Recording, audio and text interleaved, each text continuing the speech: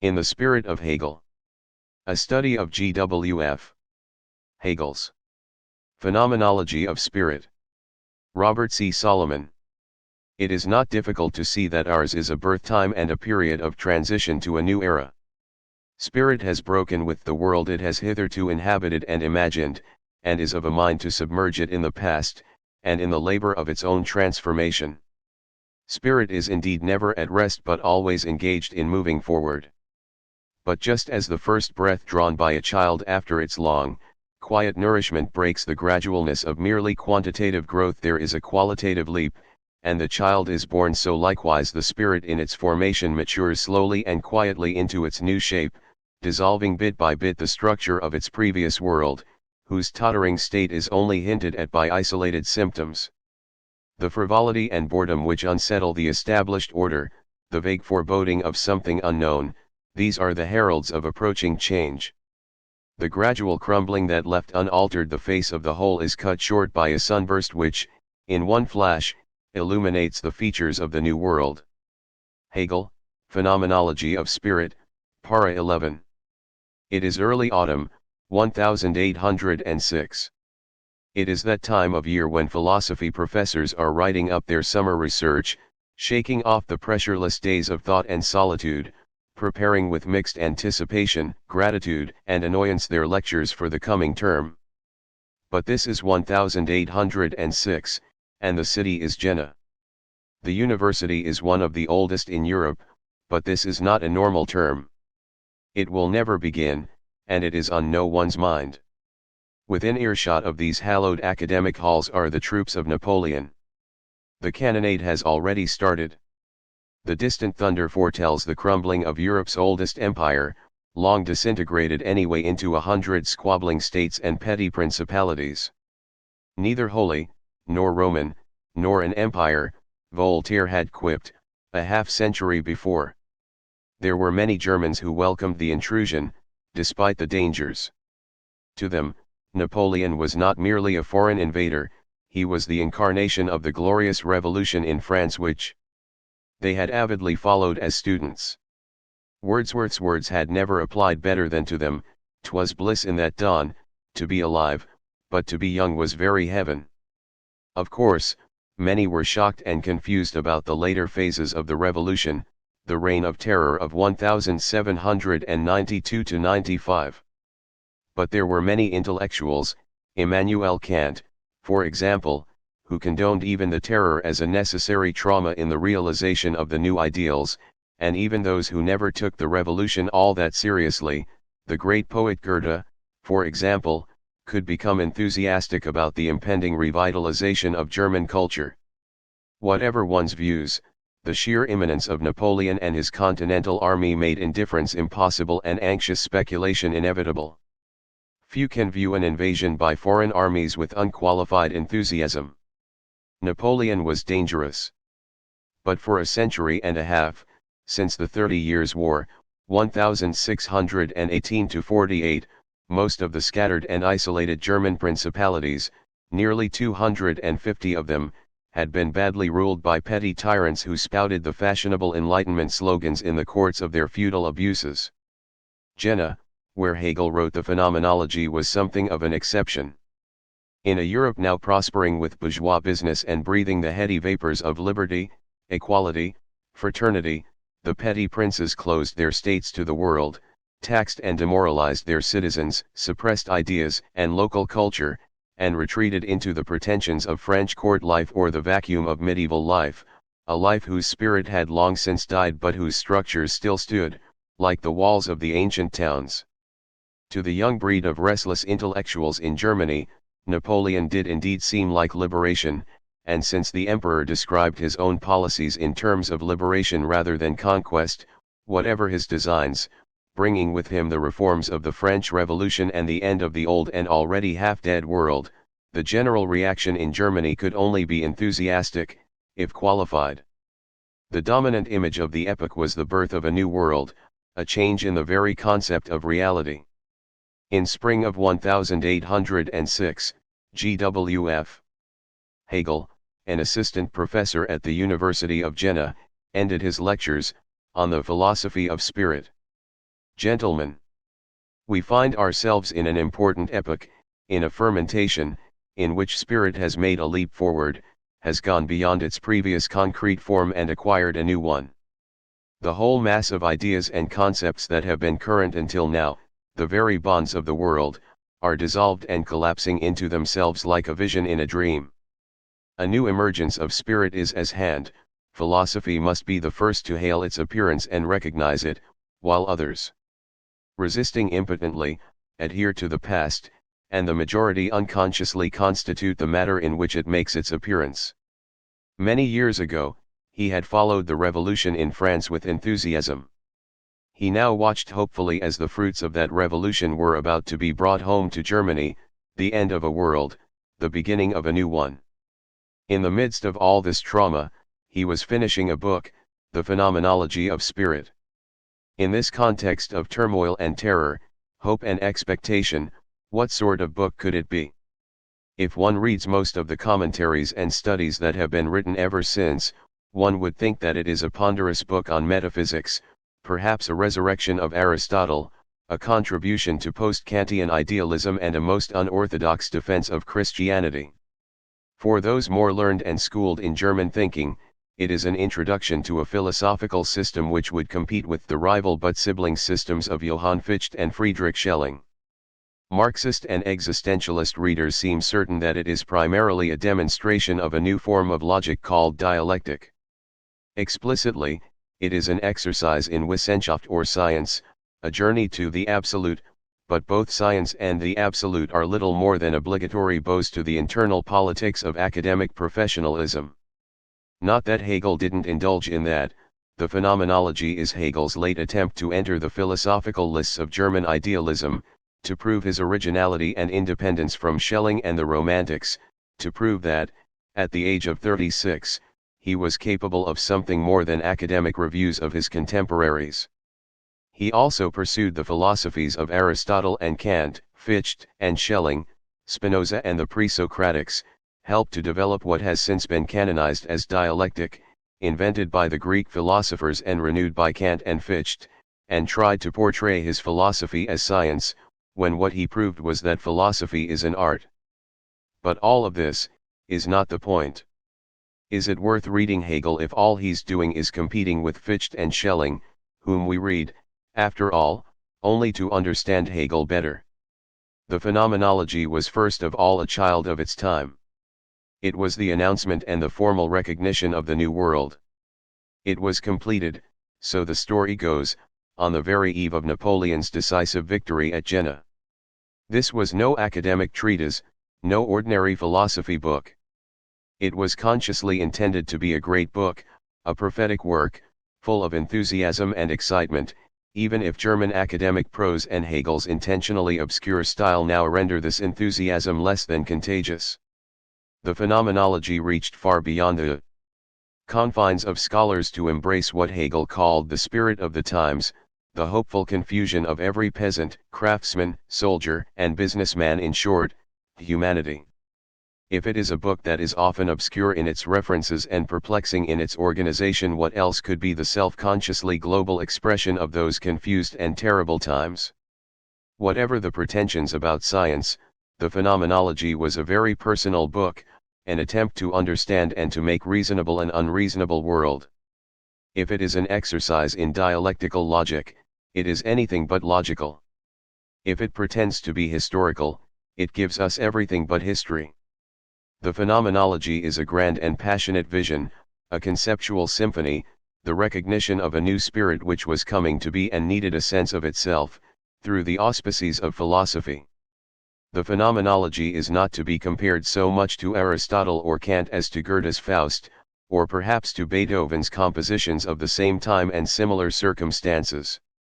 It is great philosophy, but it is, first of all, a spiritual autobiography, a passionate confession, an enthusiastic encounter with destiny. 15 years later, an older, established and more secure Professor Hegel, writing from his professorial chair in Berlin, would announce in the preface to his Philosophy of Right that when philosophy paints its gray on gray, the world is already old. We can only conclude that the hopes and enthusiasms had died, that this was an expression of despair representative of the reaction that followed the fall of Napoleon and the failure of the Prussian reform movement. But to read that resignation back into the phenomenology and to forget its hotbed historical context is to misunderstand its spirit entirely. It is nearly 2 centuries later. That context is now only history. The names of the battlefields are metro stops in Paris and have been replaced by 1,000 or so scholarly investigations into lost causes and facts. But the phenomenology is also a work of philosophy, and there is then that question, what is living and what is dead in Hegel's philosophy? Napoleon is dead. So is Hegel. The text, however, is alive, brought to life no longer by the spirit of the times but by our reading of it, our thinking about it and its effects on us. Luis Borges has told us that we should always read a book as if it had been written today, and if this approach ignores the spirit that originally inspired the book, it nonetheless reminds us that we ourselves are now the life of that text. It is our renewed source of inspiration, a conceptual gateway to a new world, whether or not we choose to stay there. Hegel's phenomenology is still an example of the philosophical imagination at its finest, an invitation for us to allow ourselves to use it to our own purposes, as philosophers confronting a philosopher, that is, doing philosophy in the spirit of Hegel himself.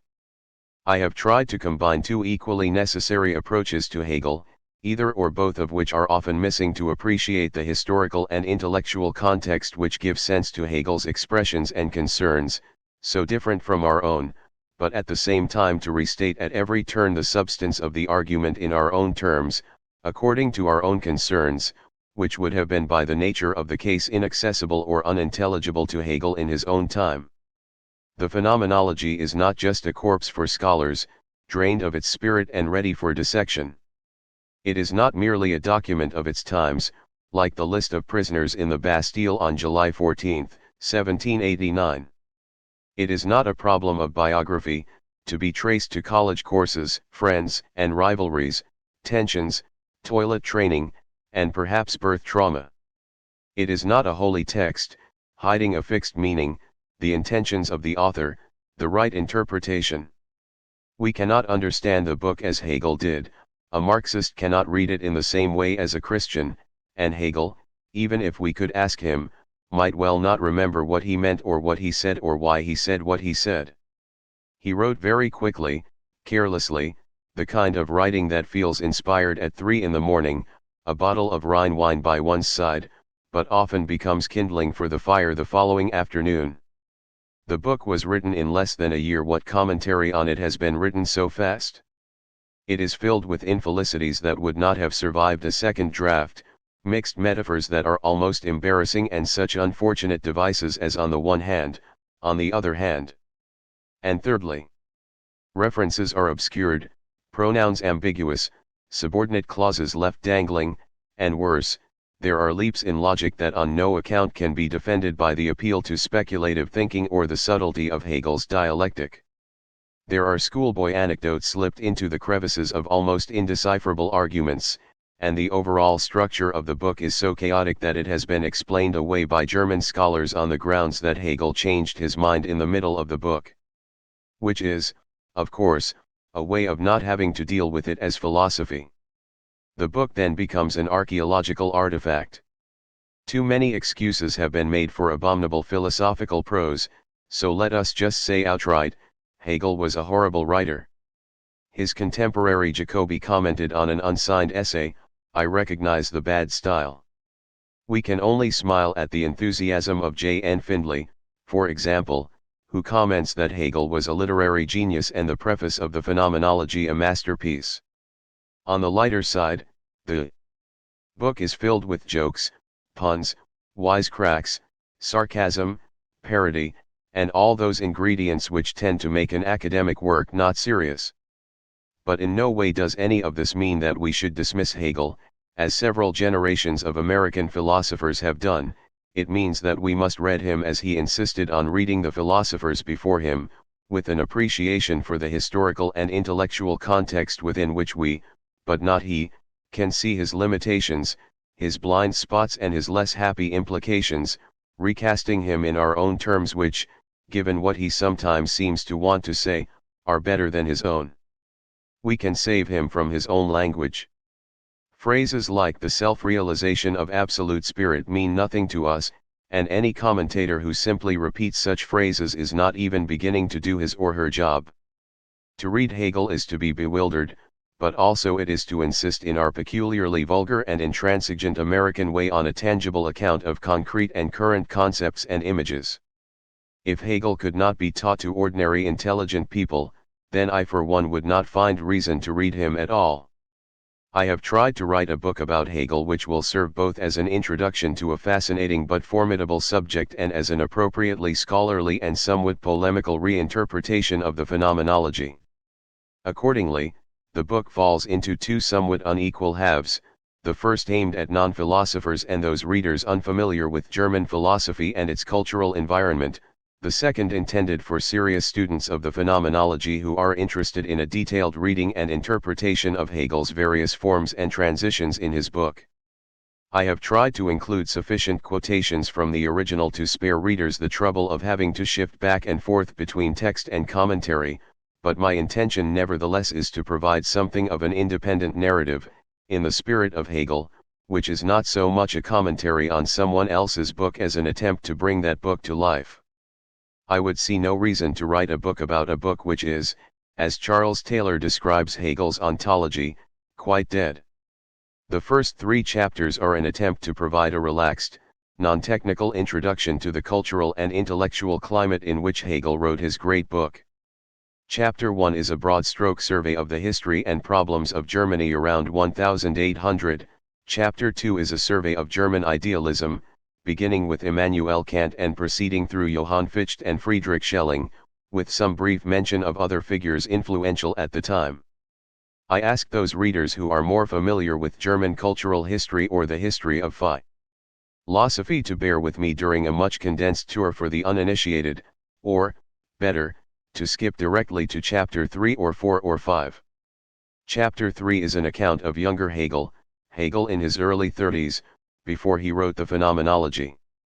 I have tried to capture the substance and the tone of his early writings which, though they may not be very important or interesting in themselves, serve to throw considerable illumination on the murkier intentions of the Phenomenology. In particular, I offer an unflattering and, to many scholars, unsympathetic view of Hegel's turn to professionalism, marked by his change of language and drastic increase in obscurity, in the years just before he began writing the book which concerns us. My intention, again, is to set the stage. It is not primarily to criticize Hegel, or, by implication, professionalized philosophy, so much as it is to cut through unnecessary obfuscation to discover the truly fascinating ideas expressed thereby. Chapter 4 is an introduction to the phenomenology itself, but it is also an overall interpretation of the book, including a brief analysis of such central concepts as the absolute and spirit. In the short initial section of the chapter, I describe the somewhat urgent circumstances surrounding the book's composition. In the second section I attempt to explain, as non-technically as possible, the overall purpose of the phenomenology, what Hegel was trying to do with his book. It is here, in particular, that I attempt to provide an analysis of such key concepts as the absolute and spirit and necessity, although my treatment of these concepts here is inevitably incomplete and continues throughout the book. The third and last section of Chapter 4 is an attempt to unravel the extremely confused structure of the phenomenology. I try to explain why it is so confused, but also why this should not worry us. Once more, my intention is to set the stage for a reading of the phenomenology rather than to criticize Hegel, or his many interpreters. To read the phenomenology with profit and pleasure is first of all to rid oneself of some of the expectations with which one usually approaches a book of philosophy. The discussion of the text of the phenomenology constitutes Part 2, beginning with Chapter 6. I have set off Hegel's very difficult preface with a separate commentary, at the end of Part I, because it is not so much an integral part of the phenomenology but rather Hegel's own reflection about its overall purpose and structure. Part 2 thus begins with a discussion of Hegel's introduction, and the rest of the book follows the phenomenology primarily according to subject matter, not strictly according to the table of contents. Hegel's views about knowledge, for example, are to be found in chapters 1, 3 and 5 of the PHE. Nomenology, with some extremely important suggestions in the opening pages of chapter 4. For reasons which I defend in the context of the discussion, I have analyzed these various chapters and sections in sequence, although they are not contiguous in the phenomenology itself.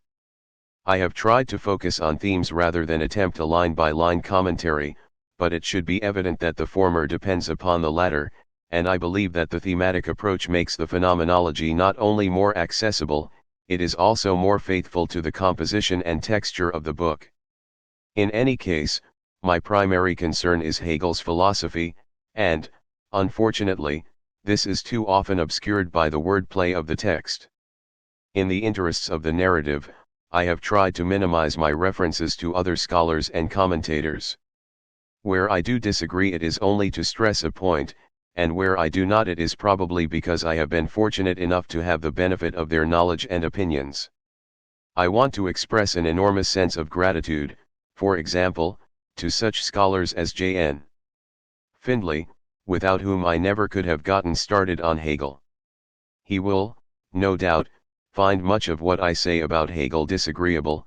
Nevertheless, his own efforts to render Hegel intelligible to the English-speaking philosophical world have made the current apotheosis of Hegel possible. I am similarly grateful to H.S. Harris, whose Hegel research has proven to be invaluable to anyone in the field. I am much obliged to the late Walter Kaufmann, whose own work on the early Hegel and whose attempts to find the humanist in Hegel so markedly influenced my own work. I owe, as always, a special debt of gratitude to Frithjof Bergmann, who got me interested in Hegel in the first place. I owe a multiple debt of gratitude to 4 scholars who visited the University of Texas in the winter of 1980 to participate in a semester-long seminar on Hegel's phenomenology: Alastair MacIntyre, James Ogilvy, Leo Rock, and Charles Taylor. I have learned so much because of and from my students that I cannot possibly thank them all, but worthy of special mention are Julia Sensat, Tom Hanley, Harry O'Hara, Eric Santner, Randall Hickman, and John Leemans.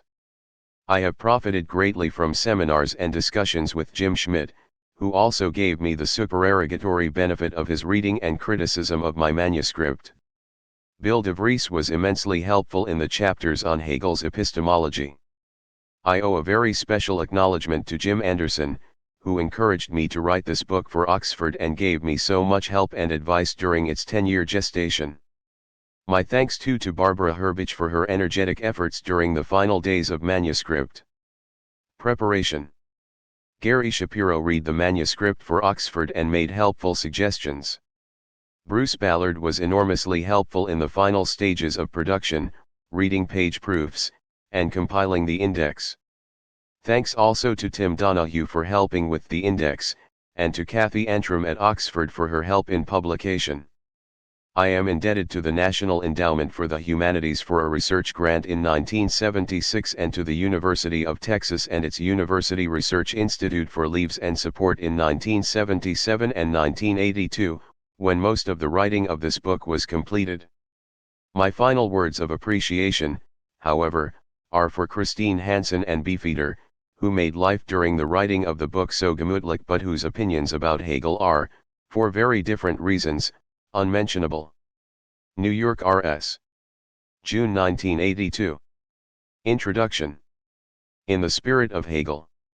What one generation has brought forward as knowledge and spiritual creation, the next generation inherits. This inheritance becomes its soul, its spiritual substance, something one has become accustomed to, its principles, its prejudices, its riches. And since each generation has its own spiritual activity and vitality, it works upon what it has received and the material thus worked upon becomes richer. Our position is the same, to grasp the knowledge at hand, appropriate it and mold it. Hegel, Introduction to the Lectures on the History of Philosophy. This is a book about a book, Hegel's Phenomenology of Spirit, Phenomenologie des Geistes, Bamberg and Würzburg, 1807, hereafter referred to as the Phenomenology or PG. 1. It is not exactly a commentary, and certainly not an attempt to bring dead issues and obscure illusions to life by means of referring to other dead issues and obscure illusions to which they once referred. My intention is quite literally to redo Hegel, to try to understand what is going on in this one great book, to recast and in many cases reformulate his arguments. Sometimes Hegel's arguments can best be explained by reference to his contemporaries, notably Fichte and Schelling, and to Kant, who had just died in 1804. Sometimes Hegel has to be recast in a more modern idiom, revealing insights into problems not yet well formulated. If I am not always faithful to the letter of Hegel's work, I hope it will be said that I have tried my best to understand him, and to recreate, in our terms, the spirit of his philosophy.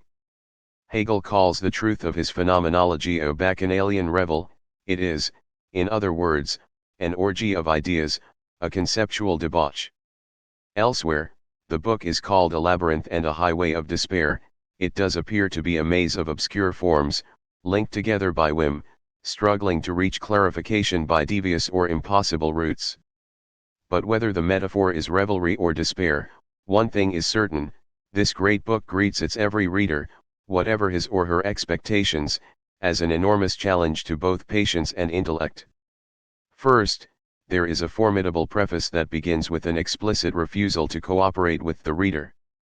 Then, there is a score or so of topics that range from academic debates in the theory of knowledge to the French Revolution, from a parable of two people fighting for mutual recognition to a commentary on phrenology, from a mystical celebration of the family to a critique of Kant's categorical imperative.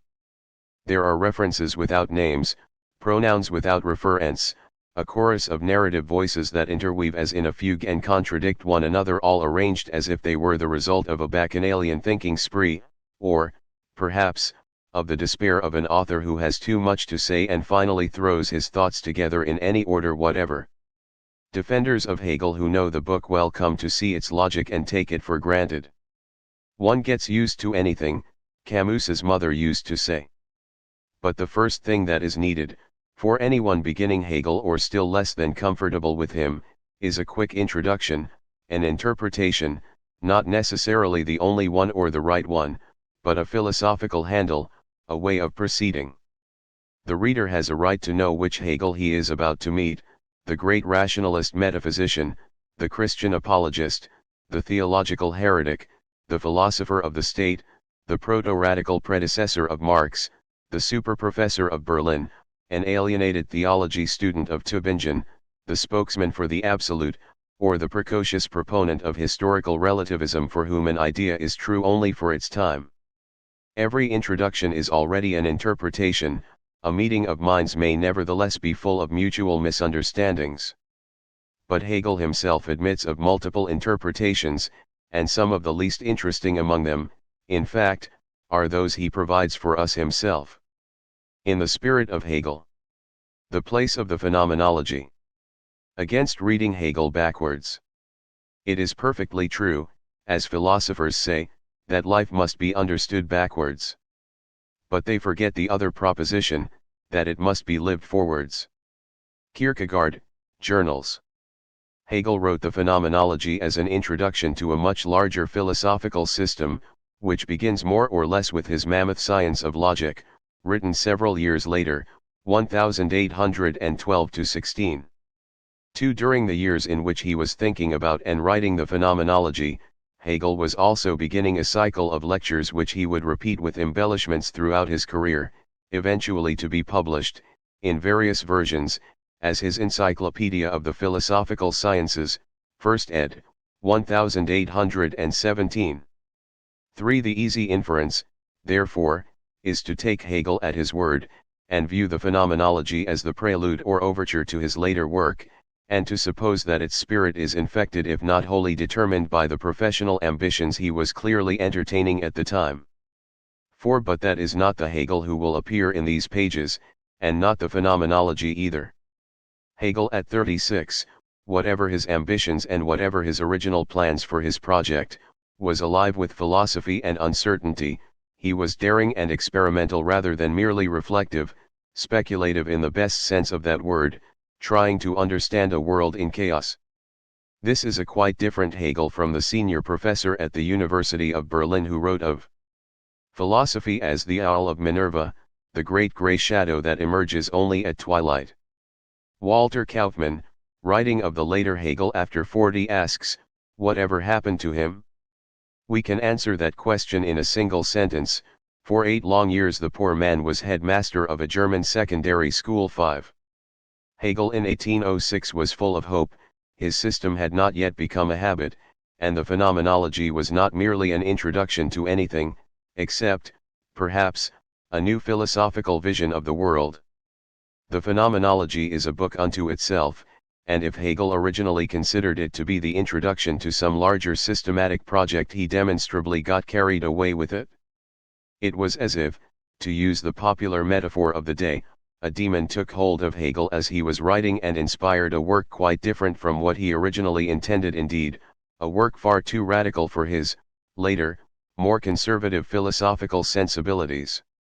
And not only did Hegel become more and more absorbed in the mad progression and transformation of forms he was inventing as he drew from every facet of his experience and his wide interest in history and the classics, but he quite obviously lost sight of his future plans, at least for some time, as if to catch his breath and look around to see where he had gone only when he had finished his frenetic journey, when he finally, under duress from his publisher, sat down, still in a frenzy, to summarize it all in the preface. When Hegel later moved on, he looked back to the phenomenology only rarely, a fact to be viewed with surprise if indeed it was the phenomenology that set up the entire later enterprise. Consider the enormous number of self-congratulatory references in Kant's subsequent works to his groundbreaking first critique, by way of a contrast.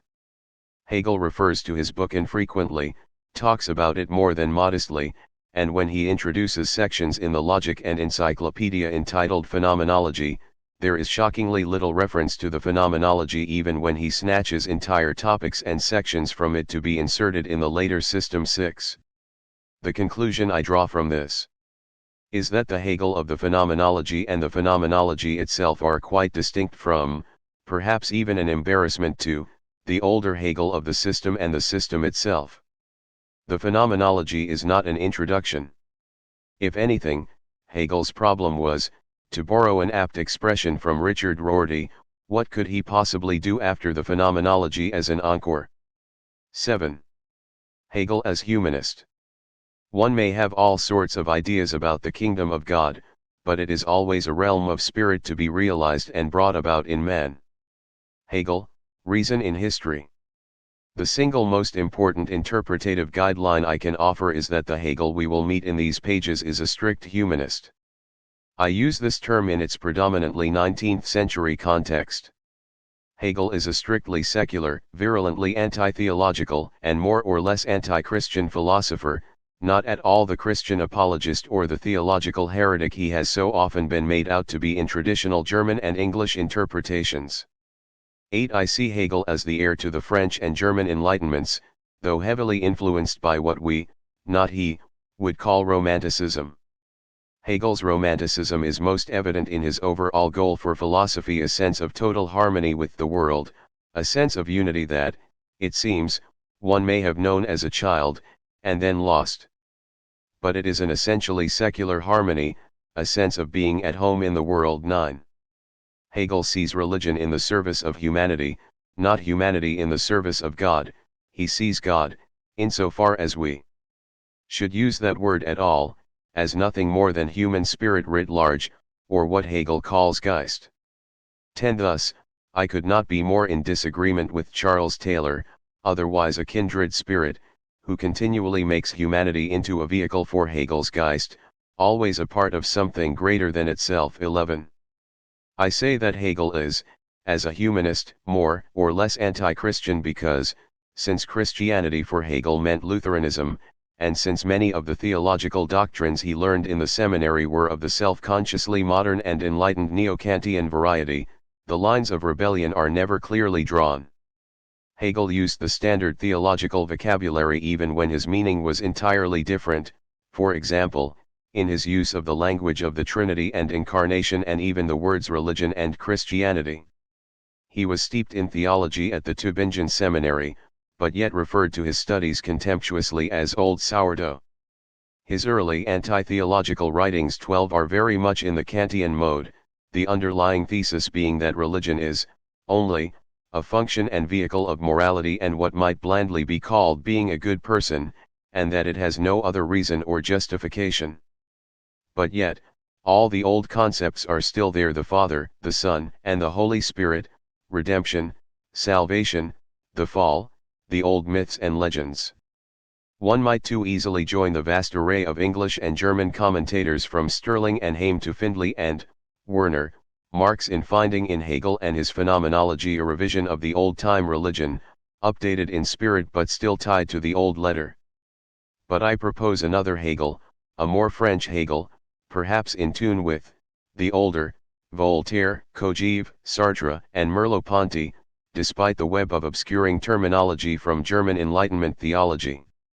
The Phenomenology is a grand treatise in cosmic humanism. Humanity is everything, in the guise of Geist, or spirit, and the purpose of Hegel's philosophy is to get us to appreciate ourselves as a unity, as all-embracing humanity, and bring about the self-realization of spirit. The spirit of Hegel, despite the letter, is completely opposed to what Nietzsche called the otherworldly sentiments of Christianity, whether in its antiquated incarnation as cultish martyrdom or its more modern Kantian emphasis on religion as the practical postulate of reason and morality. Hegel's spirit is human spirit, and if it includes much more than just humanity, namely, everything, it is, nonetheless, a belligerently humanist demonstration that this is a human world in which all is but a stage for our own self-realization. 13. Hegel as anti-metaphysician, anti-epistemologist. There are no facts, only interpretations. Nietzsche.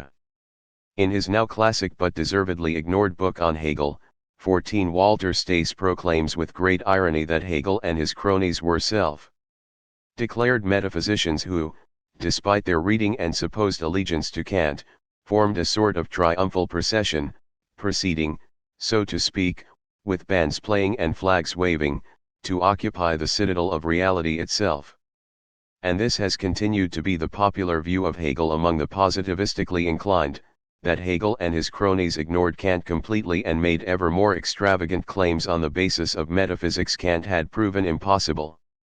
The charge is wholly unfounded, and it is Stace's insistence on interpreting most of Hegel as a repetition of the problems of the pre-Socratics, when philosophy was indeed nothing but metaphysics, dimly understood, that is partly responsible for the post-metaphysical eclipse of Hegel. A modern version of the same model has been argued with far more scholarship and sensitivity to Hegel by Stanley Rosen 15, but Hegel is not a metaphysician who ignored Kant's objections. Indeed, the truth seems to be more on the other side, than Kant is, in Hegel's view, far too caught up in traditional metaphysics, with his insistence on an unknown X beyond all human experience, a world in itself which is not a possible object of knowledge. It is Hegel who is the great anti-metaphysician, purging philosophy of every vestige of the thing in itself, the world behind, or beyond, the scenes. It is Hegel who reduced all questions of being, or ontology, to questions about the structures and forms of human experience, and he did so not by going back to the ancients but by carrying modern philosophy, that is, Kantian philosophy, to its logical and radical conclusions. To say that Hegel is an idealist is to say that, at every turn, he argues that the world is thoroughly knowable, and it is nothing beyond the realm of conscious experience. The traditional idea that the Phenomenology is a book in metaphysics, a lesson in how the world really is, culminating in the ultimate ontological assurance, the absolute, seems to me the very antithesis of the spirit of Hegel.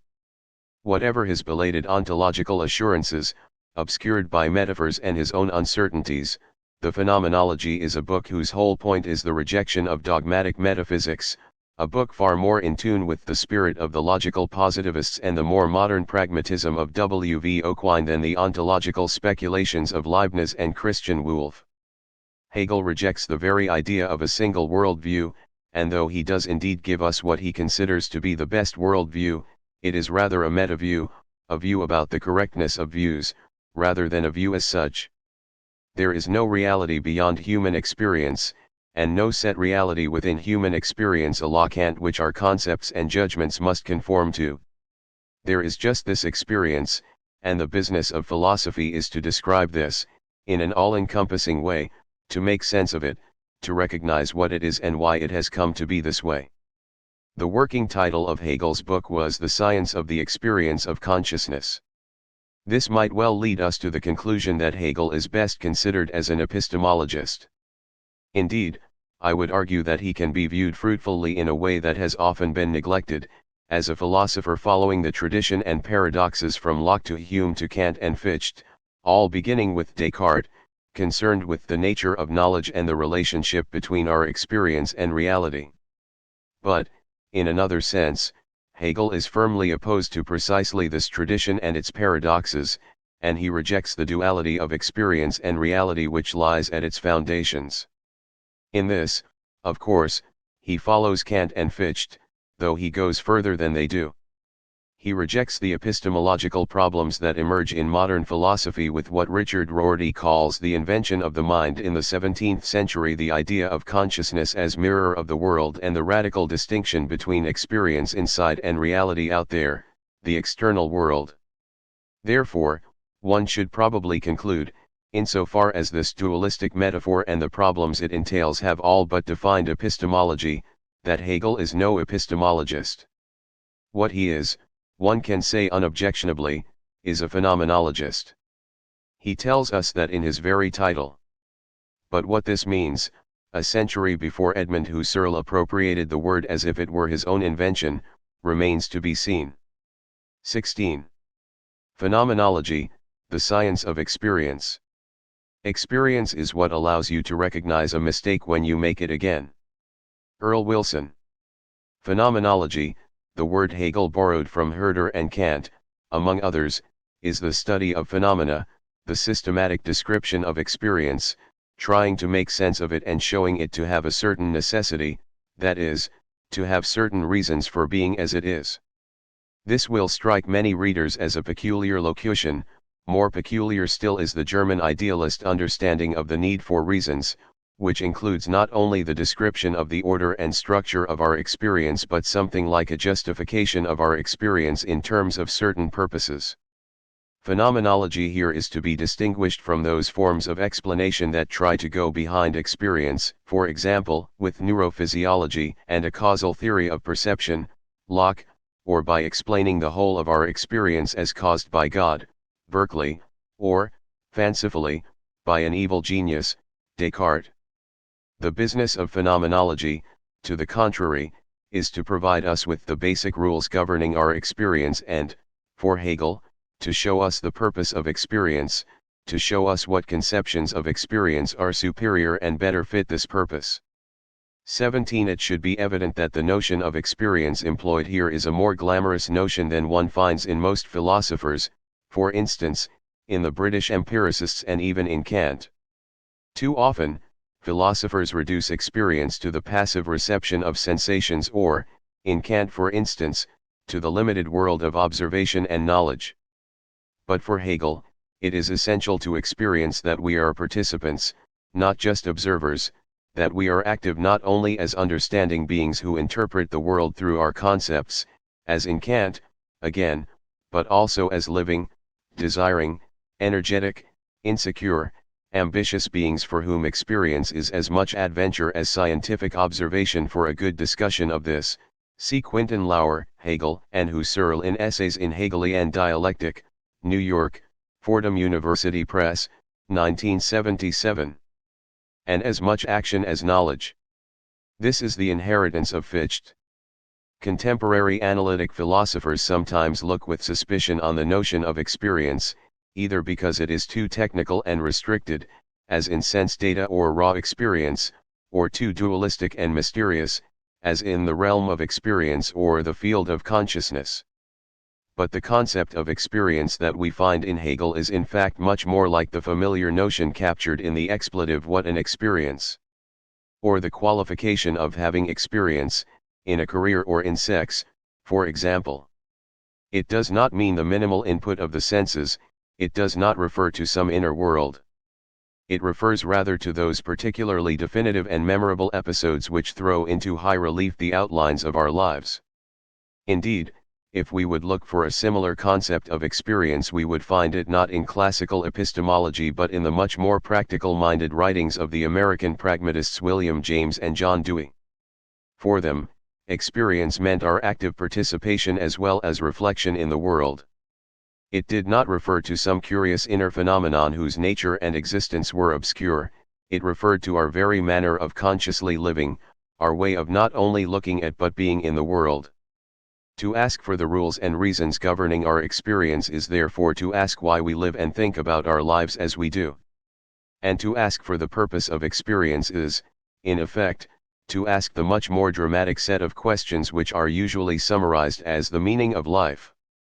The idea of making sense of experience, of course, might be said to be the center of the philosophical enterprise since and well before the first Greek philosophers. What changes with Descartes is the importance of the idea of experience itself, and what changes with Kant is that the enterprise is no longer ontological, no longer concerned with the true nature of things so much as with what Kant called the necessary conditions for any possible experience. This is an all-important phrase, it came to rule philosophy for years after Kant. It takes but a moment's reflection, however, to see that the notion necessary conditions of possible experience is fraught with ambiguities. Whose possible experience? The experiences of European intellectuals? Human beings everywhere? Dogs? Bees? Fictional Venetians? Schizophrenics? If one defines the scope of possible experience narrowly enough, the conditions will be nothing other than the structure of our actual experiences. If one construes possible experience very broadly, let us say, to include the whole of conscious creation and God too, then the conditions would seem to be wholly indeterminate. One way of staking out the monumental step that he 12 Introduction Gel takes beyond Kant is to say that Kant takes an extremely narrow view of what constitutes possible experience and thus emerges with an extremely rigid and limited set of conditions or rules for experience. Hegel takes an extremely broad and generous view of possible experience and so comes to recognize, as Kant did not, the enormous variety of possible forms of experience, or forms of consciousness, Gestalten des Bewusstseins 18, and the various conditions which make them possible. And this means, in turn, that Hegel's problem how to order and evaluate these different forms of experience is one that did not arise for Kant. A second ambiguity in Kant's key phrase is the notion of necessary conditions. Necessary in what sense? Not, Kant insisted, causally necessary, in the sense that a necessary condition for vision is a working retina and optic nerve. Not, Kant insisted, any conditions outside of experience, for example, the real existence of objects beyond experience which would cause us to have experiences, for we could never come to know these. Necessary conditions, according to Kant, were those presuppositions that could be logically deduced from the nature of our actual experience.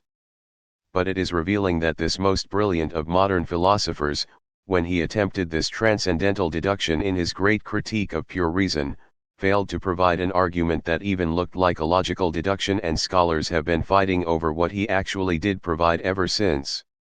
The conclusion, one might suspect, is that the search for necessity making sense of experience was not to be found in the realm of logical presuppositions either. 19. What makes a form of experience necessary, according to Hegel, is not to be found in its causal preconditions or logical presuppositions, but in the nature of consciousness itself and also in the context in which it finds itself. Contrasts in context may render very different ideas necessary. In a society in which there is fragmentation and chaos, the ideal of harmony will seem necessary, which does not mean that it follows from chaos or that chaos inevitably causes a longing for harmony. In a society that has just been through the turmoil of a radical revolution, reactionary ideas become necessary, just as, in a society that has too long been ruled by a corrupt ancien regime, revolutionary ideas become necessary. In philosophy, extravagant idealism is typically followed by a hard-headed realism, which seems a necessary corrective, and a too strict rule-governed moral code is necessarily followed by a more feeling-centered, intuitional ethics. One could, with minor effort, turn each of these claims into a straightforward causal hypothesis. But this is not what Hegel has in mind. The necessity in each of the above transitions is retrospective. Looking back at the context, one understands it. At the time, it may have seemed wholly irrational, but now, we can appreciate its reasons. But what is also presupposed in this form of explanation, which is not to say that it is presupposed as a logical inference, is that we understand that there is some aim, some goal, some ideal, some purpose, toward which these ideas are striving. Hegel, in other words, insists that ideas are not just products of the times but ways of dealing with the times, a way of accomplishing something, and this all-present ambition, in a word, is to comprehend, begreifen, with its instrument, conceptual understanding, the concept, der Begriff. 20 We literally want to grasp, prehend, the world, and not only through scientific understanding. An idea or a form of experience is necessary insofar as it constitutes, what seems to be, a move in the direction of making sense of the world, comprehending it in one grand and all-inclusive picture. But this in turn raises another complication of gigantic proportions. Hegel's phenomenology is not so much about experience as it is about changes in experience, changes in the forms of experience, transformations of the concepts through which we give form to our experience. Total and unified comprehension is the principle behind the series of changes and transformations, but this is not Hegel's principle, it is rather the principle or goal intrinsic to all human experience and, in particular, what defines reason, which Hegel sometimes defines as the search for unity. Consciousness will ideally opt for the more comprehensive and coherent account of experience, but also taking into account the particular circumstances that give it particular form. The botanical metaphor helps here. A plant will grow into a certain shape and size because of its genetic structure, its internal principle, but only if the conditions air, water, soil, sunlight are adequate. There is no logical guarantee that it will do so, however, and Hegel similarly believes that the development of the universe depends on the contingencies of context and conditions which need not all be ideas or in any sense philosophical. 2 Hegels.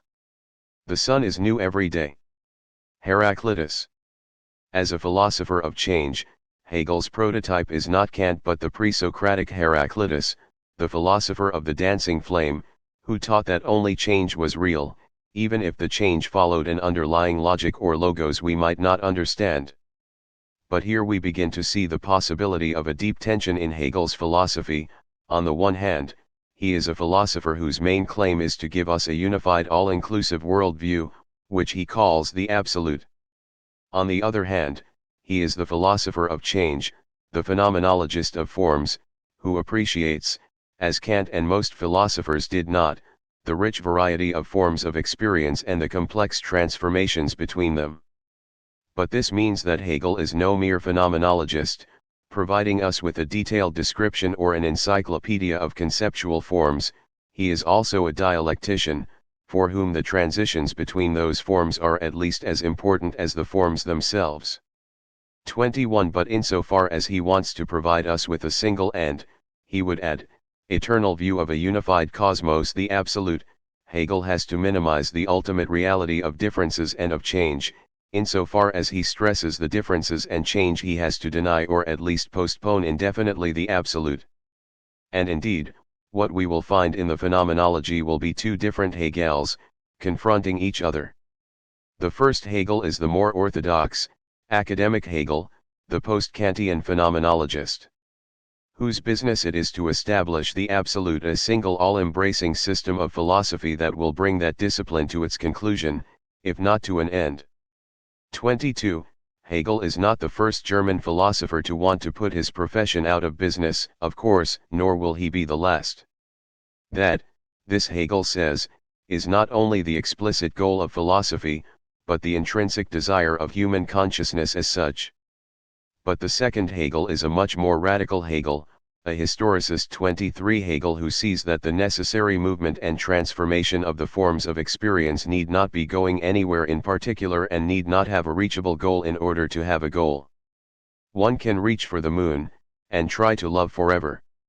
One can feel the need to move on without believing that one will eventually reach a state where there is no longer any reason to move.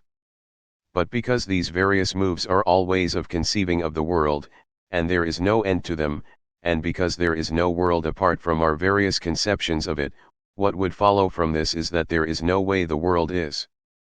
There is no single and eternal view of the cosmos. There is no final description, no end of philosophy. 24 In his later years Hegel remembered his early works only in terms of the first Hegel, Hegel the absolute idealist, who in the phenomenology established the groundwork for his future professional enterprises and established himself as the philosopher in Germany, after Kant. Accordingly, most traditional Hegel scholars have taken Hegel at his word and read the phenomenology as a work on the absolute, as another self-congratulatory contribution to the age-old attempt to end philosophy with a single definitive statement, to solve all the problems and lay bare the structure of the cosmos, the nature of the human mind. 25 In this book, I want to emphasize the second Hegel, the Heraclitean Hegel, the Hegel of endless change, and what he calls the bad infinity, running on without end. This is the Hegel who said, in effect, that there is no unity except through differences and there is no end to philosophy. Scholars have sometimes explained away this second Hegel by appeal to the great confusion and discontinuity of the text of the phenomenology and the pressure under which Hegel wrote it. But this scholarly appeal conflates the contingency of the cause with the brilliance of the effect, like explaining away the drug-induced cosmic visions of a Yaqui Indian by referring only to the brown powder that is its cause. What is discontinuous in Hegel's text is not just the text itself, but the whole of human history, for it is Hegel who sees, or begins to see, that it is the process of thought that is everything, its results are only part of the process, and the final result, the absolute, is an illusion. For the second Hegel, the Hegel I want to celebrate here, while giving due time to the first, more orthodox Hegel, the absolute is only the distant goal, never to be reached, or else, if one does reach it, it will turn out to be as in The Wizard of Oz, the motivation for a grand and dangerous journey, the all-impressive vision of the final solution, only to find, once one gets there, a fraud, or at most, just another stage on the journey. 26 Or, as Alasdair MacIntyre has said of the absolute, a Lostein, there is no there there. 27. Hegel's politics. The picture of the state as a product of his own energies, has disappeared from the citizen's soul. The positivity of the Christian religion, 1795. Philosophers and political scientists who reject, ignore, minimize, or reduce to a few dense paragraphs of paraphrase the whole of Hegel's alleged ontology often tend to do so in order to emphasize his political philosophy, which was in turn neglected or rendered prepoterously conservative, or worse, by those traditional scholars who treated Hegel as a great if heretical Christian metaphysician, unconcerned with such worldly questions. On the latter view, the philosophy of right appears as an afterthought, a distraction, and Hegel's many other political writings, some of them unpublished, and his political lectures to his students, from 1805 until his death, are simply ignored. On the former view, however, these other writings and Hegel's vigorous treatment of the state in the philosophy of right receive central treatment, and the phenomenology is interpreted accordingly, as an abstract and obscure political text. 28 But the phenomenology is virtually devoid of political topics. Hegel, like all of his contemporaries, had rather strong if continuously changing political views. He was an impressionable youth when the French Revolution began across the border. He was then only 19. His unabashed liberalism took a shock as the revolution turned to terror. When he was 22, he was relieved, if confused, when France was consolidated under Napoleon. Hegel was 29. Napoleon crowned himself emperor. Hegel was 33, became the invader, 37, an autocrat, 40, desperate, 44, and finished at Waterloo, 45. For the bulk of Hegel's professional career in the Prussian capital at the University of Berlin, there was the reactionary lull following the Treaty of Vienna, which was particularly disadvantageous to the smaller German states. While Hegel ruled the philosophical roost in Berlin, the government came down hard on students and every sign of free thinking in the universities. This was the period of Metternich, the crushing of liberalism, rigid control of the press and education in general, broken promises for reform, secret societies, omnipresent police surveillance, culminating in a series of revolutions across Europe in 1830-31 put down by Metternich, whose influence was slowly corroded by the beginnings of the Industrial Revolution and rise of the German bourgeoisie and working class. The economic liberalism which Hegel had studied with enthusiasm as a young man began to catch hold in Germany, but only after Hegel's death in 1831. Hegel had been politically enthusiastic, though surely not active or involved, as a student. In 1802 he wrote an essay on the German Constitution, and the following year he wrote an essay on natural law, a reply to an essay on the same topic by Fichte and a subject of wide interest among young intellectuals at the time. While he was writing the Phenomenology, he lectured on the state and the nature of society to his students, and so, at least as background, it makes more than good sense to suppose that there are political motifs in the Phenomenology, explicitly or not. Yes and no. On the one hand, there is virtually no discussion whatsoever of the state, private property, individual rights and justice, or any of the other topics that, at the very minimum, constitute a discussion of political philosophy. Whatever his interests in practical politics or even abstract political concepts, these were always secondary in Hegel's mind to interests broadly conceived as philosophical. These might include some abstract speculations on the Roman conception of individual rights or the status of private property as a subject for Kantian moral deliberations. But, in the Phenomenology at least, these are by no means central and not as such political questions at all. Hegel was not primarily a political philosopher, and to view him as a political theorist and a philosopher of the state is to look at him through a strained perspective which he would not, at any point in his career, have recognized. 29. On the other hand, one could argue that it is a political dilemma that inspires Hegel's whole phenomenological enterprise. Metaphysicians might refer to it as the pre-Socratic problem of the one and the many, but to so summarize Hegel makes as much sense as to summarize the complex history of the Hebrews as a battle against polytheism. Indeed, Hegel's central problem in the Phenomenology is to show how there can be some unity in the wide variety of customs, cultures, and conceptual worldviews he describes, some of them drawn from his own immediate experiences and those of his contemporaries, some of them drawn from his extensive knowledge of the classics and antiquity, and some an invention or a collage of experiences drawn from novels, history, philosophical theories, and the popular wisdom of the time. Hegel's sense of urgency with regard to this central problem of unity and variety, identity and differences, can best be understood through an appreciation of his own position, as a Protestant German growing up near the border of France in a predominantly Catholic province, watching the new world of the Enlightenment with its stress on the singular concept of humanity infiltrate the very diverse cultures of Europe. Indeed, this imperialistic sense of universality was what prompted the German folk philosopher Johann Herder to turn against the Enlightenment and preach instead the virtues of cultural differences. And as Hegel struggled with his German sensibilities, which he often weighed against the very different sensibilities of the French, the Italians, the British, and others, he found himself face to face with history, Napoleon, the internationalism of the Enlightenment, and the budding wishful nationalism of Germany. Hegel is not political, perhaps, but he is nevertheless a young man with his eyes on the traumatic changes wrought on a society that is torn between its own archaic traditions and the overwhelming forces of modernism. This is the personal sense of the Phenomenology. It is that sense that an individual is of significance not just because he or she is human, but because of an identification with a community, a culture. And yet, in the last analysis, we do identify with the whole of humanity and, waxing momentarily cosmological, the universe itself. But this is the trauma of the phenomenology, and the source of its complexity and incoherence of monumental proportions. Here is the personal source of the two Hegels.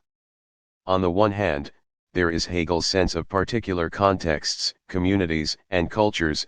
On the other hand, there is his Enlightenment sense of humanity, this all-embracing conception that had become, in Kant for example, the key to morality, rationality, politics, religion, and simply being human. There is, again, this extreme tension in Hegel's spirit, in other words, between his sense of unity and his sense of differences. And I shall argue in the pages that follow that this essential temperamental tension emerges in the writing of the phenomenology itself, literally splitting the work in two. The incoherence of the phenomenology, I want to argue, is nothing less than the epic philosophical tension of the age, something far more important than the lack of organization of a single philosopher, and something far more earth-shaking than an academic confusion concerning the proper systematization of German idealism. There is no single political viewpoint that emerges from Hegel's emphasis on humanity and culture and his de-emphasis of the individual. One could argue, and some have, that fascism follows, but one can also find liberal strains equally essential in Hegel that would support an argument for republican democracy or even anarchism on the basis of a similar superpersonal organic view. Hegel, of course, was neither fascist nor democrat and certainly not an anarchist. In 1806, he was actively weighing Rousseau and Herder, Schiller, and the new economic liberalism.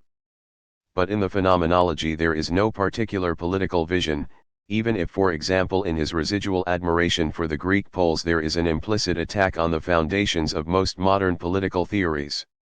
It is never simply the individual who counts, but always a sense of identity, even a sense of immortality, that depends wholly on one's conceptual connections with other people.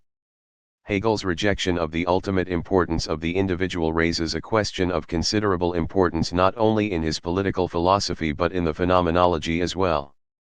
That is the question of freedom. Hegel himself says, of the phenomenology, that it is a book about freedom, and of his philosophy as a whole, he tells us that it is about the realization of freedom, and the idea of freedom, from earliest times to the present. But what Hegel means by freedom is by no means obvious. He is very much a part of that tradition from Kant to Marx that distinguishes two kinds of freedom, merely negative freedom from certain kinds of restraints, and positive freedom to participate in certain institutions and act in the service of the state. Not without good reason, such liberal authors as Isaiah Berlin have viewed the notion of positive freedom as a kind of sham, a crude if too often successful effort to disguise authoritarianism as its very opposite. Any interpretation of Hegel, therefore, is bound to expound on this curious notion either, so the tradition goes, condemning it as perverted and dangerous, or trying to explain, in benign terms, what it was that Hegel, Kant and Marx, too, actually meant. What I want to do here, however, is to say very little about freedom in this controversial political sense. In the phenomenology, Hegel is mainly concerned with freedom in a very different context, which has little to do with politics in even the broadest of senses. He is concerned with freedom of self-expression or self-realization, which, in a political context, is just as much freedom from as freedom to. The discussion of freedom in the phenomenology begins with Hegel's famous discussion of the master-slave relationship, which would seem like a parable of freedom except for one thing. That discussion turns on a paradox according to which it is the slave, not the master, who comes to realize his freedom, and he does this not in society or politics but through work, first of all, and a series of philosophies, all of which have to do with self-identity and have nothing to do with political consciousness or rebellion. Freedom, in other words, means the realization of self-identity, for Hegel. The recognition of one's identity as a citizen of a state, as a member of a political group, is only one aspect of this all-important and extremely complex concept in Hegel. Again, we have to look at the times. Hegel is talking about freedom at a time when whole populations were under unenlightened autocratic rule, in which the press was brutally censored and the ability of young intellectuals to express themselves was sharply curtailed by governments. For Marx, too, freedom meant first of all freedom of expression, when he was a censored young journalist in Cologne in 1843. Thus freedom came to mean first of all the ability to express oneself, to thereby realize one's intellectual potential, to seek out and argue the truth. But there was another paradox to be found here. Under foreign rulers, namely the self-consciously enlightened French, the intellectuals of Germany knew that they would be more free to express themselves and realize this potential than under their own petty princes. This in itself was sufficient to ensure that the concept of freedom would have an ambiguous political history and a confused political analysis. Add to that the general German tendency to depoliticize freedom and relegate it to the realm of metaphysics and personal morality. Kant, of course, is the great example. 30 And I hope it is evident that one can talk quite sensibly and unobjectionably of Hegel's use of the word freedom to characterize his enterprise without introducing distinctly political questions, about the rights and duties of citizens and governments, or at least, not until much later. Freedom, for Hegel, has to do with identification, how one sees oneself, as citizen, as rebel, as stoic, as master, as slave. It is not the political question of societal restraints and duties. Hegel's method, dialectic. Dialectic first appears to consciousness as something which has it at its mercy, and which does not have its source in consciousness itself. Phenomenology. Everyone knows, if nothing else, that Hegel introduced a philosophical methodology which is in direct competition with the more analytic and ahistorical methods of deduction, induction and textual philology. It is called dialectic. Of course, we will talk about dialectic all the way through this book and in some detail in chapters 4b and c and 7b. But if I may undermine the seriousness of that conscientious enterprise right at the beginning, I will be arguing that Hegel has no method as such, at least, not in the phenomenology. He does have a number of arguments and strategies which might be gathered on the same title, but let us be clear about one point from the start. Hegel mentions the word dialectic only a few times in the entire book. He has at least a dozen different moves which the commentators have struggled to squeeze into a single logical form, and a dozen more that have left the commentators in despair. Hegel himself argues vehemently against the very idea of a philosophical method, and in any case trying to reduce this whole rich and complex process into a series of simple philosophical two steps makes as much sense as trying to understand the complex processes of evolution or organic growth using only the terms of pre-Aristotelian biology, an analogy Hegel might find attractive. But this is not to say, along with many commentators, that Hegel's dialectic is loose or a failure, or that he does not apply it well. 31 It depends what you think he's trying to do. What we do get in the phenomenology, that might warrant if not deserve the name dialectic, is a metaphor. It is a grand metaphor, drawn from biology and Aristotle, via Goethe, of growth, development, taking shape, moving on, metamorphosis. It is a metaphor that is directly opposed to the more nuts and bolts, matter and motion-minded mechanical metaphors of Newtonian physics, though it still found its place in Kant, the third critique, not the first, and in Fichte and Schelling. It is the idea of the universe as, in some sense, a living process, growing according to its inner rules and potentials. It is an image that has its obvious and literal interpretation in the development of the individual, growing up, and his or her intellectual development, Bildung, a word we shall see often. It also has its applicability in the development of humanity as a whole, though this concept was quite novel in 1800. We now talk without hesitation about the history of mathematics or of science, or even the history of art and philosophy, as a progression, literally progress, from one form to one better and so on, with not infrequent digressions, of course. That is the dialectic of the phenomenology, a metaphor, the metaphor of growth and development of human consciousness, writ large. 32 But to call it a metaphor is in no way intended to undermine its significance. and to insist that it is not amenable to formalization or to the precision that we demand of untenured professors and graduate students is in no way to deny its importance in this grand philosophical self-portrait which Hegel presents to us. The word dialectic, though rarely used by Hegel in the Phenomenology, 65,66,86, has a long ancestry and already played a major role in German idealism before him. Kant had used it in his Transcendental Dialectic and Fichte had used it too, structured by the three-part thesis-antithesis-synthesis formula that is usually, wrongly, attributed to Hegel. In fact, he hardly ever used it in the Phenomenology, or elsewhere. But the term itself goes back to the Greeks, where it meant simply discussion. Plato considered it the supreme science and that meant, of course, the dialectic of Socrates' dialogues, the discovery of the truth, through confrontation of competing points of view and extended discussion. In the 18th century, however, the term came to have more negative connotations, and Kant's transcendental dialectic was a logic of illusion.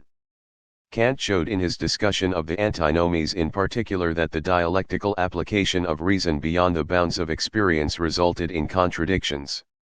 He concluded that the method was intrinsically fallacious, that one could not know anything about the world in itself. Thus we have two directly conflicting notions of dialectic, the Platonic notion, in which dialectical confrontation is a means to discover the truth, indeed, the truth in itself and behind appearances, and the Kantian notion, in which dialectical contradiction is proof, by way of a reductio ad absurdum, that the truth is not to be found beyond the world of phenomena. Hegel's use of dialectic is a combination of both of these. He agrees with Kant that the use of reason allows for the creation of antinomies or contradictions, but he also agrees with the ancients that these contradictions are not a dead end or an absurdity but rather a clue to the truth. That truth is, according to Hegel, that consciousness is capable of opposing points of view and feels the necessity to resolve them. The dialectic of the phenomenology, we can talk this way even if Hegel did not, is the process of discovering the limitations of various forms of consciousness, in part through the recognition of their contradictions both internal and external and thereby coming to see more adequate forms of consciousness that resolve these contradictions.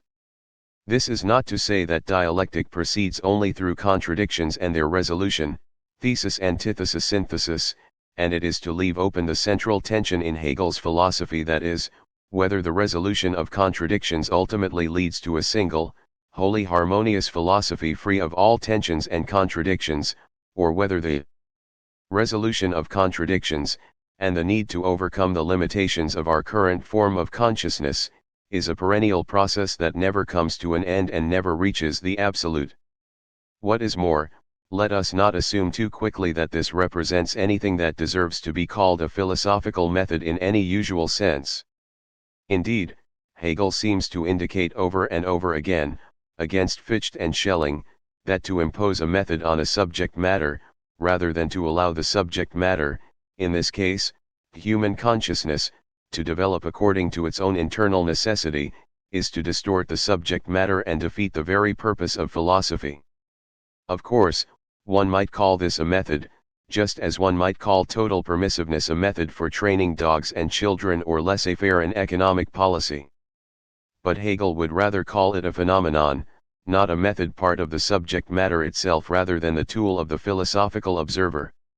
That is, insofar as these can be distinguished at all. In the phenomenology, dialectic and Bildung go hand in hand. Bildung was originally a religious concept, and Bild an image of God. Bildung was the path of perfectibility, the ideal, paganized by the Enlightenment to mean the perfectibility of humanity. Bildung is the improvement of humanity through enlightenment and through unification. It is not just the improvement of philosophy or philosophers, but Hegel, like Aristotle and so many other philosophers before and after him, surely did see philosophy and conceptual thought as what was most essential to humanity, our function or telos, our spark of the divine. There were no guarantees, no assurances that the Enlightenment hope for wisdom and the romantic dream of harmony would ever be realized, and the philosophers of the 18th and 19th centuries were by no means so optimistic as they are sometimes said to be, nor so blind to human frailties and stupidities. Voltaire is a perfect example. He believed in progress and chastised Pascal for his gloomy pessimism, but no one has ever been more contemptuous of superstition and ignorance, including the superstition of optimism, in Candide, for instance. The dialectic of the phenomenology, the Bildung of human perfectibility and harmony, and the progressive mood of the Enlightenment ultimately were all one and the same, not merely a technical plaything of a few philosophers. They represented the aspirations of the age, not an ascension to God but the enlightenment of society on earth, even if no one knew where they were going or how to proceed. The Bildung metaphor has as its logic, however, not the deductive necessity that many scholars have searched for in vain in Hegel, but not mere whim or free association of ideas either. Hegel speaks opaquely about the development of the concept, a phrase taken up literally by both critics and commentators, by the first in order to dismiss Hegel as incomprehensible, and by the latter in order to make Hegel sound even more mysterious, but what he means is simply the changes in our conception of the world as a whole. These changes, like the history of philosophy itself, display a distinctive order, which they themselves dictate, which is not to say that one movement logically follows another, nor is it to deny that the development of our present conceptions could have come about quite differently than they did. But there is nothing mysterious or incomprehensible about this notion of inner necessity. Every author knows what Hegel means when he says that the subject matter develops itself. One begins a novel with a set of characters, or a poem with a central image, and one cannot cancel or change these at will. This character can be expected, though not logically required, to do such, and this image suggests another, but excludes that one. Similarly, Hegel's dialectic of the concept or forms of consciousness is an attempt to think through our ideas about the world, and about ourselves, developing these ideas or letting them develop to the point where we can see their consequences, their inadequacies, their inconsistencies. And by doing so, our comprehension grows, it becomes more encompassing, letting us see things we did not see, letting us appreciate ideas we could not accept, forcing us to see connections we had not seen before. And the goal of this process, or absolute knowing, is to gain a single all-encompassing conception, which makes sense of everything at once. But though this may be the goal of the phenomenology, it is not its result. There is no end to the process of understanding life, while we are still living it. Hegel began looking for the absolute, but what he discovered was the richness of conceptual history. Indeed, I want to argue that no single image has been more detrimental to our understanding of Hegel or our ability to accept him than the self-congratulatory idea that his philosophy is the spiral staircase upward to the absolute, not only because there is no absolute, but because there is no upward either, and no staircase. Whatever else their disagreements, the one view of Hegel's philosophy that seems wholly taken for granted by almost all the commentators is the idea that the dialectic is going somewhere, but to move is not necessarily to move in any particular direction, and increasingly to comprehend the complexity and expanse of the world is not always an improvement or progress. One of the more obnoxious features of philosophers, from Plato and Aristotle to such modern Stoics as Spinoza and Schopenhauer, is their unabashed tendency to declare their own profession, thinking, as indubitably the highest human activity, and thinking about thinking, or, as many of these thinkers think, thought thinking itself, as the very purpose of the cosmos itself. But once one steps outside of philosophy, and indeed, sometimes inside of it, too, there is no justification whatsoever for the self-congratulatory view.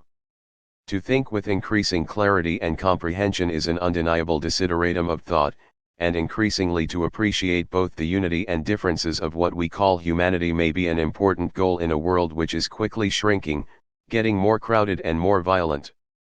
But none of this justifies the arrogant pretentiousness of some philosophers, that philosophy alone is the answer to the world's problems, and that thinking itself is what makes us uniquely human. Hegel may have believed these things, but the phenomenology presents us with a very different image, the dialectic is more of a panorama of human experience than a form of cognitive ascension.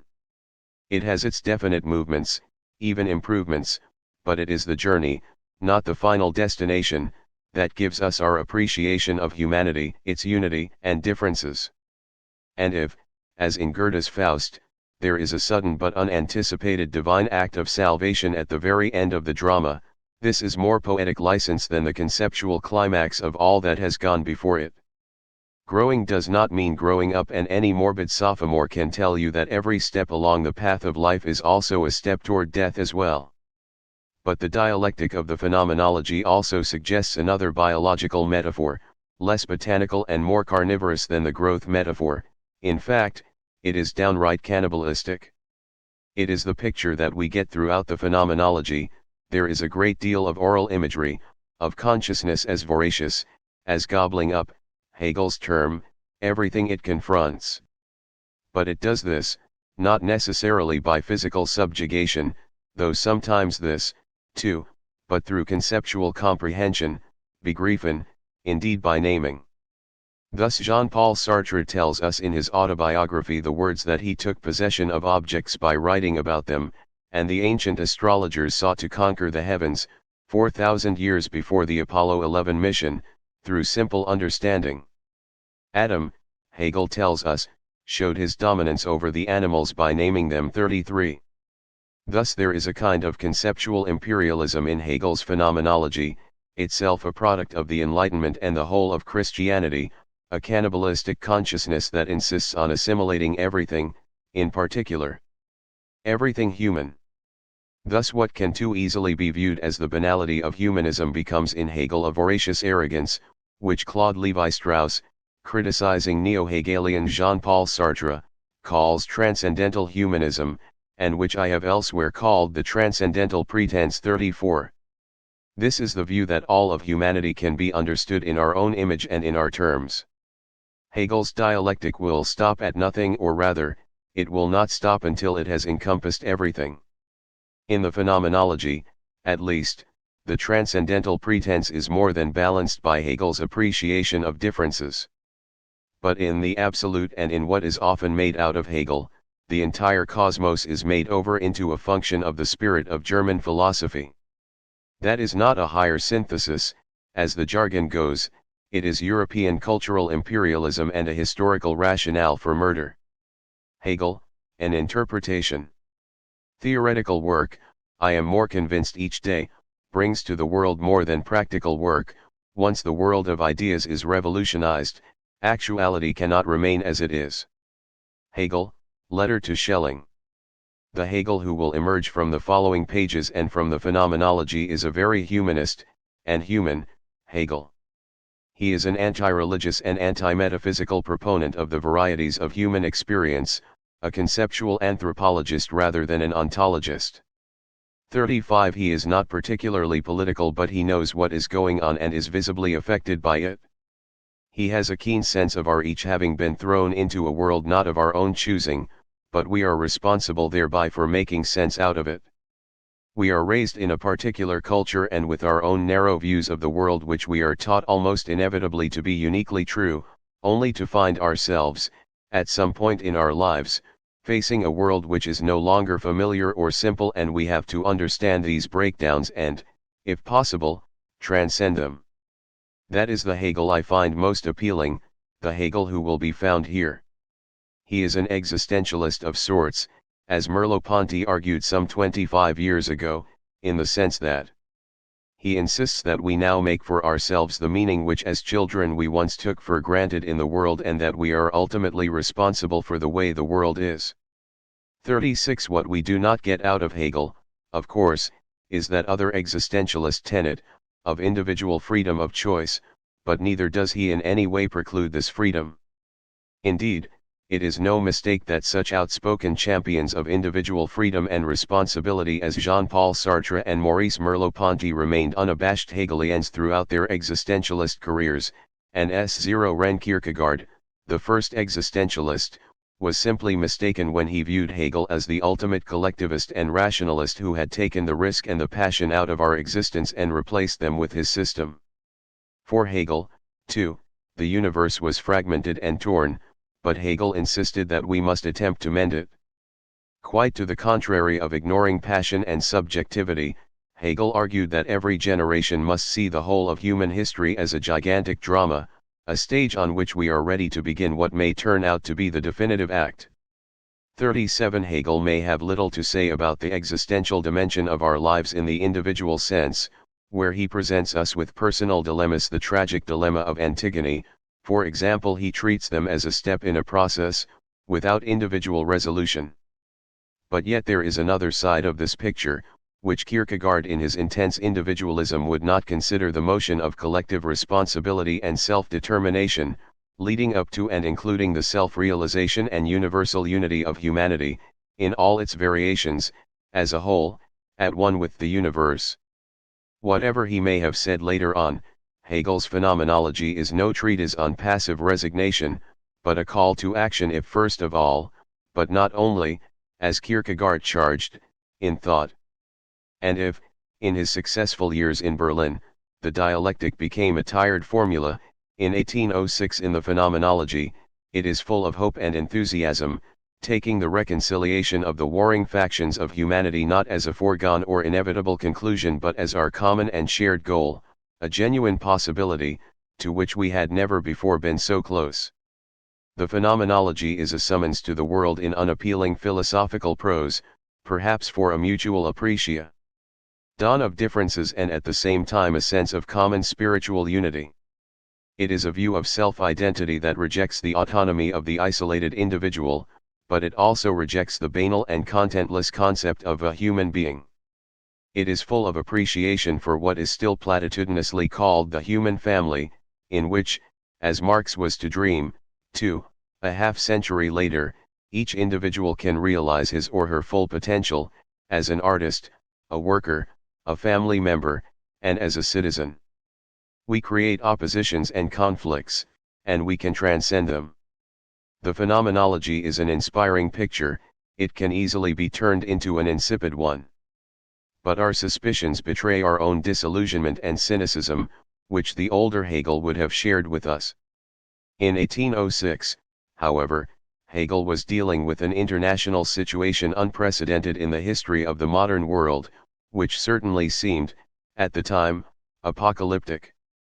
He was the citizen of a non-nation whose sense of impotence makes our own sense of powerlessness seem self-induced by contrast. And most of all, in 1806, with the world at war, Hegel was reminding himself and everyone else of the grand importance of ideas, of the way philosophy gives life a perspective and can be a source of inspiration and meaningfulness.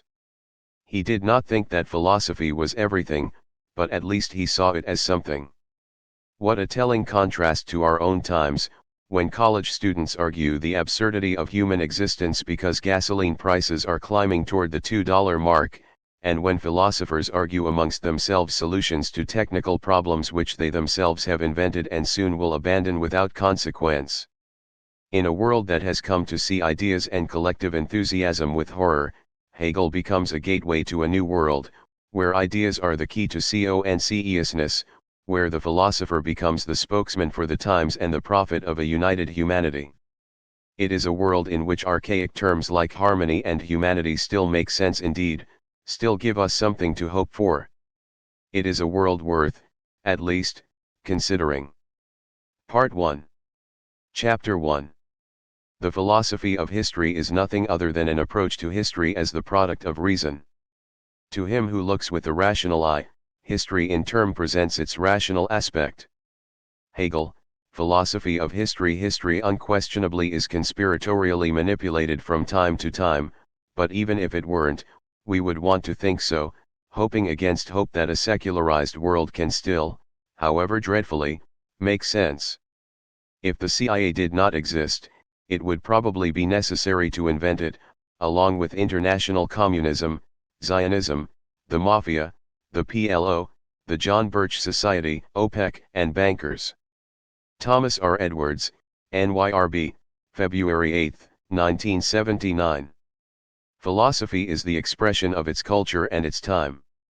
This was certainly Hegel's view, and it is only fitting, if not also true, that we should view his philosophy in just the same way. Hegel describes his own epoch as a period of transition. So, I suppose, is every epoch, every year, every millisecond.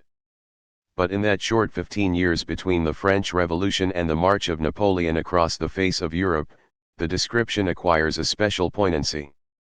Hegel's world was in a state of chaos. What is most significant for us, however, is how Hegel and his friends experienced that chaos. Not as apocalypse, despite the imminent destruction of German society as it had existed for 4 centuries. Not as insanity, despite the presence of battles and bloodshed on a scale hitherto unknown in the world. Not with despair, despite the fact that Hegel makes it very clear that the future which he always abstains from predicting is the great unknown. Hegel describes what he sees as the birth of a new world, a burst of sunlight, the beginning of the final realization of the human spirit, the absolute, or in simpler terms, the age-old ideal of the perfectibility of humanity. Whatever else the word spirit, Geist, means in Hegel's philosophy, it first of all signifies its ordinary English meaning, spirited, lively, a shared sense of movement, purpose, and unity. We should begin, therefore, with an obvious if unflattering contrast.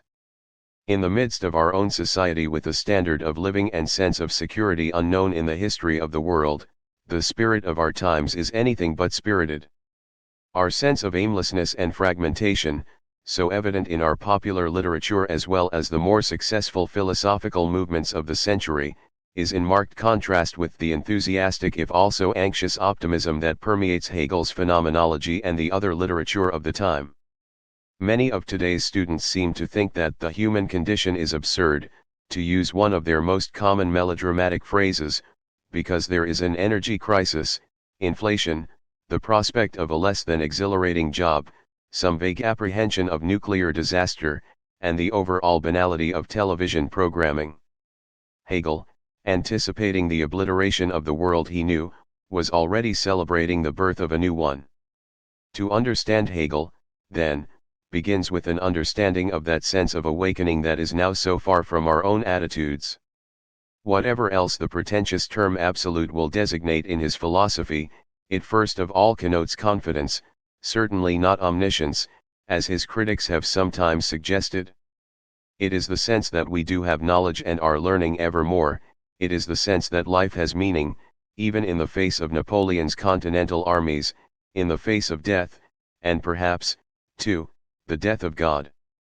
It is a sense of the inevitable triumph of humanity and the meaning of human life. This sense of meaning, however, is surely not to be found on a purely individual basis. Again, this is in marked contrast to our own non-negotiable passion for the integrity of the individual person. But in those turbulent times, with 1,000,000 men and more on a single field of battle, anonymously distinguished only by the color of their uniforms and the shape of their hats, similar in the color of their freely flowing blood and the fear in their loins, the individual could hardly be thought to count for much.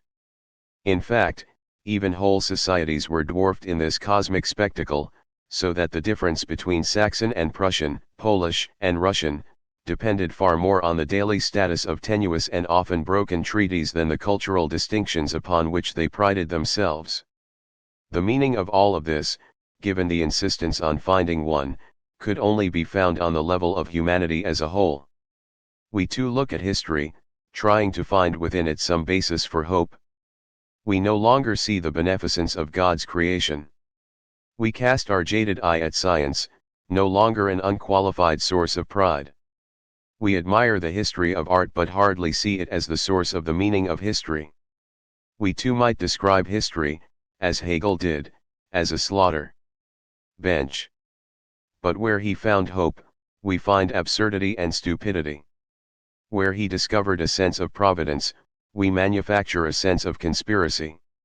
Where he joined a generation of German literati in announcing the redemption of humanity, our intellectuals disagree mainly about the precise course of the impending apocalypse.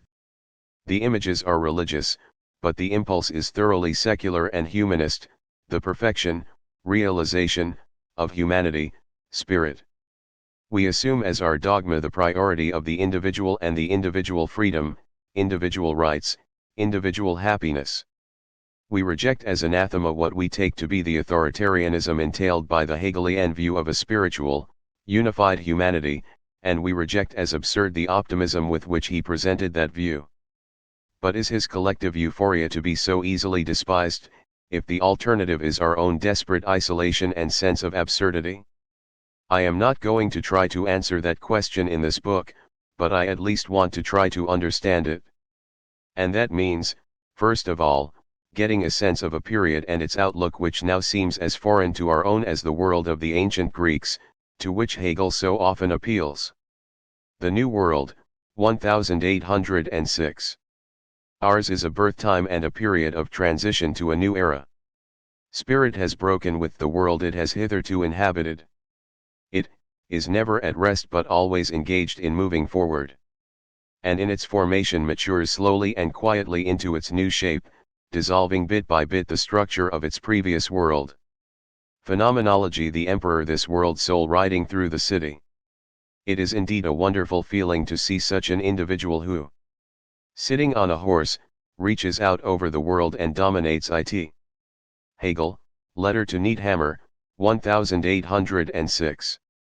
In 1806, the year that Hegel wrote most of his phenomenology, the world, or at least the European theatre of the world, was in a state of total confusion. The English Revolution had undermined the divine right of kings, the French Revolution had eliminated the monarch himself. The legitimacy of governments was now openly challenged. The Enlightenment had undermined the divine himself. The existence of God, or at least, his significance, was now open to question. An empire that had survived 1,000 years at least in name, was about to come to a most undignified end, not so much conquered as simply extinguished, like a half-dead campfire, only a few of its coals, scattered across the ground, still showing any fire at all. Germany was not yet Germany, the most powerful and prosperous nation in Western Europe. It was 234 fragmented petty states and principalities, many of them still medieval in their temperament if enlightened in their pretensions. They considered themselves part of the East, a synonym for backward through most of the West. They were ruled by small-minded tyrants of varying degrees of incompetence, and they were still devastated, both morally and economically, from the 30 Years' War, which had ended more than 150 years earlier.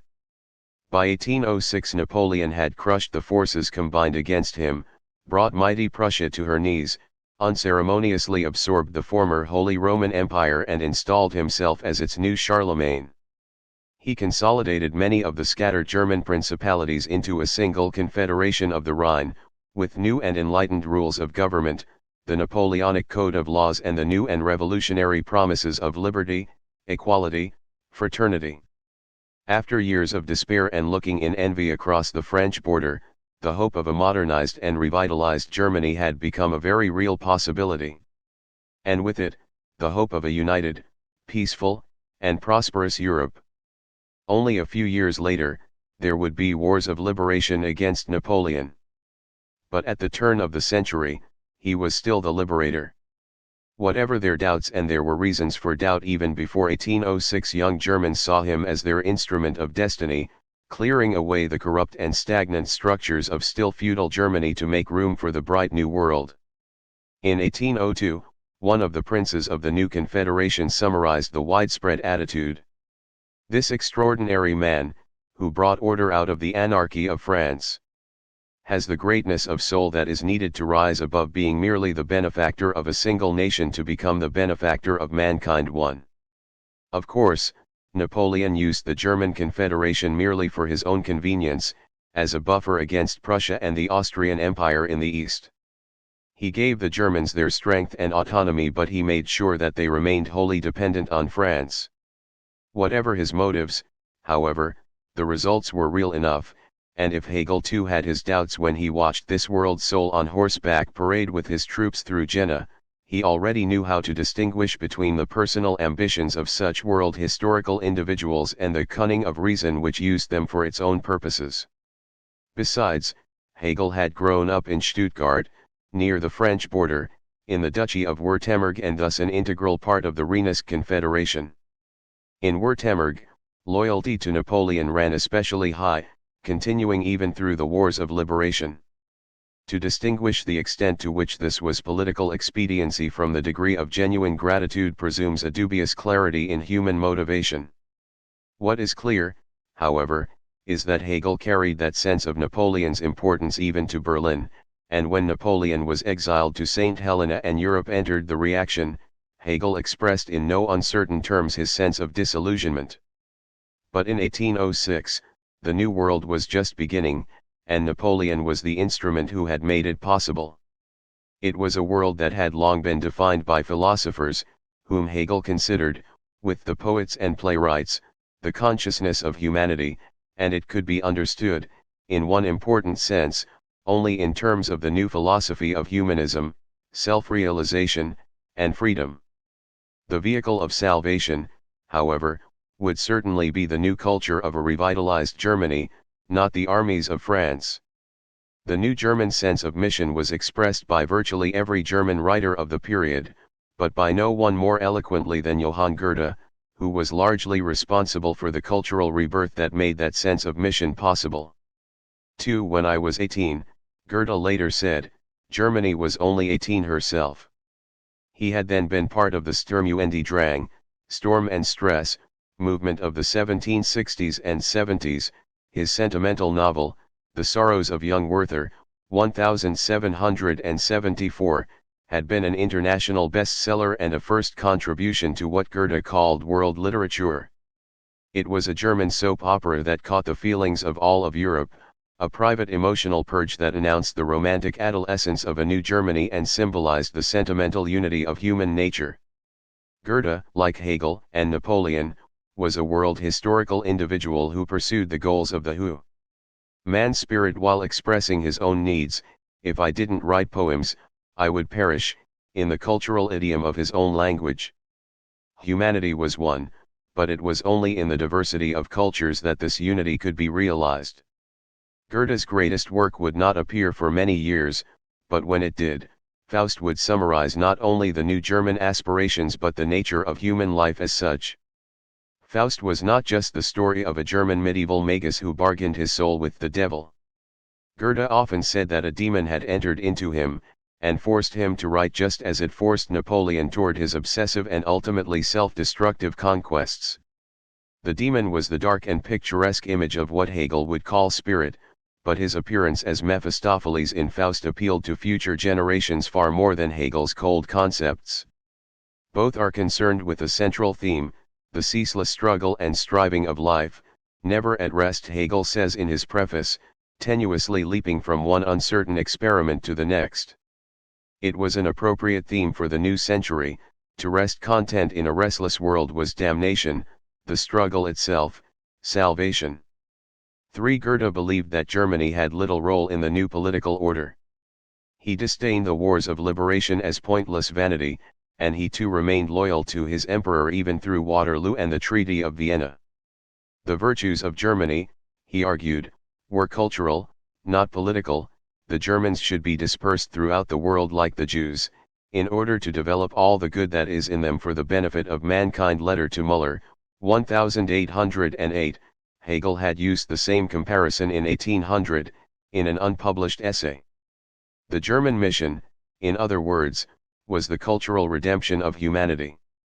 Goethe's combination of cultural nationalism and ideological internationalism, although by no means universal in Germany, points to the single issue that was foremost in the German consciousness: how can a people develop and distinguish themselves, in other words have a culture, without cutting themselves off from the rest of the world? How can a people be unique but at the same time wholly human? If we are to understand the hopeful but defensive stance of these questions, we might well translate it into our own times. For example, the struggle now waged in the United States by blacks, Chicanos, and Indians. Ultimately, it is a question not of customs and habits, surely. Not of race, but respect. To emphasize a model of humanity in which one becomes a second-class person is, for us, intolerable, but if becoming wholly human means sacrificing one's culture, that is, one's identity, that is also intolerable. In 1806, to be cosmopolitan was to be French, just as to be American today still approximates white, Protestant middle class. Politically, Germany was a pawn on the map of Europe. Goethe's emphasis on German culture, then, was not just a writer praising his own pursuits, but an attempt to create a German identity in the realm of the possible, which was to say, not in politics but in poetry. 4. A quest for identity. It doesn't take much to see that the problems of three little people don't amount to a hill o' beans in this crazy world. Someday you'll understand. Rick in Casablanca. One of Hegel's often repeated technical phrases is the universal actualized through the particular. Whatever deeper meanings that phrase may reveal as metaphysics, it had an extremely tangible significance in the quest for self-identity that pervaded Germany in these crucial years. Ultimately, it may be that each of our identities is simply to be a human being, as the new ideology of the French and the English had been stressing behind their slogan, freedom, equality, fraternity. But the French and English had their national identities and could take for granted what the Germans could not, a spiritual unity within the grand abstraction of humanity. The Germans found their role obscure, insofar as they saw themselves as German, they found themselves on the defensive. The quest for identity, then, was a quest for what Kant described as human dignity, or what Hegel later described as being worthy of respect. 5. Culture is identity.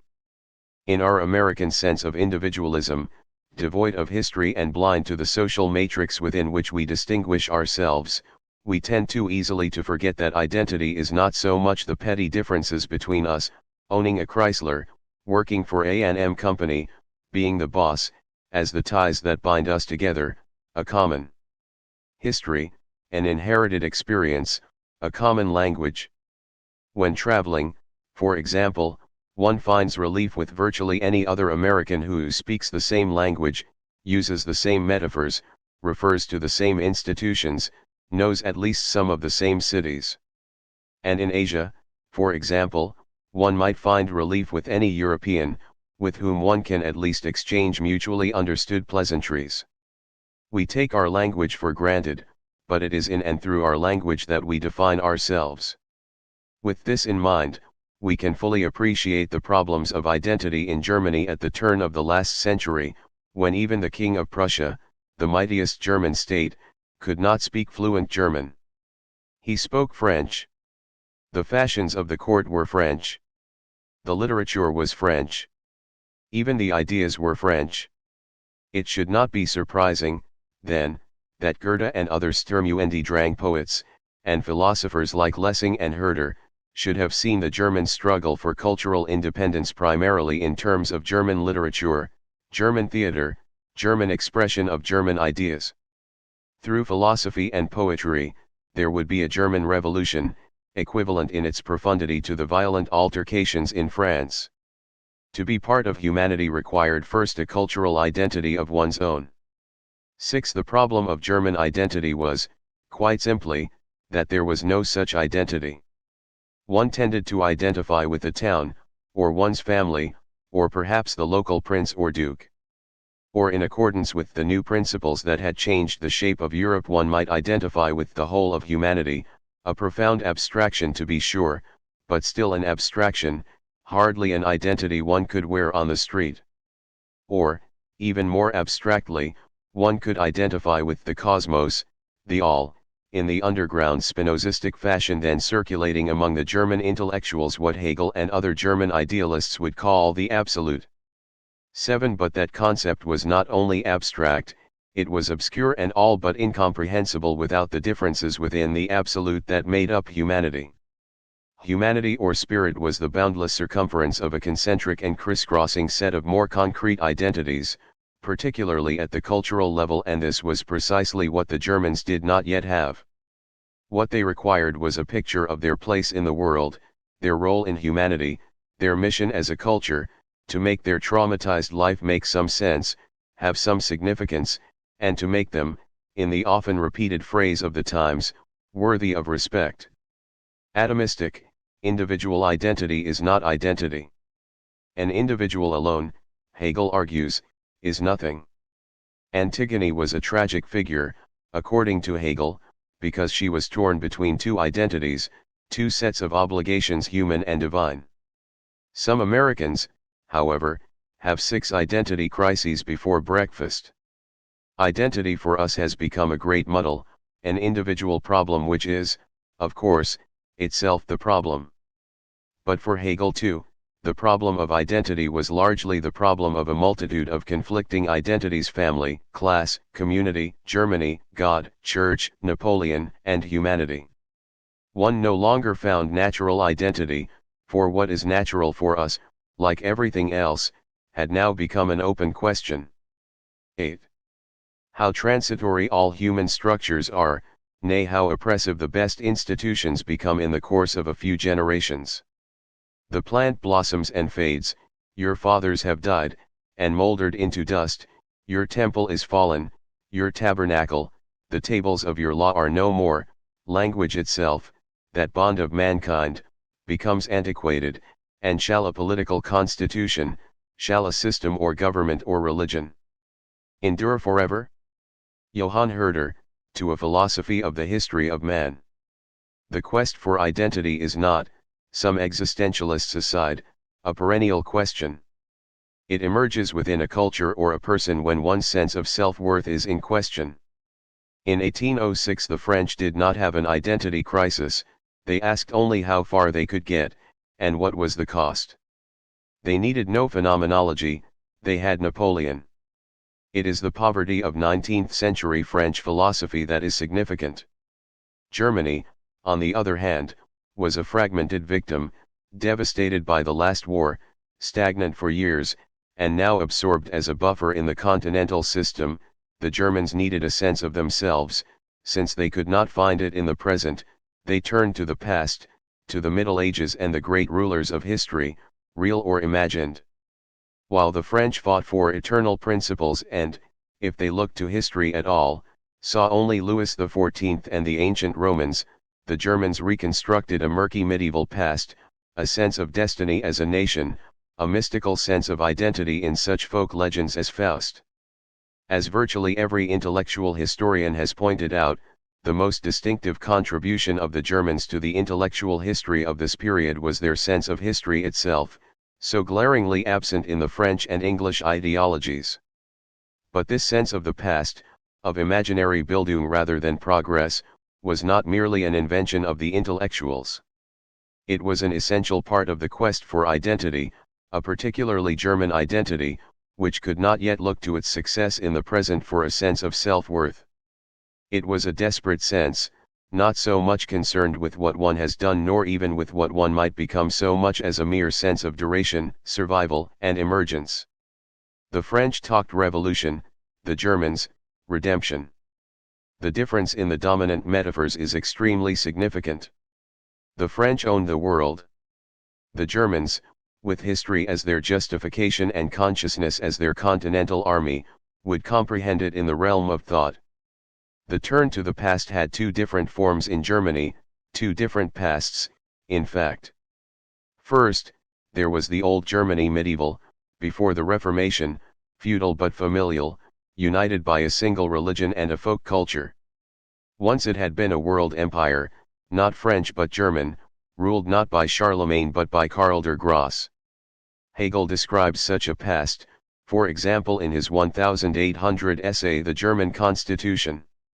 It was an imaginary past, the good old days, before the intrusion of the more powerful and united French nation, before the domination of French culture, before the mischief however necessary of Luther's Reformation, the start of all those modern troubles whose seeds are rebellion, autonomy, and the rejection of authority.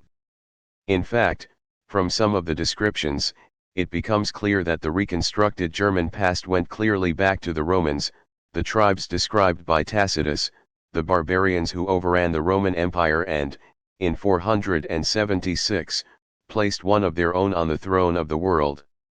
This was a Germany of the North, opposed to Latin culture, represented by the French. It was a culture of warriors of the forest, Gothic and mysterious, not enlightened, liberal, or urbane. But there was another past, curiously opposed, on the other side of the historical story. The Germans also looked back to the Greeks before the Roman conquests as kindred spirits, as their own model of perfection. The ancient Greeks had succeeded in achieving a masterpiece of cultural unity, through their art and religion, despite the tragic political fragmentation that ultimately destroyed them.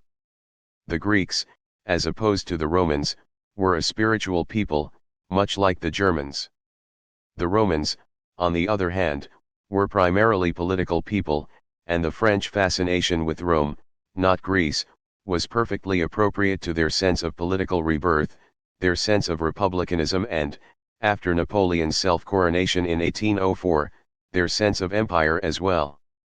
Compare, for example, the Roman paintings of Jacques-Louis David, portraits of courage and republican virtue, with the enthusiastic descriptions of Greek art written by Winckelmann and the classical poetry written at the same time in Germany, wholly concerned with Greek spirituality and sensuality, not a word about politics or courage, and very little about virtue as such. 9. This classical past was obviously at odds with the Germanic past, not only historically but conceptually and ideologically as well. The classical nostalgia was foreign, distant, more of a contrast than a kinship, however hard Goethe and his neoclassical colleagues tried to sense that they themselves were the reborn spirit of the ancients. Goethe crammed his house full of statuettes and antiquities, for example, copied Greek verse in his German poetry, and behaved like a pagan as well as he could. The worship of the classics was humbling. The Germans felt they could not even approach the spiritual perfection of the ancients. But this too was at one with the spirit of Germany as such, nationally proud but humbled and confused between facts and fantasy.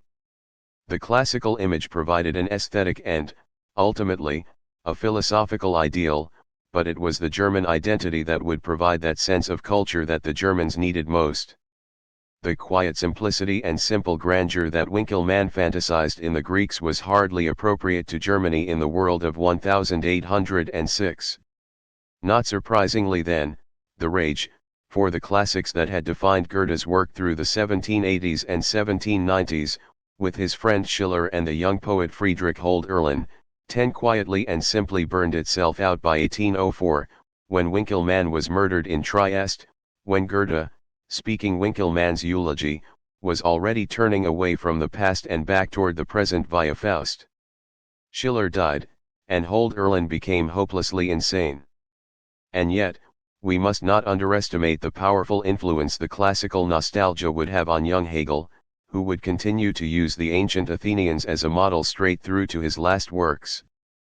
But the ideal of the classics gave way to a more distinctively German nostalgia, the nostalgia of the Gothic German past. The German poets of 1806, for example, talked about little else. The turn to history had a philosophical basis.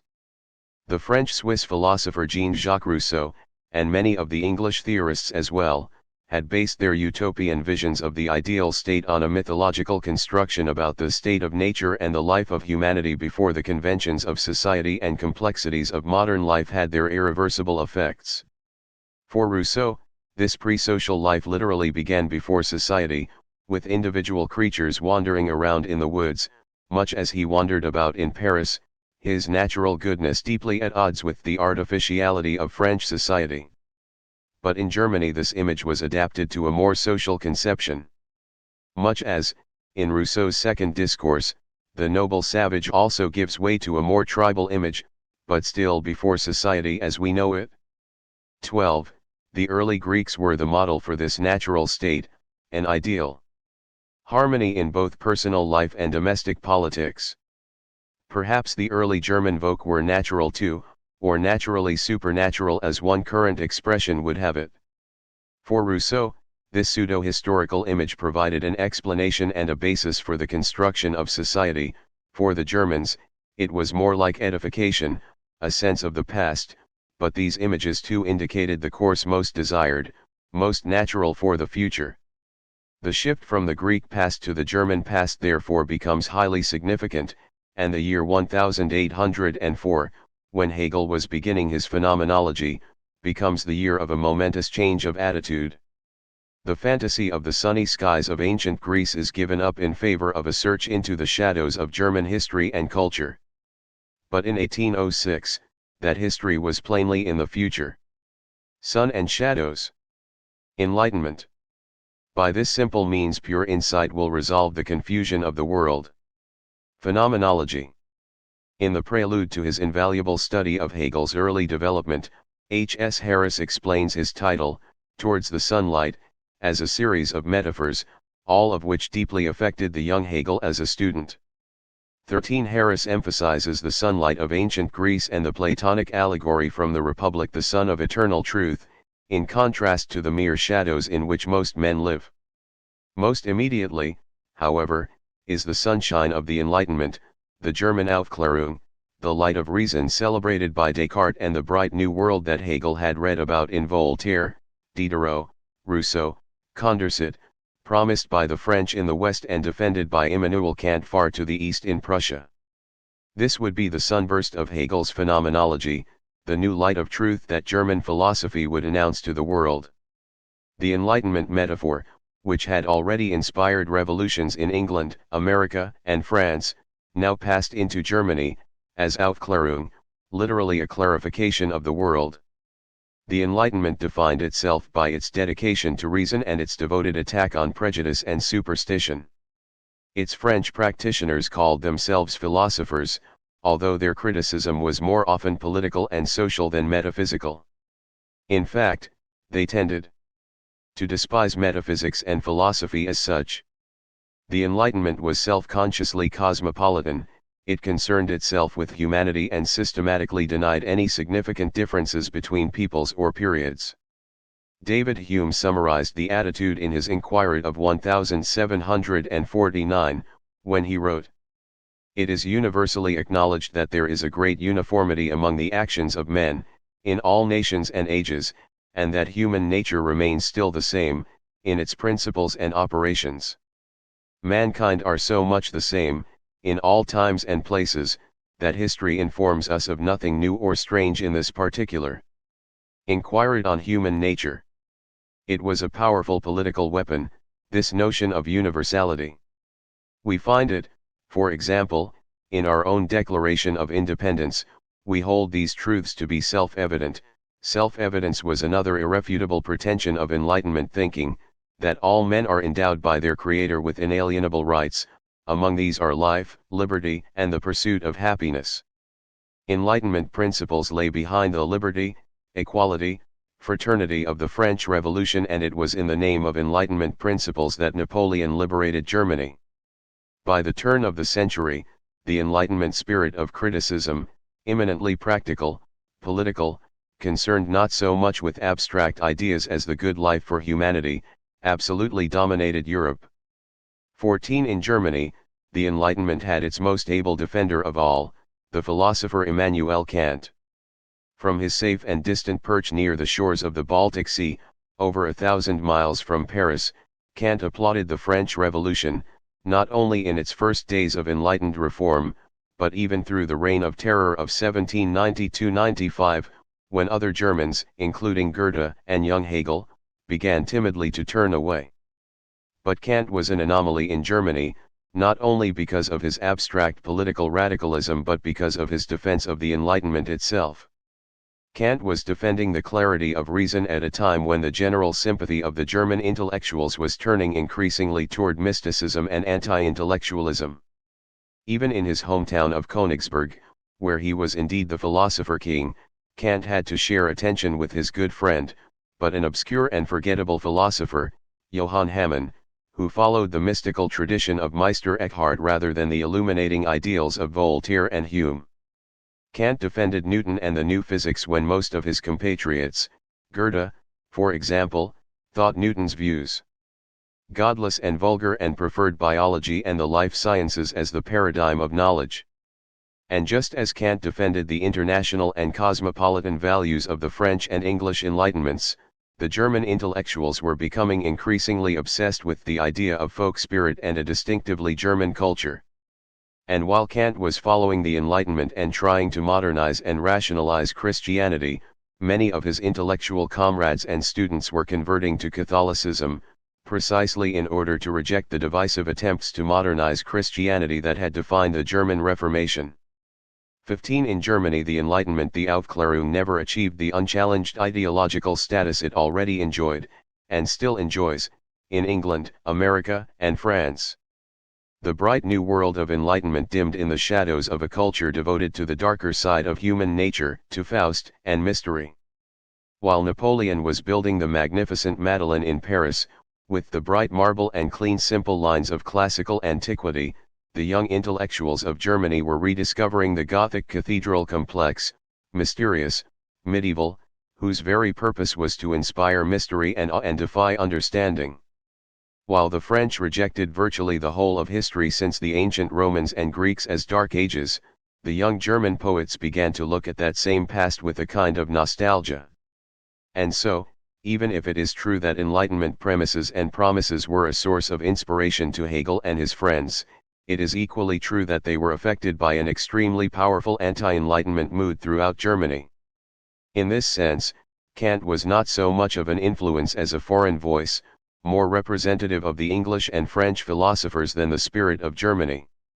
16 Whatever its cosmopolitan pretensions, the Enlightenment was in fact a class movement, a bourgeois ideology, whose slogans of universal equality and brotherhood had an immediate political advantage to those who were shouting them loudest. An increasingly large number of citizens in the cities, thus bourgeois or burgher, who had no inheritance, land, or titles, who worked with their minds and their manners rather than their hands and filled the posts of lawyers, businessmen, accountants, clerks, teachers, professors, architects, merchants, tradesmen, and managed the bureaucracies of Europe. In the language of equality and human rights, they rejected the privileges of the aristocracy, criticized kings and princes, and gave themselves the right, once the revolution had done its business, to legislate for all humanity, in the name of reason and what they came to call common sense. They raised their own occupations to the level of institutions, before they had only been service positions. In Germany, Jeffrey Barraclough writes, the only opportunities open to the middle class was in the service of the princes, and the only bourgeois element which found any scope within the system was therefore a class-conscious body of civil servants, lawyers, university teachers, and profession placemen, who glorified the system which accorded their existence. 17. Later, in Germany as in France, the bureaucracy and the bourgeois occupations would come to represent society as such. If Enlightenment is the ideology of the middle class, then we can easily understand why the Enlightenment had such a distorted and truncated existence in Germany. The Enlightenment in England and France was primarily a political aspiration, but in Germany, under the petty princes or under Napoleon, political action was limited, revolution unthinkable. Germany, unlike England and France, had a relatively small and impotent class of burgher, who were scattered throughout 200+ tiny states and principalities and were therefore without the implosive concentration of Paris and London. In England and France, secular values, good business in particular, had forced religion into second place in human affairs, but Germany was without a healthy mercantile class, and religion still held a primary place, if only because divine salvation was more available than secular success. To make matters all the more confusing, the feudal and petty princes of the German states often aped the conversational fashion of the French Enlightenment, even while they so offended its moral substance. Insofar as the anti-authoritarian sentiment in Germany had any real momentum, therefore, it tended to be directed against the Enlightenment as much as it was motivated by it. As a movement, the Aufklärung represented the powers of oppression rather than the promise of liberation. Frederick the Great, for example, was a good friend of Voltaire, and his conversation, as opposed to many of his domestic policies, was very enlightened. And again, the cosmopolitan attitudes of the Enlightenment may have appealed to the French, whose national identity was not in question, but it was exactly contrary to the growing aspirations of a great many Germans, for whom the unity of humanity was a secondary concern. What they wanted far more was their own cultural identity, and only then an important place in Europe and society as a whole. Romanticism. The world must be made romantic. Then once more we shall discover its original meaning. To make something romantic, the lower self becomes identified with the higher self. Insofar as I render a higher meaning to what is ordinary, a mysterious appearance to what is customary, an infinite look to the finite, I am romanticizing. Ovalis.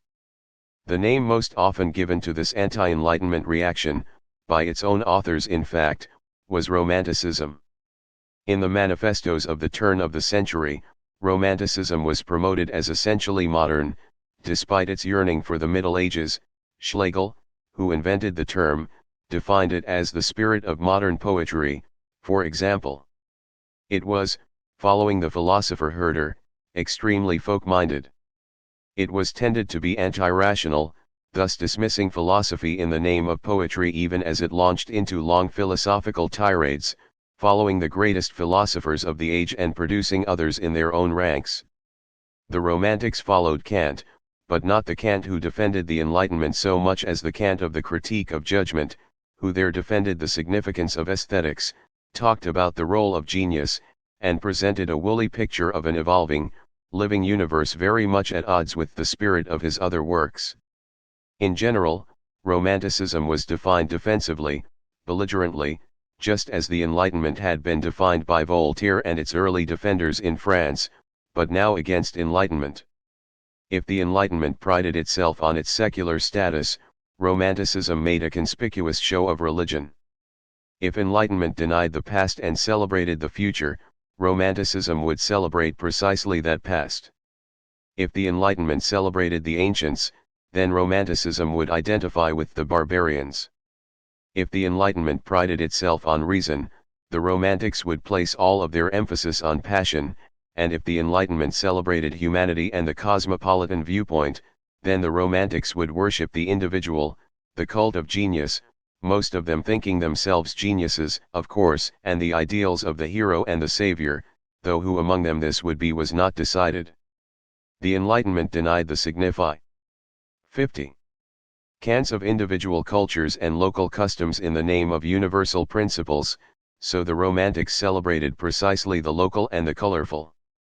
But if this seems small-minded in contrast to Enlightenment cosmopolitanism, the Romantics more than compensated with their appeal to the cosmic, the infinite. If the Enlightenment was primarily a political movement, the Romantics rejected politics almost totally, and instead celebrated the inner and infinite virtues of religion, morality, and aesthetic creativity. This is the picture promulgated by the Romantics, and it is unfortunate that it has been accepted, in one form or another, by many of their commentators. Romanticism was a polemic, necessary perhaps but often extravagant and misleading. Enlightenment and Romanticism were in fact more complementary than antagonistic, alternative answers to similar questions in very different cultural settings. Both were bourgeois movements, despite the fact that the Enlightenment philosophers presented their case in unqualified universal terms, and the Romantics were extremely vocal in precisely their attack on bourgeois mediocrity and bourgeois values.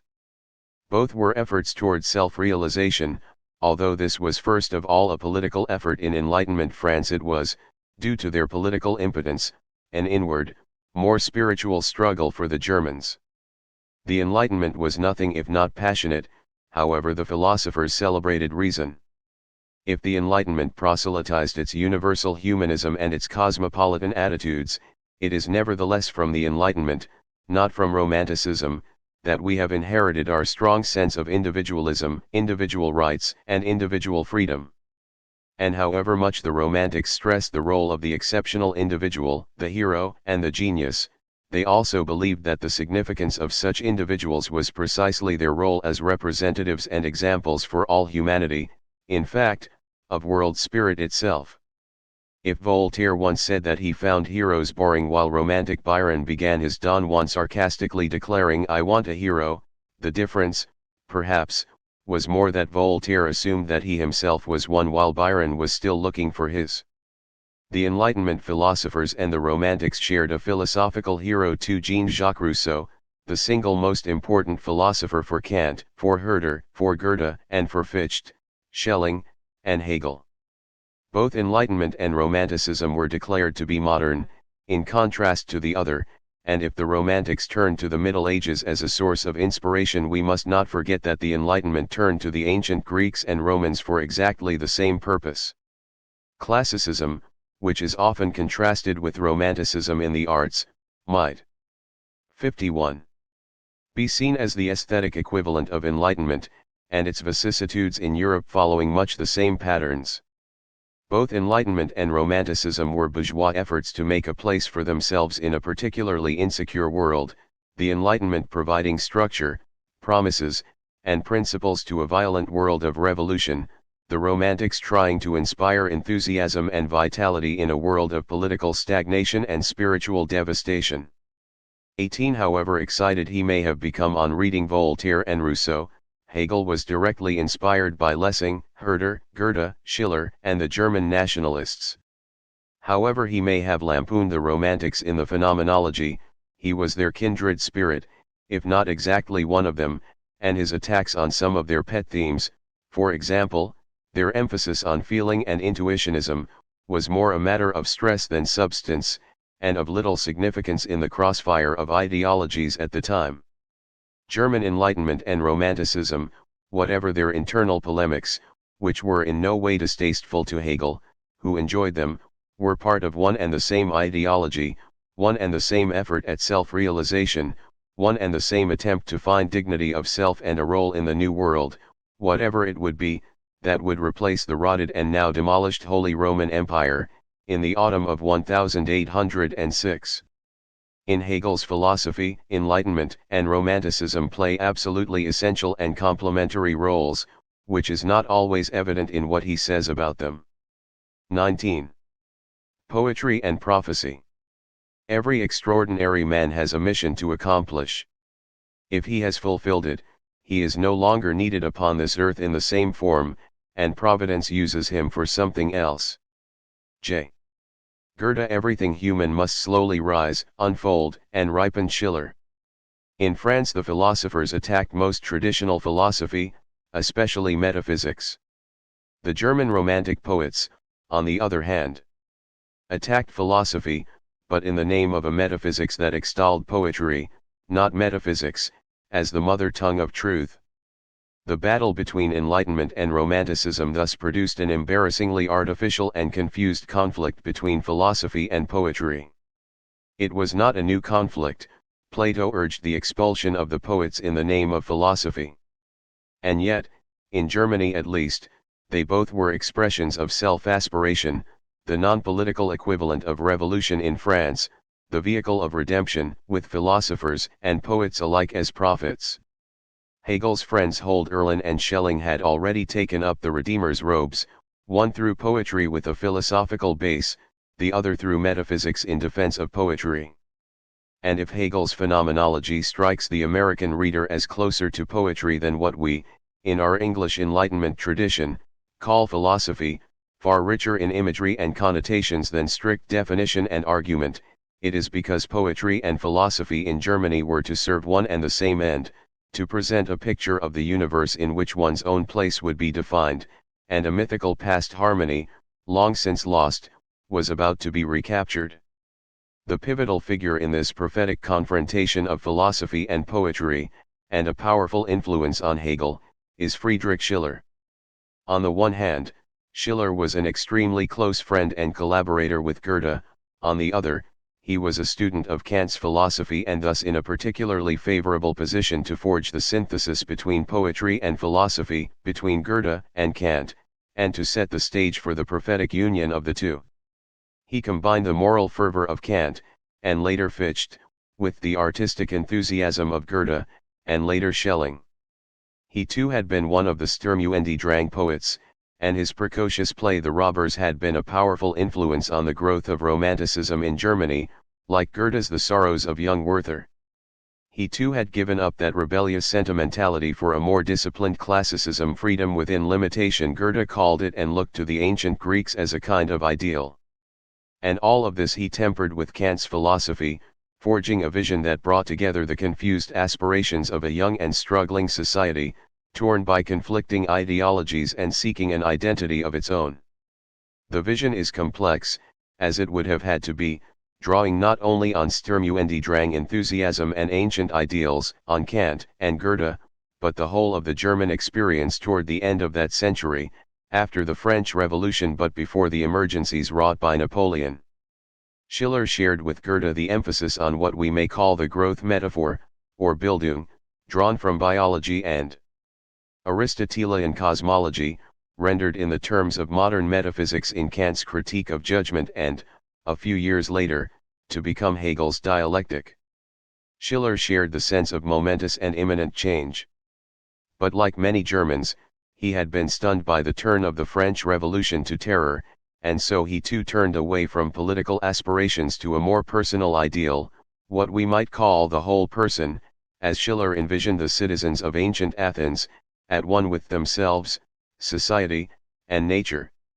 The French Revolution had shown, as philosophers had suspected, that modern humanity was incapable of handling freedom, that we would have to be cultivated in morality and aesthetics before we could be capable of any political liberation. In his letters on aesthetic education in 1794, Schiller used Kant's third critique and a suggestion from Hölderlin to argue that our sense of beauty was the synthesis and necessary condition for the good life, and aesthetic education the means to achieve that moral capacity for freedom that the French evidently still lacked. 20 Unlike lesser minds, Schiller did not try to reduce the whole of human experience to a single sphere, whether aesthetic, moral, cognitive, or religious, but argued that all function together as integral parts of the whole person. It is this sense of synthesis and harmony, so essential in times of conflict, that would be Schiller's most powerful influence on the young poets and philosophers of 1800. The ideal of harmony was not without its political side. The problem for the Germans was how to realize the single political ideal that structured virtually all of their thinking. That ideal was the Greek polis, the small city-state, in which every citizen was both a human being and a member of the state, an autonomous individual and an inextricable part of the larger tissue. The ideal of harmony, in other words, was not so much concerned with individuals as it was concerned with the whole life of a people within an ideal community. Thus the ambiguity of the word Bildung between growth, education, and culture is particularly revealing. An individual or a society grows only so far as it cultivates itself, becomes part of a culture. Politics too, therefore, becomes not so much a matter of abstract political principles, liberty, equality, fraternity, as development as a natural whole according to its own internal principles, an aesthetic ideal rather than a political one. This is true not only of individuals and societies but even of humanity as a whole. Thus Hegel, in the Phenomenology, will suggest that each person goes through the stages of growth that the whole of humanity has endured through world history. Ontogeny recapitulates phylogeny in phenomenology as well as in biology. Bildung is a metaphor. So is this concept of harmony. They are as much images as ideas. In fact, they are ideas in Kant's special sense, ideals without which life would be impossible, but, nevertheless, they themselves are impossible too, never to be known as such, never to be realized. It is this distinction, so firmly rooted in Kant, between the limited and knowable and the ideal and unknowable that sets the poets and philosophers of 1800 off and running, to grasp, as Kant insisted they could not, what they called the infinite. The more technical aspects of this ambition will have to wait until the next chapter, but the idea, as far as the spirit of the times was concerned, was simple enough. Life gets defined through its metaphors, and if philosophers could not define and defend them, then it would have to be up to the poets. Someone had to do it, for the sake of humanity, itself a metaphor, of course, not a literal entity. But the ultimate metaphor was this life as a unified and harmonious whole, and nothing less. A metaphor is an image that cannot be stated literally without some sense of absurdity. Thus they are ideas in Kant's sense, they regulate our lives but cannot be literally understood. 21. This did not mean, as many of the Romantics insisted, that they could not be described or defended. The various claims to the effect that philosophy could not grasp the infinite was a misreading of Kant, to the benefit of the poets. But metaphor is just as much the province of philosophy as poetry, and whatever Hegel's outspoken objections to mere images, Vorstellungen, and the need for the concept, Begriff, we can only understand his philosophy and the thought of the times in general in terms of the grand metaphors so central to all German thinking at the time. Whether this aids poetry at the expense of philosophy or philosophy at the expense of poetry is no longer a dispute worth disputing. The reigning metaphor is Bildung, that sense of quasi-biological growth and development, like a seedling growing into a tree, not by virtue of external forces, wind, soil conditions, etc. Though they will be of some considerable effect but by virtue of its own inherent nature, its genetic composition, for example, but Hegel couldn't have understood much of that. It is a metaphor that defines the whole structure of the phenomenology and recurs over and over again. It is to be found in Kant's philosophy, in Goethe's poetry, and, most importantly, in the very sense of existence at the turn of the century, when the only way of coping with the turmoil and uncertainty was some sense of destiny, of a new world coming into being, as if Napoleon and war were but necessary growth pains. The goal of the metaphor Bildung is in turn the metaphor, or the idea, of wholeness or totality, empty in itself, the night in which all cows are black. Hegel mocks Schelling, 22, but necessary nevertheless as an ideal for knowledge, for morality, for art, and religion, which is sometimes defined as just the sense of totality. The idea of a whole person is also a metaphor, not a measurable quantity, but its literal contrast is clear enough. Even in 1790, Schiller could begin to despise the disintegration of human life in the bureaucracy, over a century before Kafka, the limitation of experience, and the numbing of moral and aesthetic faculties, years before sex and violence on television, and alienation, later described by Hegel, then Marx. It is doubtful that there ever existed or even could exist a real whole person, as Schiller described Goethe, though more out of flattery than fact, but that made it no less an ideal, no less desirable, and no less necessary as an ideal.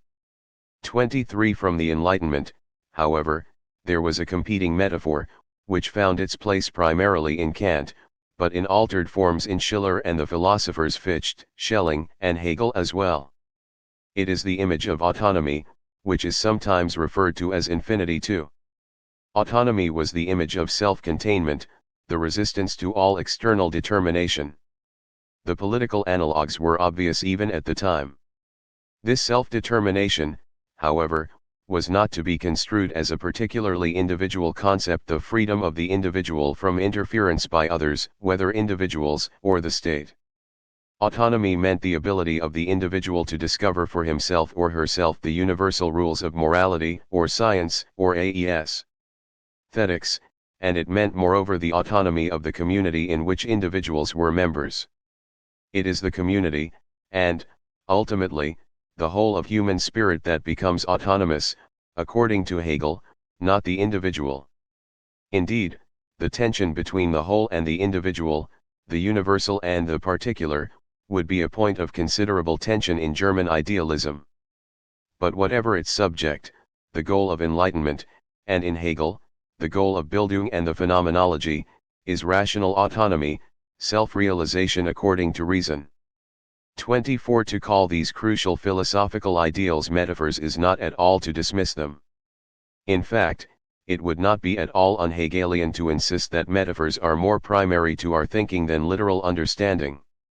The Enlightenment, just as much as the mysteries of Romanticism, was a metaphor.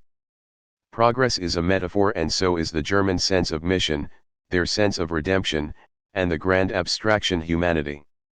The whole is ultimately a metaphor, and so is the absolute, and years before our modern mathematical theories the concept of infinity.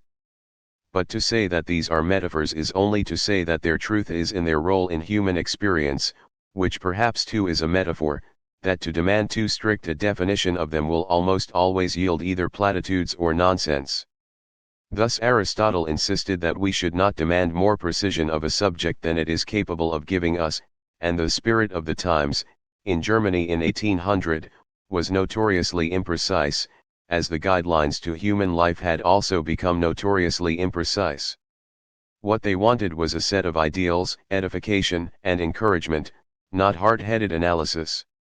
And so to say that their philosophies were built on metaphors is not to demean them but rather to point out something that is notoriously missing from much philosophy today: a sense of vision, a set of inspiring images, a grand speculative attempt to make sense of the world. To provide that vision, to save humanity, to make sense of this new, exciting, terrifying world, and whether through philosophy or poetry, this was the united task of the German intellectuals. It was Hegel who was most successful, but his difference with the poets and romantic philosophers was far less substantial than their very basic agreement in the nature of what had to be done. 25. Nature and Spirit, Hölderlin's grand metaphor. All drink joy from Mother Nature. All she suckled at her breast. Good or evil, every creature follows where her foot is pressed. Schiller, Ode to Joy, Beethoven's text in his Ninth Symphony. One way of describing what had to be done was the synthesis of nature and spirit, but this again is a technical problem in philosophy which has much broader significance for society as a whole.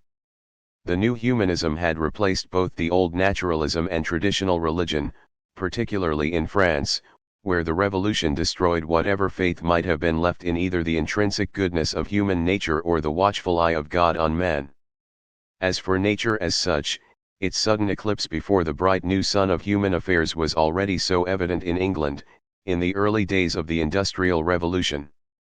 Humanity no longer had to cope with nature, fitting in and surviving as best we could. Nature now served humanity, providing raw materials, new territories, and battlefields. This was nowhere more evident than in the new aesthetics of the sublime, in Edmund Burke and Kant, for example, in which the once dangerous and ominous threats of natural wilderness now became majestic and inspiring objects for our enjoyment and artistic appreciation. Mountains once presented obstacles, they now provided scenic rides and picturesque landscapes. The roaring sea was once a boundary and a treacherous challenge, now it was to be viewed with detachment and appreciation. When Fichte announced in his philosophy that nature was nothing but a stage for human endeavors, or when Schelling defended his thesis that nature was but part of the cosmic artwork, they were not expressing a view that was all that different from the general and still prevailing attitude toward nature.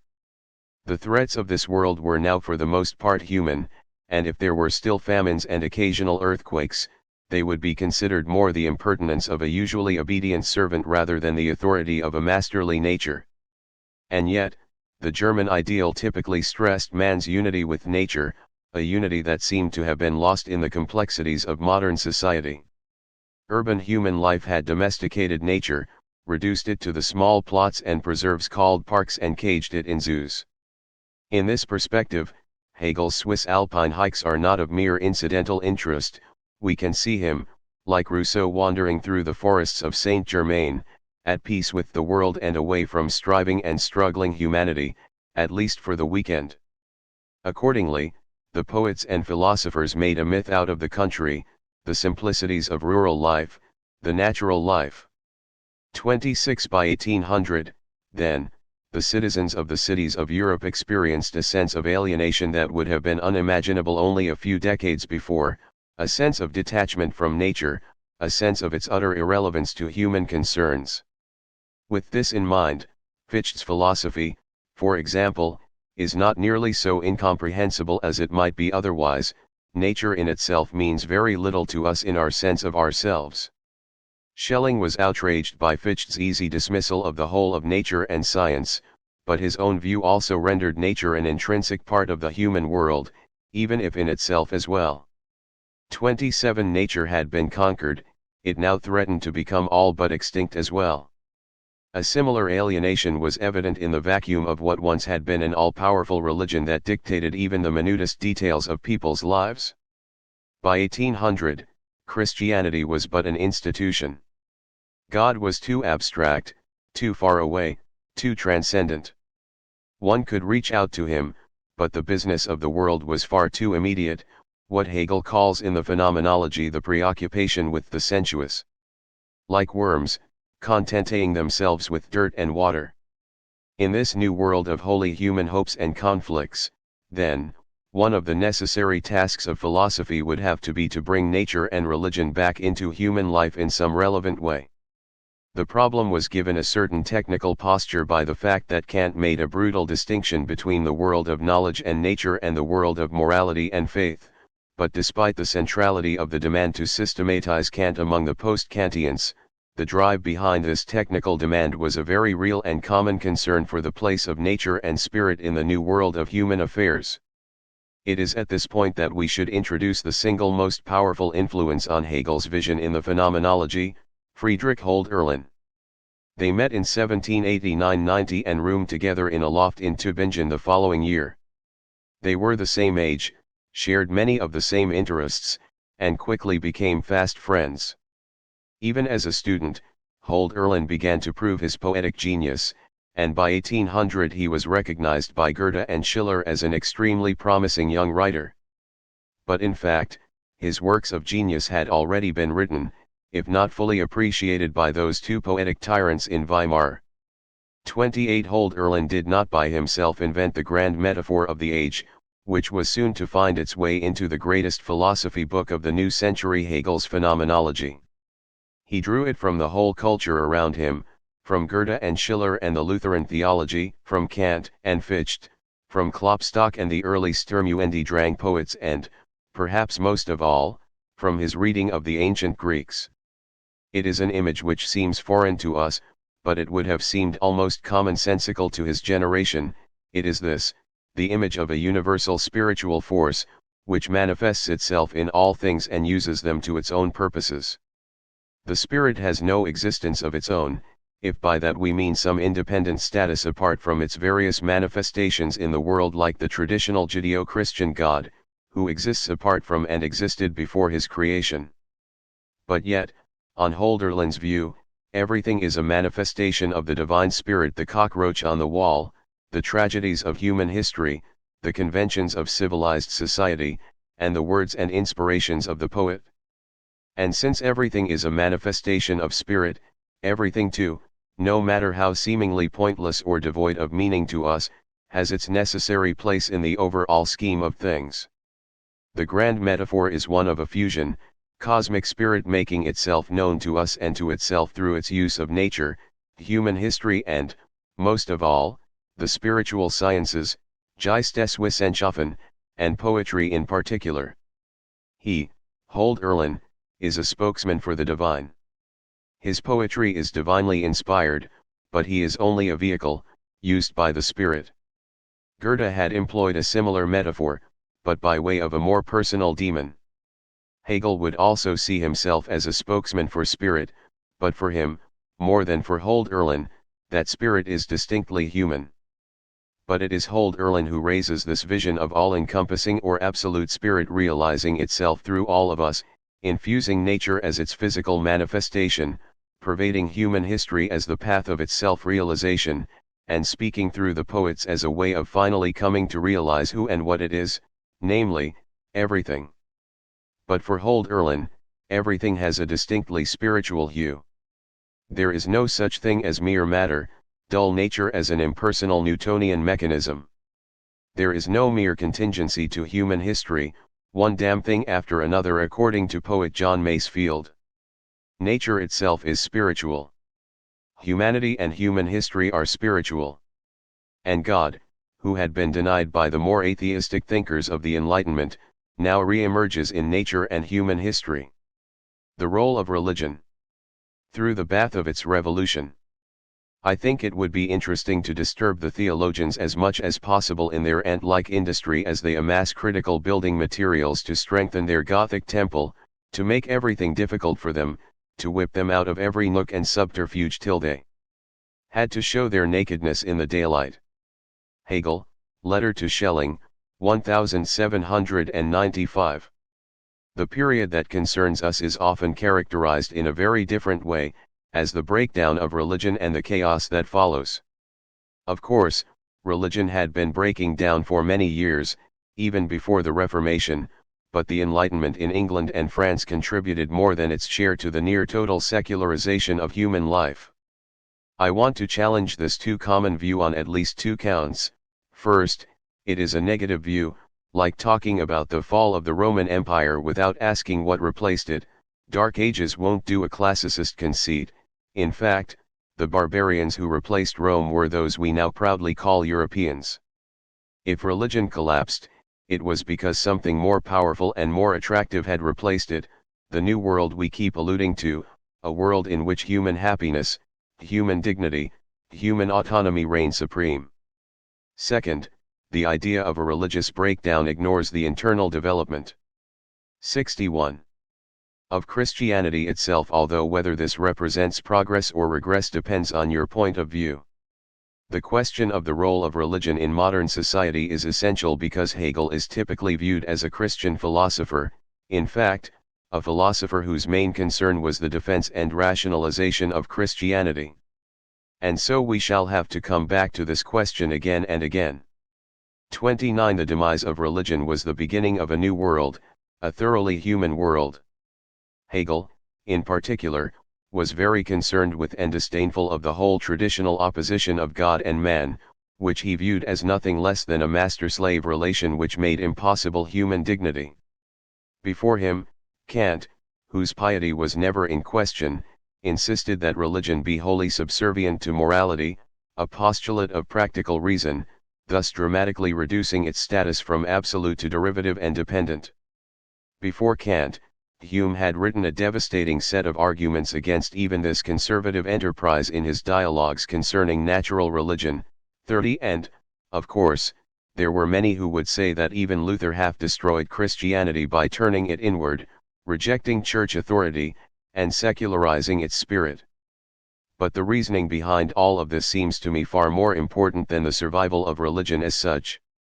The question, what good is religion if it doesn't make us happier and more virtuous? A common question in the later 18th century would not have been comprehensible 500 years before. Faith was obligatory, happiness a fleeting illusion. If Aquinas labored to reconcile Christianity with Aristotle's humanism, it was never by challenging Christianity in the name of pagan happiness. With the Enlightenment, faith was on the defensive, and from the humanistic point of view, quite rightly so.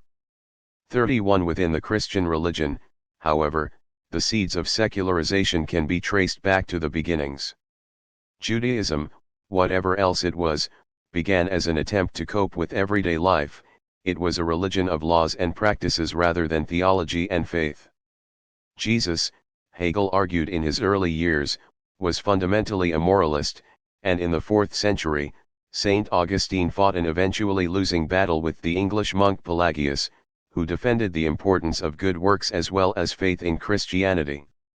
Augustine saw that in Pelagius lay the seeds of destruction for faith, and he was right.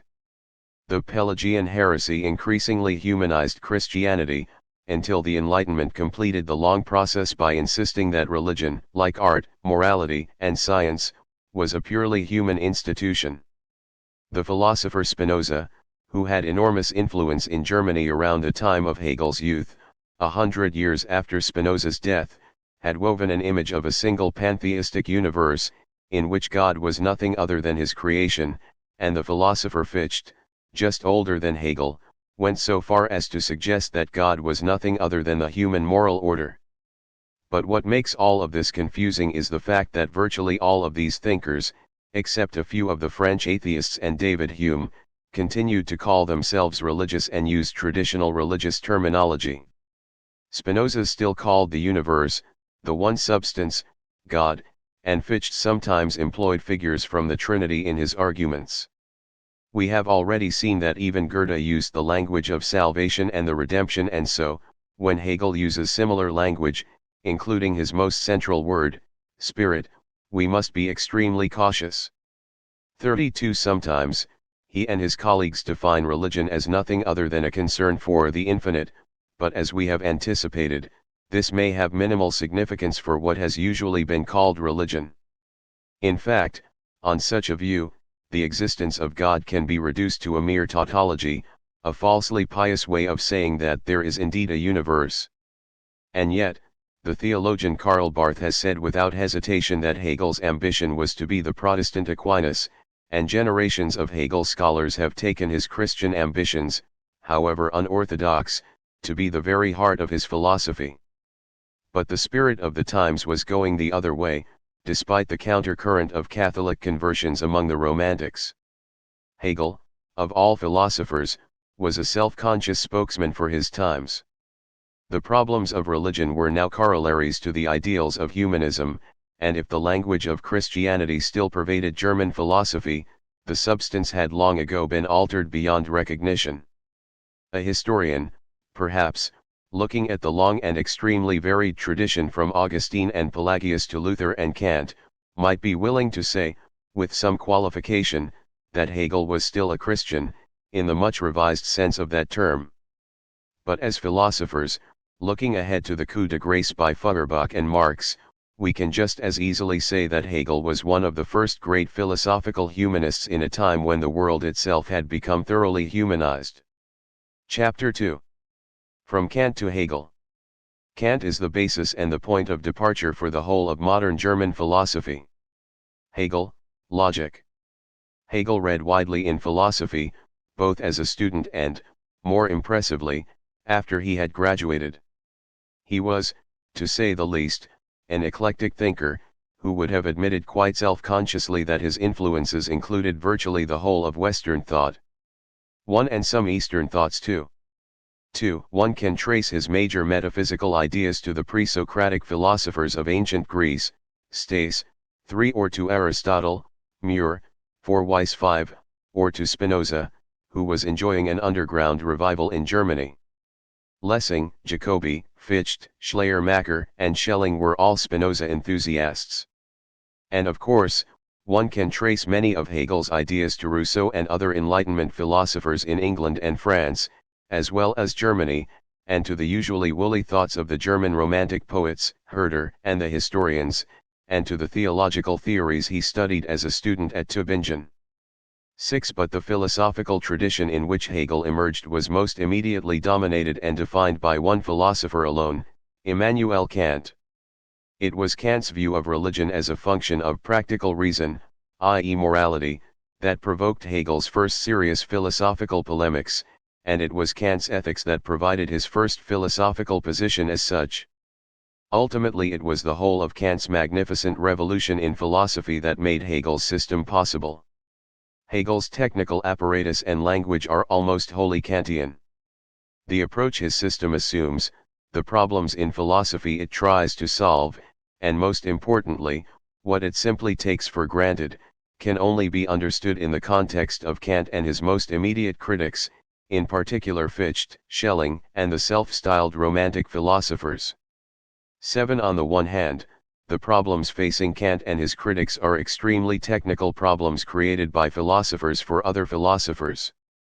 But they are also manifestations of the spirit of the times, very human problems which can be restated in quite ordinary language. My aim in this chapter, therefore, will be to try to capture the sense of these very difficult authors, in a simple but, it is hoped, not too simple-minded way, for those many readers of Hegel who are quite reasonably not willing to postpone their reading until they have mastered the whole of German philosophy. Kant too was a creature of his time. In introductory philosophy classes, we learn about Kant as a disembodied philosophical synthesizer, anxious to recast the philosophy of Leibniz he learned when he was in school in such a way as to meet the skeptical criticisms of David Hume. But Kant was also an amateur scientist and astronomer, a self-appointed spokesman for the Enlightenment, an unflagging enthusiast of the French Revolution, a pious Lutheran, a moralistic Puritan, a virgin, an entertaining wit, a lover of good sherry. His use of Leibniz and his answer to Hume were but parts of a much broader campaign, not only in philosophy, and not only in the spirit of the Enlightenment, but in the wake of Luther's Reformation, with its own stress on piety, autonomy, the rejection of church authority, the emphasis on faith and good works and the moral aspect of religion. In fact, Kant's synthesis of Leibniz and Hume, or the two quarreling movements called rationalism and empiricism respectively, was one of his more minor contributions within the Enlightenment tradition. His most important work, particularly in its German context, was the radical revamping of just that tradition itself. 8. The movement chartered by Kant and subsequently adopted by Fichte, Schelling, and Hegel has generally been called German idealism. Idealism, simply defined, is the philosophy that the world depends upon ideas, that objects exist only insofar as they are objects of consciousness. Idealism denies the independent existence of the physical world and insists instead that the world is, in some sense, a product of the activity of consciousness. The word activity is crucial here, for there are also forms of idealism, some of which were popular in England at the time, which insisted that the world consisted of ideas but gave no particular role to our own conscious activity in the production of them. 9. This theme, on the other hand, would be absolutely central to Kant and to those who followed him. The very idea of idealism must seem extremely odd to the American reader, who has been brought up in the common-sense tradition of the English Enlightenment and the nuts and bolts thinking of the pioneer tradition. We tend to think in terms of particular problems, practical problems, and the idea of the world as something in our minds seems to our way of thinking an utterly ridiculous philosophical starting point. But even in our emphasis on practice, our own ideas and intentions are obviously instrumental in setting up the problem, as well as the solution, and this is perhaps the way to begin to appreciate what this very foreign philosophical tradition is after. 10. The question is, to what extent and in what way are we responsible for setting up our world? If we think of ourselves in a great European or American city, for example, it is obvious that virtually everything we see, except perhaps a small patch of grass or sky, has been literally created by human beings, conceived and designed, as well as built, through the resources of the human mind. This is not yet idealism, of course, but this simple urban fact is the beginning of an insight that will make the work of the idealists much more sympathetic to us. The world is a human world, the product of human consciousness. Idealism is a philosophical expression, in extreme forms, of this very modern viewpoint. It is an attempt to reinterpret the whole of our shared experience as, in some sense, the product of human consciousness, rather than the given effects of a world which already exists, in and for itself, independently of us. But this leads the German idealists to begin with two sets of expectations which, to us, at first seem wholly unfamiliar. First, there is the expectation that the true philosophical account of the way the world really is will have little similarity to common sense, and display only the most tenuous connections with everyday experience. Second, it is to be expected that philosophy will put an enormous stress on experience itself, on consciousness, and on powers of consciousness that seem, from a common sense point of view, to be absurd. The peculiarity of philosophical systems, in their various attempts to describe the way the world really is, behind the appearances, is, of course, as old as philosophy itself. When Thales said, "Everything is water," no doubt he was thought to be making no sense at all, but it is only a difference in subtlety from that first crude attempt to the fantastic pictures of the universe we now accept, if not understand, in Einstein, Heisenberg, and our modern cosmologists. It is the first step into philosophy indeed. Perhaps, it is the entrance requirement that we recognize a certain incoherence in our accounts of the world, a certain inadequacy in our common sense perspectives. And so we develop a model, to rectify the incoherence, to fill in the conceptual gaps. The model runs into trouble, both in its confrontation with alternative philosophical models and in its confrontation with common sense. Counterexamples are suggested, new inconsistencies discovered, and sometimes the metaphorical connotations of a model are incompatible with feelings and prejudices which are at least as important to us as truth. And so it is revised, throughout the career of every philosopher, and throughout the history of philosophy, always with an eye to the problems, but also, always with an eye to the times, its emotional needs as well as ideological demands. The apt example, and the forerunner of the German idealists from Kant to Hegel, is the philosopher Gottfried Wilhelm von Leibniz, 1646–1716, the first universal genius of Germany and, perhaps, the last in Europe. He was a scientist, mathematician, diplomat, theologian, and 68. In the best sense of the word, a metaphysician. He discovered the calculus before Newton and invented one of the first computers. He defended the Enlightenment, traveled widely, suggested the possibility of a single international language, and looked forward to the day when all human disputes could be settled with a simple calculation. In his metaphysics, Leibniz developed a fantastic picture of the way the world really is, almost a fairy tale in its seeming childish imaginative simplicity, but built into its every proposition was, in effect, the whole history of philosophy and the collective aspirations of modern Europe. He suggested that the world actually was composed of a plurality of substances, which he called monads, each one a living consciousness separated totally from every other monad but precisely coordinated with them by the supermonad, God. Immediately, the picture shows us that Leibniz is concerned, as the whole Enlightenment was concerned, with the autonomy of individuals, the problem of their separation, or what Hegel and Marx would call their alienation, and the need to believe in some ultimate harmony and rationality of the whole, in this case, guaranteed by God.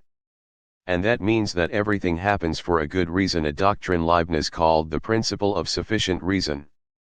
The model has built into it a host of laborious distinctions and requirements inherited from other philosophers, e.g., the idea that substances are necessarily independent and cannot interact with one another, the idea that the explanation of the activities of a monad must be internal in terms of what it is trying to do instead of merely external in terms of the laws of Newtonian physics. Both these ideas would have momentous importance for the German idealists. Leibniz was also trying to support common sense hopes and demands, for example, that everything happens for a reason, that every event has its meaning as well as its causes, and that the world, in God's hands, was as good as it could possibly be, the best of all possible worlds. His philosophical system was an attempt, then, to give a behind-the-scenes account of the world of ordinary experience, provide an answer to both real-life concerns and technical philosophical problems, all tied together in an imaginative, ingenious, and hopefully complete and coherent package of ideas and images. And if we have lost our taste for such systems, perhaps that is indeed a loss. Alfred North Whitehead, for example, once wrote that the decline of speculative philosophy is one of the symptoms of the decline of civilization. The second feature of German idealism that must be understood in terms of its long history is its almost obsessive emphasis on consciousness, or what the idealists sometimes call subjectivity or ego. On the one hand, this obsession is a logical product of a common-sense proposition, namely, that everything we know about the world comes to us through our experience or through ideas, in other words, through consciousness. But this common-sense belief must in turn be explained. The Greek philosophers, for example, would not even have understood it. A large part of the explanation comes from Christianity, with its emphasis on the spirit and the inner resources of humanity. The Reformation, in particular, rejected the external authority of the Church in favor of the internal dictates of conscience, and the Christian concept of the soul, whatever else it might have done, indelibly marked our conception of the world with this insistence on the internal. In modern philosophy, the same emphasis on intellectual autonomy defined the epoch-making philosophy of René Descartes, who insisted on the need for each person to decide, for oneself, what was true and what was false, on the basis of one's own arguments and experience. It is a notion that virtually defines the Enlightenment, and, consequently, it is a notion that still defines our own way of thinking. But this seemingly innocent emphasis on consciousness takes a hazardous turn as soon as one begins to reflect on it. If everything we know depends on consciousness, then how can we ever know anything outside of consciousness? We can see how easily Descartes' followers, including Leibniz and the skeptic David Hume, could argue that, in effect, we can know only our ideas and experience.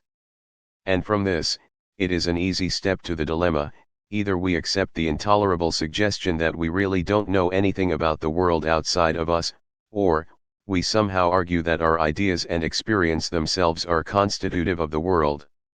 And so we become idealists.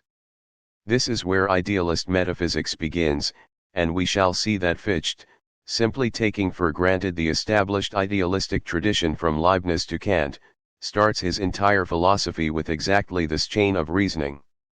German idealism, then, consists of a series of ingenious attempts to work out a system which includes both our everyday experience and beliefs and this peculiar view that the world depends on our own ideas and experiences. There are obvious problems. What does this do to science, which seems to theorize not about our ideas but an objective world? What of religion, which speaks of matters essentially beyond our experience? And what of the practical concerns of life? How do these fantastic revisions of our ways of seeing the world affect them? Beneath the obscure and sometimes hateful language of the German idealists are some of the most inspiring and dangerous images in the history of Western thinking. Immanuel Kant, 1724 to 1804. Kant is the Moses of our nation, who leads them out of their Egyptian inertia into the free and open desert of his speculations, and who brings down the rigorous law from the holy mountain. Hold Erlin, 1799. Hegel considered Kant the basis and point of departure of modern German philosophy. In his lectures on the history of philosophy, he gave Kant a place equaled only by Plato and Aristotle. 12. Kant was the grand synthesis of the warring schools of thought that preceded him. More importantly, he is the Abraham of virtually every Western philosophical movement of the past 2 centuries: pragmatism, existentialism, logical positivism, process philosophy and phenomenology, transcendental idealism, and social realism. It would border on absurdity to treat him merely as an influence on German philosophy of the early 19th century. Without Kant, there could have been no such philosophy. There is no possibility of doing justice to Kant's complex architectonic in a handful of pages, but it should be possible to sketch out his main concerns, his method of treating them, and his revolutionary conclusions. In a sentence, his main concern is the mutual defense and reconciliation of scientific knowledge and the practical values of morality and religion in a single systematic view of the universe. His method is Cartesian, borrowed from Descartes, and consists in the examination of one's own experience with an eye to developing internal, subjective, criteria for truth and objectivity. His philosophy thus becomes the critical analysis of human consciousness and reason, to prove the necessity of our experience of the external world and the limitations of those laws which apply, respectively, to that world of nature and the very different world of human freedom. It is a critique of reason in the sense of a demonstration of both the limits of reason and what it is rational to believe. 13. Kant's main problem was not a technical philosophical puzzle, as it may appear to be on a first reading of his work. It was a deep personal problem which he shared with most of the enlightened figures of his times. Science and religion had been warring since the Renaissance, and each had claimed universal validity at the expense of the other. There had been a time when all scientific hypotheses were forced to defend their orthodoxy by appeal to Scripture, but those times had given way to the world of Newton and the Enlightenment, in which the doctrines of the Church were now forced to justify themselves in the equally uncompromising court of scientific evidence. Kant was a devotee of Isaac Newton's physics, but he was also a devout Christian. How could he reconcile his religion with the mechanical Newtonian world of bodies in motion, in which a man was but a piece of the machine, and God, if he were part of the hypothesis at all, seemed relegated to the role of the great watchwinder, setting the great universe machine in motion but then finding himself without further duties? In the world of practice, however, human responsibility found itself required to deny the determinacy of its actions and found belief in God incompatible with belief in the mechanical autonomy of the world.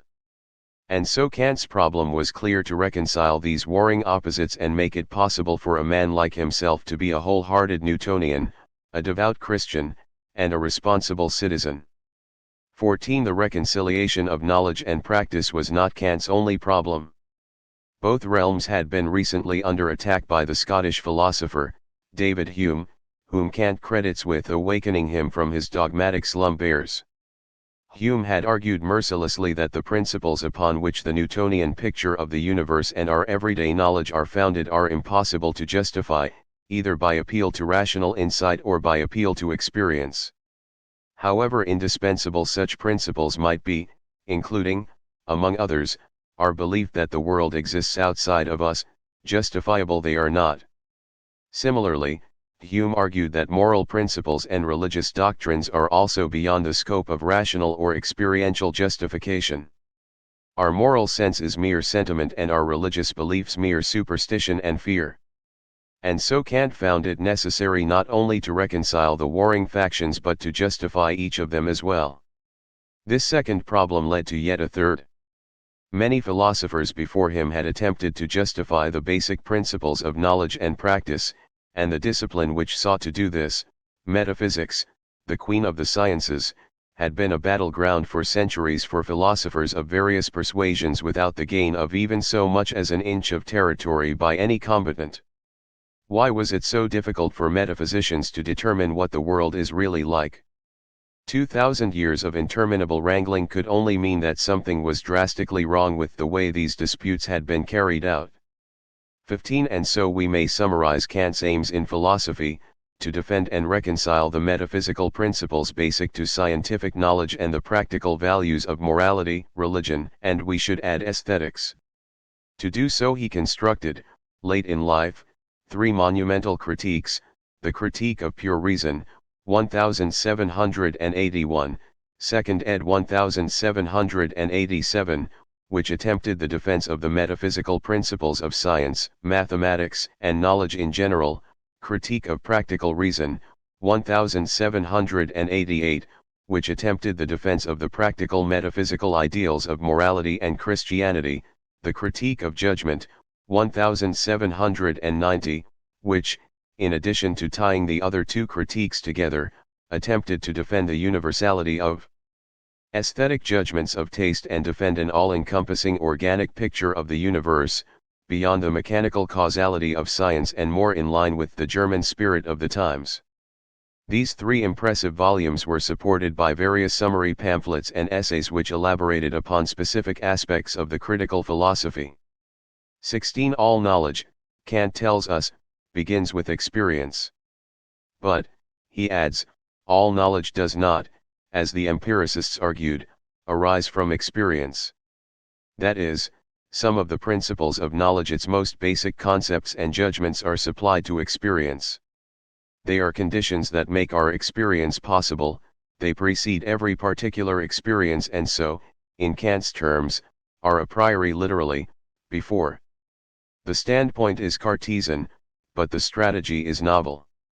Like Descartes, Kant insists on uncompromised intellectual autonomy, the demand that whatever is worth believing can be demonstrated by the individual thinker, exercising his or her own reason. The novel, even revolutionary, twist is this: the strategy of the demonstration will be to show that the basic principles of knowledge and morality, just those that had been doubted by skeptics, are universal and necessary principles because we ourselves supply them to our every experience, and no other principles are possible. The basic principles of our experience, therefore, are the necessary conditions for any possible experience. 17. The strategy of the first critique, therefore, might be simply summarized as, what are the necessary conditions for me to have an experience and, subsequently, knowledge of that experience? And he goes on to show that among these conditions are the existence of the world in space and time, outside of us, the existence of substantial objects that are not dependent upon our particular perceptions of them, the reality of cause and effect relations between various events that are not, as Hume had argued, mere habits of association or unjustified expectations on our part. And these conditions, in every case, are forms and concepts supplied by the human mind. Space and time, he tells us, are the a priori forms of intuition, while the substantiality of objects and cause and effect necessity are a priori concepts of the understanding, or, in Kant's jargon, categories. 18. The term comes from Aristotle. From the point of view of the philosophers who immediately follow Kant, Hegel included, the strategy might be viewed as the attempt to deduce from a single first premise, that is, the Cartesian fact of the indubitability of one's own conscious existence, the necessary structures of human experience. The concept of deduction plays a major role in Kant as well as in his followers, but it is obvious to everyone that the deductions they attempt are not deductions in the modern sense, of a formal inference from one proposition to another, according to certain rules guaranteeing validity. A deduction is rather a demonstration, not necessarily a proof, of the necessary conditions of our experience, what must be the case to make sense of our experience. In ethics, Kant's strategy is similar, to show from the fact that we have a sense of morality, as opposed to mere personal desires and inclinations, that certain principles are rational because they are the necessary conditions for this moral sense, e.g. the universal validity of moral laws, and belief in God as the overseer of morality. But the key to this whole effort to deduce necessary principles is, from beginning to end, the demand for rational autonomy, the insistence that all rational principles must be in some sense my own as well as universal, provable by me, or us, to myself, ourselves, and in no case accepted merely on the basis of habit, sentiment, tradition, or authority. Using this Cartesian strategy, Kant solves his first and most pressing problem, the reconciliation of knowledge and practice, by distinguishing two different activities of consciousness, understanding, which gives shape to experience with its concepts, and reason, which legislates laws of freedom, to ourselves as agents. Sometimes Kant says that understanding and reason have separate jurisdictions over the same territory, the first concerned with the laws of science, the second with the principles of right action. At other times he says that these two faculties in fact define two different worlds. But in either case, they are no longer antagonists. Science is given universal domain throughout the realm of human knowledge. Morality and religion are given absolute domain throughout the world of human practice. This distinction carries with it the potentially objectionable demand that the principles of ethics and religion cannot be known at all.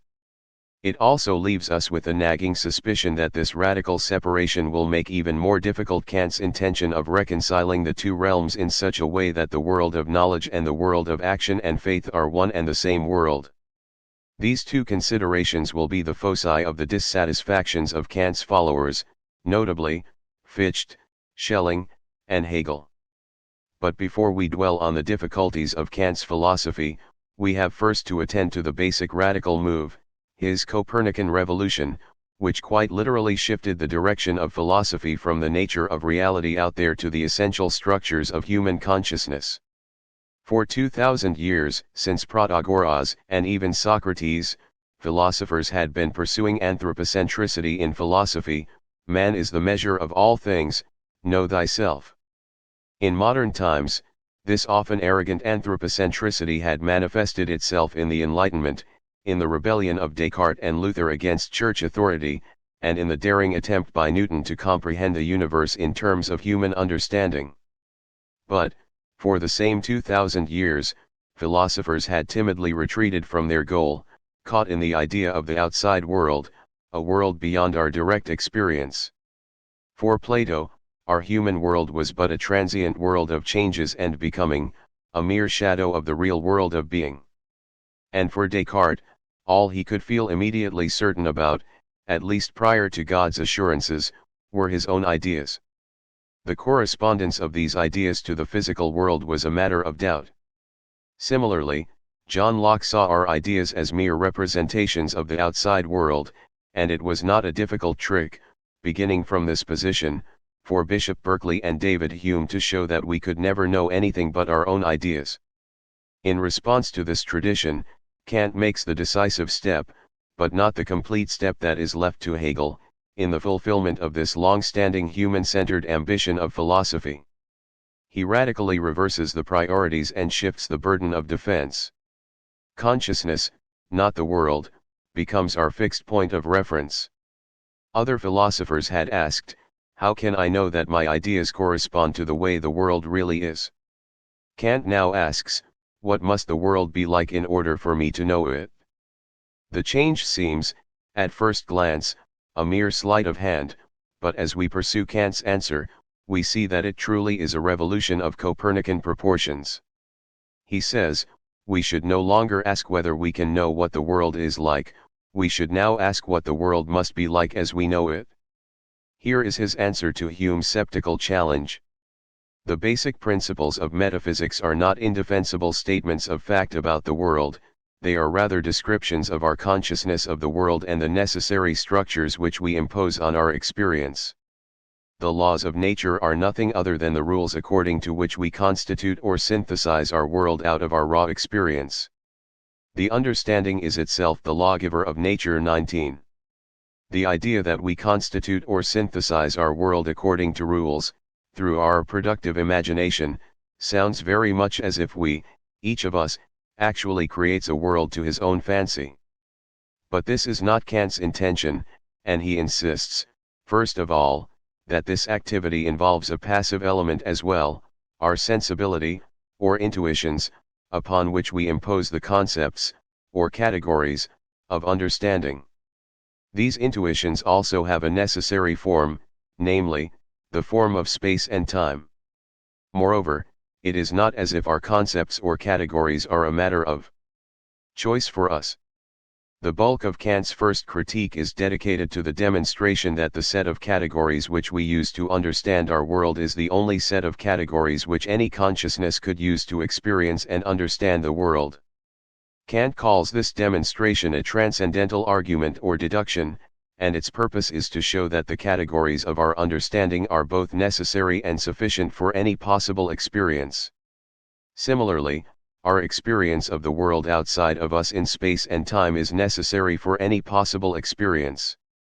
These arguments are designed specifically as an answer to Hume, for if the principles in question are the only possible principles of knowledge, then that surely constitutes a rational proof of their universal validity. This Copernican revolution also answers Kant's third concern, to understand and to end the seemingly endless bickering among philosophers. So long as metaphysicians thought that they were suggesting ultimate structures of the world outside of our experience, no wonder there was, in Kant's terms, no standard weight to distinguish sound knowledge from shallow talk. 20. But if, as Kant argues, metaphysical principles are in fact descriptions of the necessary rules or structures of any understanding of the world, then the resolution of metaphysics is at hand. Either a metaphysical principle can be demonstrated, through a transcendental argument or deduction, to be a necessary principle of experience, or it cannot. And if it cannot, it may be, as Hume had argued, committed to the flames, for it can contain nothing but sophistry and illusion. Inquiry, p. 173. Unless, of course, it has some other role to play in human life, a practical role, in which case it becomes a matter of reason, not understanding. 21. In the last part of his first critique, Kant introduces the notion of dialectic, by which the means the hopeless attempt to comprehend the infinite, to know the ultimate structures of the universe, including God, and the ultimate nature of the self or soul. Kant has distinguished between understanding, which applies its concepts only to the data of experience and thus can know only particular objects and finite sets of objects, and reason, which applies these same concepts beyond the data of experience to the universe as a whole, to the self as a metaphysical entity, and to God. The question then becomes, can we know of such things through reason alone, pure reason? And Kant's answer is no.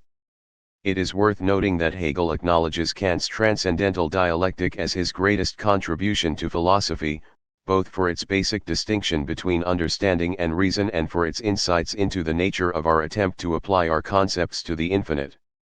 What Kant discovers is that these concepts, when so applied, yield contradictory yet valid results, that is, pairs of antinomies, each of which is supported by a perfectly sound and valid argument.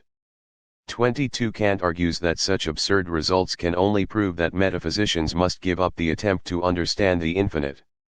Hegel will arrive at a very different conclusion. Praising Kant's discovery of the antinomies, he will complain that Kant only located 4 such pairs, when in fact there are indefinitely many more. What Kant discovered, according to Hegel, is the dialectic of reason, which can, at one and the same time, entertain opposing and even contradictory attitudes toward the world. This is not the place to explain and defend this much abused Hegelian thesis. 23 But it is important to remember that this notion of contradiction, the dialectic, and the infamous triad of thesis, antithesis, synthesis come straight out of Kant's first critique. With Kant's Copernican revolution, questions about the ultimate structure of the world become questions about the ultimate structure of our minds.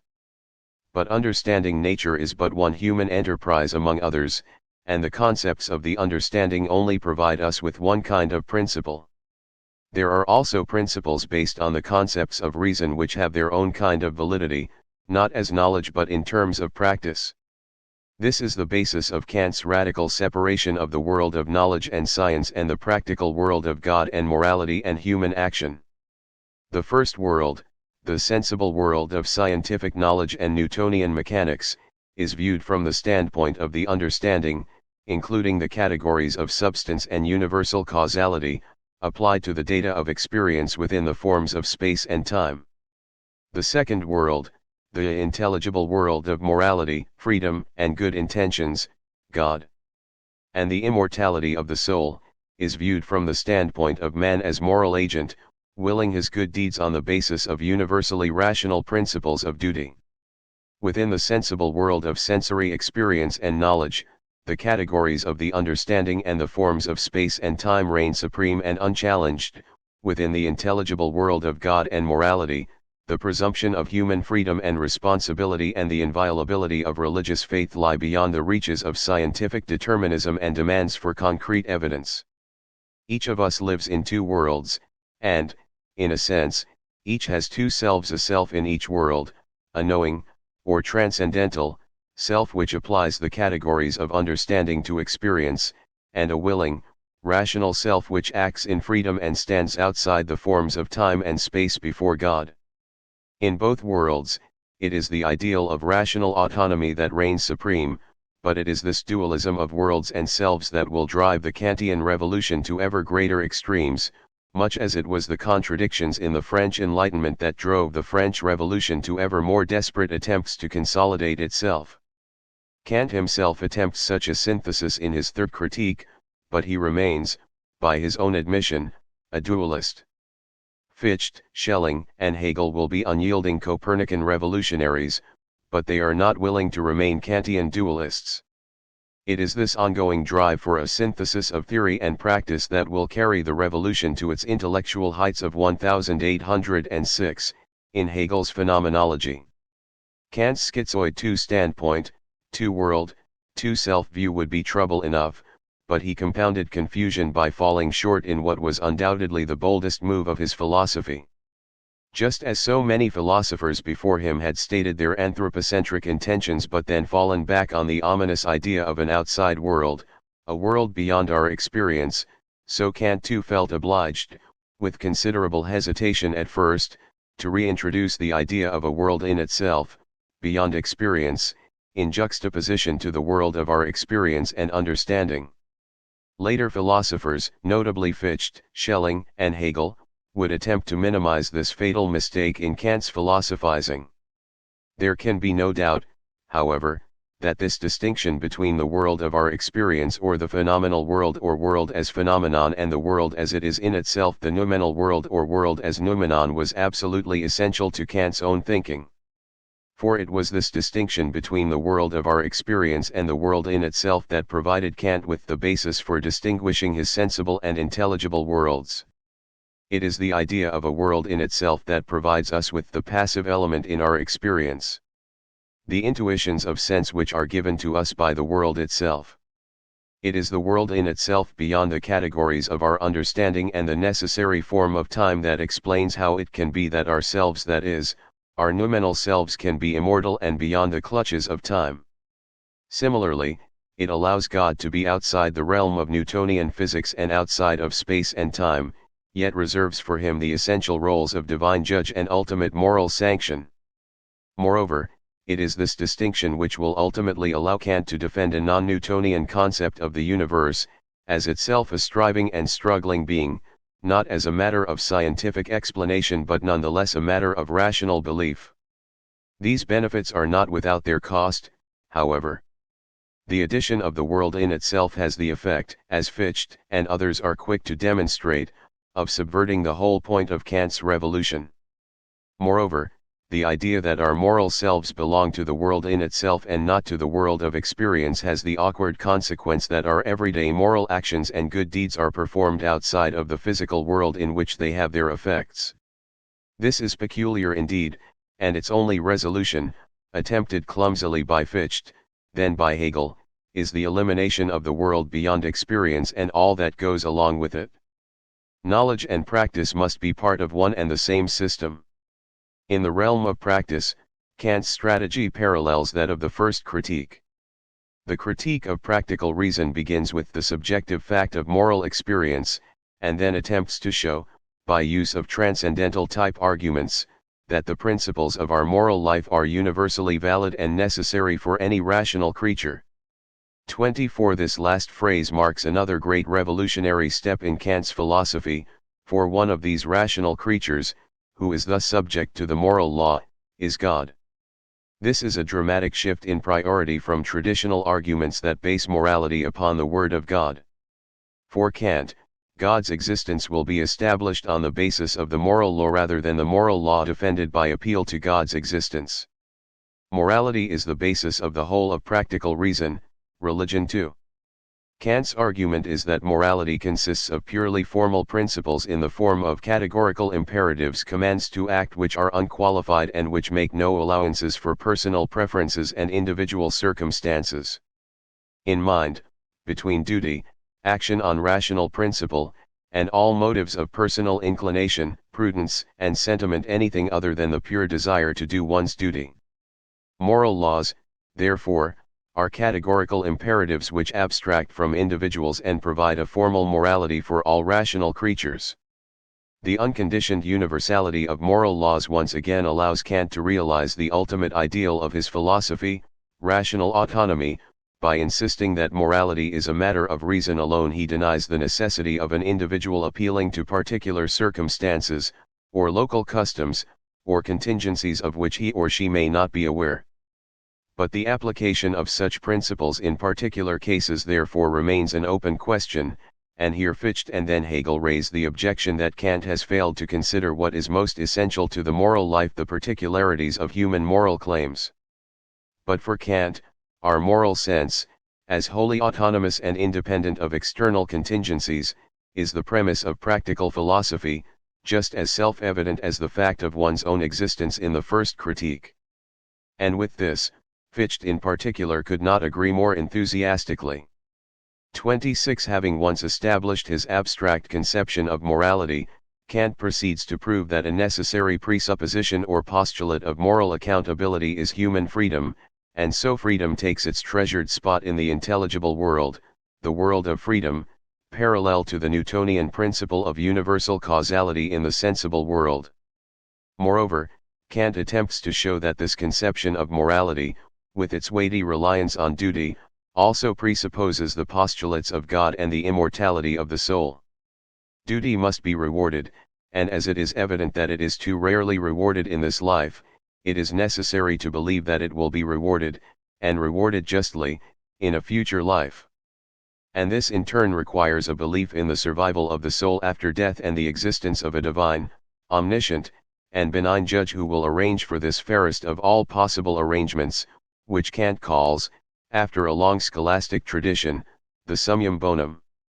27. It is at this point that the conception of an intelligible world outside of time is cashed in to defend Kant's faith in Christianity.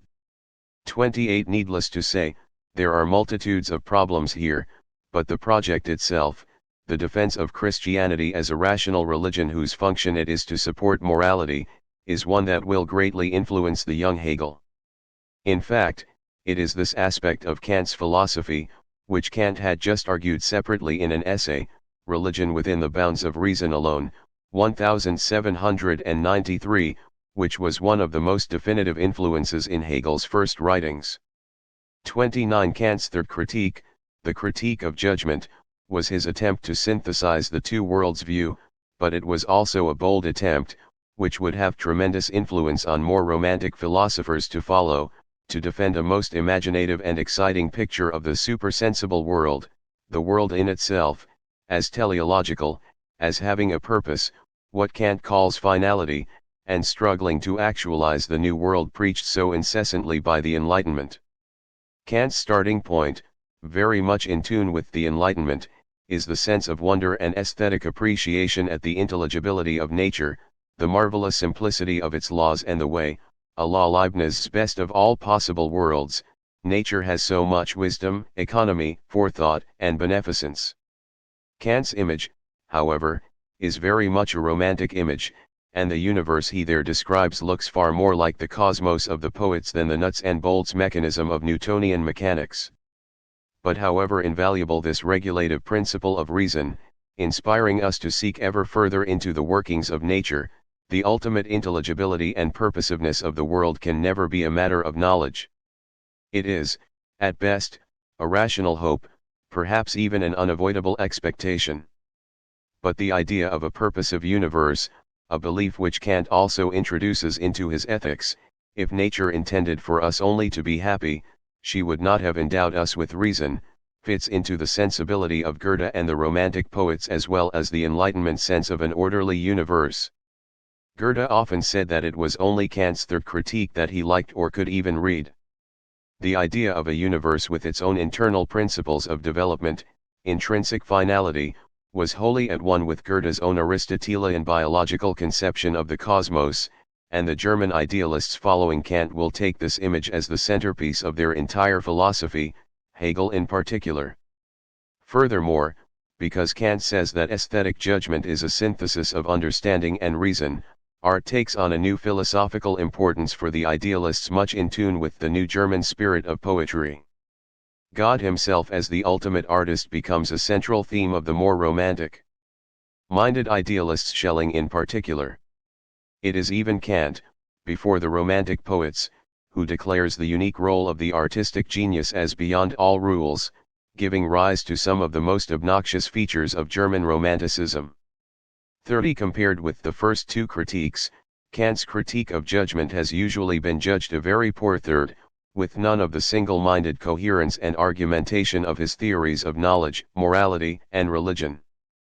But to the German idealists who follow him most immediately, the themes of the Third Critique are as influential as the other two. The regulative picture of a teleological universe, in particular, together with Goethe's powerful image of Bildung and the cosmic pretensions of the Romantic poets, would become the dominant image of the new century, not Kant's criticism, which belonged to an earlier age that could still believe in enlightenment pure and simple. 31. German idealism after Kant.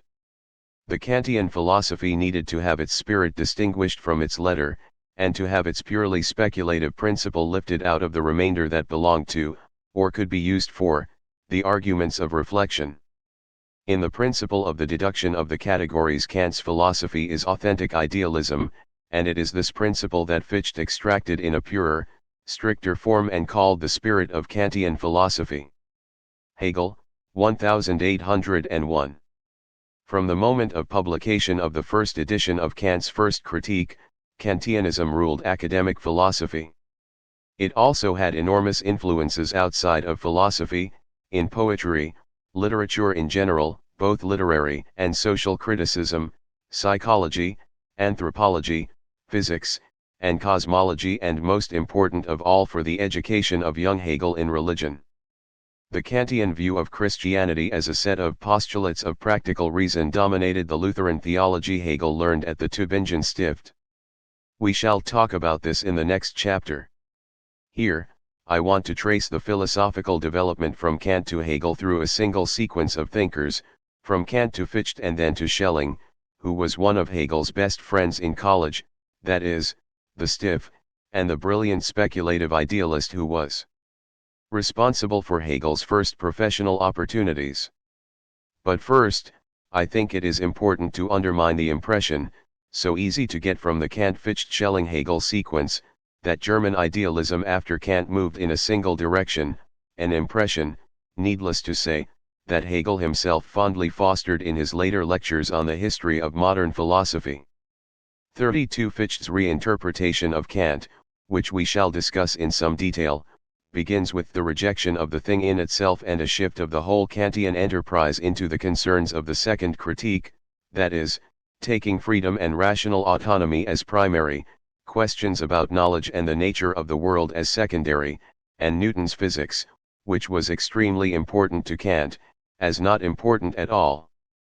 Fichte wholly rejected the view that we are, first of all, observers of the world, we are always moral agents, and everything about the world must be deduced from that starting point from our moral sense rather than from the facts of experience as such. 33. Indeed, the most striking feature of Fichte's idealism is his uncompromising rejection of all things passive in experience, the idea that there is a world outside of us, the idea that there is a manifold of intuition or set of sensations that we do not produce, the idea that the self, in any sense, is bound by rules and structures not of its own choosing. 34. Schelling adopts Fichte's ego-centered interpretation of Kant, but he adds to it the insistence that one could not simply exorcise Kant's vital concern in the first critique, ignore Newton and science and nature and relegate the whole of human experience to a postulate of practical reason.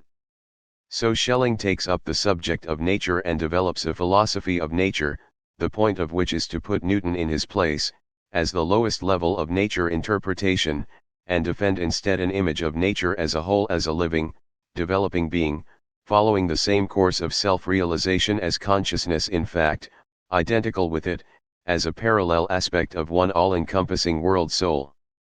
This was, of course, the image of Kant's third critique, interpreted by Schelling, as it was not by Kant, as the main point of the entire Kantian enterprise. 35. But at every point in its development, the idealist movement from Kant to Fichte to Schelling was opposed by an equally powerful realist interpretation of Kant and at odds as well with an extravagant romantic interpretation which, although it frequently borrowed from Fichte and Schelling, found these philosophers far too rational to share their enthusiasm for sheer feeling and inspiration, devoid of any attempt to formulate a philosophical system. Indeed, the idea of a philosophical system was itself a major point of controversy, and the call to systematize Kant, which was the shared aim of Fichte, Schelling, and Hegel, was first formulated by one of their arch-rivals, the rational realist Reinhold. 36. Karl Leonhard Reinhold, 1758–1823, proved himself to be one of the most loyal Kant interpreters. He rejected what he considered to be the one-sided and egomaniacal emphasis on self that he saw in the idealist interpretation of Kant, and he insisted on taking Kant at his word, to be providing the necessary conditions of experience. He did not reject the thing in itself, although he insisted that it could not be known in any sense. But he also insisted that the self, which provided the first premise for the idealist interpretation, could not be known either. He also joined with Kant, and against the idealists, in recognizing the passivity of intuitions, which he considered the given element in experience and its material content. A similar, commonsensical view was the more psychological interpretation of Kant by Jacob Friedrich Fries, 1773–1843. He called his view an anthropological interpretation and rejected what the idealists took to be utterly essential to their program, namely, the possibility of showing that the a priori or necessary conditions of experience could in some sense be demonstrated to be absolute. At most, one could show that certain principles were to be found in every finite mind. The idea of a transcendental deduction, therefore, culminating in the absolute and demonstrating the unconditional validity of any particular view of the world, would be impossible. 37. The philosopher Friedrich Heinrich Jacobi, 1743–1819, on the other hand, viewed Kant's enterprise as a demonstration of the limits of reason. Reason and understanding cannot grasp the true nature of the world, Jacobi argued, using Kant's own arguments against him. He accepted Kant's overall picture of the universe in the third critique, but disagreed that this picture could never be known to be true. But such knowledge, he argued, could never come through thought but only through simple feeling or belief, Glaube. Thus he too rejects the ambitious program of Reinhold, Fichte, and Schelling, to systematize Kant, for Kant cannot be systematized. Knowledge of the absolute is not a matter of reason, not a function of conceptualization, not a question of articulation.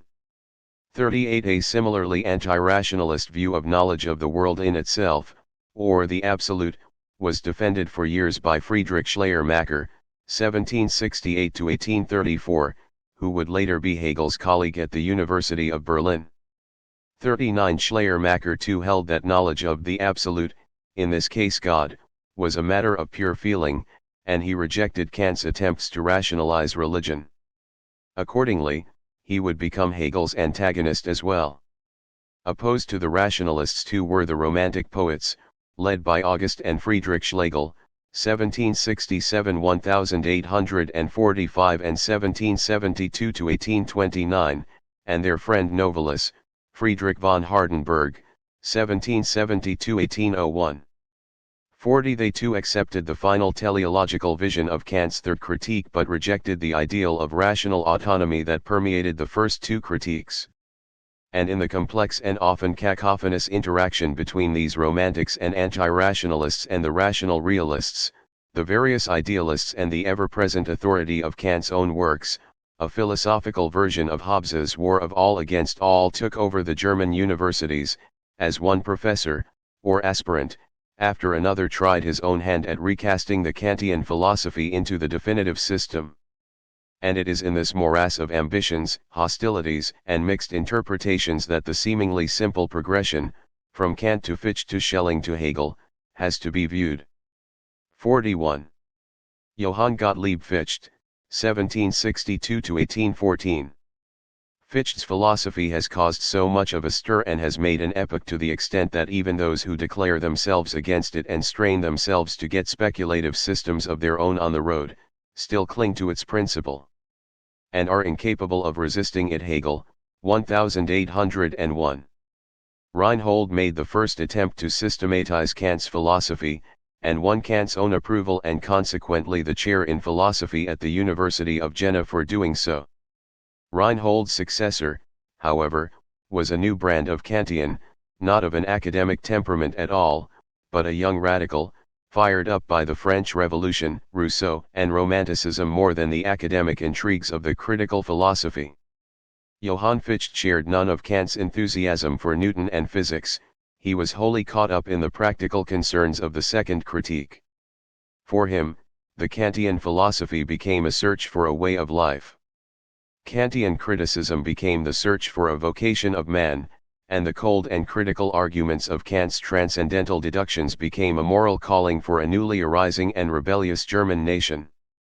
42. In 1791 Fichte made the long journey to East Prussia in order to visit Kant, and a year later he published a very Kantian book, Critique of All Revelation, 43, which so impressed the great philosopher and many others, who at first thought the book itself was by Kant, that he obtained the chair in philosophy at the University of Jena, in 1794. During this period, however, he also joined the Jacobin Club. He had a reputation as a Spinoza enthusiast, much impressed by pantheism even if Spinoza's determinism was antithetical to his activist temperament, and he became a popular, even notorious, teacher of a neo-Kantian ethic in which God emerged as not much more than the human moral order, taking Kant's reduction of religion to practical reason to its extreme, if not logical, conclusion. In 1799 he was fired from the university on a charge of atheism, no doubt because of his other radical activities as well.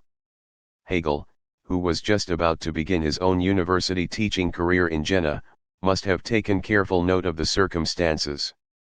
44. The technical purpose of Fichte's philosophy was to systematize Kant, as Reinhold had insisted, which meant to take the confusion of categories and principles of the critiques, including the uncomfortable split between nature and freedom, understanding and practical reason, and place them all in a single logical order, with an explicit first premise and deduction of all further principles. To do this would be to elevate the critical philosophy to science where science, Wissenschaft, would not be what we call science, i.e. a particular empirical method common to physics, chemistry, biology, and the social sciences, but the academic password of the period that meant, in effect, the most rigorous, thoughtful, and comprehensive treatment of the whole of human experience. Now in the beginning of this chapter, we pointed out that the purpose of a philosophical system, in general, was to provide an all-embracing account of reality, or, in German idealism, human consciousness in general. But Kant had failed to do this, Fichte and others complained, both because of the obscurity of the arguments of the first critique and because of the intolerable separation of knowledge and freedom, the world of experience and the world in itself. The third critique, however admirable, had not succeeded in bringing this system together, and so Fichte declared his purpose to be to complete Kant's efforts in a system, taking his cue from the words of the Critique of Pure Reason. The critical way alone is open, that this present century may succeed where all others failed, namely to give human reason complete satisfaction about that which has always engaged its curiosity, but so far in vain. B. 884, the complete satisfaction was a total system of reality, now viewed through the idealist lenses of the German philosophers, and the century was almost at its end. Thus Fichte announced his ambition to the world, to do what Kant had only begun, to represent the whole of the Kantian philosophy in a single logical system rather than two or three, and rigorously to deduce all the principles of knowledge and practice from a single premise. This, he claimed, was the spirit of Kant's philosophy even if it wasn't exactly its letter, and in 1794 he launched the first edition of his Wissenschaftslehre. 45 Kant's own reception of the work was less than enthusiastic. In fact, the Fichtean pretense of completing the critical philosophy became so widely accepted that, in 1799, Kant felt compelled to disclaim any affiliation with Fichte in a conspicuously nasty public notice. I must remark here that the assumption that I have intended to publish only a propedeutic to transcendental philosophy and not the actual system of this philosophy is incomprehensible to me. Such an intention could never have occurred to me, since I took the completeness of pure philosophy within the Critique of Pure Reason to be the best indication of the truth of my work. There is an Italian proverb, "May God protect us from our friends, and we shall watch out for our enemies ourselves." There are friends who mean well by us but who are doltish in choosing the means for promoting our ends. But there are also treacherous friends, deceitful, bent on our destruction while speaking the language of goodwill, aliud linca promptum, aliud pectori inclusum genera, who think one thing and say another, and one cannot be too cautious about such men and the snares they have set.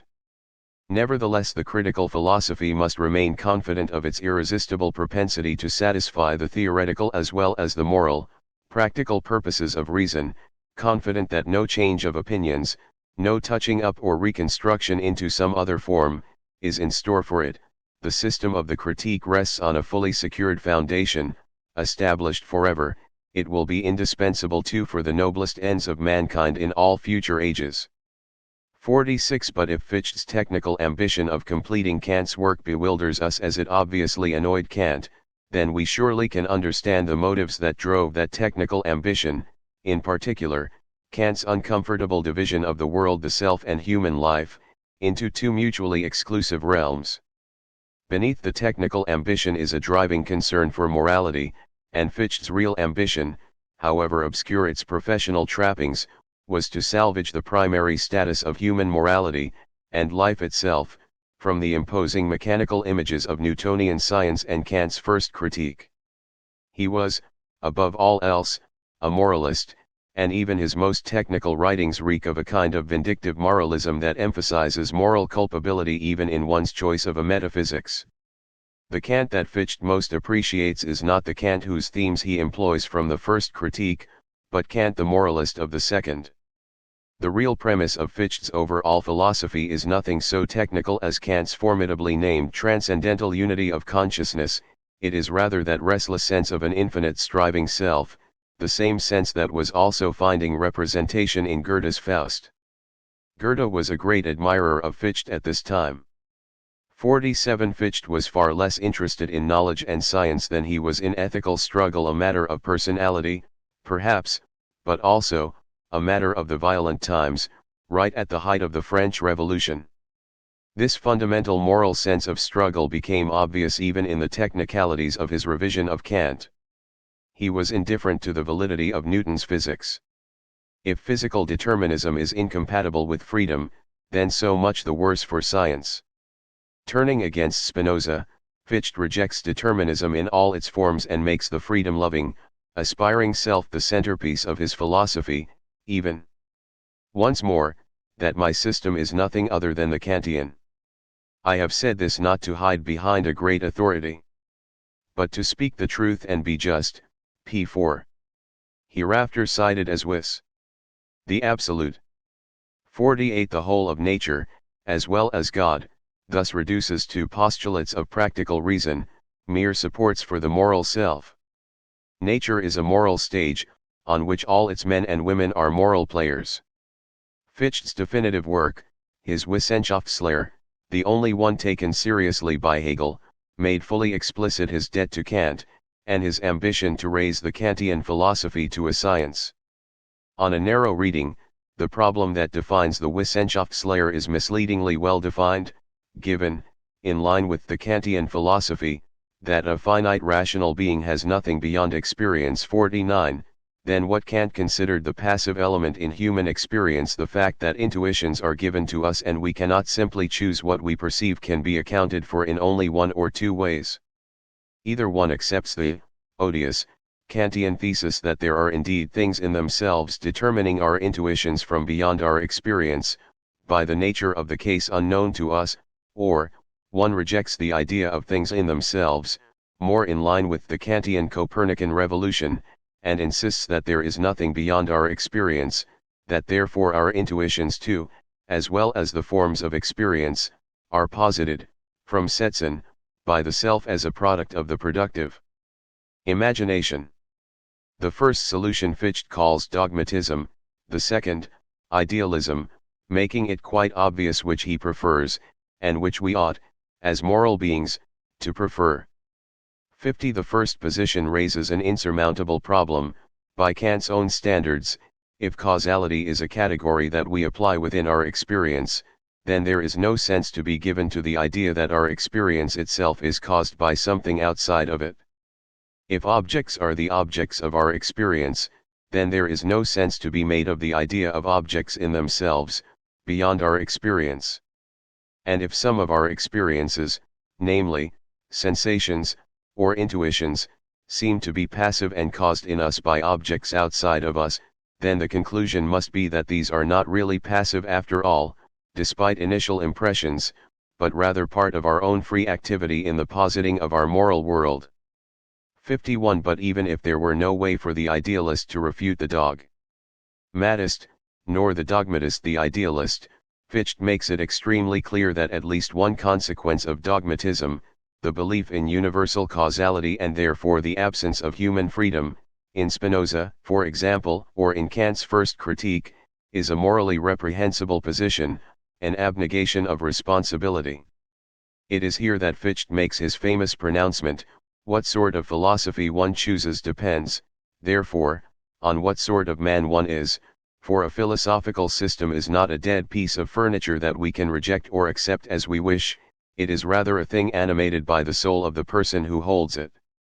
32. And leaving no doubt about the superiority of the idealist position, he adds, a person indolent by nature or dulled and distorted by mental servitude, learned luxury and vanity will never raise himself to the level of idealism.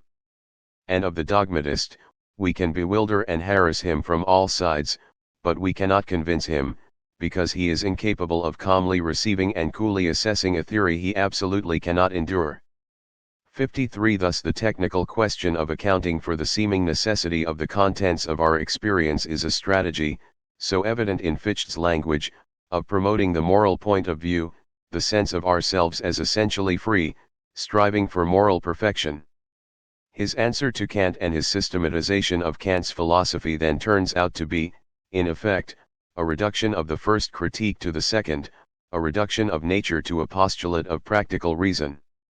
Nature, Fichte argues, is posited by us in order to act out our moral will. The two egos of Kant are reduced to one, the acting ego of the second critique, and the God who assures the moral order in Kant becomes in Fichte nothing more than that moral order itself, to be realized by the joint efforts of humanity. Later in his career, Fichte introduced baldly Christian images into his philosophy, the doctrine of Trinity and so forth, in order to re-establish himself as a Christian, i.e. respectable philosopher, after the Jena firing. But Christian language is almost wholly inconsistent with the rest of his philosophy, as Schelling objected, obviously imposed superficially on top of what is still largely an atheistic, or in any case pantheistic, moral view, which substitutes secular morality for faith in any religious sense. 54. Fichte's strategy is to recast Kant in systematic form by examining more critically than his mentor the premise upon which the whole theory is built, namely, the Cartesian premise of one's own existence, what Kant calls the transcendental unity of consciousness, and Fichte the positing of the ego. Neither Kant nor Descartes, Fichte argues, had an adequate conception of this ego or consciousness, and so their philosophies failed to make good their own greatest discovery, namely, the ego as the source of everything. Now Descartes had realized that the ego discovered in philosophical reflection could not be simply a person, that is, a physical being, wearing a turtleneck and blue blazer, a small mole on the right cheek. The ego so self-evidently necessary would have to be a thinking ego, a thinking thing, whose only necessary properties were those required for thought itself. But there was no doubt that Descartes continued to think of the I of his meditations as a personal I, an individual I, distinct from other Is and from the things of the physical world.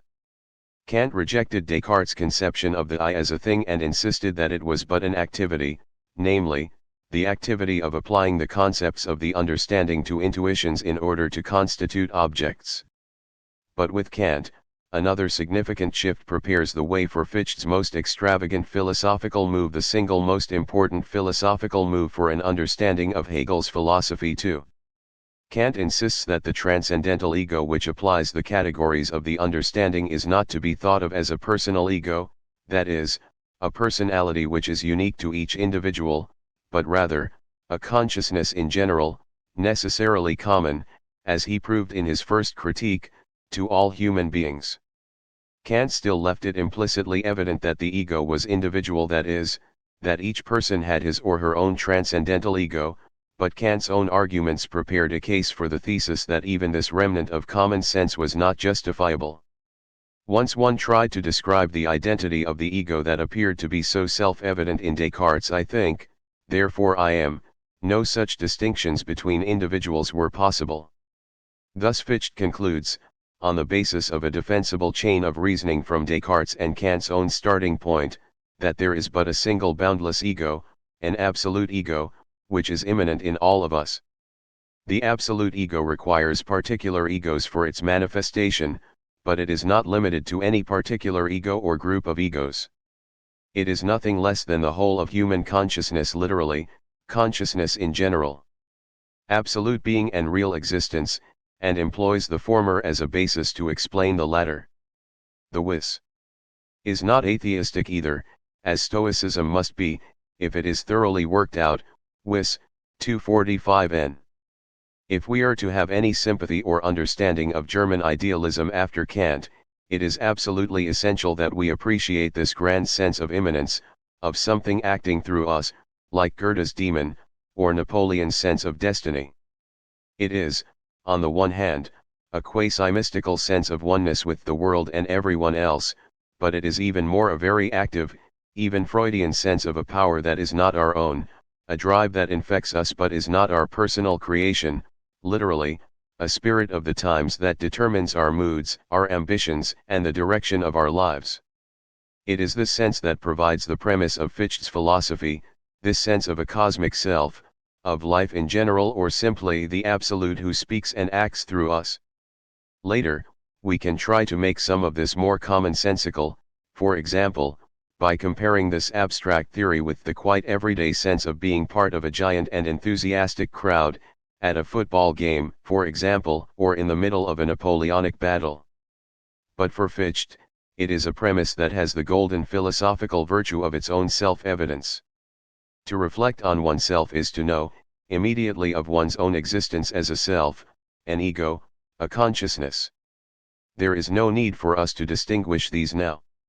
This simple intellectual intuition, wrought by any philosopher or philosophy student who takes a moment to take the trouble, is the beginning of all true knowledge, and everything else is but a consequence to be deduced from it. 55. If there is, at the basis of all philosophy, this one grand cosmic self, what must it be like?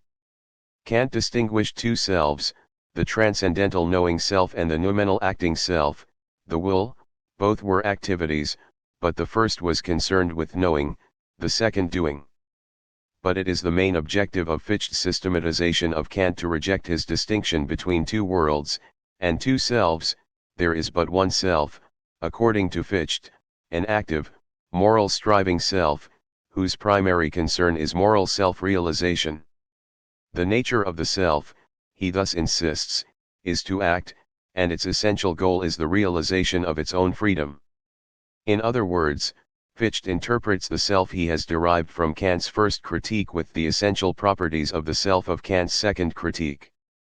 On the one hand, the self is transcendental, whose philosophical premise is its own intuition of itself, but, on the other hand, it is primarily a moral self, free in itself, who subsumes even knowledge, particularly self-knowledge, to its moral struggles.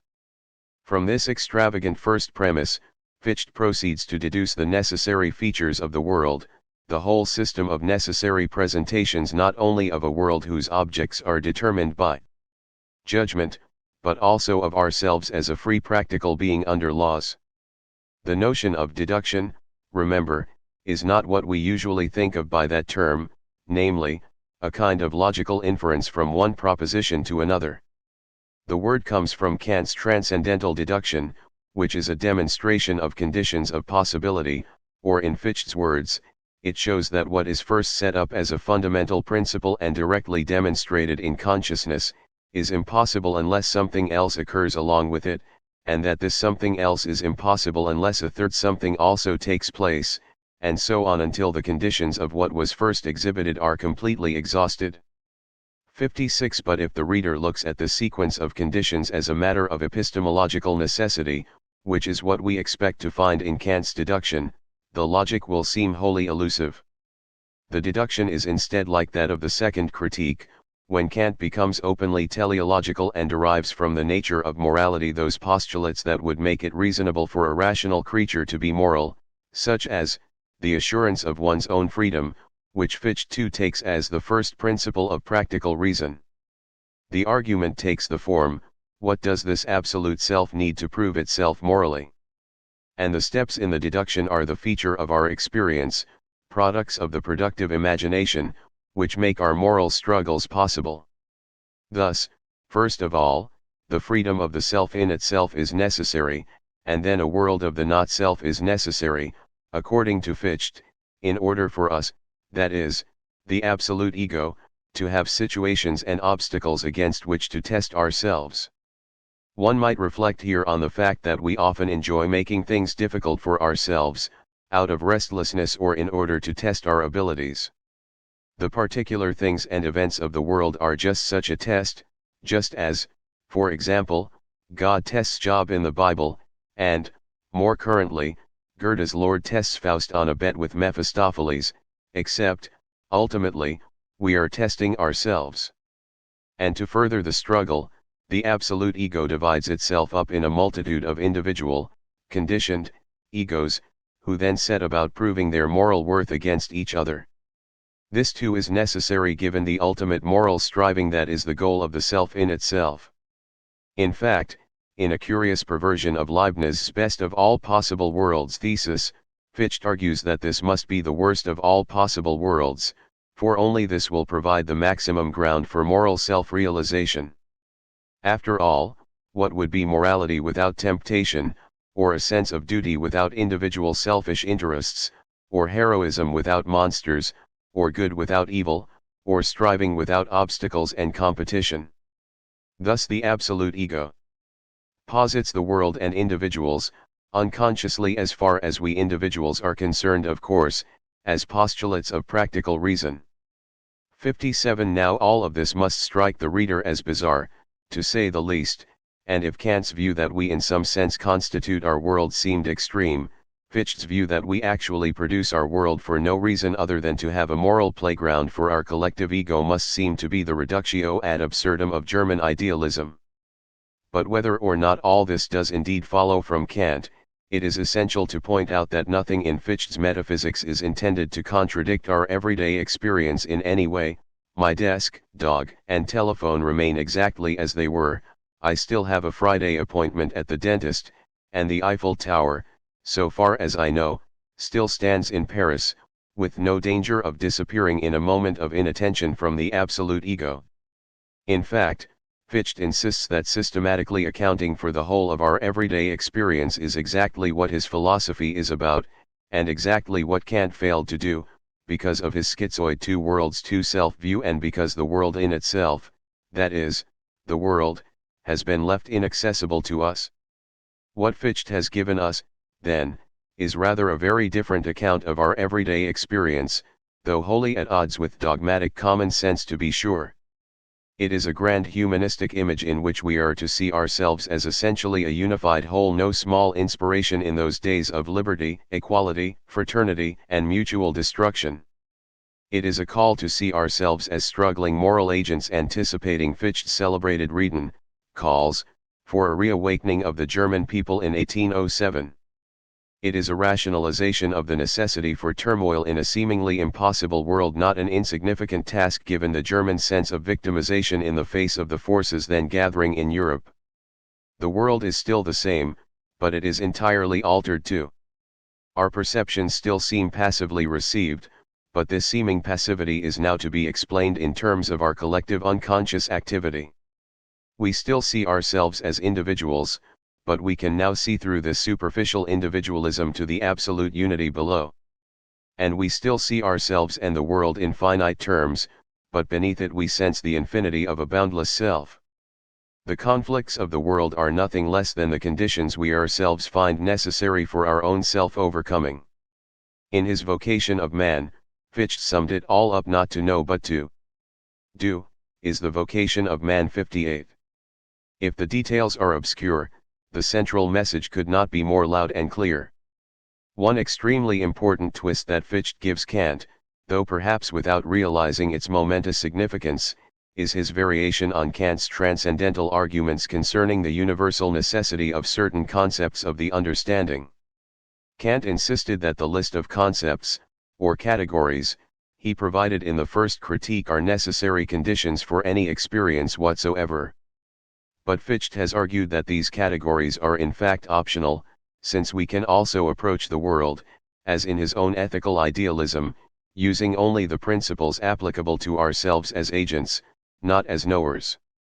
Now we have already seen how Fichte uses this conflict between Kant's first two critiques as a way of promoting his own practical views, but there is another consequence of ultimately greater importance. If we provide the structures or rules to our experience through our imaginative understanding, as Kant had argued, then might it not be the case that we could provide alternative sets of imaginative structures or rules to experience, for example, the laws of practical reason? Thus there are at least two sets of structures of reality, which Fichte characterizes as dogmatism and idealism respectively.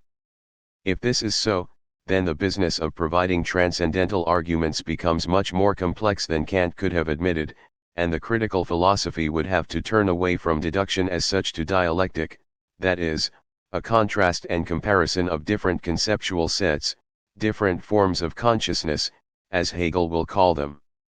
In his later works, Fichte desperately tried to make comprehensible the difficult idealism of his Wissenschaftslehre, without much success.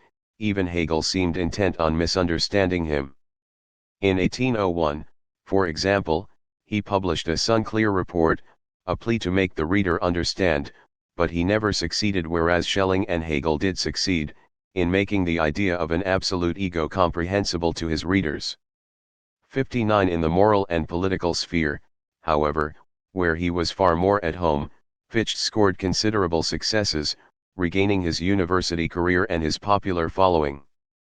He defended an orthodox Kantian morality of duty and practical reason, with the one crucial variation that, just as he had attacked the distinction between nature and freedom in Kant, so too he rejected the unhealthy split between desire and duty, and sought to combine the personal and the impersonal in the inner voice of conscience. 60. He developed the thesis, also defended by Kant, that the purpose of history was the development of human freedom through reason, soon to be picked up most famously by Hegel. In his political writing, the influence of Rousseau was always obvious, and he stressed the role of the state in providing moral education to its citizens as its only real duty. Once this task is completed, he argued, anticipating Marx and, more immediately, echoing Schiller, the state would wither away. He developed some of the first theories of German socialism, and in accordance with his metaphysics of the general self, he defended a strong sense of authoritarianism and had virtually no sympathy for democracy. Finally, in his most famous performance, he delivered his Addresses to the German Nation in 1807-8, in which his increasing sense of aggressive cultural nationalism combined with his charismatic oratory to generally inspire that sense of the German cultural mission which had begun with Goethe and Schiller the decade before, anticipating the strong sense of German nationalism that was soon to pervade the stateless nation and see its first action in the wars of liberation against Napoleon. Toward the end of the Napoleonic era, Fichte was appointed Dean of Philosophy and then rector of the newly established University of Berlin. He died in 1814, living long enough to see the Battle of Nations and the collapse of Napoleon's empire. His subsequent reputation in Germany was largely due to his influence on politics, which were unsuccessful for another half-century, and German Romanticism, which in fact he despised. He considered his own importance far more dependent upon his development of Kant's philosophy and his forging an ideology out of the dried bones of academic philosophy. As Hegel privately wrote to Schelling in 1795, "I am sorry for Fichte, beer glasses and patriotic swords have resisted the force of his spirit, perhaps he would have accomplished more if he had left them to their brutality and had only attempted to educate a quiet, select little group." 61. Friedrich Wilhelm Joseph von Schelling, 1775-1854, and Das Romantik.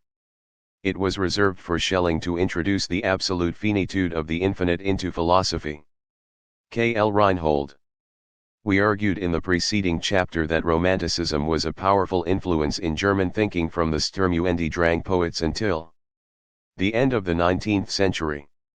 Generally conceived, Romanticism was the emphasis on passion, inspiration, change, and conflict, a near worship of genius and an almost religious celebration of the arts. In Germany, it was also cultural nationalism. This broad characterization includes both Fichte and Hegel as well as Goethe and Schiller, despite the fact that all four authors denounced Romanticism as such, as empty, sickly, and worse. The confusion is this: at the turn of the 19th century, Romanticism became narrowly defined as a very specific movement, appropriated by Friedrich Schlegel, his brother, and his friends, and it was against this narrow and sometimes embarrassing conception that Goethe declared Romanticism sickly and insisted on himself as classicist. It was against the inarticulate emulation of intuition of this group that Fichte and later Hegel turned their scorn. In the broader sense, we should say that all of these figures were kin to Romanticism if not a definitive part of it. But in the narrow sense, Romanticism is an extremely limited movement whose main consequence in Germany was to render a once informative word completely useless. Schlegel defined Romanticism as a search for the infinite and the spirit of modern poetry. The emphasis was on genius and cosmic inspiration, the right of the artist to break all the rules, and follow himself, but in doing so express the absolute. Unfortunately, the movement contained few if any geniuses, and their own theories rendered their cosmic consciousness as obscure pretentiousness. Nevertheless, in 1800 Germany needed a renewed Romanticism, even if not necessarily Romanticism. The innocent enthusiasm of the Sturm-und-Drang movement was no longer appropriate in this post-revolutionary, increasingly threatening world. The sentimental world of Goethe's Werther and the atavistic nobility of Schiller's robbers had been replaced by the demand for a very different kind of virtue, in part because of the enormous political tension now so evident throughout Europe, in part because of the new philosophies Kant's and Fichte's in particular. 62 Unfortunately, Romanticism was a worldview without a backbone, an inarticulate philosophy that needed a structure and a spokesman. It was no easy search, given that the very nature of the movement denied philosophy its established role in the search for truth and instead substituted intuition and inspiration. The new Romantics turned at first to Fichte, beneath whose austere and obscure Kantian reformulations they perceived his dynamic picture of the world as absolute ego, which much appealed to them, the emphasis on the productive imagination perfectly suited to poetic creativity, and that arrogant moralism that made him their kindred spirit. The poet Novalis, for example, reinterpreted Fichte's ethical idealism as a creative or magical idealism, and, following Fichte's ethical writings, defined himself as one of those beautiful souls whose personal free spirit was in perfect tune with the absolute. Hegel would parody Novalis in particular in the Phenomenology. The Schlegel brothers turned Fichte's intuition of the absolute self into a justification for their own role as spokesman for the absolute, and in place of Fichte's unswerving moralism, they substituted an amoral philosophy of art, declaring the individual work of art to be the absolute represented in finite form. Philosophy in general thus became a matter of inspired intuition, not articulation, where Fichte had insisted that it be a deductive science. Accordingly, Fichte repudiated the movement in his lectures on the characteristics of the present age, just as Hegel was to do a year or so later, and insulted most of its main proponents. Meanwhile, the movement had found other defenders. Friedrich Jacobi, the student of Kant who pursued the negative side of Kant's arguments, that we could not know the world in itself, to the conclusion that we could intuit the world in itself, including God, only through feeling and intuition. And Friedrich Schleiermacher, who also argued that religious belief had only to do with religious feelings, convictions of the heart. He analyzed these feelings, in turn, as a sense of dependence, prompting Hegel to remark that a dog would make an ideal Christian, on Schleiermacher's view. But Schleiermacher was only a preacher, and Jacobi thought the whole of science is only a game. 63. The champion of Romanticism, therefore, turned out to be Schelling, who was also an intimate member of the Romantic circle in Jena. He later married the elder Schlegel's wife. After a short period of scandal. 64, Friedrich Schelling had been a protégé of Fichte, and his first works were unabashedly Fichtean, with titles like On the I as the Principle of Philosophy of 1795. He too saw himself as completing and systematizing Kant's philosophy, raising it to a science, but he also thought that Fichte had failed to do so. Fichte had overemphasized the practical to the exclusion of the theoretical, according to Schelling, and he had ignored Kant's own attempts at a synthesis in his third critique. The main themes of Schelling's philosophy, we may say, are the themes of Kant's critique of judgment, the role of art in synthesizing the natural and the practical, understanding and reason, and the teleological view of the universe as a whole, the ultimate finality of nature. Schelling never achieved a single philosophical system, like Fichte and Hegel, and perhaps this was one of the reasons he did not endure as a major figure in the history of philosophy, despite the fact that he anticipated almost all of Hegel's main themes. Historians of philosophy like single philosophies, or at most two, the early and the later, but Schelling was publishing a different system every year in the last decade of the century, prompting Hegel to comment that he was educating himself in public. 65. It was a comment prompted by jealousy, for Schelling, although 5 years younger than his college friends, had already published 6 books and held a chair in philosophy when he was only 23. But it was true that he changed his mind on major issues almost yearly, and however that may attest to a certain liveliness and open-mindedness, it did betray a certain flirtatiousness with the absolute that the Germans, looking for some ideological stability, could not long tolerate. The key to Schelling's philosophy or philosophies is the absolute, or what he often calls infinity. The words strike us as arrogant and extravagant, but what they actually mean is more modest. Absolute means simply without qualification, undivided. Infinity means complete or self-contained. In Hegel's logic, years later, he would introduce his famous distinction between the genuine infinite, which is autonomous and self-contained, and the spurious infinite, which simply goes on and on and on. It is important to remember that the complex mathematics of infinity did not begin until the late 19th century with Cantor, so Schelling's and Hegel's use of the term is much more primitive than ours. 66.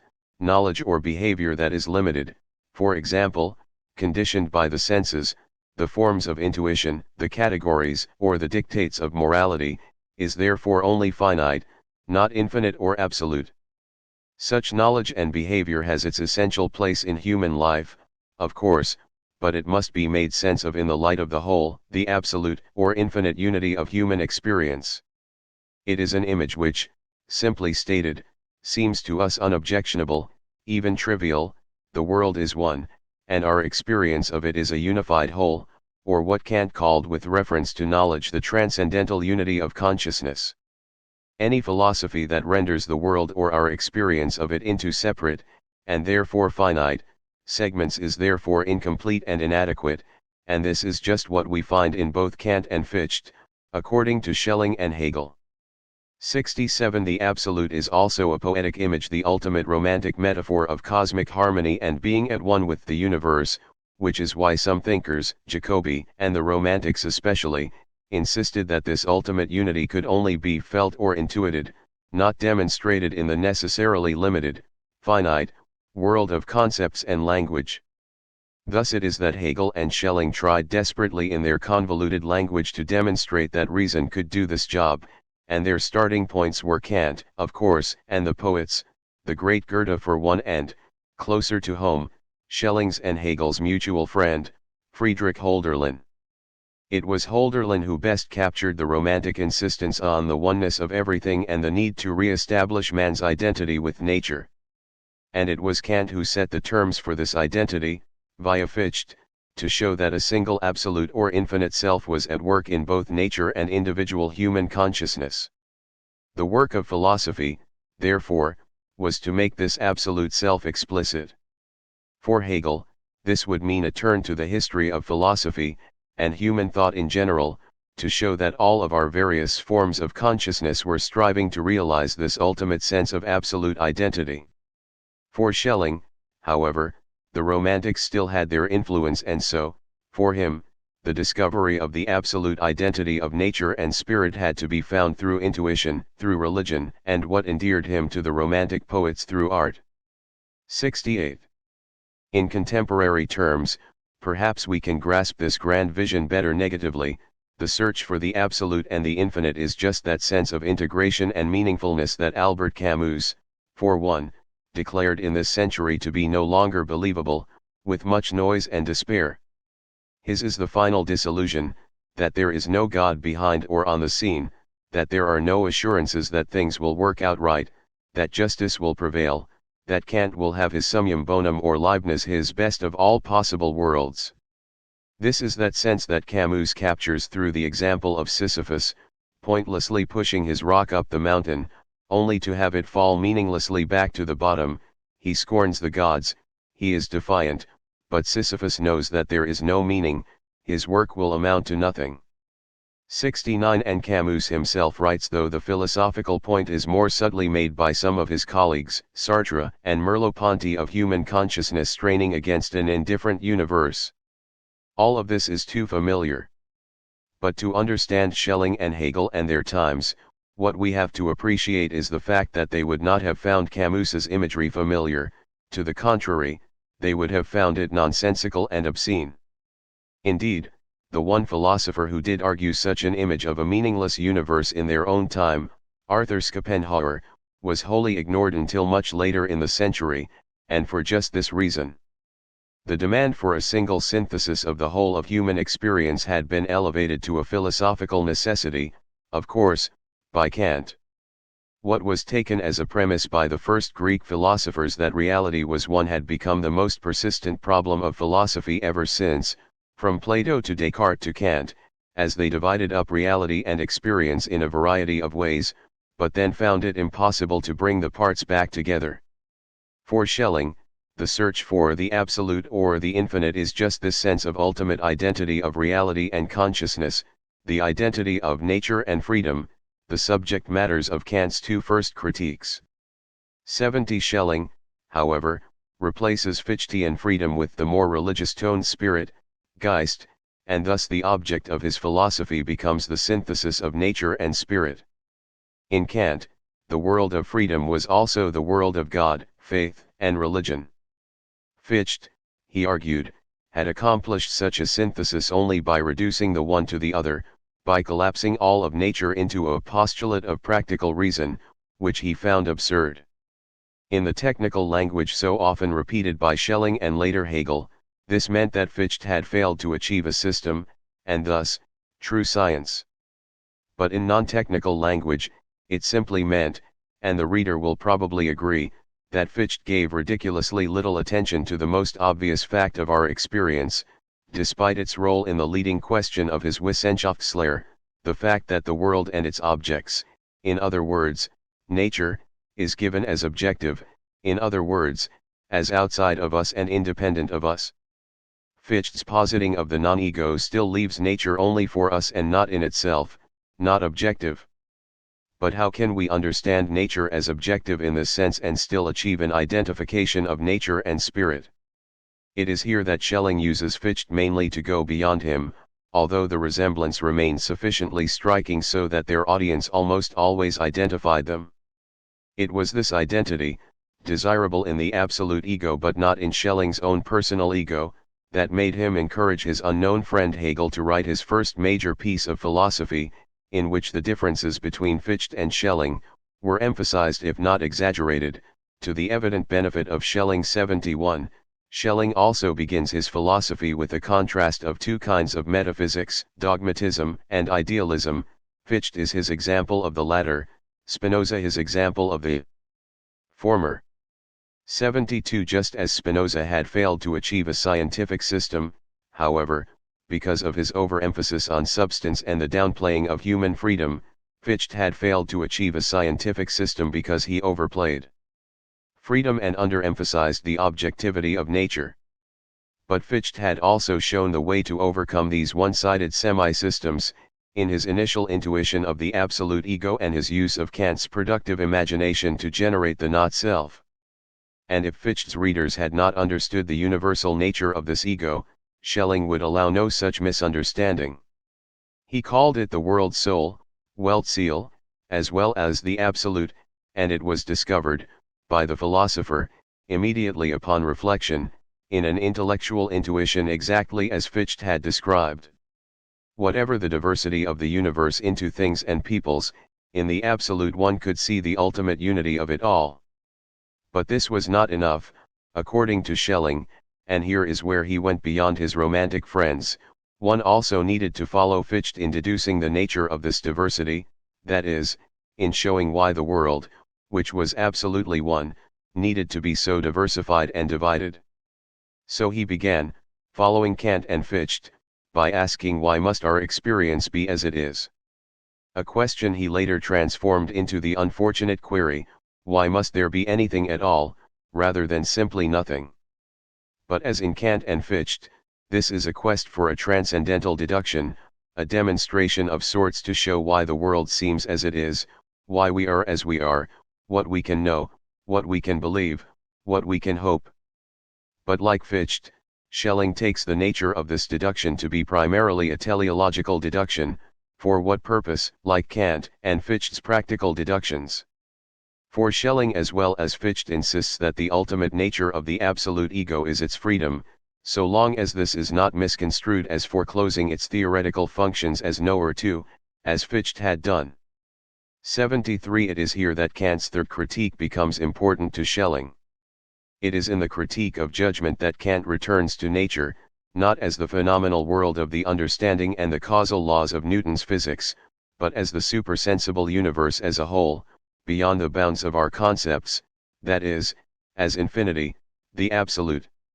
It is here that Kant argues, as he had not in the first critique, that the world must be rationally believed to be purposive, to be ordered, to be harmonious, even if we could never know this. Schelling's move, then, is to take this regulative idea, as Kant called it, and claim it as a centerpiece of knowledge, not the kind of knowledge that comes from the understanding, but, even more important, the kind that comes from reason. Hegel will distinguish these as reflective versus speculative philosophy. This may seem a small and largely terminological move. Kant said this idea could be justified by reason but not known to REA. Sun itself, but it is the key epistemological move from Kant to Hegel, clumsily anticipated by Fichte, who gave too little attention to the concept of knowledge as such, completed by Schelling, and picked up by Hegel. The immediate logical consequence, of course, was that we could know, after all, the world as it is in itself, not the world outside of our experience. They all agreed with Kant on that, but the ultimate unity of the world at the base of our experience, which Kant called the transcendental unity of consciousness, and Fichte and Schelling, Jacobi too, our intuition of the absolute. Our intuition of the absolute self, argued Schelling in particular, was not just self-reflection, it was an insight into the unity of ourselves with nature too. Schelling's premise, Hegel's too, was that we could understand ourselves only as well as we understood nature. Fichte had almost seen this, but he misconstrued the identity by, in effect, denying the independence of nature. But nature, according to Schelling, is nothing other than slumbering spirit. It is the unconscious self-production of the absolute, observed or contemplated by reason. 74. One can, for specific purposes, consider the one independently of the other. Hegel, subjective subject-object versus objective subject-object. But this is always an abstraction, in the sense of an artificial separation of an integral whole, and it is that immediate philosophical intuition, that is so much the anchor of Romantic poetry as well as Schelling's philosophy, which will never let us forget that essential fact. Because Fichte had placed so much emphasis on the freedom side of the absolute, Schelling dedicated most of his efforts to developing the nature side. He initiates what he called the philosophy of nature, or what today we would call the philosophy of science. Today this would be concerned mainly with methods, while Schelling was concerned almost wholly with the teleology of science, or what we might call creative evolution, the purpose of the laws of nature, not just as logically necessary conditions for one another but as temporal stages in cosmic development. Schelling's deductions then took the form of an ordering of the various forms of science, just as Darwin, a half-century later, would order the various species of living nature. But Schelling would not have abided the causal view of natural selection advocated by Darwin, for he firmly believed in a purposive order implanted within nature, a design, as Kant had argued, and ultimately, the Aristotelian telos of cosmic self-revelation. 75 For Schelling, as for some contemporary relativity theorists, the end of the world is its own recognition of itself. 76 Ultimately, it is nothing other than its own view of itself. But this does not mean, for Schelling especially, that nature is not objective, exists only in our individual minds, or is in any sense not real. But it is our collective participation in the life of the universe that makes it real, the categories of reason that make it rational. Kant argued that the order of nature gave us a particular pleasure that he called aesthetic, a certain delight in design and meaningfulness which every scientist and bird and flower lover knows so well. 77 Art in general, Kant argued, was the synthesis of nature, let us say the marble a sculptor uses in his work, and freedom the imaginative work the artist uses to shape the stone. Art combined the understanding, knowing how the laws of everyday physics apply to the carving of marble, for example, and reason, which provided the unique insights and inspiration to make this a work of art, a personal expression, instead of a standardized piece of factory statuary. Schelling and the Romantics take this view of Kant's, and in particular Kant's celebration of the genius that is necessary to achieve this uniqueness, and argue that the work of art is nothing less than the absolute realized in a finite example. Schelling goes much further, he identifies the absolute itself with just such an act of creation, namely self-creation, since as absolute there can be nothing other than itself to create it. The absolute creating itself, God creating himself, is the ultimate image of Schelling's philosophy, the progression of the universe as a whole through various stages culminating in its own recognition of itself as the universe, that is, by Schelling and his romantic friends. It is an extravagantly edifying view of the cosmos, our life is its art. 78. But, apart from such an image, there was no way actually to describe this unified self-creation. One could only, if sufficiently sensitive, see it, in accordance with the new idealist romantic philosophy. Thus the end product of Schelling's philosophy was to silence the philosopher, much as Wittgenstein was to do 100 years later, whereof one cannot speak, one should remain silent. But Schelling did not remain silent, and Hegel, offended by the suggestion that there was nothing more for him to say, turned bitterly on this aspect of Schelling's philosophy in the Phenomenology. But the bulk of Schelling's views, we may anticipate, would be imported wholesale throughout Hegel's first real book. We might say that the skeleton of Hegel's system was not much more than the bones of Schelling's various systems, connected together and given flesh and life by Hegel's unique synthetic genius. 79. Since this is a book about Hegel, who has received considerable recognition, it may be fitting to give a passing moment's credit to Schelling, for whose unrecognized significance a tear or two must be shed. He was a self-declared genius, and possibly he was one. He was the most sensitive of spirits, appropriate to his role as romantic sage. He was a solid philosopher of breathtaking quickness and range, digesting every idea in sight and making it ready for Hegel's easy assimilation. He was an articulate spokesman and an elegant lecturer, unlike Hegel. Hegel's students described his lecturing style as exhausted, morose. His constant clearing of his throat and coughing interrupting any flow of speech. But Schelling never could get his precocious systems into a final order, and he was crushed by the rapid ascent of his much slower roommate to the pinnacle of philosophical fame. I can say of Hegel and his followers that they are eating my bread, he complained years later. But then again, he also accused Fichte of plagiarism when it became evident that his teacher, whom he had imitated, agreed with him, and it is probably true that Schelling could never have done what Hegel did do, forge a singularly powerful system that could define the consciousness of an age. As Hegel's student, Heinrich Heine defended his teacher after meeting Schelling in Munich. He was pushed ignominiously from the throne of thought. Hegel, his majordomo, took the crown from his head and shaved his hair, and the dispatched Schelling now lives like a miserable monk in Munich. In Munich, I heard Herr Schelling, when I met him accidentally, speak of Hegel who had taken his ideas, and it is my ideas that he has taken, and again my ideas was the constant refrain of the poor man. Nothing could be more ridiculous than the claim that one owns ideas. Hegel, to be sure, used very many Schellingian ideas in his philosophy, but Herr Schelling after all would never have been able to make anything of these ideas. He always merely philosophized but would never have been able to offer a philosophy. Schelling got his revenge. After Hegel's death, he was invited back to Berlin to combat the leftist clamoring of the young Hegelians, including the young Karl Marx, then a student at the university. His anti-Hegelian lectures inspired at least one of his students, Søren Kierkegaard, to pursue further the attack on Hegel from the side of religious orthodoxy, but the same lectures evidently inspired at least two other students, Friedrich Engels and Michael Bakunin, to attack the Hegelian philosophy, and Schelling too, from precisely the opposite direction. The difference between Fichte's and Schelling's system of philosophy. If the formal task of philosophy is taken to be the suspension of dichotomy, reason may try to solve it by nullifying one of the opposites and exalting the other into something infinite. This in effect is what happened in Fichte's system. The principle of identity is the absolute principle of Schelling's system as a whole.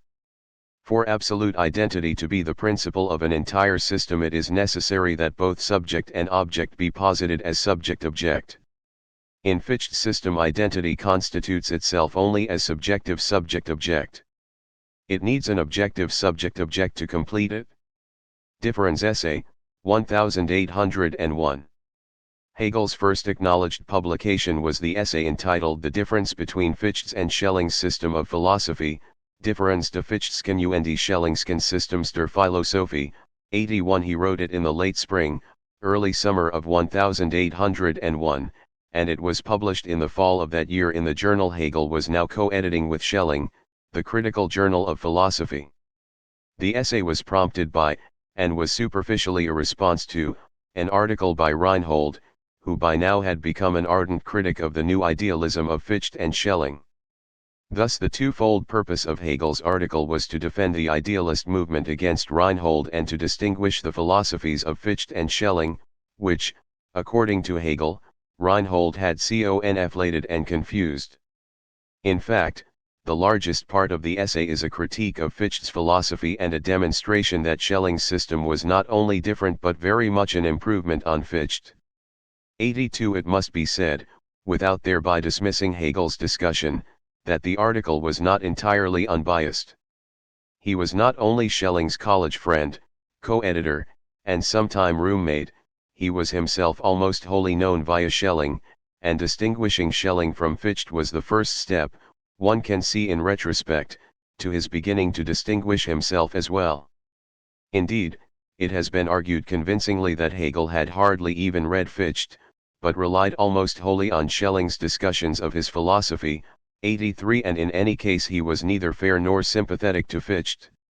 84. The criticisms themselves were familiar enough, Schelling had made them already. The main complaint was that Fichte had promised a system but had not fulfilled that promise. The conclusion of Fichte's philosophy is a perpetual struggle of ego and world, an absolute opposition rather than an absolute identity. Thus Schelling had criticized Fichte for his neglect of the philosophy of nature and attempted to provide a unified system. Indeed, it cannot be stressed too much that this ideal of unity was not only the criterion Schelling and Hegel used to determine whether a philosophy was systematic or not, it was the very condition of human reason as such, the purpose of every philosophy, whether knowingly or not. In the Differenz essay, Hegel writes, the sole interest of reason is to suspend. Antitheses 85. The name Schelling had given to this ultimate philosophical unity was identitat philosophy, the name Hegel gives to the same ideal is speculative philosophy, literally, to see the whole. Philosophies which were not concerned with the whole, not speculative, or which failed to transcend the finite, limited, they called reflective. Where Fichte had failed and Schelling succeeded, according to Hegel in 1801, was in actually working out a system in which this ideal unity was completed. 86. Of the Differenz essay, Hegel insisted that it was external treatment of the two philosophers, an examination from the outside in which they were weighed and compared, but without any attempt to get inside their systems and see where they lead. This is what Hegel would do some 5 years later, in the Phenomenology, when he would add his own system to the history of German idealism as a synthesis and improvement upon both of them. 87. Chapter 3. Younger Hegel. The great form of the world spirit that has come to cognizance of itself in the philosophies of Kant, Fichte, and Jacobi is the principle of the North, and from the religious point of view, of Protestantism. This principle is subjectivity, for which beauty and truth present themselves in feelings and persuasions, in love and intellect. Religion builds its temples and altars in the heart of the individual. Faith and Knowledge, 1802. Hegel did not write nor evidently even think about philosophy as a professional until he was in his 30s. The abstract defender of the absolute was once a student who disdained dead concepts, mere ideas. Despite the time he spent with Schelling, he thought his friend's thinking too theoretical, and though he studied in the Tübingen seminary, the Stift, for 5 years, he despised theology. He preferred the concrete questions of history and his ancient studies of Periclean Athens and the world of the Old and the New Testament. He was a competent college student, as one might say in an honest but unflattering letter of recommendation, but he was also a prankster and a rebel, and like most of his classmates he was an enthusiastic follower of the ongoing revolution in France. Like most of his classmates too, he used his detailed knowledge of the classics to draw an obvious contrast between the sun-bright harmonies of ancient Greece and the pseudo-Enlightenment pedantry of the Tübingen seminary. The more pagan elements of our own universities still refer to themselves as Greeks, but unlike them, Hegel and his friends took this identity very seriously. By the time he graduated from the gymnasium, Hegel had read extensively in ancient Greek history, literature, and philosophy. This ancient Athenian ideal, and its contrast with contemporary Christian Germany, would be the focus of Hegel's early studies and writings, during his years in Tübingen, 1788–93, through his years in Switzerland, 1793–96, and in Frankfurt with his friend Hölderlin, 1796–1800. Throughout his career, this image of the ancient polis would remain an ideal against which all claims to happiness and human reason must prove themselves. Hegel's early writings are completely lacking in the heady questions about the nature of knowledge, the unity of the universe, and the labyrinthian complexities of human consciousness. Insofar as he shows the influence of philosophers, it is Plato and Aristotle, as moralists, not metaphysicians, and Jean-Jacques Rousseau, Émile, not the social contract, who are his models. He had read both Kant and Fichte, but their influence on Hegel was almost entirely limited to their writings on religion. The revolutionary effects of their overall philosophies seemed not yet to affect him.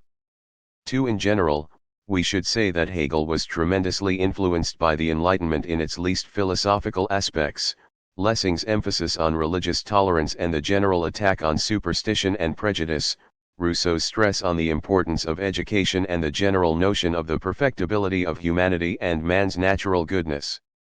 Hegel also read or at least knew of the new political economists from England, particularly the two Adams, Ferguson and Smith, who were having an enormous effect in Germany at the time, despite the fact that capitalism and the Industrial Revolution had yet to have any effect there at all. Hegel was particularly influenced by Schiller's use of these readings, in his contrast between the fragmented men of the modern world with the harmonious and whole man of nature, which fit in so well with Hegel's own growing sense of what later would be called alienation, not being at peace with oneself, or society, or nature for. And he was influenced too, though less than is often suggested, by the anti-Enlightenment figure Herder, who emphasized the importance of history and the specificity of particular cultures. For the scholar interested in Hegel's development, no single question seems to me more pressing, and more difficult to answer, than the relatively sudden and certainly late transformation of Hegel's thinking from these mostly practical and cultural Enlightenment humanist concerns, culminating in his shared nostalgia for the natural harmony of the early Greeks, to the ponderous, abstract, and obscure philosophizing for which he is so well known today. Why did this most unscholarly and philosophically pedestrian mind make the turn to the most abstract questions of systematic philosophy? Why should the phenomenology begin with the questions of knowledge and reality, with which Hegel had never shown the slightest interest until in his 30s? Why should philosophy and the concept have so come to obsess a thinker whose early prejudices were entirely pragmatic and concrete, wholly against dead thinking and mere understanding, who seemed solely dedicated to the business of living? These are not our questions here. It is enough for us that Hegel did undergo this transformation, for whatever personal, professional, and intellectual reasons, and that he did begin the phenomenology with an introduction and at least 3 chapters on straight epistemology, and that he did become obsessed with the concept and the absolute, through the auspices of Kant, Fichte, and Schelling. What we need to ask in this chapter is only what themes and problems these later concerns were brought in to answer, in other words, what were the motivating images of Hegel's thinking. We have briefly reviewed the spirit of his times, we have cursorily reviewed his most immediate philosophical influences. In this chapter, for what it's worth, I should like to come to some understanding of the questions that Hegel asked before he became a philosopher, before he yielded to the temptations of system and science to enter the profession of professors. Hegel, like most great philosophers, was ultimately concerned with that vague set of questions clumsily summarized by the phrase "the meaning of life." Living in a world in which the established assurances of religion had been seriously undermined and a new and virtually absolute priority had been given to human existence, the question "what is that existence worth?" had lost its old and easy answers. In a world overrun by Napoleon and torn apart by revolution, in which all authority had been called into question, the rationality, or should we even say sanity, of the modern age was seriously in question, and not a few of Hegel's contemporaries were willing to call it insane, though some by way of criticism, others by way of praise.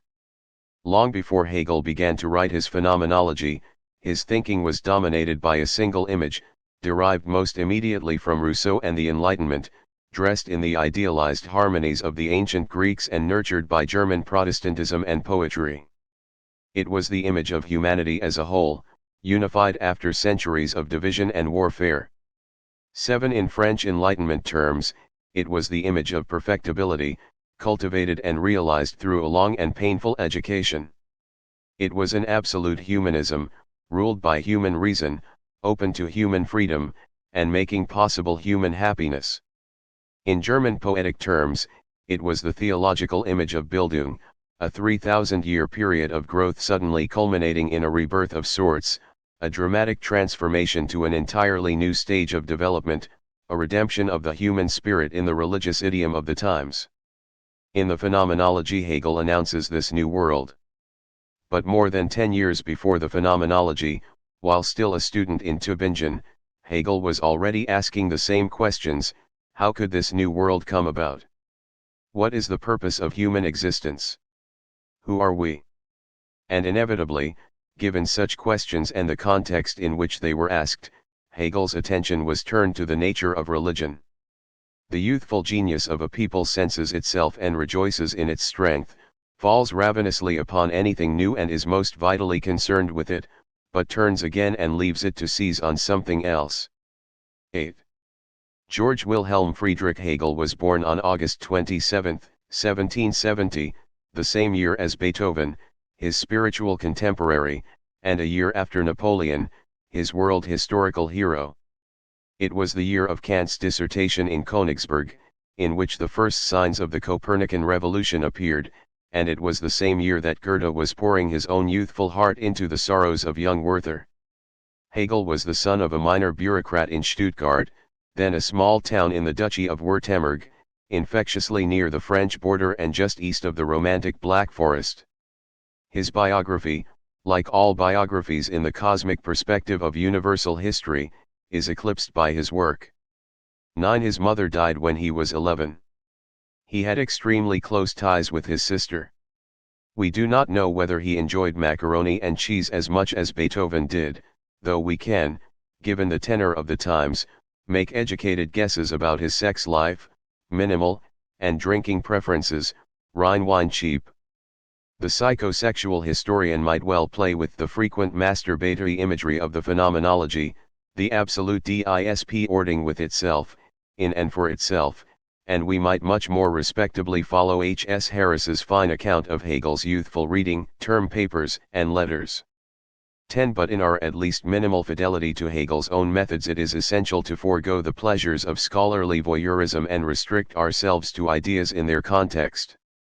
There is an important sense, therefore, in which the individual philosopher Hegel, his family life, sexual exploits, student interests, and professional accomplishments are accidental, incidental, unimportant, negligible. To thus explain Hegel's universal humanism, however, is thereby to anticipate the extent to which he is not the absolute spokesman for his times. In fact, historically, his and Goethe's rejection of German nationalism shows them to be spokesmen for only a very small and unsuccessful segment of the German sympathies of 1800. Let us just say, then, that Hegel succeeded to grow, more or less intact, to adolescence. We probably ought to mention the fact that Württemberg was a Protestant territory dominated by Catholics, cf. Ulster today, so that Hegel grew up in a state of religious tension. The young Marx comes to mind here too, and he had a pronounced prejudice against Catholicism. As a teenager he referred to priests as those fat luxuriating most profane men.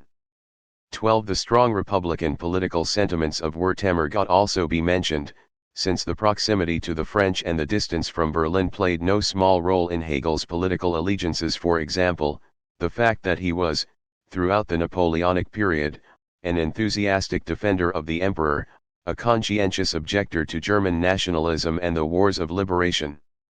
He was visibly joyed at the defeat of Prussia and the frustration of German nationalism. Like Goethe, he remained at most a cultural nationalist, using the German language and the new ideas of German idealism to further the enlightenment of the human spirit as a whole. 13. Hegel entered the Stuttgart Gymnasium in 1777. H. S. Harris gives us an account of Hegel's studies and performance there, including some detailed accounts of his high school essays on Greek and Roman religion, his reading of Lessing, and his early attitudes to the Sturm-und-Drang movement. 14. For our purposes, we need only say that Hegel did well in school but not brilliantly.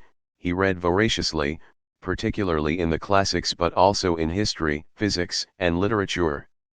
The temper of his education was thoroughly defined by the Enlightenment, though not the critical enlightenment of Kant nor the radical enlightenment of Rousseau and Voltaire, but the Jewish-German Aufklärung of Lessing and Mendelssohn and the popular philosophy of Christian Garve. 15. The German writers stressed practical wisdom and education, Bildung, religious tolerance, and the compatibility of religions in a way that particularly appealed to the young Hegel. There himself has failed to make his meaning clear.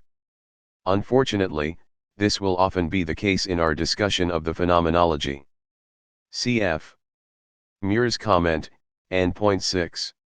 Emphasis on what Hegel called subjectivity found a congenial home in his own disdain of book learning and dead thinking, and even in high school he worshipped the naive simplicity of idealized Greeks in contrast to the cold and clever catechisms of his own religion. 16. At the age of 17, Hegel entered the theological seminary, the Stift, at Tübingen. 17. At no time did he consider entering the ministry. With his friends Schelling and Hölderlin he attended the Stift simply because the state then sponsored his education. In fact, in his early essays, Hegel explicitly attacks the shift in responsibility from state to church in the all-important matter of education, which ought to be the main if not the sole function of government. He was somewhat without direction, compared with his friends, for example, who seemed to have found their talents early. Schelling, who was 5 years younger, was already making a name for himself in philosophy by the time he was 17. Hegel briefly considered a legal career, following the footsteps of his father, but never seems to have followed through with this idea. Like most college students, his life and ambitions were little affected or influenced by most of the courses he studied. His dominant influence was the French Revolution and the local radicalism it inspired among his peers. They devoured the French newspapers. They read and discussed Voltaire and Rousseau. They traded their own half-baked and quarter-serious revolutionary fantasies. And, of course, they drank, partied, played, and complained about the predictable poverty of their sensual lives. They hated their theology, which they called the old sourdough, but they read, studied, and steeped themselves in that stew of Enlightenment Lutheranism, Sturm-und-Drang romanticism, classical idealism, and adolescent fantasy that defined the spirit of a German generation. 18. The theology that was force-fed to Hegel and his friends was itself a confused blend of orthodox Protestantism and the new Enlightenment rationalism.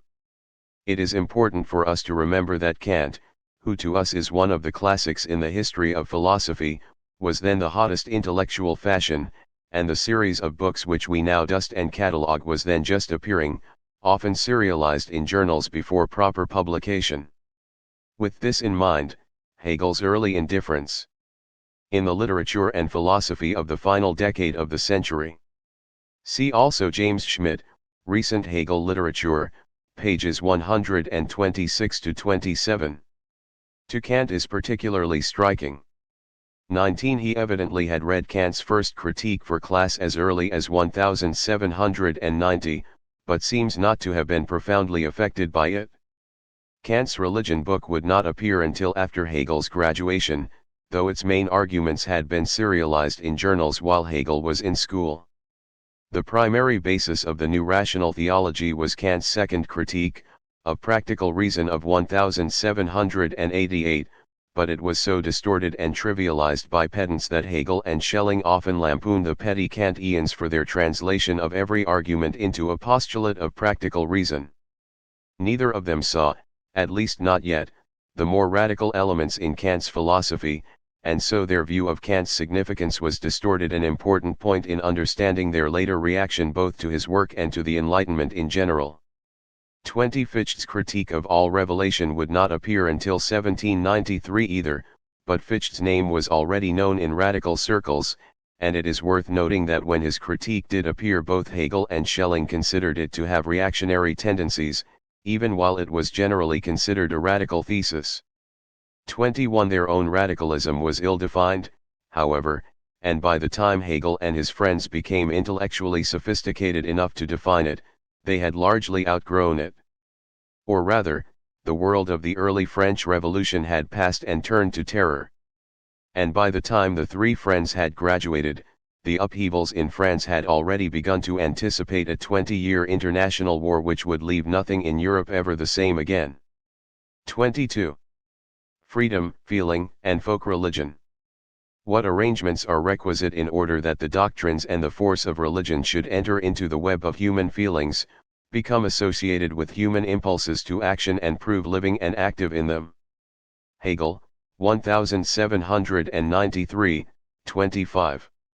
Even if they rejected theology, the young intellectuals of Tübingen retained their view that religion itself was in some sense natural and necessary. They believed that the French Revolution had erred precisely in its rejection of religion and its unhealthy separation of state and church. They despised Robespierre, but they would agree with his Rousseauan belief that the state requires a spiritual base, a moral sense to guarantee virtue to freedom. 24. Their ideal, accordingly, was the ancient folk religion of the Greeks and the spiritual political unity of the Greek polis. 25. The Greeks needed no sourdough theology to rationalize their religion, it was wholly justified by its role in the communal life. The Greeks had no need of an intellectual apprehension of God, the corruption of religion that made Christian theology possible. In that most natural of worlds, morality, religion, community, and politics were one, a single communal feeling, free of the shallow hypocrisy and fragmentation of this modern world. But the modern age was infused with the spirit of Christianity, and Germany was defined by the Reformation. Was Christianity itself responsible for the corruption of human nature, then, or was there something beneath the theological sourdough which would allow Christianity to function as a folk religion, unifying society rather than breaking it apart? While still in Tübingen, Hegel wrote what is usually considered to be his first major attempt to assess the essential nature of the Christian religion. This was in the summer of 1793, soon after Fichte had visited Tübingen and just as the first installments of Kant's Religion were being published. But the dominant influences of the essay, though never mentioned, are Hölderlin, with whom Hegel had so often discussed these issues, and Rousseau, whose vision of human nature defines not only Hegel's student idealism but his later philosophy as well. Nature has buried in every man a seed of the finer feeling that springs from morality, it has placed in him a sense for what is moral, for ends that go beyond the range of mere sense, to see that the seed of beauty is not choked, that a real receptivity for moral ideas and feelings actually grows out of it.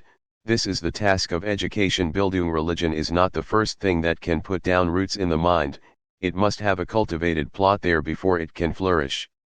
26. Hegel's definitive quest, in other words, is to seek out the kind of society, culture, religion, philosophy within which these natural human virtues can be developed. This Rousseauan ideal of inborn potential, struggling to manifest itself through 100 inadequate cultural and conceptual manifestations, will also be the key to the phenomenology. In this first essay, it is a simple Rousseauan contrast, the fertile soil of ancient Athens and the corrupt theological dogmatism of the Protestantism of the Stift. The Tübingen essay was never completed or fit for publication, but the first sense the reader of the phenomenology will get on looking through it and the other early writings is clarity and straightforwardness. There is little sign of philosophical talent here. In fact, there is some conceptual confusion and inconsistency, but the obscurity of Hegel's later philosophical professionalism is not to be found there. His concerns are simply stated, and his questions tend to be historical and cultural rather than conceptual. The answers, accordingly, tend to be factual rather than speculative, which means that the general direction of Hegel's later writings can here be ascertained with a minimum of interpretation. That direction is this: within the framework of the Enlightenment and its emphasis on reason and the rational society, how can we moderns come to approach the happy sense of cultural unity which the ancients enjoyed naively? The need for philosophy, Hegel will argue 10 years later, is precisely this loss of unity, when the might of union vanishes from the life of men, differens esse. But now, before he has discovered philosophy, the question remains an appeal to history: whence Christianity, which has replaced the pagan harmonies of the Greeks to define our fragmented lives? 27. The premise of the first essay and almost all of Hegel's subsequent writings is that religion is not the highest human endeavor but is rather a single aspect of human life, whose purpose is to serve human happiness and virtue. A successful religion appeals not just to the intellect, which Hegel sees as the inhuman corruption that has degraded the Christian religion, but also to the heart, from which fancy, feeling, and sensibility must not go away empty-handed. 28. For such a religion Hegel calls subjective, and it is Greek folk religion, with its emphasis on shared feelings, rituals, and ceremonies, that is its best example. The antithesis of such a religion, objective religion, is theology that Hegel had learned in the Stift. As soon as there is a dividing wall between life and doctrine, or even just a severance and long distance between the two of them, there arises the suspicion that the form of religion is defective. Either it is too much occupied with idle word games, or it demands a level of piety from men that is hypocritical because it is too high. It is in conflict with their natural needs, with the impulses of a well-ordered sensibility. 29. Hegel does not thereby reject the ideal of rational religion, and he makes it understood that universal reason is the basis of every subjective religion. What he does reject is that cold and clever claptrap which talks religion but, in its emphasis on correct doctrines and nitpicking arguments, its delight in logical proofs and scholastic demonstrations, feels nothing. 30. It is irony that it is just this contrast, and even the same terminology, that will be used against Hegel by Kierkegaard, a half-century later, and, suspiciously, it is this subjectivism that Hegel attacks in the preface to the Phenomenology. 31. But Hegel clearly insists, and it is for us an open question whether he ever gives up this attitude, that a meaningful religion must be subjective, must appeal first of all to human feelings and practices, and whatever doctrines it contains must be wholly subservient to that end. The purpose of religion is to make us better human beings. 32. That Kantian theme resounds throughout Hegel's essays, and in 1799, when Hegel turns against Kant, it is partly on the basis of this Kantian principle that he does so. And, like Kierkegaard years later, the emphasis on feeling remains too, so much so that his first attack on Kant, in an essay called The Spirit of Christianity, is an attempt to give the emotion of love the exalted place that Kant gives to practical reason and morality. 33. But unlike Kierkegaard and Kant too, there is a social dimension to Hegel's view of religion. Religion serves life through its ceremonies and practices, its rituals, however silly or meaningless to the cold Enlightenment eye of an outsider, are the very heart of a society, pumping life and the sense of community through its members. This is what makes a religion a folk religion, not feeling but community. The problem with objective religion and theology is not so much that it is tedious and effete so much as the fact that it is socially empty. It serves only an elite and isolated bourgeois or ecclesiastical community and not the culture at large. It tends to deaden social spirit instead of providing its lifeblood, and to do just the opposite of what religion ought to do, to fortify communal feelings rather than distinguish individual knowledge and cleverness. 34. Eventually, Hegel's most important single difference with Kant, also with Kierkegaard, will be this emphasis on the primacy of community rather than individual autonomy. It is culture that provides shared feelings, the springs of our actions, not practical reason, duty, or mere psychology. It is good upbringing that makes a person moral or immoral, not the dutiful dictates of rationality alone, and here Hegel shows his important similarities with Greek ethics, in particular, the ethics of Aristotle. 35. The individual has meaning only insofar as he or she is a member of society. Religion has a meaning only insofar as it is this feeling of shared unity. Individual faith, the key to both Kant and Kierkegaard, is of little importance. Culture is what is important, and the basis of all religion for Hegel is the cult, the religious community. It is urgent that we immediately say that Hegel distinguishes two kinds of cults, in 1795, not 1793, one whose common bond is the feeling of unity itself, another whose bond is shared paranoia and mutual defensiveness.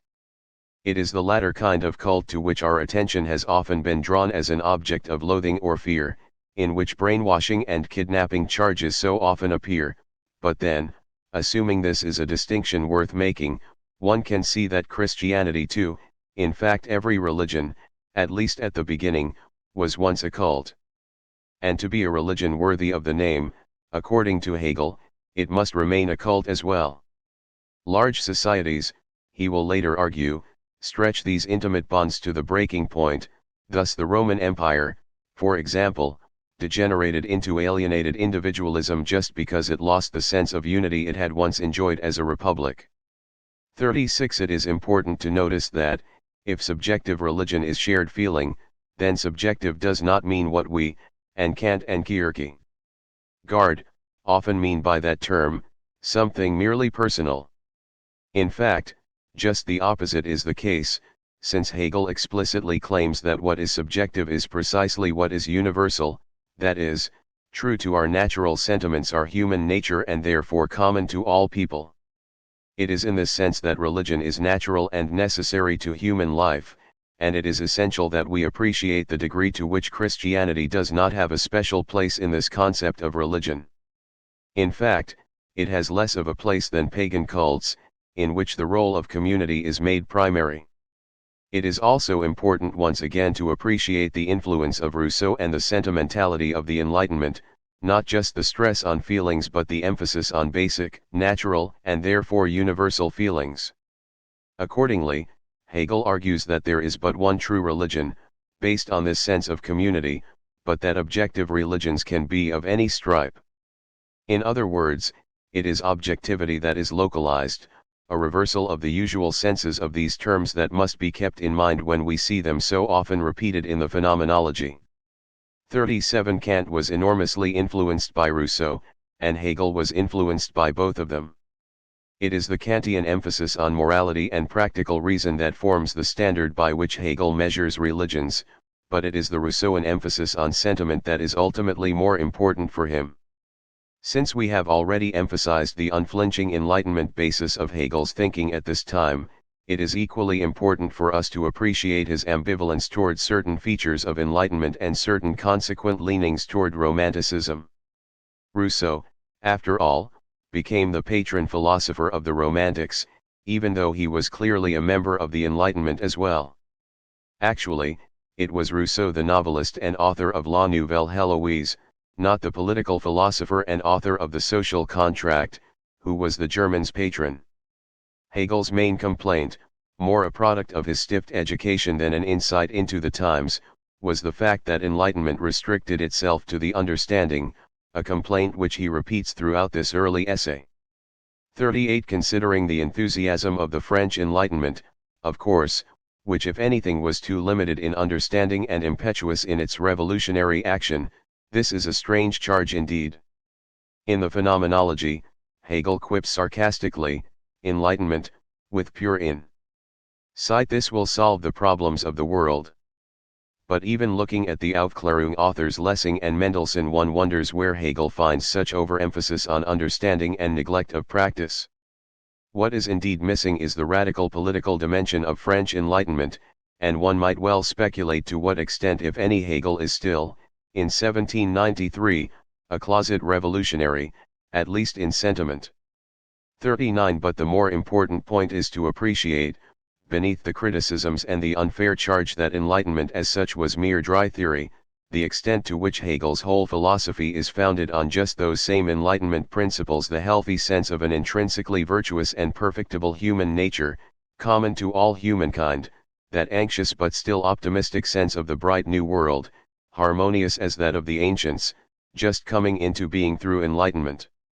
Philosophy and its political manifestations in France, and, most of all, that powerful sense of critical reason, practical reason, through which the past could be comprehended and the present understood. The themes of Hegel's early essay, then, might be summarized as an Enlightenment credo, but the Enlightenment of Rousseau, not the more materialist Enlightenment of some of the other French philosophers. In his emphasis on sentiment and feeling, universal reason and tolerance, Hegel shows himself to be clearly in line with the Aufklärung of Lessing and Mendelssohn, the sentimental Enlightenment of Rousseau, and the practical reason of Kant, who will become a far more influential figure a few years later. But it is in his emphasis on ceremonies, rituals, and community, that Hegel is most obviously at odds with Kant and far more faithful to his ancient Greek ideal. A folk religion depends not only on universal reason and fancy, heart and sensibility, according to Hegel, but it is first and foremost a communal experience. Religion as such, as we shall see throughout all of his subsequent writings, is nothing less and little more than this shared sense of belonging which is characteristic of the happiest and most natural societies. What is striking about this early essay is Hegel's persistent use of that central image, the growth image, the Bildung metaphor. Like Rousseau and Goethe, he believes in a natural, inborn human virtuousness, a plant which, though it needs proper care, develops in its own direction and under its own power. 40. This quasi-biological thinking extends throughout Hegel's works, and like Fichte, the bold abstraction which he sometimes calls life will always be his ultimate criterion for philosophy, for religion, for morality. Subjective religion is alive, objective religion is an abstraction. The former is the living book of nature, plants, insects, birds, and beasts, as they live with one another and upon one another, each living its life and getting its pleasure. The latter is the cabinet of the naturalist, wherein the insects have been killed, the plants dried, the animals stuffed or pickled, all organized for one single end, where nature had interlaced an infinite variety of ends in a friendly bond. 41. This is a particularly striking passage. We shall see another variation in the opening paragraph of the Phenomenology. It is a warning against any philosophy, theology, ethics, or metaphysics which puts first priority in its own simplistic ideas rather than in the diversity and fluidity of life. 42. An acceptable religion will be one that is alive. And so too a successful philosophy. What the younger Hegel would demand of his own phenomenology, therefore, would be not so much clarity or cleverness, not so much the truth of its conclusions or the profundity of its pronouncements, but its sense of vitality, a bacchanalian revel. 43. The purpose of philosophy is celebration as well as understanding, to express and augment the life of the human spirit, not to analyze and process it. With this in mind, the obscurities and confusions of Hegel's work should not annoy us. The point is to show that life is obscure and confused too. In the following year, 1794, Hegel moved to Switzerland. His first known writing there, which survives only as a fragment, 44, raises the question which is evaded throughout the Tübingen essay, whether Christianity, not Christian theology, might be a candidate for a renewed sense of subjectivity. Hegel's answer is that Christianity is an Oriental religion, not grown on our soil, and cannot be assimilated therewith. 45. Christianity is not for Hegel the promise of things to come, but a tradition to be overcome. In this too, like Voltaire, he is part and parcel of the pagan Enlightenment. But he is also part of the German Protestant tradition, after Luther, Kant, and his own upbringing, and this means that Christianity, however foreign and unpromising, cannot be ignored. Its language and its images, therefore, will pervade the whole of Hegel's philosophy. The positivity of Christian religion. In his early writings, Hegel used the word natural, an Enlightenment word, to refer to moral sentiments and, with regard to religion, that form of religion that supported and nourished those sentiments. Christian theology certainly failed to do so. The question was, could Christianity itself serve that function? By 1795, now at a remove from his student gripes, Hegel came to see a deeper objection to Christian theology than its objectivity. It was authoritarian. It failed to meet the ultimate standard of Enlightenment autonomy, the confidence that every person had the ability and the right to make up his or her own mind. Christianity not only failed to appeal to our natural sentiments, but it positively thwarted them. This authoritarianism Hegel calls positivity, and religions that impose such principles he called positive. The climate of Bern, his temporary home in Switzerland after he graduated from the Stift, was itself highly positive, which Hegel complained about bitterly in his letters to his friends. His essays of the time, accordingly, were mainly attacks on authoritarianism, though not necessarily on authority as such, and a diagnosis of Christianity as itself intrinsically authoritarian or positive. The contrast, again, would be the religion of ancient Greece, but, if we may be permitted a slight pun, the message of Hegel's essay, The Positivity of the Christian Religion, was almost wholly negative. The Positivity essay was written in 1795, and there are good indications that Hegel intended to publish it as his first book. In 1800, he turned to it again and began to rewrite. The most significant change is one of direction. Instead of diagnosing what went wrong with Christianity, he begins to suggest what was necessary for its development. But it is clear that Hegel's ambitions reach far beyond those of the scholarly philologist and biblical analyst. It is the human spirit itself that he wants to get his conceptual hands on. Just before he wrote the Positivity essay, Hegel attempted a shorter work, even more pretentious, if not ludicrous, in its ambitions.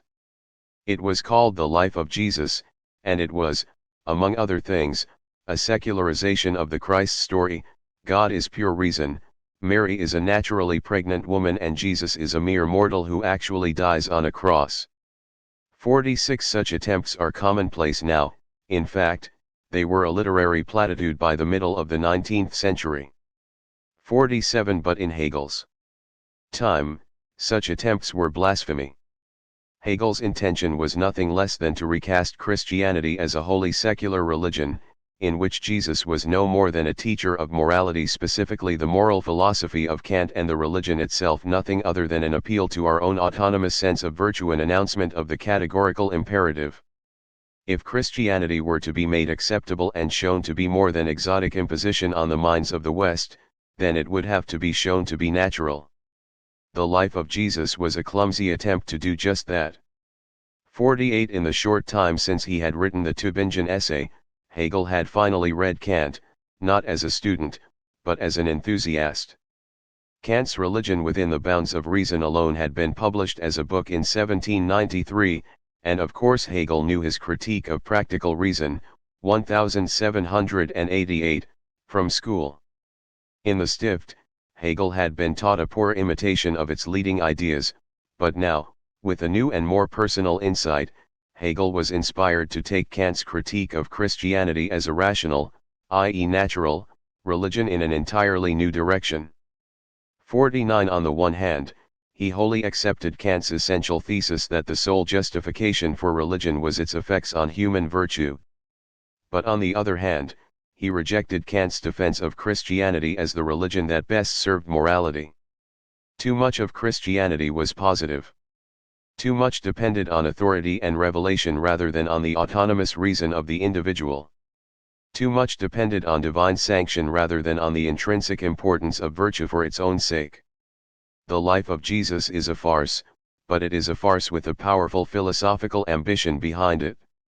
Having outgrown his rebellious reactions against the theology he learned at school, Hegel now faces the monumental task of sorting out what he accepts, and what he does not, of the religion he has been taught all his life. What he wants to show is that he accepts Christianity insofar as it fits his Enlightenment ideal of moral autonomy and its appeal to natural feelings. But no sooner does he attempt to show this than a crushing realization reveals his first attempt as a farce. The obvious truth of the matter is that Jesus was no Kant, that the moral of Jesus' sermon was not the categorical imperative, that Christianity and Enlightenment, as the Romantics were to argue, were more opposed than identical, and that religion has had little to do with individual autonomy. Hegel's positivity essay is his attempt to come to grips with the realization that Christianity is, from beginning to end, a religion grounded in authority, an anti-humanist metaphysics which puts man's worth at nothing at all. 50. The antitheses he now recognizes go deeper than the simple subjective-objective distinction of his first essay. There are our natural inclinations and reason on the one side, and on the other the tyrannical authorities of institutionalized religion which do not so much neglect our feelings as manipulate them.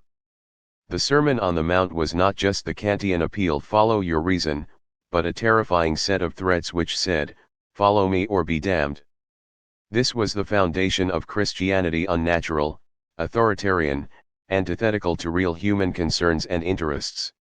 Even Jesus, who had been so protected in the Life of Jesus essay, could be seen to be authoritarian, although Hegel excuses this as a pedagogical necessity. 51. The problem of the positivity essay, then, was to trace the origins of this most unnatural religion, back through the church to the disciples and the first days of Jesus' teaching. What were the circumstances that forced this teacher of morality to initiate a religion so antithetical to human autonomy? The Kantian premise of the positivity essay could not be more explicitly stated: the aim and essence of all true religion, our religion included, is human morality. 52. The question then becomes, to what extent the doctrines and practices of Christianity, whether in belief or action, have their worth and their sanctity according to that aim? 53. Right from the beginning, Hegel insists that he is not willing to begin his investigation with a confession of faith. He will keep his own individual convictions out of the discussion, a revealing strategy, considering the vindictiveness with which he then proceeds to treat some of the Judeo-Christian tradition's most central virtues. The main theme of the essay begins with a discussion of the Jews in ancient times. The treatment is harsh. The Jews were a people who derived their legislation from the supreme wisdom on high, and whose spirit was now, in the time of Jesus, overwhelmed by a burden of statutory commands which pedantically prescribed a rule for every casual action of daily life and gave the whole people the look of a monastic order. As a result of this system, the holiest of things, namely, the service of God and Tuesday, was ordered and compressed in dead formulas, and nothing save pride in this slavish obedience to laws not laid down by themselves was left to the Jewish spirit, which was already deeply mortified and embittered by the subjection of the state to a foreign power. 34. Judaism, by its very essence, was a positive religion, based on laws not laid down by the Jews themselves.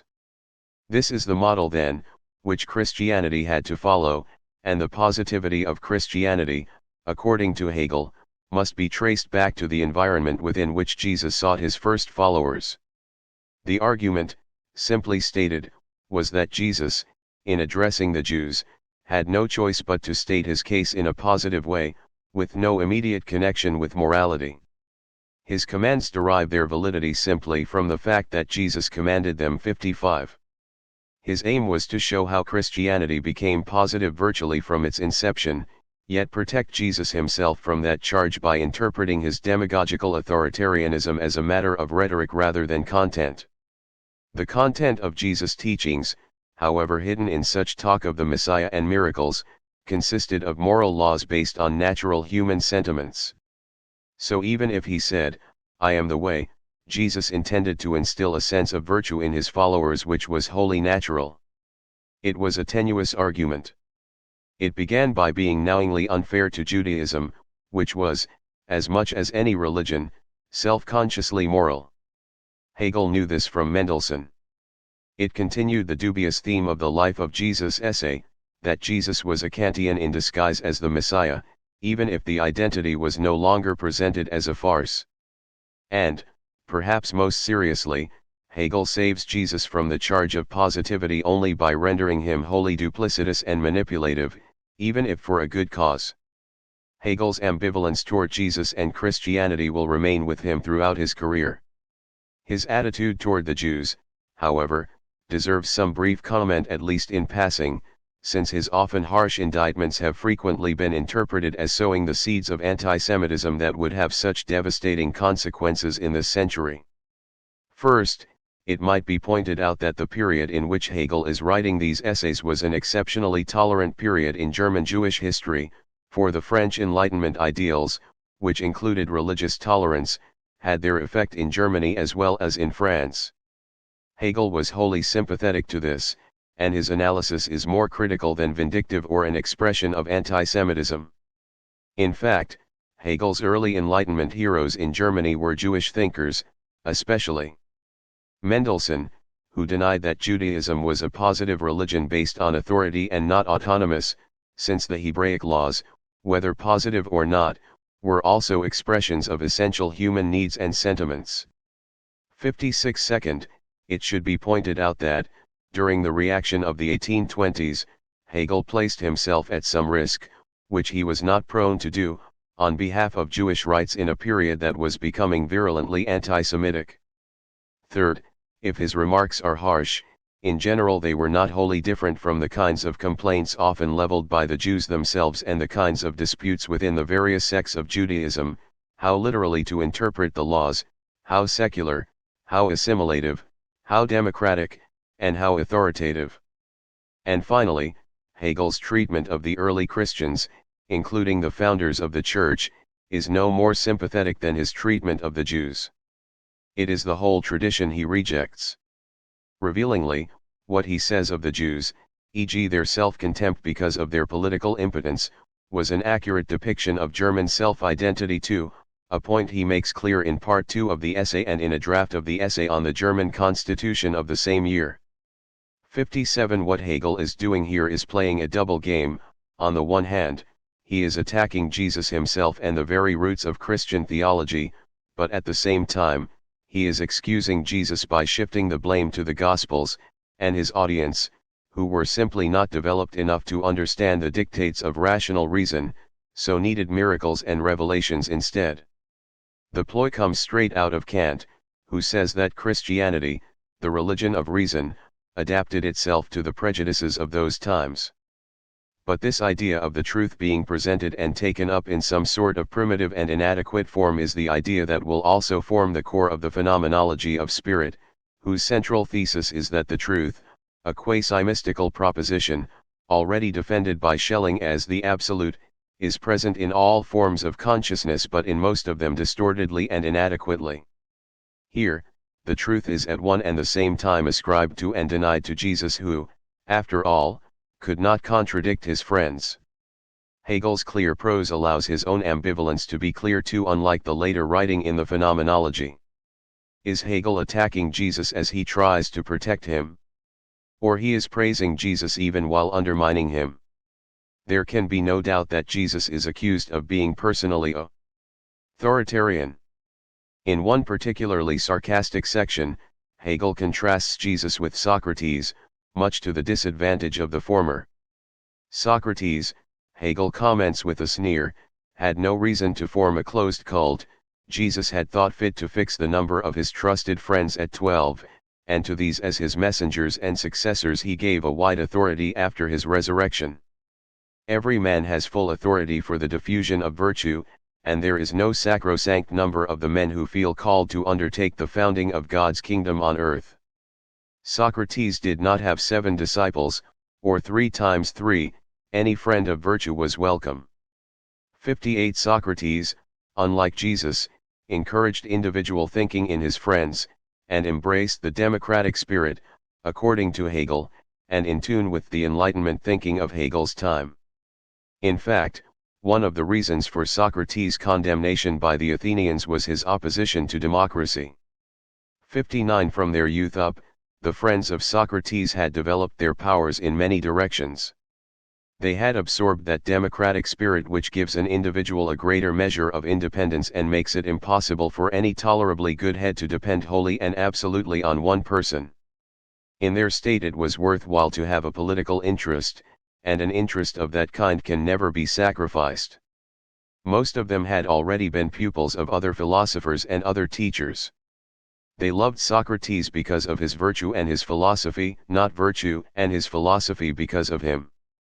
Just as Socrates had fought for his native land, had fulfilled all the duties of a free citizen as a brave soldier in war and a just judge in peace, so too all his friends were something more than mere inactive philosophers, than mere pupils of Socrates. Moreover, they had the capacity to work in their own heads on what they had learned and go give it the stamp of their own originality. Many of them founded schools of their own, in their own right they were men as great as Socrates. 60 As a strategy to bring out the positivity of Jesus' teachings, the contrast with Socrates is ideal. But what Hegel has in mind is something more than Socrates' appeal as a supposedly free thinker, it is also his intense loyalty to the state, his unwavering sense of citizenship to the society that condemns him. 61 Jesus, of course, was condemned too, but as an outsider. Socrates was the teacher within a republic, who appealed to the wisdom he shared with his countrymen. In Rousseau's terms, he was a citizen, not merely a man. Jesus spoke for humanity, died for humanity, but he appealed to those who had no home, who had no loyalties save to him. Later on in his career, Hegel will reconsider the significance of dying for all mankind, but at this point in his career, he sees primarily the fact of Jesus' alienation, and Christianity as an ideology for the alienated. It is important to appreciate just how social Hegel's whole perspective is. Kant had subsumed all religious questions under the rubric of morality, for Hegel they are rather consumed by concerns about community. His ideal is the Greek polis or city-state, in which religion is essentially a cohesive force within the community, rather than a subversive force threatening the state. Indeed, Hegel's whole program insofar as he may be said to have one is to clarify for himself the relationship between three very different paradigms in his life and contemporary culture: the avant-garde moral philosophy of Kant, the historical teachings of Jesus, and the nostalgic sense he shared with Hölderlin and most German intellectuals for the harmonious community of the ancient Greek city-state. In the Positivity essay, he is still struggling to hold them all together, but he is already having his doubts.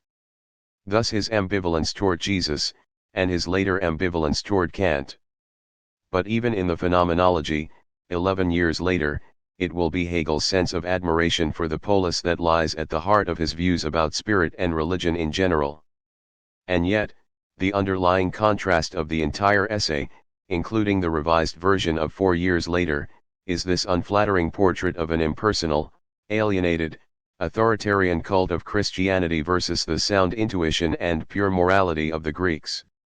How can we worship Jesus when it is Socrates who emerges so much more admirable? And here again Hegel shifts the blame, not this time to Jesus' Jewish audience, but to the Church. It ignores the rights pertaining to every faculty of the human mind, in particular to the chief of them, reason. Once the Church's system ignores reason, it can be nothing save a system that despises man.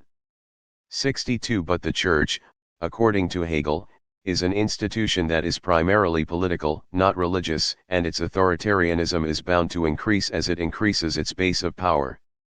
The farther it spread from its source, the more it retained in turn merely the rules and laws of its founder, and these now became for its adherents not laws that issued from freedom but ecclesiastical statutes all over again.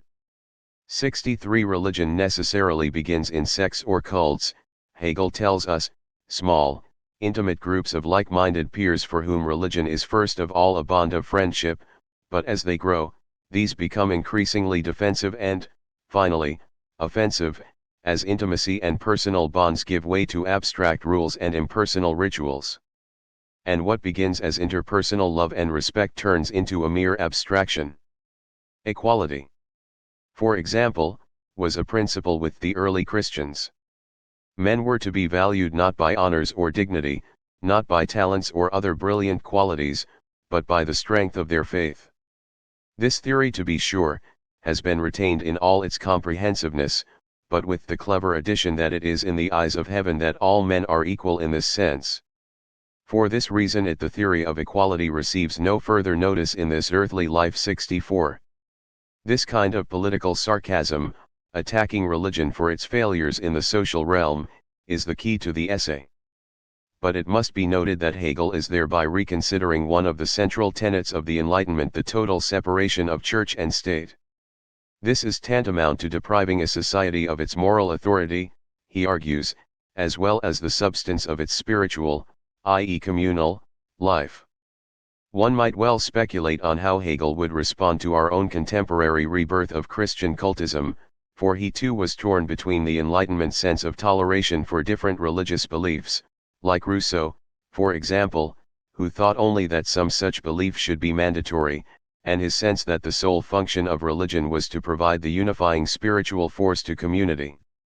But the political hegemony of one particular religion, the Lutheran Church in Germany, for instance, seemed to him to signify the failure of religious faith and a retreat into pure positivity. 65 Hegel is not anti-Christian, he is ambivalent. The problem that plagues him is the problem that will provide the impetus to his entire philosophy. How does one create a meaningful sense of existence in this modern society of large nation-states? What is the source of legitimacy of authority in general, and how is it to be reconciled with the moral autonomy of the individual? The answer, defended in several essays by Kant, then Fichte, then Schelling, and finally Hegel, but not until 1802-3, was natural law, a sense of authority that was wholly based on reason and interests which were to be found in each and every individual. But to see how this term should be interpreted inevitably turned into a re-examination of Christianity, which claimed to provide such a law, morality, which also claimed to have discovered such a law, the ancient Greeks, who seemed to have had that sense of unity without the need of a law, and, ultimately, the whole history of civilization, in order to see, once and for all, what human life was really about. What role in this overall picture of human life should Christianity play? Was it the final truth of practical reason, as Hegel had been taught in the Stift? Was it merely a stage in the evolution of a more secular and sensible world order, as Lessing had argued in his Education of Mankind? 66 Was it the political province of a particularly powerful family of self-indulgent, hypocritical institutions, the Church, in its various denominations, as some of the French philosophes had charged? Or could it be that Christianity was, after all, the true religion but, despite this, only a hint toward the truth it really contained? Thus anticipating the whole religious image of the phenomenology, Hegel writes, Jesus may have been conscious of a tie between himself and God, or he may merely have held that the law hidden in our hearts was an immediate revelation of God or a hidden spark. 67 If the second suggestion were true, then Jesus may have seen himself as more of a symbol than the actual Godhead, the lesson, only to be understood years later, in 1807, to be precise, that God is not only in us all, we all are God. Such is the spirit of Hegel's phenomenology. If Hegel shared Kant's concern with humanity, however, he was even more concerned, as we have indicated, with Germany. What effects has Christianity had in his own country? And it is here that his sense of the peculiar mythology and VBT religion of Germany, which he had learned from Herder, becomes extremely important. Every nation, he writes, has its own imagery, its gods, angels, devils, or saints who live on in the nation's traditions, whose stories and deeds the nurse tells to her charges and so wins them over by impressing their imagination. 68. For the ancient Germans, the imagery was Valhalla, the great hall of Odin, the god of war, poetry, knowledge, and wisdom, where the souls of heroes who had died in battle gathered. But, Christianity has emptied Valhalla, felled the sacred groves, extirpated the national imagery as a shameful superstition, as a devilish poison, and given us instead the imagery of a nation whose climate, laws, culture, and interests are foreign to us and whose history has no connection with our own. 69 Hegel's lament repeats his complaint from Bern, that Christianity is a foreign temperament, and the result is a tragic lack of pride and sense of belonging for the German Volk. Consequently, they had been caught up in wars as pawns, not fighting for anything in particular, but just following orders. 70 The contrast, again, is with Athens, where every citizen and even every visitor would know the whole history, culture, every law and the pride of Athens, just by being there. The contrast too might be made with Germany in our own times, and what seems to us its fanaticism for political images and absolutes. Without any religious imagery which is homegrown or linked with our history, we are without any political imagery whatever. All that we have is the remains of an imagery of our own, lurking amid the common people under the name of superstition. 71 Thus we can see in this essay Hegel's ambivalence too about the provincial folk superstitions of Germany vis-a-vis the more abstract universal ideals of the Enlightenment. He is drawn to Herder and the Sturmuendrang poets, from whom these lines are partly borrowed, as well as Kant, Lessing, and the Enlightenment.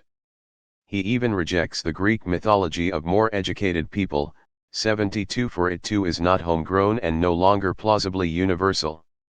And so, in this very negative essay, Hegel pushes aside the traditional answers.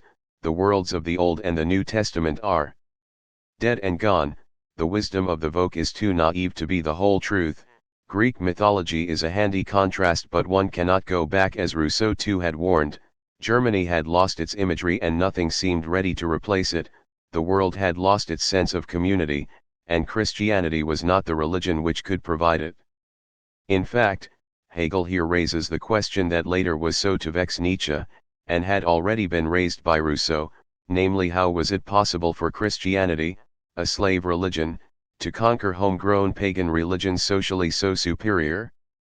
The answer he gives is confined to Rome, to the increased size and secularism in which people lost their sense of participation, turned instead to an empty individualism wholly concerned with personal property and material welfare, in which the life of the individual took on absolute importance.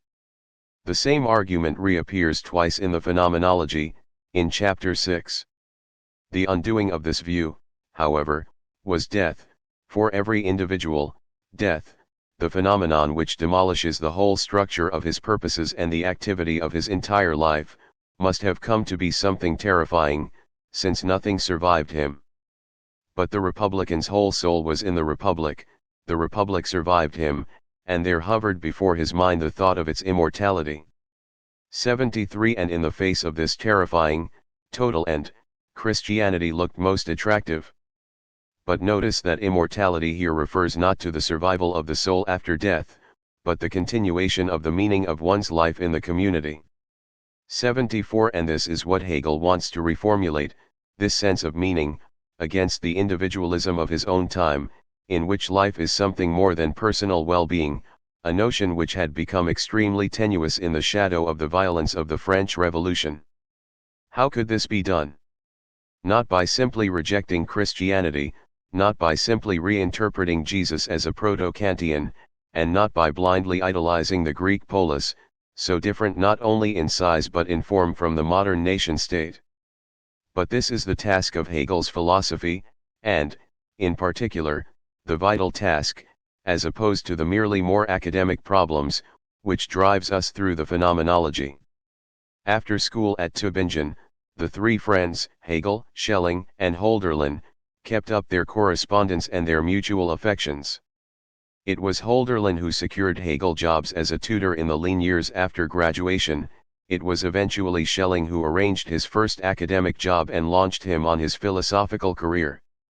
But it was also by way of Hölderlin and Schelling that we must understand the most immediate influences on Hegel's somewhat late intellectual development. He read what they read, he picked up ideas and images they had been working with and publishing for years. And it was Hölderlin, beyond question, who was pivotal in the emergence of Hegel's most dramatic images, both while they were students in Tübingen until 1793, and afterward. 75 In 1795 Hölderlin moved to Frankfurt to become the tutor to the children of a wealthy banker, Gontard. Hegel would join him there a year or so later. In the meantime, Hölderlin became increasingly intimate with Gontard's young wife, Suzette, and, whether consummated or not, the relationship came to represent for Hölderlin the most profound experience imaginable. He came to call her Diotima, and she inspired some of his most lyrical poems, filled, à la Klopstock, with sacred and religious images turned secular.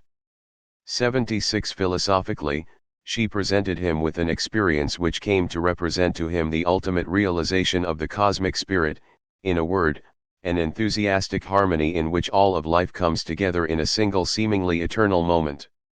The experience is familiar to all of us, of course, but we are not poets, at least, not with Hölderlin's extraordinary gifts and extravagant imagination. For him, it summarized all that he had been searching for in his reading, his thinking, his discourse with his friends, and his prior poetry, couched in ancient images and carried on classical meters.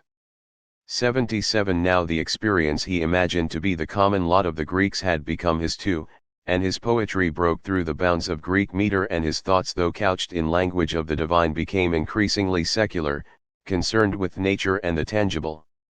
The cosmic spirit had now come down to earth, and found itself embodied in a single, illicit liaison whose end was all too unavoidable. Truth had become a woman. The image of truth as a woman, and the relationship with truth as a quasi-sexual one, seems ludicrous to Anglo-American ears, for whom true is a condition of cold propositions. But it is an image that thoroughly permeates ancient Greek philosophy, and German philosophy too, notably in Hegel's concept of comprehension. Plato's view of the will to truth is often expressed in terms that suggest lust, and the German feminine noun, die Wahrheit, becomes easily mixed with such less than poetic images as grasping. 78 Thus Hegel and Goethe often switch at a crucial moment to the neuter das Wahr, just when that sexual imagery becomes a bit too blatant.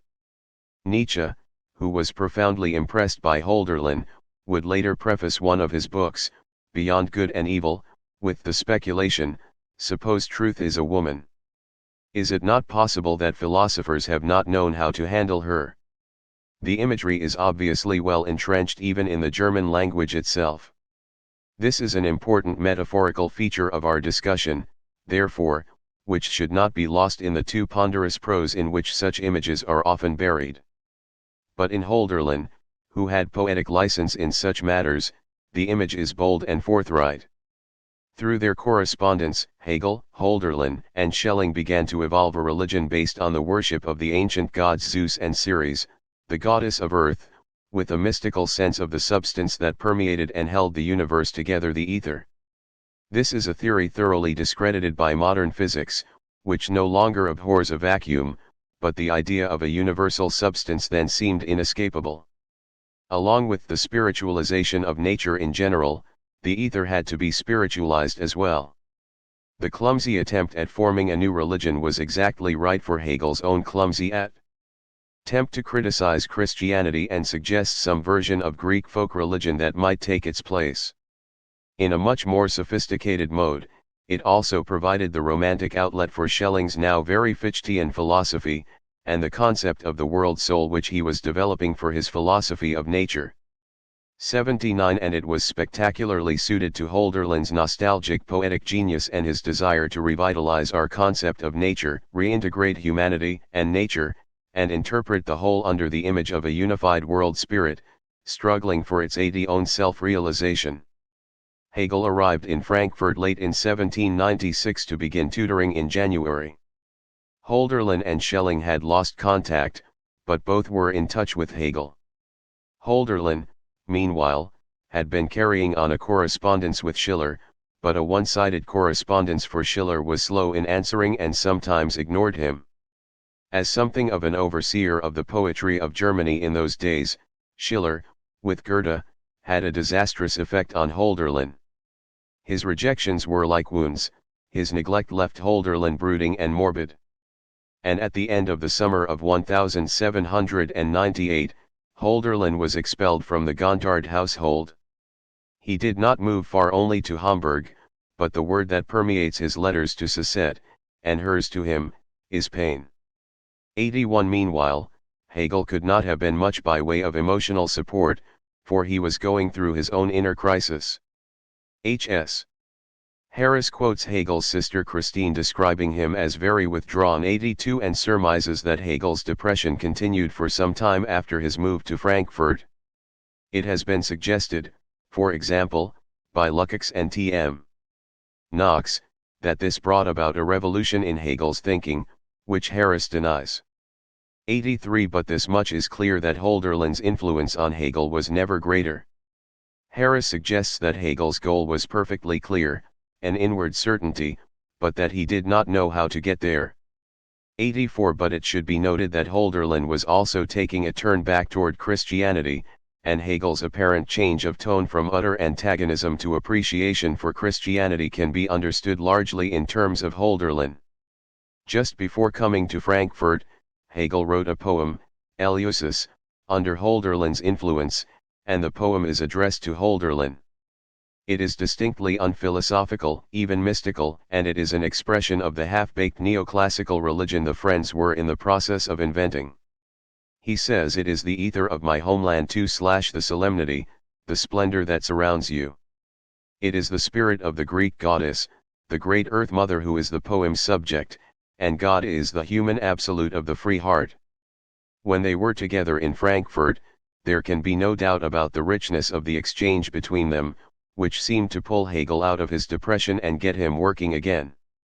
But Hölderlin seems not to have benefited so much from Hegel's presence, despite his first expectations, and as Hegel regained his confidence, Hölderlin was already beginning to become undone.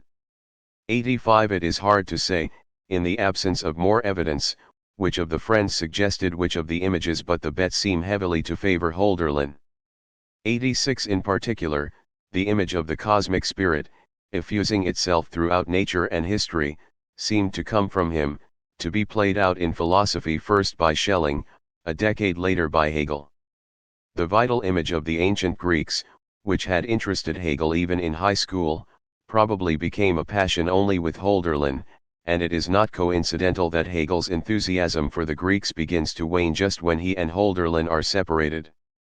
It is probably Hölderlin, the only true romantic, in the ordinary sense, of the three, who introduces the idea of love as the ultimate unifying principle, an image that dominates Hegel's thinking at this time and becomes the centerpiece of his next essay, The Spirit of Christianity and Its Fate, which he started in 1798, just when Hölderlin begins to move back to Christianity. 87 It is Hölderlin who uses the all-important phrase the fluidity of the concept, and his own. Poetry is still a lesson to radical poets wanting to see how far a language and its images can be stretched in the search for some cosmic inspiration. 88 It is Hölderlin who employs the Bildung imagery, which he picked up more or less directly from Goethe and Schiller, and Hölderlin who urges the synthesis of nature and spirit, which becomes the main theme of Schelling's philosophy and the at least nominal goal of Hegel's phenomenology and later system. The word absolute appears in Hölderlin first too, although again it was borrowed from immediate influences, notably Fichte. None of this is to subtract from Hegel's own achievements in the least. He prided himself on his synthetic abilities, although one would have liked to have seen an occasional reference or at least a gesture of concern for Hölderlin in the Phenomenology. By the time Hegel had begun to write his great book, in fact, Hölderlin was hopelessly insane. A single note might have given us a very different picture of Hegel's personality, as a concerned friend rather than an ambitious and impersonal philosophical system builder. But in 1797–98, the friendship obviously came first, and as a step in Hegel's development, Hölderlin deserves a very special place. The divinity of man was his idea, and unlike Hegel, he suffered mightily for it. I loved my heroes as a moth loves the light. I sought their dangerous proximity and fled it and sought it again. I became what I saw, and what I saw was godlike Hyperion. Love and the spirit of Christianity. To act in the spirit of the laws could not have meant for him to act out of respect for duty and to contradict inclinations. In love all thought of duties vanishes. The spirit of Christianity and its fate. In 1799, Hegel wrote another theological essay, no longer anti-theological, entitled The Spirit of Christianity and Its Fate.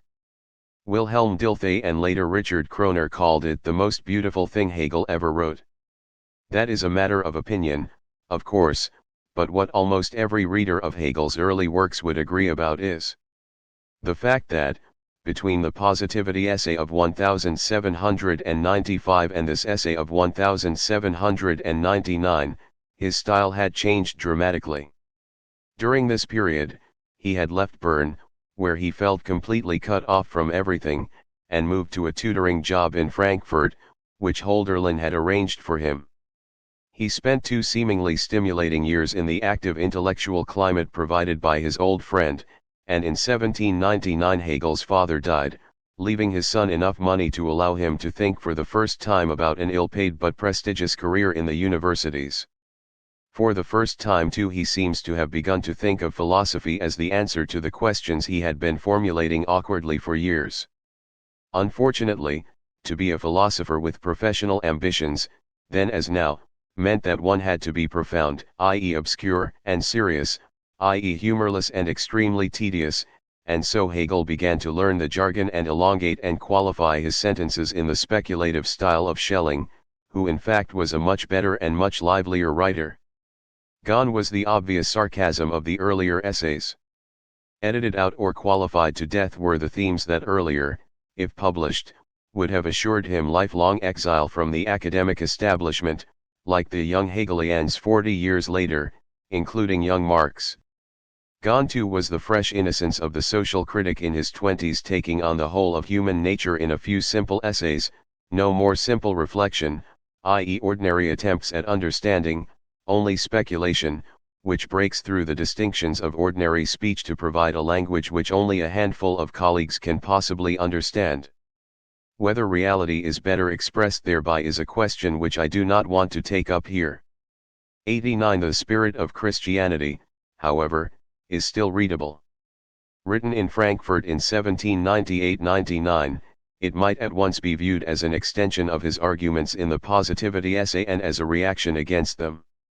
In particular, it is a reconsideration of Jesus and Christianity, a continuation of his doubts about Christianity as a possible vehicle for community spirit and his accusations aimed against the Jews for both Jesus' personal failure and the more insidious divisions within Christianity.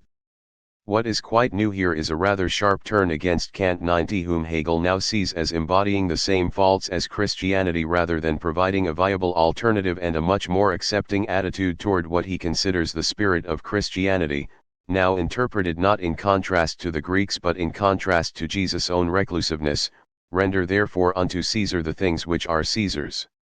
As true community, the kingdom of God. The new ingredient, which Hegel had hardly talked about at all in his earlier essays, is love. Love is primarily a feeling, the feeling of unity. Lack of unity now becomes the culprit, the source of Hegel's irritation with the Jews for alienating themselves both from God and from other men, with Jesus and early Christianity for separating themselves from the rest of society, with Kant for distinguishing and setting against one another allegedly different faculties of the human soul, in particular duty and a sense of law against love and simple inclinations. Hegel's task now becomes the unification of such separations. In Fremdungen, a few years later, he will define philosophy itself as just this, in his essay on the difference between Fichte's and Schelling's system of philosophy, 1801. And the vehicle he chooses for this task is the all-important but ill-defined notion of spirit, Geist, which is mentioned on virtually every page of the essay. There is human spirit, the spirit of God, spirit in nature, the spirit of Abraham, the spirit of Jesus, and the Jewish spirit.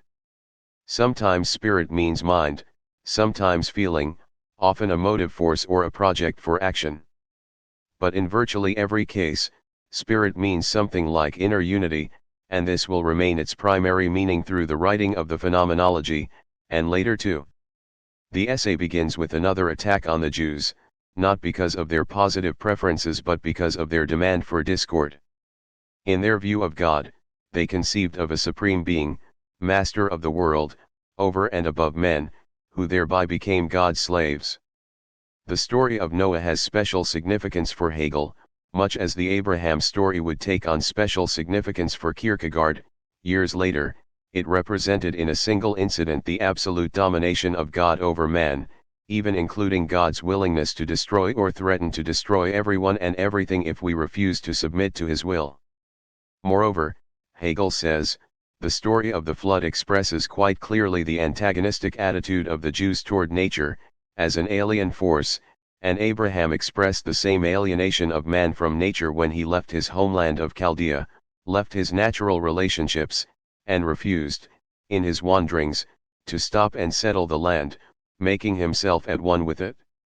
91 The whole world Abraham regarded as simply his opposite, and the family that he founded similarly saw themselves separated from the rest of the world as the chosen people. Now once again, it is important to disarm a certain kind of objection, that Hegel is here expressing only dislike for the Jews and that such comments are better ignored than quoted and considered. But what Hegel is after here is rather the original structure of the whole Judeo-Christian tradition, which is, he says, to separate and pit oneself against others. In Judaism, the others include a transcendent God who rules over us, nature, which is seen as an alien being, and the other societies of the world, who are considered enemies or, at most, temporary allies. But the master-slave imagery of the Hebrew God and his people is not unique to Judaism. Hegel finds it in Kant too, and the philosopher who only a few years ago was considered his paradigm now becomes subject to the same abuse. Between the shaman of the Tungus, the European prelate who rules the church and state, the Vogels and the Puritans, on the one hand, and the man who listens to his own commands of duty, on the other, the difference is not that the latter is free, but that the former have their lord outside themselves, while the latter carries his lord in himself, yet at the same time is his own slave. For the particular impulses, inclinations, pathological love, sensuous experience, or whatever else it is called, the universal is necessarily and always something alien and objective. 92 One phrase here deserves our special attention: pathological love. In his Foundations of the Metaphysics of Morals, 1785, 93 Kant had distinguished the emotion of love, which he called pathological, from pathos feeling, but with the same negative connotations, from the love commanded by the scriptures, to love thy neighbor and so on. Emotions cannot be commanded, Kant insisted, rational principles can be. But love for Kant comes down to universal respect, out of duty, the very antithesis of what Hegel means by the word. Influenced by Herder and the early Romantics, Hegel insists that the love commanded in Christianity is indeed a feeling, but not at all a matter of duty. Indeed, what Hegel objects to in Kant is the very basis of the distinction Kant is making here, between morality, duty, reason, and law on the one side, and emotions, feelings, inclinations, and love in particular on the other. According to Hegel, at this particularly romantic juncture in his career, love conquers all, heals all wounds, is the one and only solution to the tragic Kantian Christian severance of the human being into warring aspects: feeling against intellect, knowledge against faith, reason against inclination, personal independence against community spirit. What therefore emerges from this essay is a conception of the whole human being, who transcends these splits in his or her personality and acts in accordance with the law as well as for the sake of the law, without separating these as Kant had done. Rules and obligations conflict, Hegel points out, parroting an already familiar objection to Kant's rule-bound moral theory, but love is the one living spirit which acts and restricts itself in accordance with the whole of a given situation, then and only then. The mass of absolute and incompatible virtues vanishes. 94. Thus Jesus is distinguished from Kant in a radical way, precisely the antithesis of the identity Hegel suggested between them in 1795. Jesus taught us to act in the spirit of the laws, not out of respect for duty. 95. Hegel here suggests some of the criticisms of Kant's ethics which we shall pick up again much later: that universal laws do not tell us how they are to be applied and so are effectively without content.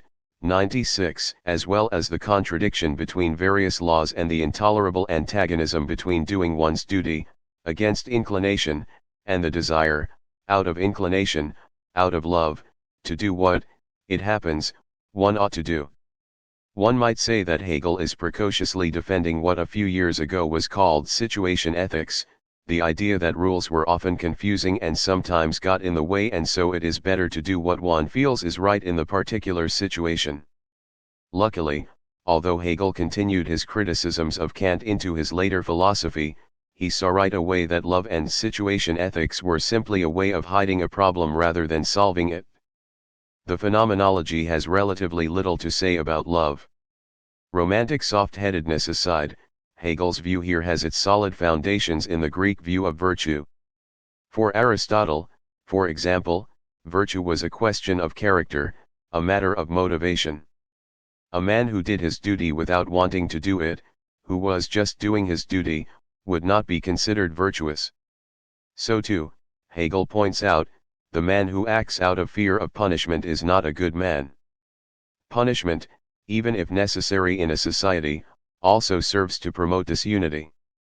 A trespasser, once punished, either sees himself in fear of the law, and thus alien to it, or suffers from what Hegel calls bad conscience, which is tantamount to a war within himself. 97 What Hegel is driving at here, as in his earlier essays, is the need for a sense of community, founded on fellow feeling and friendship, in which it is the sheer ideal of unity that motivates our actions, whether or not one calls this love. Here too Hegel introduces a particularly existentialist notion of fate into his discussion. Whatever happens to a conscious being, he argues, is its own responsibility. This is just as true of a people as it is of a single individual. Unforeseen events occur, of course, but always either as a result of one's own actions, or with at least some degree of cooperation, or, in any case, within an interpretation which is one's own. Thus the Jews made taxation by Rome their own fate, Hegel says, by refusing to fight to the death for freedom. It is an extreme view, reminiscent of Jean-Paul Sartre's harsh declaration during World War II that there are no innocent victims in war. But for those who still think of Hegel as the ultimate philosopher of resignation and the status quo, the real is rational, etc., these passages are worth reconsidering, and their spirit is equally evident in the later forms of the phenomenology as well.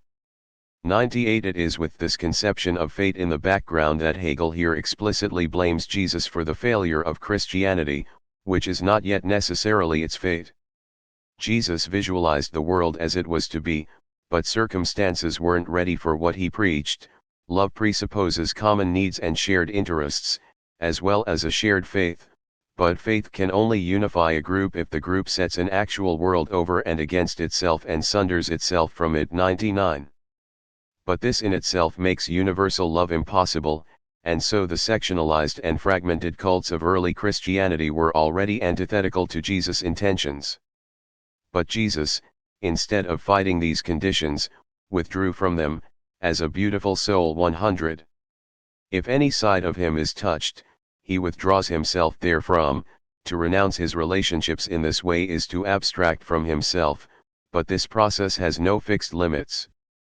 His own will, his free choice, a fate which he himself has consciously wrought. There is nothing in him which could not be attacked and sacrificed.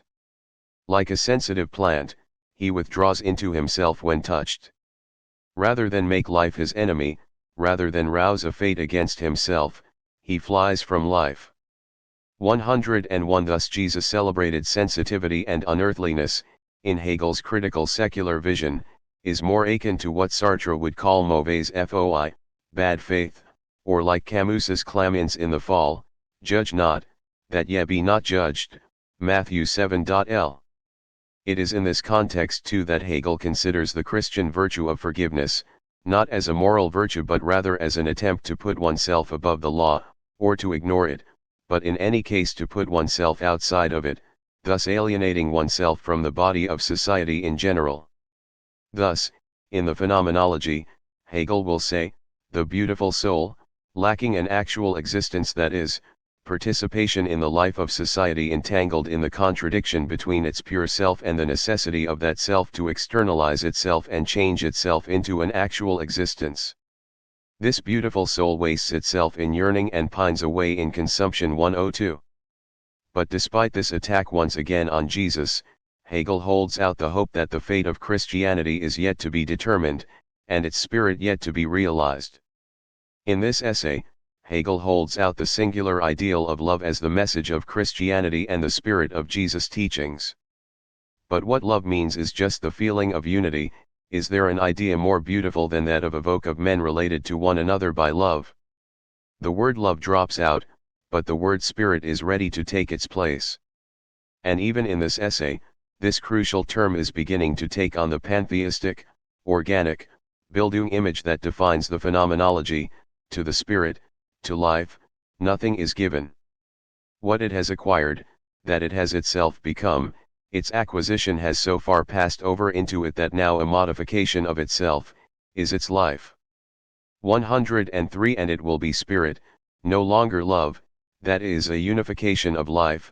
It presupposes division, a development of life, a developed many-sidedness of life. 104. It might be worth pointing out too that Schelling had just published a book, The World Soul as a Hypothesis for Physics, 1798, in which self-activity rules the world. Here as in his later work Hegel begins to point out that everything in our lives, even nature, turns out to be spiritual, which is not yet presented as an ontological claim but rather as the anthropological view that everything, including biology and the necessities of life, are incorporated by evoke into their culture, into their common ground for mutual identity and unity. It is an innocent, plausible, and attractive thesis, and I would like to think that Hegel retained it, as the motive behind his rather unbelievable ontological thesis that the universe is posited by a spirit whose essence is rational necessity that he saddles himself with later on. 105. The Professional Years, 1801 to 1806. Knowledge of the idea of the absolute ethical order Sittlichkeit depends entirely on the establishment of perfect adequacy between intuition and concept, because the idea itself is nothing other than the identity of the two System der Sittlichkeit, 1802, 03, 106. The conclusion that emerges from all of the early essays, none of them published until this century, is Hegel's fondness for the Volk, his celebration of community life or Sittlichkeit. His ideal is the ideal of unity, not only within small groups of people but, ultimately, it is hoped, within all humanity, as a single human spirit. The divine is in everyone, he declares in his Spirit of Christianity, 107 and Jesus is no one in particular. But these heretical views were unthinkable for a no longer young and not spectacularly bright man, now 30, who was looking for his first university position. Consequently, his vision is compromised, his positions qualified, and his style becomes abominable. In 1800 he begins a revision of the positivity essay, but the old style is replaced by a terse, academic abstraction. 108 He distinguishes between concrete and abstract human nature, and thus tries to resolve his lifelong tension between particular VBTT identity and an international conception of humanity. But the old language of natural religion and subjectivity will no longer do the job, and even as Hegel rails against understanding and reason 109 and the chatter and self-righteousness of the Enlightenment, he already starts to suspect that this is no longer his view, and the revision breaks off mid-sentence. In the same year, Hegel writes a fragment of a system, 111 one of those piles of paper found by scholars which are stretched beyond all credibility to provide evidence for some grand change of plan. The several pages are concerned with the Schellingian romantic problem about reconciling the finite with the infinite, man and God, and Hegel at this point in his career still thinks that religion in some sense might serve this vital role. But this faith in feeling was at most a residuum of last year's thoughts, for with his entry into the profession of philosophy, professionalism takes top priority. His honest enthusiasm gives way to obscure and impersonal discussions of the finite and the infinite and the union of opposites, and his interests, though still founded on some of the same cultural and religious themes, become far more concerned with intraprofessional polemics than the cultural commitment and curiosity of his earlier writings. 112 In the fragment, Hegel argues that philosophy has to stop short of religion, but in his first published work The Difference Essay of 1801 he declared that philosophy, not religion, was the highest human endeavor, the only way to catch the infinite in a system. 113. Schelling had just secured him his first position at the University of Jena, as an unpaid lecturer or Privatdozent, and Hegel was ready to prove himself. Nothing less than the absolute would do. 114 among Hegel's publications in the next 5 years, 3 stand out as exemplary. First is the Differenz essay of the summer of 1801, which we have already discussed, at the end of chapter 2. Second is the long and pretentious essay Faith and Knowledge, which he wrote in mid-1802, in which his philosophical ambitions and intentions are first straightforwardly, which is not to say clearly, stated. Third, there is the almost unreadable essay Natural Law, written in late 1802, early 1803. All of these were published in the Critical Journal of Philosophy, which Hegel co-edited with Schelling, and not surprisingly Schelling emerges as the paragon of philosophical accomplishment. Faith and Knowledge is largely devoted to the task of analyzing the philosophical systems, or non-systems, of Kant, Jacobi, and Fichte, and showing that, on the one hand, they collectively represent the fullest realization so far of the ideas implicit in post-Reformation German culture, and, on the other hand, that all three fail to fulfill the primary aim of philosophy, which is to demonstrate the unity, the necessary connectedness, of human experience. 115. Although the title indicates a conflict and synthesis of faith and knowledge, the actual content of the essay reveals an attempt to put together the religious sensibilities of Protestantism with the merely empirical and eudaimonistic, secular, ambitions of the Enlightenment under the clumsy guise of the formidable terminology of the infinite and the finite. In fact, Hegel rejects both Protestantism and Enlightenment, the first because of its unworldliness, the second because of its vanity and emptiness, a hubbub of vanity without a firm core. Protestantism has renounced the world and finds itself longing after an impossible ideal. Infinity. Protestantism does not admit a communion with God and a consciousness of the divine that consists in the saturating objectivity of a cult, and in which this nature and this universe are enjoyed in the present and seen in a sight that is in itself clear. Instead, it makes communion with God and consciousness of the divine into something inward that maintains its fixed form of inwardness. It makes them into a yearning for a beyond and a future. 116. Enlightenment, on the other hand, rejects the ideal of infinity and satisfies itself with the world. Its conception of life is limited to questions of happiness, and its conception of knowledge is limited to the merely empirical. Reason becomes mainly a question of mechanical calculation and has no sense of an incognizable God beyond the boundary stakes of reason. Both of these discussions get picked up again in the Phenomenology, the first as the unhappy consciousness of Chapter 4 and Enlightenment vanity as the self-alienated spirit of culture in Chapter 6. But the point of this essay is, ultimately, to show how the three major philosophies of the moment, Kant's, Jacobi's, and Fichte's, derive their defects from precisely the same opposition between Protestantism and its otherworldly yearning and Enlightenment with its limited this-worldly horizons. The fundamental principle common to the philosophies of Kant, Jacobi, and Fichte, is, then, the absoluteness of finitude and, resulting from it, the absolute antithesis of finitude and infinity, reality and ideality, the sensuous and the supersensuous, and the beyondness of what is really real and absolute. Within this common ground, however, these philosophies form antitheses among themselves, exhausting the totality of possible forms of this principle. 117. Faith and Knowledge goes beyond the Differenz essay in Hegel's first attempts to set up a place for himself in philosophy, not just as a disciple of Schelling, who is hardly mentioned in this essay, but as an accomplished philosophical critic in his own right. It also represents his first full-length attempt to come to grips with the history of philosophy in a technical way, anticipating some of the arguments against empiricism and the metaphysics of subjectivity that will occupy key positions in the Phenomenology. It is here too that he first comes to grips with Kant's philosophy as a whole, whereas before he had drawn from it as he needed certain principles, which he had too often accepted uncritically or criticized without any effort to see how they fit into the Kantian corpus as a whole. He also characterizes these three philosophies as the end of the formative process of culture, bringing to its ultimate stage that schizoid way of thinking, between finite and infinite, between subjective and objective, which has been implicit in the whole of the history of philosophy. 118 Thus Hegel has begun to see the history of philosophy as a progression of increasingly developed positions, and though it is not yet evident here, he has already set up for himself and not for Schelling the possibility of the ultimate culmination and synthesis.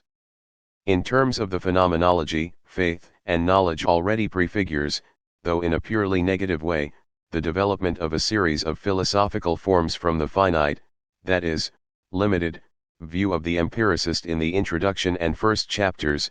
Locke is quoted in Faith and Knowledge in much the same terms that the introduction to the phenomenology begins, 119 to the more developed philosophy of Kant, in chapter 3, and Fichte, in chapter 4. Jacobi is dropped out of the picture, for the familiar reasons, repeated by Hegel in almost identical form in the Difference essay, in Faith and Knowledge, and in the preface to the Phenomenology, namely, that his philosophy of the incomprehensibility of the infinite and his appeal to warm feelings leave us nothing to say. In Faith and Knowledge too, Hegel makes it clear that ordinary experience is inferior and intrinsically unsatisfying. It is the infinite that is really real, but not cut off from the finite, from ordinary experience, which is what we find in Kant, Jacobi, and Fichte, who are the totality of possible forms of philosophy, so conceived. It is only by appreciating the overall scheme of things, Hegel tells us, that individual life and mortality can make any sense to us. So it is here that Hegel begins to develop his thesis so central to the phenomenology that the infinite is immanent and that the eternal idea, which is no more attractive or clear a concept here than it becomes in his later philosophy, is expressed in the world as a logical sequence of changes, that thought is not confined to the subject but defines the object of experience as well. Thought, he writes, is the spring of eternal movement, the spring of that finitude which is infinite, because it eternally nullifies itself. Out of this nothing and pure night of infinity, as out of the secret abyss that is its birthplace, the truth lifts itself upward. The natural law essay might well be paired with the unpublished and incomplete essay on the German Constitution, which Hegel had stopped writing a few months earlier. 121 But the focus of the natural law essay is not primarily political, indeed it is more of a social and moral concern, derived from Hegel's recent reading of Fichte's essay on the same subject, which in turn was prompted by Kant. Indeed, Schelling had developed a theory on the subject too, 123, and much of the opacity of Hegel's essay might be attributed, as in all of these essays, to the fact that he was writing, in effect, for a small closed group of scholars, all of whom could be assumed to know the jargon and the concerns of each other's works. But the main point can be stated clearly enough: Kant had insisted on the rational autonomy of every individual, his or her ability and right to act according to the dictates of the moral law within. But on this view, all external authority, or heteronomy in the local jargon, was illegitimate or, at least, difficult to reconcile with the natural right of autonomy. 124 How then, could states govern? How could there be a legitimate external authority? This had become one of the leading questions of the Enlightenment, and its answer, condensed to a phrase, was to be found in natural law. Natural law was the moral law, the authority of reason, writ large. In the ideal state, it was rational law writ down as a constitution, which thereby became not an external authority as such but an external expression of that same faculty of practical reason that could be found in the will of every rational person. But the question now repeats itself: if it is imposed from the outside, even if it is in fact the same rule of law that can be found on the inside, is it not still illegitimate? For the question of legitimacy, which is the same as natural, is not a question of content so much as a question of source. Where does the natural law come from? One traditional answer to this question, which was flatly rejected by all of the German thinkers, was the social contract. Everyone agreed to obey the laws of the state, according to this familiar theory, in Hobbes, Locke, and Rousseau, for instance, and by virtue of their agreement, the laws imposed from the outside were thereby their own. Hegel rejects this, though more clearly in the Phenomenology, not only on the familiar grounds that there was in fact no original contract, but on the philosophically more powerful grounds that the social contract theory presupposes an utter absurdity, that there could have been fully formed, intelligent, and morally reflective human beings before the advent of society which the social contract supposedly established. Natural law, therefore, could not be common agreement before the fact. Natural law had to be itself an intrinsic part of the development both of individual human beings and society as a whole. It is for this reason that the natural law essay dwells considerably on one of Hegel's most important concepts, the concept of Sittlichkeit. We have met this word before. Hegel was lecturing on his system of Sittlichkeit to his students as he was writing the essay, and it is to become central to the Phenomenology and the later philosophy of right as well. It is, as we have introduced it already, the conception of social existence, or what is sometimes called ethical substance. It is that complex of customs, rituals, rules, and practices that make up a society and make each one of us a part of society. It is not, as social contract theory suggests, an external package of laws that we voluntarily adopt, as if we were adult visitors in some foreign land. It is that set of behaviors through which we define ourselves, through which we learn what morality is and what is right and wrong. And to distinguish between our own individual autonomy, on the one side, and the set of practices of our society, on the other, is a prelude to conceptual disaster. Yet this is just what such theories as the social contract theory do to us, and the result is an emasculated picture of the law on the one hand, and ourselves as creatures without a culture on the other. But Kant too falls into this trap. In his distinction between autonomy and heteronomy, he too introduces this fatal distinction between ourselves, that is, as rational moral agents, and the social fabric and customs in which we were raised, which naturally become our inclinations, our emotions, moods, and desires. The concept of Sittlichkeit, therefore, is directly aimed against Kant's theory of morality as well. Kant supposed that a moral law was universally valid, as a matter of rational principle alone, apart from any particular culture and practices. But this severs the all-important connection between our sense of morals and our sense of belonging to a society, and once this is done we seem trapped in the Rousseauan feeling, not unfamiliar among American undergraduates these days, that we are corrupted by our society and indoctrinated with its laws, instead of created through and by that society and those laws. Sittlichkeit, for Hegel, summarizes the natural synthesis of our moral sense and our social sense. Morality, properly understood, is not a matter of rational principles primarily, though that too, of course, but a matter of social practices and good upbringing. In this, as we shall argue later in our discussion of Hegel's ethics in the Phenomenology, Hegel becomes quite close to Aristotle. Indeed, the notion of Sittlichkeit, throughout Hegel's works, is always looking back to the Greeks and the polis, for it is there, not in modern Christian stateless Germany, that the true sense of natural law, the unity of individuality and citizenship, is to be found. It is time to move on to the Phenomenology itself. Hegel is already 35 years old, and we have already covered almost 200 pages in anticipation. In the following chapter, however, there will be still more by way of anticipation, as we first introduce the book itself, then the subject matter and purpose of the book, and finally, its formidable structure or lack of it, which usually goes by the name dialectic. Joss and Gebert's Bookstore, Bamberg and Würzburg, has published and sent to all good bookstores, G.W.F. Hegel's System of Science. Volume 1, containing the Phenomenology of the Spirit. Large octavo. 1807. Price, 6 FL. This volume deals with the becoming of knowledge. The Phenomenology of the Spirit is to replace psychological explanations as well as the more abstract discussions of the foundation of knowledge. It considers the preparation for science from a point of view, which makes it a new and interesting and the first science of philosophy.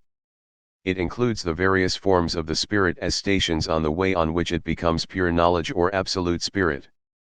In the main parts of this science, which in turn are subdivided further, consideration is given to consciousness, self-consciousness, observing and acting reason, the spirit itself as ethical, educated, and moral spirit, and finally as religious in its different forms.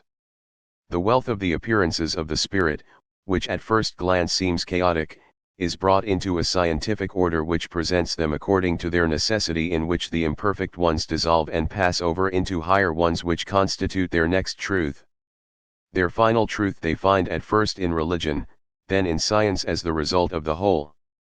In the preface the author explains himself about what seems to him the need of philosophy in its present state, also about the presumption and mischief of the philosophic formulas that are currently degrading philosophy, and about what is altogether crucial in it and its study.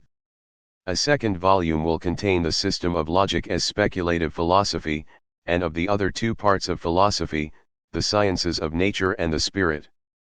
Hegel's own description of the phenomenology, Selbstansichung, 1807. The phenomenology was conceived and written in the years 1804-6, while Hegel was teaching as a Privatdozent, an instructor, the lowest academic rank, paid by student fees only, and, in 1805, as Außerordentlicher Professor, roughly, assistant professor, at the University of Jena. The actual appearance of the book was preceded by a number of very different announcements, and it seems Hegel was obviously uncertain himself, well into 1806, what his first great book was supposed to be. And indeed, it was intended to be a great book. Walter Kaufmann rightly comments that, at the age of 36, when his younger friend Schelling had already become internationally renowned and had been publishing a book a year for several years, nothing less than a great book, a monumental effort, would bring Hegel out from under Schelling's shadow, particularly in his own estimate. And yet, with all this ambition, or in part because of it, Hegel did not know what he was trying to do. The book was written hastily, in a frenzy, with little rewriting and too little caution. With the book less than half finished by mid-year 1806, Hegel had to meet an October 18 deadline. One of his friends had personally guaranteed delivery by that date to satisfy Hegel's reluctant publisher. In fact, though he finished in time, he missed the date, due to extraordinary circumstances. Napoleon invaded the city on the 14th. Half of the manuscript was already in the mail, which caused Hegel no little worry. The other half stayed in his pocket, until the 10th, when he anxiously mailed it off to Bamberg. Struggling to meet his deadline, overburdened with a wide variety of university courses, while Germany was in the middle of the Napoleonic Wars, Hegel did not have the opportunity to quietly meditate, as Kant had done for years, about the exact aims or intentions of his book. Thus the belligerent opening of the preface, in which he tells us that it would be inappropriate to tell us what these are, in fact, he didn't know. He knew that he wanted to produce his own system.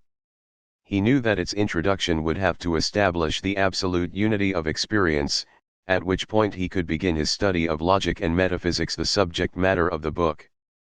But he had no definite plan how to get there. The result was a slapdash manuscript, sometimes bordering on incoherence, though the locus of the incoherence is disputed by the scholars. And the whole book, in effect, became nothing but the introduction, the establishment of the absolute. The intended subject matter, logic and metaphysics, would have to wait for another time. Even when it was published, the phenomenology was still to be the introduction to a larger system of speculative philosophy, beginning with logic. Hegel had been lecturing to his students on logic and metaphysics in the new post-Kantian idealist fashion, since 1801, as well as the philosophy of nature, Schelling's own speciality, a hodgepodge subject called the philosophy of spirit, for which we today would call the social and behavioral sciences, psychology, sociology, anthropology, political science, and some of the humanities, history of art, religion, the history of philosophy. The system, in 3 parts, was already in shape before the completion of the phenomenology and would remain frozen in that form, as Hegel's system, through several publications of the Encyclopedia of the Philosophical Sciences, the first in 1817, and in his lectures until his death in 1831. 5. The three-part structure of the system, however, is only vaguely discernible in the structure of the phenomenology itself. And in any case, the phenomenology certainly stands alone, without the later work, as one of the towering achievements of philosophy. 6. Until early 1806, when the book was still intended to be a book on logic and metaphysics, phenomenology was only a preliminary exercise, an introduction. The word did not appear in the title until much later, when the book was almost completed. It was a term with a not insubstantial history in German philosophy in Herder, for instance, and, most importantly, in Kant. Kant also used the word phenomenology to describe the preliminary study, the prolegomena to metaphysics. Phenomenology was the study of the structures of the world of experience, the world of phenomena, which could then be followed up by the metaphysical questions of practical reason, namely God, freedom, and immortality. For Kant, phenomenology was essentially the work of his first critique, of pure reason, the description of the forms of space and time and the conceptual structures of the understanding, then a demonstration of the limits of experience and knowledge and the errors involved in trying to know what was more than phenomena, the world in itself, or noumenon. For Hegel, phenomenology came to occupy the whole of the system, for he had learned from Fichte and Schelling that there could be no thing in itself, no noumenon, and that therefore the whole of metaphysics too, even God, freedom, and immortality, would have to be carried out as phenomenology, the study of the structures of experience. But the phenomenology turned out to be something much more than that. What happened, we might surmise, was that Hegel began his explorations of phenomenology in a more or less routine Kantian fashion, coupled with his detailed knowledge of the ancient Greek philosophers and their metaphysical problems. This is evident throughout the first 3 chapters of the Phenomenology. But then, he discovered something else. What began as a routine introduction, a ladder to the present standpoint in philosophy, in 1806, became something entirely different, a true phenomenology, not routine but an exploration, a series of realizations in which the point was no longer just to reach the top, the absolute, it became the journey itself, the process of doing and discovering philosophy, that was all important. Phenomenology ceased to be preliminary and took a life of its own. Hegel began the Phenomenology as an academic treatise on idealism, showing his allegiance but adding his own improvements to Kant, Fichte, and Schelling, just as Fichte had improved on Kant, and just as Schelling had improved on Fichte, as Hegel himself had argued at length in his Differenz essay of 1801. Hegel wanted to compose his own system, beginning with a ladder from common sense, sense certainty or natural consciousness, to the absolute to solve the remaining problems in Kant, to systematize nature and freedom, already attempted by Fichte, to correct Fichte's one-sidedness, which Schelling had already done in his Philosophy of Nature, and to the Phenomenology of Spirit 159 tighten up the overly romantic and imaginative meanderings of his friend Schelling. It was not an extravagant project, however pretentious the word absolute may strike us now. Indeed, if Hegel had only succeeded in accomplishing this academic task, his name would probably not even appear in our history books nor that of Schelling either. At best, Hegel would be a minor footnote to Kant, preserved in some German archive. 7. What Hegel did instead, was to defend a much more tangible and practical philosophy than idealism, which as a philosophical thesis, baldly stated, he considered absurd. What does it mean for a supposedly sane adult to say that the world is mind-related or it's all spirit? 8. This was precisely the kind of philosophical abstraction that Hegel had hated as a student. What interested him was the more existential theme of the new humanism, it is a human world, or, in Sartre's now famous if nominally sexist formulation, man makes himself. But this too, stated abstractly, is worthless. Consider Sartre's own work in Being and Nothingness, when he toys with his various ontological proofs about the nothingness of consciousness and the indeterminacy of the for itself, he is brilliant but unconvincing.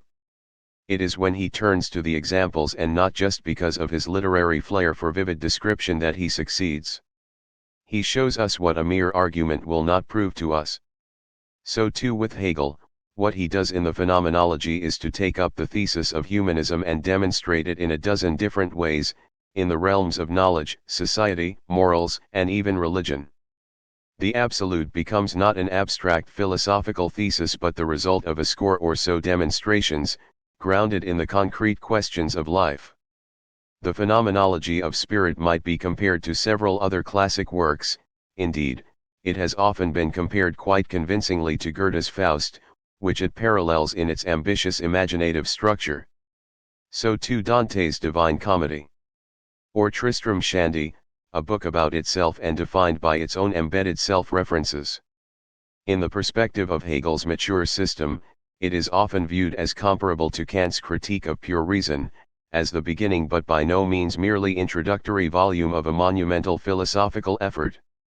In its holistic monism, it is compared to Spinoza, not to mention Schelling. In its overall teleology, however, it might best be compared to Aristotle's metaphysics, with its stress on organic metaphors and the emphasis on development. But what it is first of all is an enormously original view of philosophy, despite Hegel's academic intentions. And it is not just philosophy either, for the forms we follow through the Phenomenology are not just philosophical viewpoints, the history of philosophy, disembodied from the conversation of humanity. They are forms of consciousness, which are sometimes articulated by philosophers but have a life of their own outside the seminars and the textbooks, in the streets of Paris and the beer halls of Berlin. And yet again, Hegel remains very much the philosophical chauvinist, like Plato and Aristotle before him. The human spirit consists most essentially of conceptual thought, or the concept. The history of spirit is the self-development of the concept, what Aristotle called the function, telos, of man. The book is, then, like most, but by no means all, philosophical classics, an epic story of philosophical self-congratulation. And yet it is a vision which Rudolf Heim in 1857 described as the universe as a beautiful, living cosmos. It is not just a book for philosophers. Hegel's approach to philosophy. As his manner of approach, Hegel conceived of a strategy that rendered his project extremely congenial.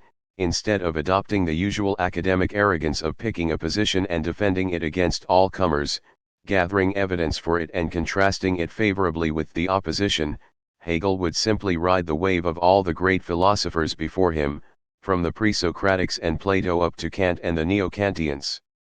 He would flow with the conflicting but ultimately unidirectional currents of their efforts and be carried to the end, for a final summation. 9. Thus, as opposed to his discussion of Fichte and Schelling in the Differenz essay of 1801, which he called external, he would in the Phenomenology actually take up their positions, and every other philosophical position, to see, in their own terms, thus, internally, where they would lead. In this way, he never actually opposed anyone. In a sense, all he did was go along for the ride. But what happens to hitchhikers in less abstract endeavors, boys on bicycles holding onto trucks on the freeway, skiers who ride the avalanche, was that Hegel not only got carried along, he got carried away. He was carried along by Plato and Aristotle and Kant, Fichte and Schelling into unknown territory. He did not complete their various philosophies and establish the absolute. He crashed through the academic walls of Identitätsphilosophy and German idealism and destroyed the methodological assurances of philosophers since Plato. He almost came to the realization that there could be no realization of the absolute, that philosophy had no end, that the unity of consciousness was to be found only in its diversity. He almost discovered that philosophy, and human nature too, were nothing but their history, without a terminus, without a truth, without an essence. But he didn't, and his later philosophy proves that. What he discovered he denied, and once again, academic philosophy remained protected from the Philistines. 11. We will discuss Hegel's method, or non-method, soon enough, but a simple question will suffice for here. In 1801, Hegel criticized Reinhold for his neo-Kantian intention to reject the history of philosophy as an array of errors, a museum of mummies, Hegel writes, and to simply start over. But what assures, Hegel asks, that this new system of philosophy will not be just one more error, one more mummy for the museum? No, that is not the way to proceed, Hegel concludes. What will guarantee philosophical improvement is to start from within these earlier philosophies, arming yourself with their strengths, inoculating yourself against their mistakes, and then proceeding. Not an isolated position is a wholesale misunderstanding of the Hegelian program. In 1801, Hegel attacked Reinhold for his attempt to carry out Kaufmann's program. He flatly asserted that nothing would come of it. By opposition, but by eclectic synthesis, to approach the truth through the whole history of both truths and errors. It sounds like an incredibly safe, uncontroversial philosophy. But it didn't turn out that way. In fact, it was his acceptance of and continuity with the whole of Western thought that signaled at the same time his wholesale rejection of the dominant philosophical tradition, the idea that one finds the truth by starting from premises agreed to be true, and proceeding from truth to truth. In the Difference essay of 1801, and in his Berlin lectures on the history of philosophy, Hegel continuously stressed the constant essence of philosophy, truth as timeless and philosophy, reason, as one, das Gleiche. In the Difference essay, Hegel writes, reason necessarily finds itself throughout all its particular forms, it intuits itself as one and the same 12. In another early declaration, he writes, that philosophy is only one and can be only one rests on the fact that reason is only one. Reason becomes philosophy and is only one and the same and therefore self-identical, das Gleiche. 13. And in his later lectures in Berlin, we must not regard the history of philosophy as dealing with the past, even though it is history. What is obtained in this field of labor is the true, and, as such, the eternal. It is not what exists now, and not then. It is true not only today or tomorrow, but beyond all time, and in as far as it is in time, it is true always and for every time. 14. The quotations are revealing, and in the Phenomenology too, notably throughout the preface and the final chapter on absolute knowledge, there is this constant insistence on the eternity of truth, the unity of reason, the essence of philosophy. But it is an error which hides the truth about Hegel.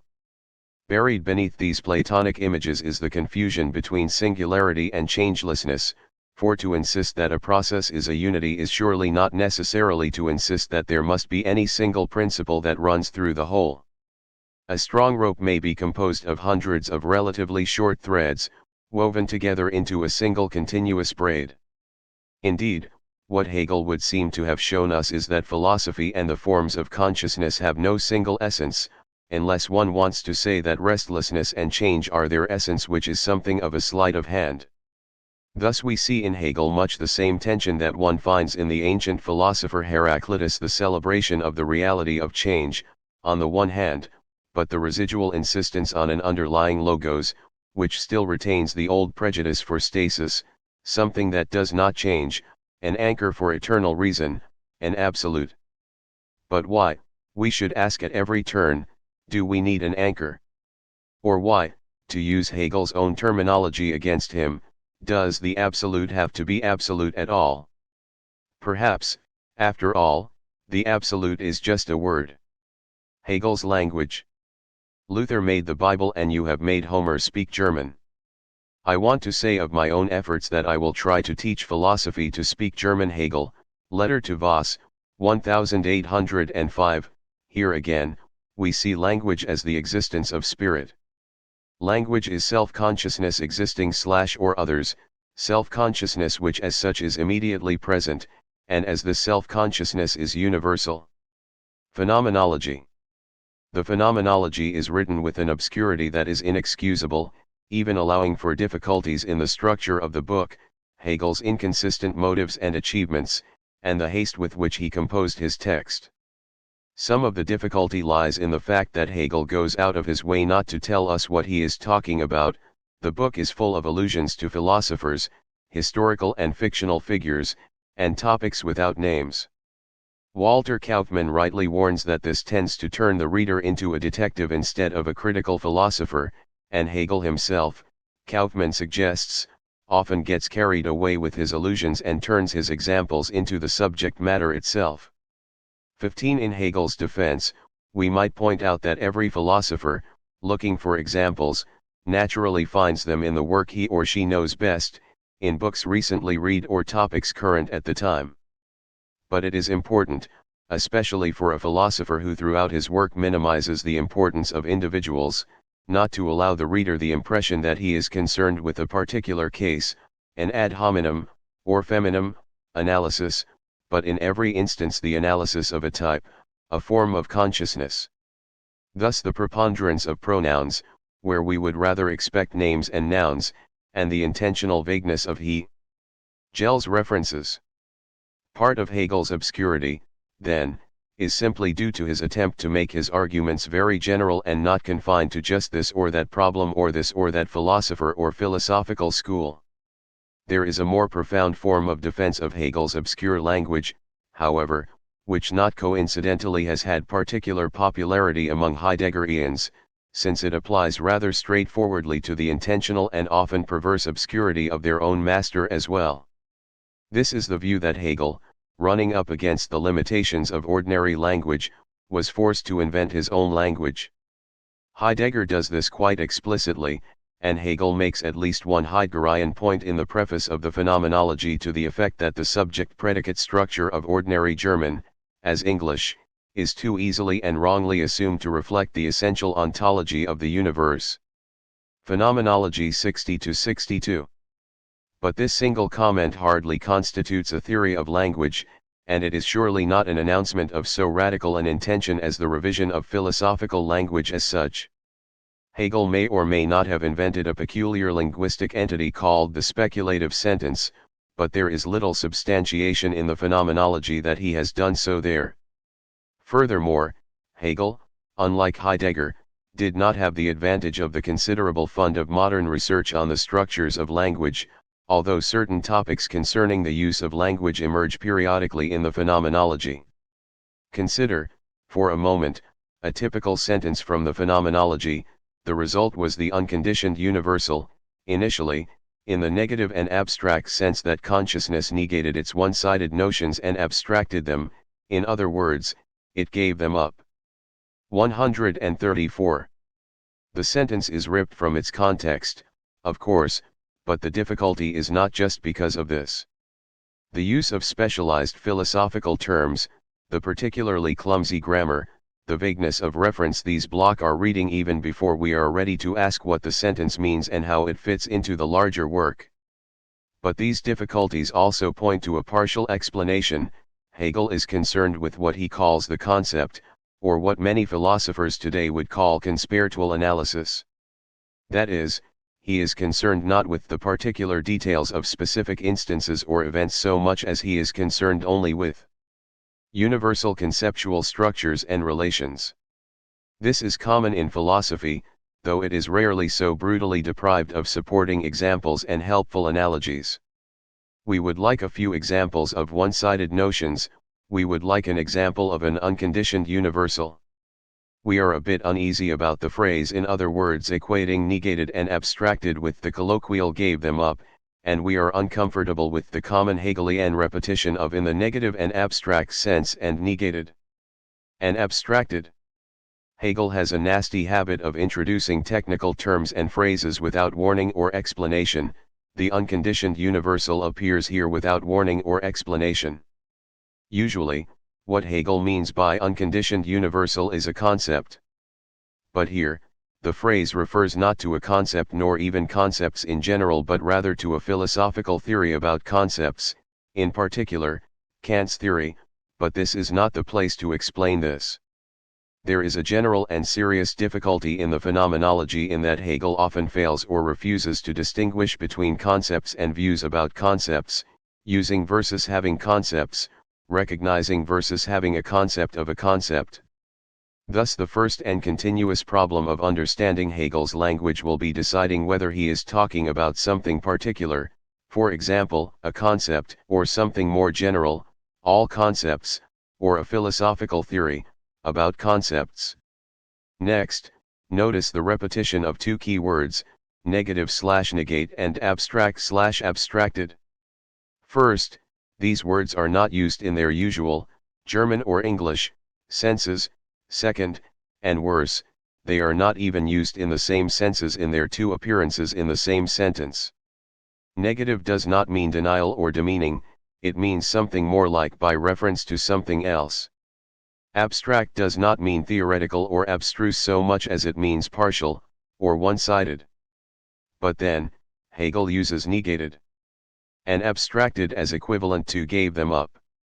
The apparent repetition is something far more significant and difficult, it is an intentional play on technical homonyms, a verbal dialectic through which Hegel conscientiously prevents us from getting a firm grasp on his language. From one dominant philosophical point of view, such ambiguity and verbal lack of precision is nothing but hateful. But if we are to understand Hegel at all, it is necessary to at least appreciate what he is doing and, at the same time, understand why it is that he is so hard to pin down and make precise. The key to the slipperiness of Hegel's language is the phrase "the fluidity of the concept," which he learned from Hölderlin. The fluidity is indeed slipperiness, but the strategy is not perversity so much as it is a fundamental lesson in the of philosophical language. Concepts are always context-bound. Words have meaning because of the way they are played against one another. What counts as an object depends on the context. The number 5 is an object in mathematics, it is not an object in an antique shop. What counts as a concept depends on context too. A concept in architecture exists tangibly on a piece of blue paper, a concept in philosophy, according to Hegel, is not depictable in pictures at all. In philosophy, concepts themselves become objects, when they become the object of our examination, for instance. Objects become concepts, when we ignore their physical manifestation and attend only to what makes them an object of such and such a kind, their essence, according to a related terminology. Hegel plays these terms off against one another continuously throughout the phenomenology, so much so that the reader is best advised to look not so much for the meaning as for the interplay of terms. It is this interplay that he later calls dialectic.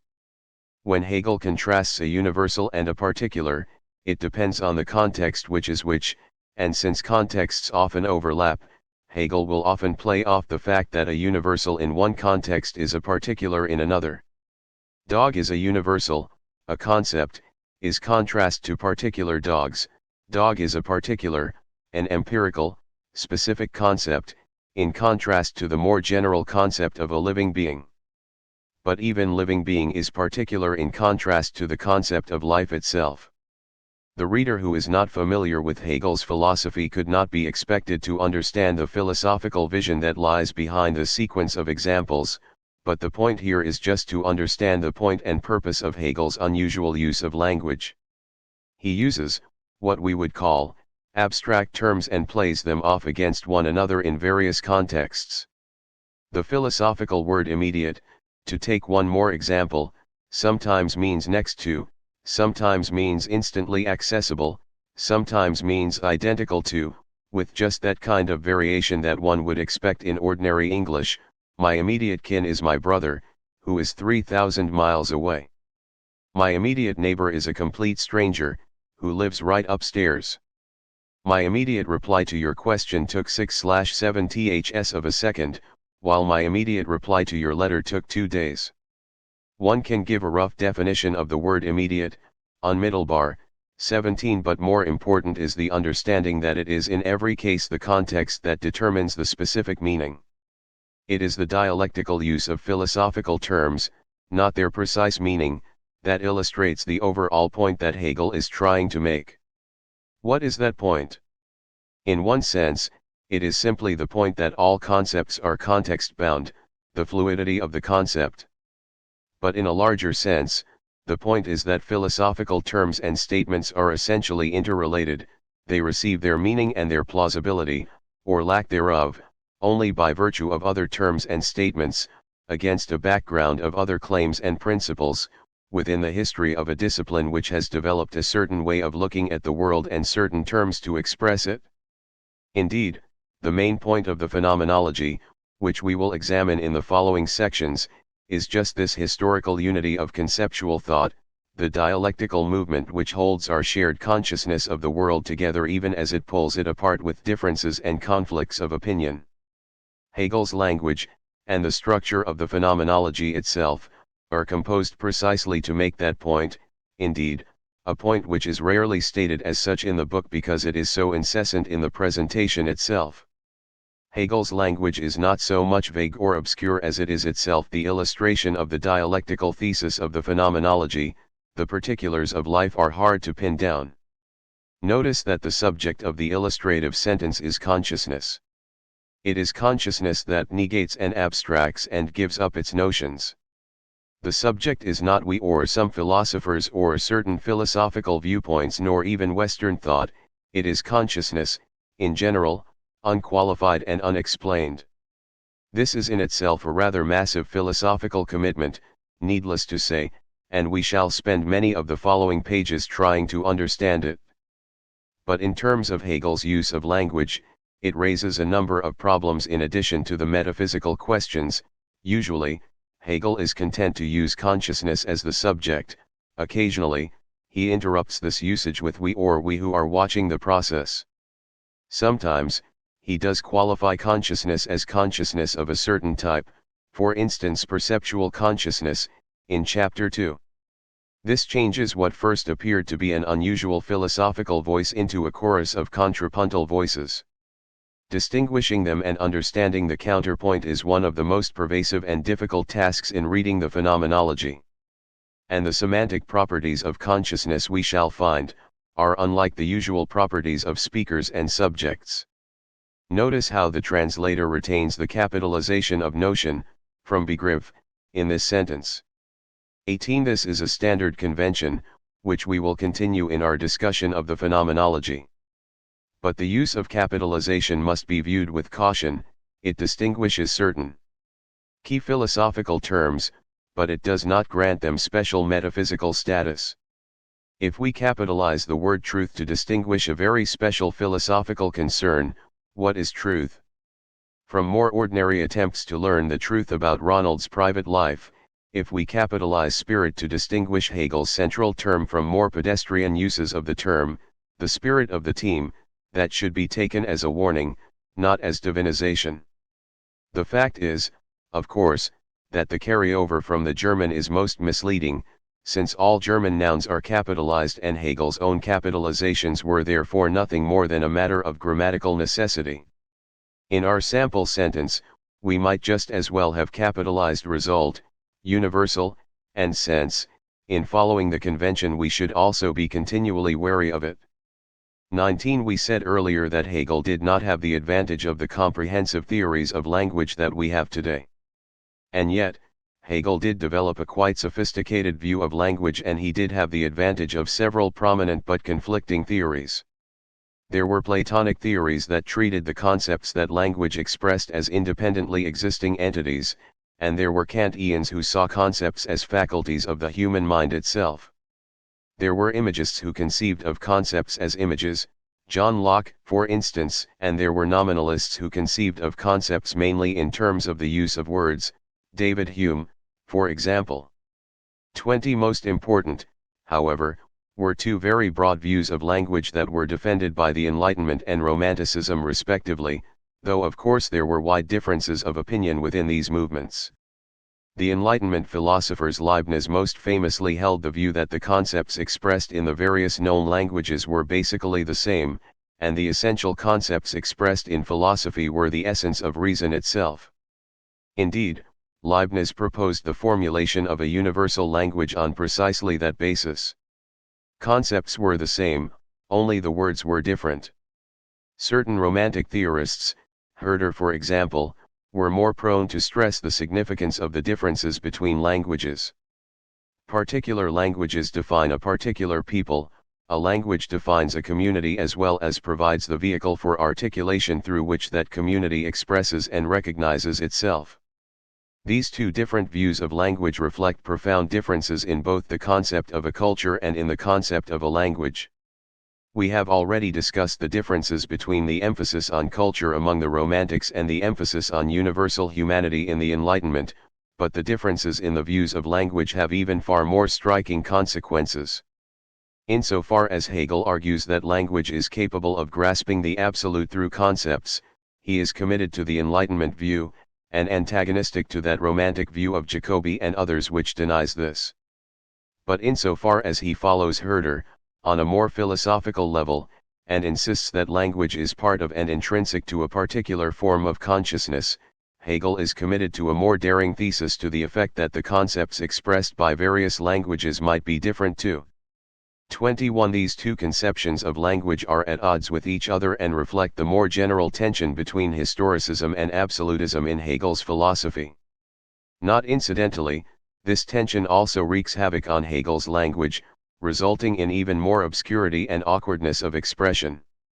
Hegel's language is an essential ingredient in his philosophy, not merely the vehicle of its expression.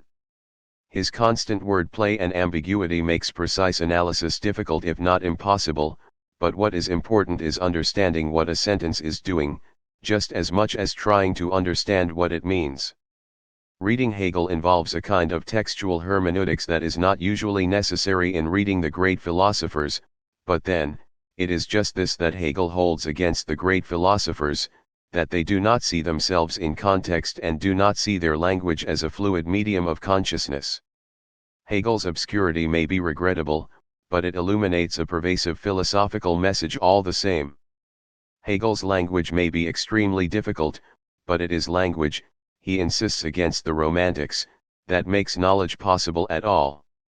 22. And yet, with all of this said, what cannot be denied is the fact that Hegel could have been clearer, his ambiguities could have been explained, his dialectic could be less perverse. Indeed, when we consider Hegel's earlier essays, which were for the most part clear, witty, and provocative without the learned obscurity, his language in his mature works becomes more intolerable.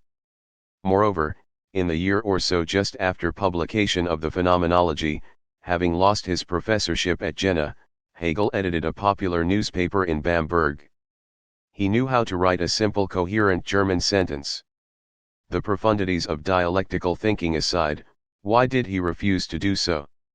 23. The first and most obvious if unflattering reason is that Hegel discovered, like hundreds of academic hopefuls before him and since, that obscurity and profundity are easily confused, that the smaller the audience, the more academically acceptable one is likely to be, and that the harder one is to understand, the less likely one is to be refuted. We can mark the change in Hegel's style with precision. It changes abruptly in 1799-1800, when he was seriously looking for an academic post. It reached its nadir in 1800-1803, with his first university position, in the Difference essay of 1801, the essay on Faith and Knowledge of 1802, and the all but unreadable essay on Natural Law of 1803. On the basis of this, he was promoted in 1805. The second and not unrelated explanation was Hegel's disdain for popular philosophizing. In his review of Fichte in the Difference essay in 1801, Hegel made no mention of Fichte's most popular work, published the year before, The Vocation of Man. In that work, Hegel told Schelling, Fichte had compromised himself, he had become dogmatic, not speculative. And in a famous letter to Schelling, Hegel even back in 1795, had said, I feel sorry for Fichte, beer glasses and patriotic swords have resisted the force of his spirit. And he added, perhaps he would have accomplished more if he had only attempted to educate a quiet, select little group. 24. Third, Hegel attempts to introduce into his text, without quotation marks or references, whole passages in literal translation from the Greek philosophers, particularly in the early chapters. Literal translations are awkward enough, but even more so when incorporated unannounced into already obscure, speculative, philosophical prose. Fourth, of course, there is the awkwardness of the German language, especially when translated into English. Nietzsche lamented the fact that he could not write in French or English. Idiomatic phrases and complex constructions do not translate well, but a literal translator feels forced to be faithful to them. 25. If it is any comfort to the English reader, German translators have often said that Hegel reads even worse in German. 26. Fifth, and perhaps more fanciful, Nietzsche has suggested that Hegel's atrocious style is largely due to his fear of expressing himself. No famous German had more spirit than Hegel, but he felt such a great German dread of it that he created his peculiar bad style. The core is a witty, often saucy idea. The wrapping is abstruse science and supremely moral boredom. 27. In that brief comment Nietzsche best sums up the view that I will be entertaining here, that it is the spirit and the witty, often saucy core of Hegel that is worthy of admiration, while the letter of his work or its wrapping is not fit for emulation. One can excuse Hegel's language just so far, but then it is time to appreciate the liveliness of the book itself. Chapter 4. The objects of philosophy, it is true, are upon the whole the same as those of religion. In both, the object is truth, in that supreme sense in which God and God only is the truth. Both in like manner go on to treat of the finite worlds of nature and the human mind, with their relation to each other and to their truth in God. Hegel, Logic. The stated goal of Hegel's philosophy is truth. 28. But then, every non-fiction writer is after the truth, and most fiction writers too. Hegel even tells us, in effect, that truth is the goal of every human activity: art, ethics, religion, and politics, as well as mathematics, science, and philosophy. And to make matters worse, the idea that philosophy is the search for truth too easily suggests that Hegel's goal is the collection of infinitely many tidbits of truth, a potpourri of little insights and suggestions, different from an empirical science such as botany or numismatics only in its unrestricted scope. He too calls his work science. Thus even in his own day, critics accused Hegel, and his friend Schelling, of doing nothing more than collecting haphazard bits of empirical sciences and occasional anecdotes from history and the humanities and organizing them, badly, under a few abstract headings. There is the standard story of the unperceptive critic who challenged Hegel to deduce his fountain pen from his system of philosophy. 29. And critics who should know better still seem to think that what Hegel means by encyclopedia and absolute science is the impossible claim to have incorporated all of the truths of the world, once and for all, into a single all-encompassing system. What Hegel's system is about, its goal or purpose, has little to do with the details of the empirical sciences. In fact, it has only tangentially to do with science, in our sense, at all. What Hegel means by science or Wissenschaft is the general, disciplined study and understanding of the various forms of human knowledge, including science, that is, empirical sciences such as physics, chemistry, and biology, as well as art, religion, ethics, and philosophy. It is an attempt to be clear about the whole of life, and to determine the place of these various endeavors in life, to rank them according to their adequacy and their priorities, paying attention to their details only by way of illustration, granted that he sometimes gets carried away with the illustrations. It is an ancient enterprise, and an ongoing one. One person says that art is the meaning of life, another insists that the essentials of life are human interrelationships, still another says scientific knowledge, and another says God and religion. One more, a philosopher, no doubt, blandly insists that the good life includes them all, and who can disagree? But then the question of their place and priorities and adequacy remains unanswered, which perhaps might not be of any importance to a creature with infinite time and no conflicts in life, but not for the rest of us. Philosophy, in a phrase, is getting clear about what we know and how to live. The truth, for Hegel, consists not of the details of life but of that single all-embracing, self-reflective philosophical vision, in which all of the pieces fall neatly in place. The truth that is the goal of Hegel's phenomenology has to do with knowledge, of course, but it would be misleading to think of knowledge strictly in the sense of knowing that the world is such and such. Hegel's truth, and his conception of knowledge, is also practical knowledge, knowing how, and it is, most of all, self-knowledge, reflection on one's own activities and their significance. The goal of truth is thus more akin to a kind of self-confidence about oneself and one's position in and knowledge of the world than it is just another set of doctrines, however impressive or profound. With this in mind, we might insist that the Phenomenology is not only a book about truth, it is also a treatise on the good life and human happiness. It is something of an ethics, with its crowning achievement as in Aristotle's Ethics the life of contemplation, the life of complete understanding, the life in which the meaning of the whole and our own essential part in it becomes clear to us. 30. It is also the search for a unified truth, a single, all-embracing vision of the world, a quest too easily neglected in the pursuit of particular philosophical or scientific problems. Imagine Kant, for instance, reading once again Newton's Principia, expressing wonder at the starry skies above. At the same time, think of Kant the devout moralist, remembering his mother's moral urgings to strive for holiness and stressing the moral law within. But how do these two aspects of life fit together? How can life be separated into two worlds, two selves, and both of them all but indifferent to the emotional existence of other people? To Fichte, Schelling, and Hegel, such a schizoid world was utterly unacceptable, as it was, ultimately, to Kant.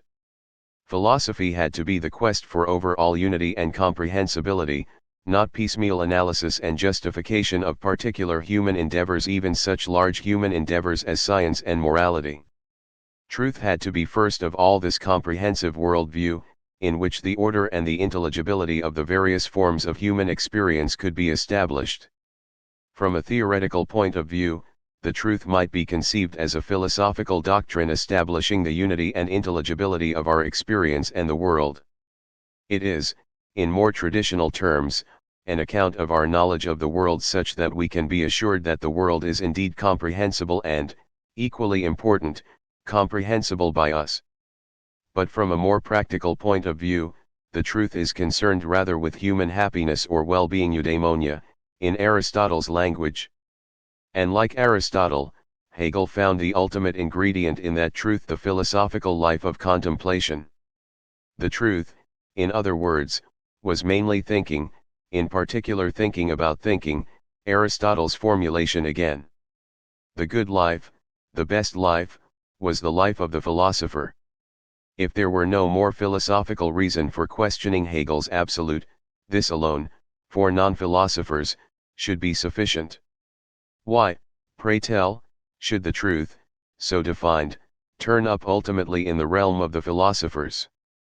One answer is to be found in Tolstoy's War and Peace.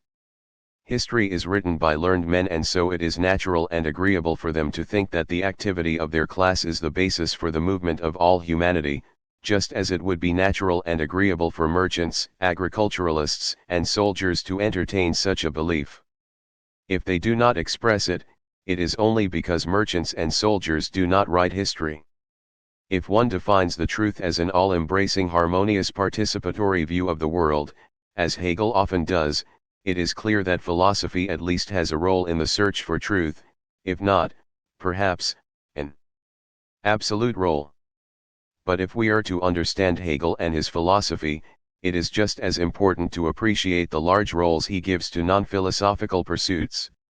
Indeed, he abuses Schelling among others precisely because his friends sought to summarize the whole of creation in a simple slogan, all is one. But making sense of the world does not consist in abstracting oneself from it, wrapping it in a piece of philosophical tissue paper and sticking a label on it. It consists just as much in engagement as reflection, living the details while paying attention to the forms. 31. The goal of the Phenomenology, accordingly, is not so much to present us with a single all-embracing conclusion about human life so much as to appreciate, live through, and put in their place the multitude of forms of human existence, through which non-philosophers too live their lives and give them meaning. Facts get in the way of truth. Cervantes, Don Quixote. Pontius Pilate cynically shrugged his shoulders. What is truth? It was not a question. But philosophers have not been so contemptuous. Truth is their profession, their calling. Whatever else a philosopher gives us, we expect an answer to the problem of truth, and an answer to Pilate's non-question. Philosophers talk about the problem of truth. What problem? The men on the street, like Pilate before Christ, would not see any problem at all, nor would a great many contemporary authors who have been baptized back into common sense by Wittgenstein. Indeed, one might well argue that there is no problem of truth as such. Philosophers found a problem because they created it themselves, or rather, because other philosophers created it before and for them. Aristotle found no problem there. He bluntly stated what no one could seemingly deny, that to say of what is, that it is true. But later philosophers, being philosophers, showed that that wouldn't do at all, and other philosophers started to deny that there was such a thing as the truth, or at least, a truth that could be known by us. In response to this, a new generation of ingenious thinkers, notably Kant, began to suggest that the truth was of our own making. Enter Hegel. The problem of truth for him is the creation of his predecessors. But not only this. These problems have been created out of common sense usage, and philosophers, from Aristotle to Kant, only made them explicit and developed them. But this means too, that the answer to these problems cannot be, as in Wittgenstein and G.E. Moore, a return to common sense, for if Hegel is right, and German philosophy in general has tended to agree with him, it is the lazy dogmatism of so-called common sense that gives rise to these problems in the first place. The problem of truth, Hegel tells us later, in his lectures on the history of philosophy, in the 1820s, is to reconcile concept and reality. Elsewhere, he tells us that the problem is to reconcile the concept with itself. For any modern philosophy student, these two formulations should be perfectly familiar, canonized, since Hegel's time, as the correspondence theory of truth and the coherence theory of truth, respectively.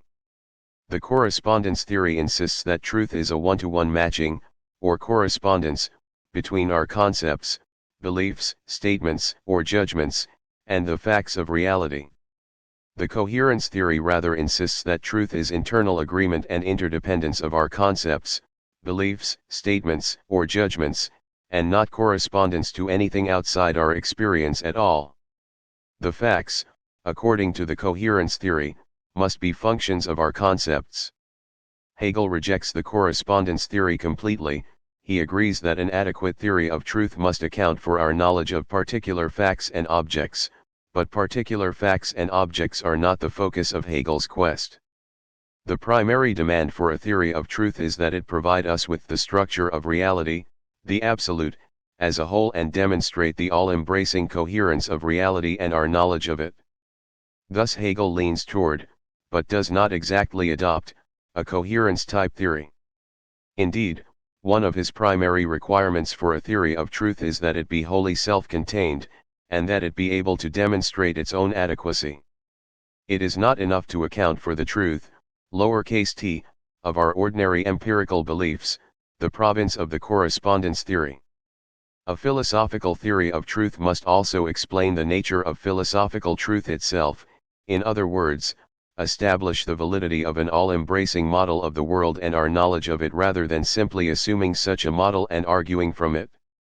What is Hegel's conception of truth?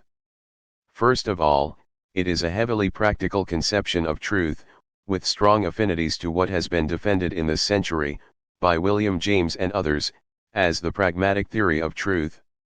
Harvard pragmatist C.I. Lewis traced his own views to Fichte. John Dewey referred his work to Hegel. Second, because he is so keenly aware of the historical development of the concept as well as the problem of truth, Hegel sees, as too few philosophers do, that any answer to this so-called problem cannot be merely formal but must be explicitly situated in and traced from the whole history of human thought. Truth is a concept which must be understood in terms of its historical, and philosophical, development. And third, because the so-called problem of truth has emerged through philosophical criticism from seemingly unquestionable common sense origins, the whole problem of truth, together with any proposed solution to it, must be situated in common sense consciousness as well. It must be shown to be indeed a problem, rather than a philosopher's sophistry or, in Wittgenstein's felicitous phrase, language going on a holiday. What is the problem? In a narrow sense, one might say that the problem of truth is the fact that some philosophers, with good arguments, have claimed that there isn't any, or that we cannot know it. But this problem, which goes by the ancient and honorable name skepticism, has been solved, or so Hegel believed. 32 The solution was Kant's revolution, and though incomplete, Hegel considered this to be the starting point of all modern philosophy, and in particular, the basis of any theory of truth. According to Kant, the problem is not whether our concepts conform to objects, but rather how our concepts determine the objects of our experience. The old problem, that is, before 1781 and Kant's first critique, had been, is there anything that our representations represent? And if there must be, how could we possibly know this? The new problem, since Kant, and since Fichte's variations on Kant, is what are the possible forms of the truth, and which ones are the best. Hegel sometimes says that the truth is but the content of all experience, conceived in terms of various forms. Other times, he talks as if truth itself is but the best form, all-encompassing and absolute. Ultimately, he claims to reject the distinction between form and content, logic, 133 ff, but this distinction plays too central a role in the phenomenology to be simply dismissed. The concept of truth, die Wahrheit or das Wahr, 33 in Hegel's philosophy might best be thought of in terms of purpose or goal or ideal, rather than the more limited conception of truth as in true belief or knowing the truth. The problem of truth as developed from Aristotle, culminating in skepticism and resolved by Kant, is but a narrow selection of the problem Hegel is worrying about, in which the post-Kantian question about the possible forms and priorities of experience cannot be considered in the realm of epistemology alone. Truth is the purpose of every human activity. Truth in a scientific inquiry is the best explanation, the most complete account. Truth in art is beauty, as Keats told us only a few years after Hegel had written the Phenomenology. Truth in ethics is moral rectitude. I am the truth, said Jesus, pointing to his own ideal status as the ultimate object of faith. In his Logic, Hegel points out the etymology of the word true, wahr, in German, which turns out to be the same in English, such that it originally meant faithful, as in a true friend, or, in marksmanship, true aim, right on target and faithful to one's intentions. The theme here, again, is Aristotelian, the idea that every art or science, every investigation, action, and choice, seems to aim at some good. Nicomachean Ethics, Book I, Chap 1. But the question then immediately follows, whether these various goods are in turn aimed at some further good, and perhaps some single ultimate good. Aristotle says yes, and that single, ultimate good is called happiness, eudaimonia, or simply doing well. So too, for Hegel, there is an ultimate truth. But then again, according to both Aristotle and Hegel, we have to see what this ultimate end consists in. If it includes, as it must, all of the various good things in life, what we need is an account of their natures and roles. In Aristotle's time, despite his own emphasis on the contemplative life, the most important single feature of life was honor, one standing among one's fellow men. In an earlier era, the warrior virtues were most important of all, and in a later time, the Christian era, faith became the ultimate virtue. By Hegel's time, and in Hegel's place, there were no such clear-cut answers. The Enlightenment celebrated reason, the Romantics feeling and sensitivity. Science was already making its demand, which we now seem to accept, to be recognized as the new source of infallibility, while religion still held onto its Teutonic flocks with a homegrown attractiveness that had diminished but little since Martin Luther. What philosophy needed, therefore, was a new Aristotle, to once again put the pieces in their place under the philosophical heading of truth. Science and the sciences would have their place, of course, but only along with art, society, history, biology, sex, and enlightened cocktail party conversation, phenomenology 6, b. IA. And if science, Wissenschaft, would retain the highest role in Hegel's scheme, it might be anticipated that the sciences, physics in particular, would be relegated to a lower position. Hegel's own characterization of philosophical truth, the sort of truth demanded by science, Wissenschaft, is that it must be unconditioned. The truths of particular activities are conditioned by their contexts, for example what counts as art or as good art, or as bad art or as kitsch, at any given time is conditioned by the art world, by the current canons of aesthetic taste, by the art market, by the work of already established artists, by the words of the critics. Scientific truth, though sometimes thought to be absolute and unconditioned, is also dependent on the current criteria of what Thomas Kuhn calls normal science, what hypotheses are considered sensible, which worth testing, what worth funding, who worth encouraging, and so on. It is also conditioned by the equipment available for testing and measuring, as well as the accepted standards of evidence. Aristotle was not unreasonable in the eyes of his times because he trusted his reason more than his senses, for example, in considering the question of the relative speeds of larger and smaller falling bodies. Even if he had appreciated our more modern reliance on demonstrations, he would not have had the instruments to carry out the appropriate experiments. Thus science, like art, is merely conditioned, true only within some specified context of opinions, theories, attitudes, and values. Philosophy, on the other hand, is supposed to be unconditioned in the sense that it provides the context within which all of these other endeavors are defined, it provides the goal toward which they aim, like eudaimonia in Aristotle's characterization of the good life. And yet, Hegel seems more aware than any other philosopher, before him or since, of the contextual dependencies of philosophy as an expression of the spirit of its times. Here again, we see that deep rift which keeps appearing in Hegel, between his declarations that philosophy is absolute, i.e. unconditioned, and his precocious recognition that it too is a practice among other practices, conditioned by its own history, conditioned by the opinions and attitudes of the society in which it plays an integral part, conditioned by the material exigencies which Marx and Engels would later declare to be the basis for all ideology. But without trying to resolve this tension, we can say simply that philosophy, for Hegel, is the ultimate context which provides the goals for every human endeavor, at any given point in history. But this in turn includes the whole of human experience, the whole of previous human history, the context of all contexts, and in that curious sense it is unconditioned. This all-embracing picture, the inner aspiration of human consciousness to comprehend the world and itself, is called truth. Reason is purposive activity. In the sense in which Aristotle defines nature as purposive activity, purpose is what is immediate and at rest, the unmoved which is also self-moving. Phenome. The concept of truth is typically coupled, in almost every philosopher, with either knowledge or reason. Typically, it is accompanied by both.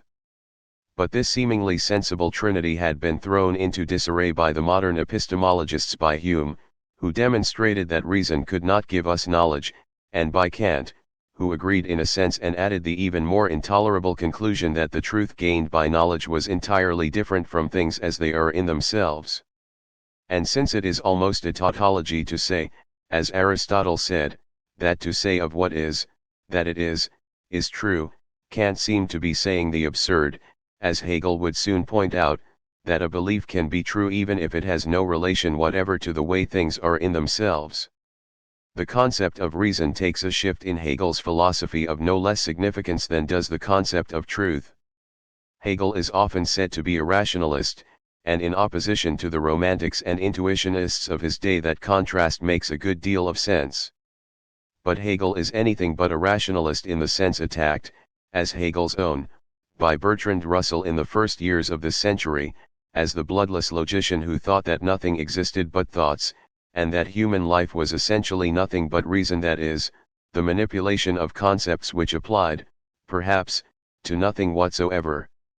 What Hegel means by reason is not a strictly intellectual faculty, the ability to do sums, quipped Lord Russell in a context in which he was more knowledgeable.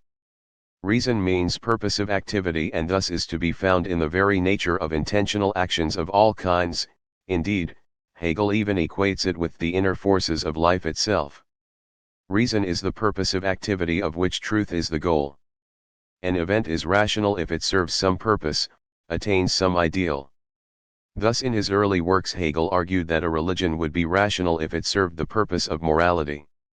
Morality in turn is rational if it serves the purpose of communal spirit, unifies evoke instead of tearing them apart. The universe as a whole is rational, as Kant argued tentatively in his Third Critique, if it too is approaching some ideal, serving some purpose, realizing some internal goal. And the Phenomenology is a book whose purpose is to show us, in effect, the rationality of the universe, the purpose and meaning of human life as a whole. Reason, as Hegel defined it in his Differenz essay of 1801, is the demand for unity. Putting the two definitions together, we can conclude that, for Hegel, reason is the aim of the universe to unify itself.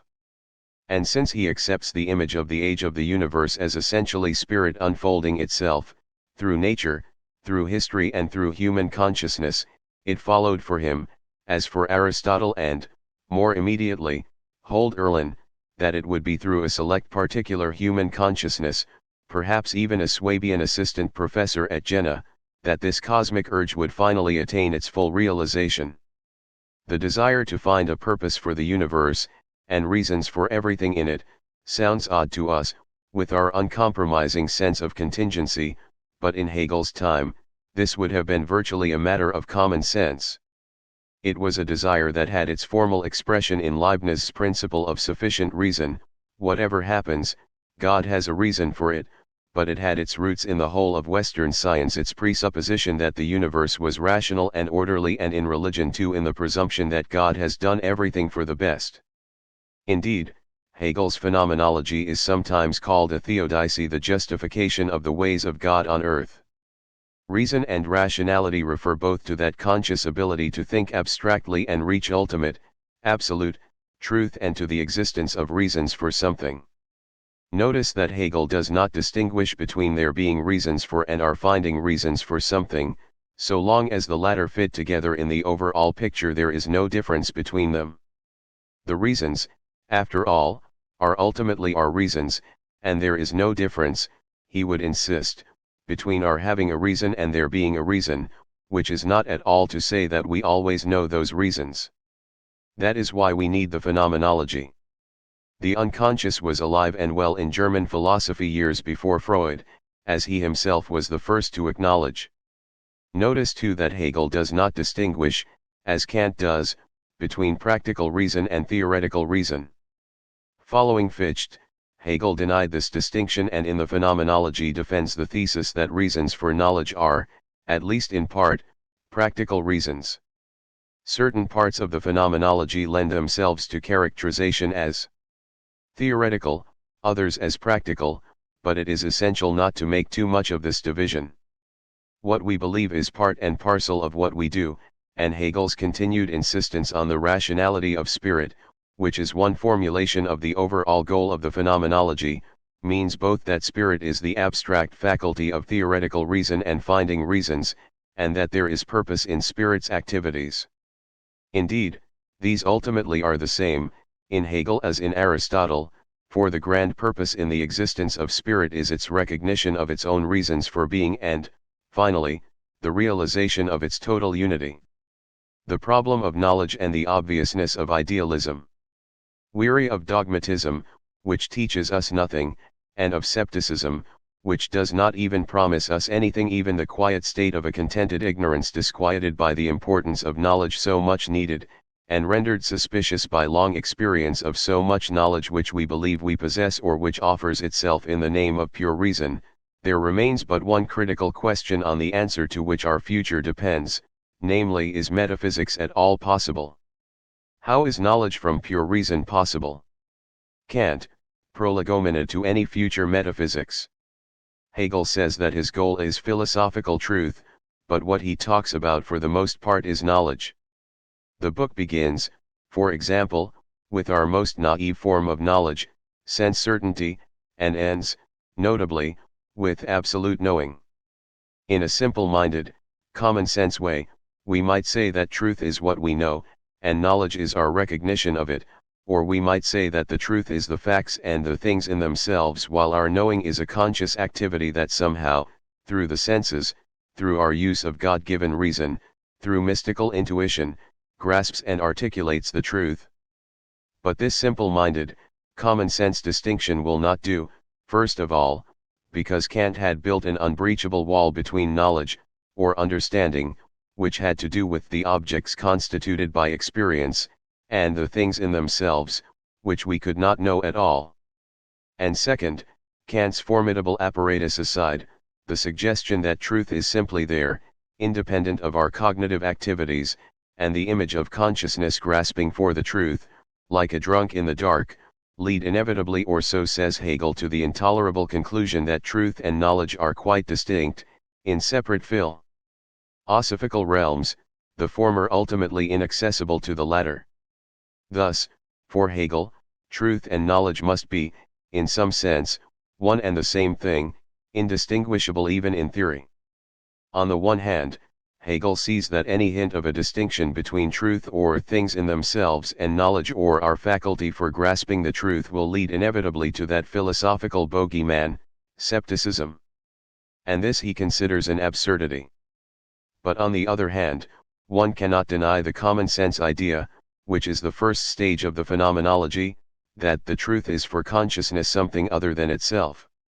His answer, of course, is the Kantian answer, that consciousness determines, from Bestimmung, like Kant's constitutes, its objects as other than itself, but this is an answer that sounds plausible only while we are immersed in the philosophy of the period. Taking a step out of the study, walking with Hume to the billiard table, for instance, the very idea seems absurd, a bit of insanity.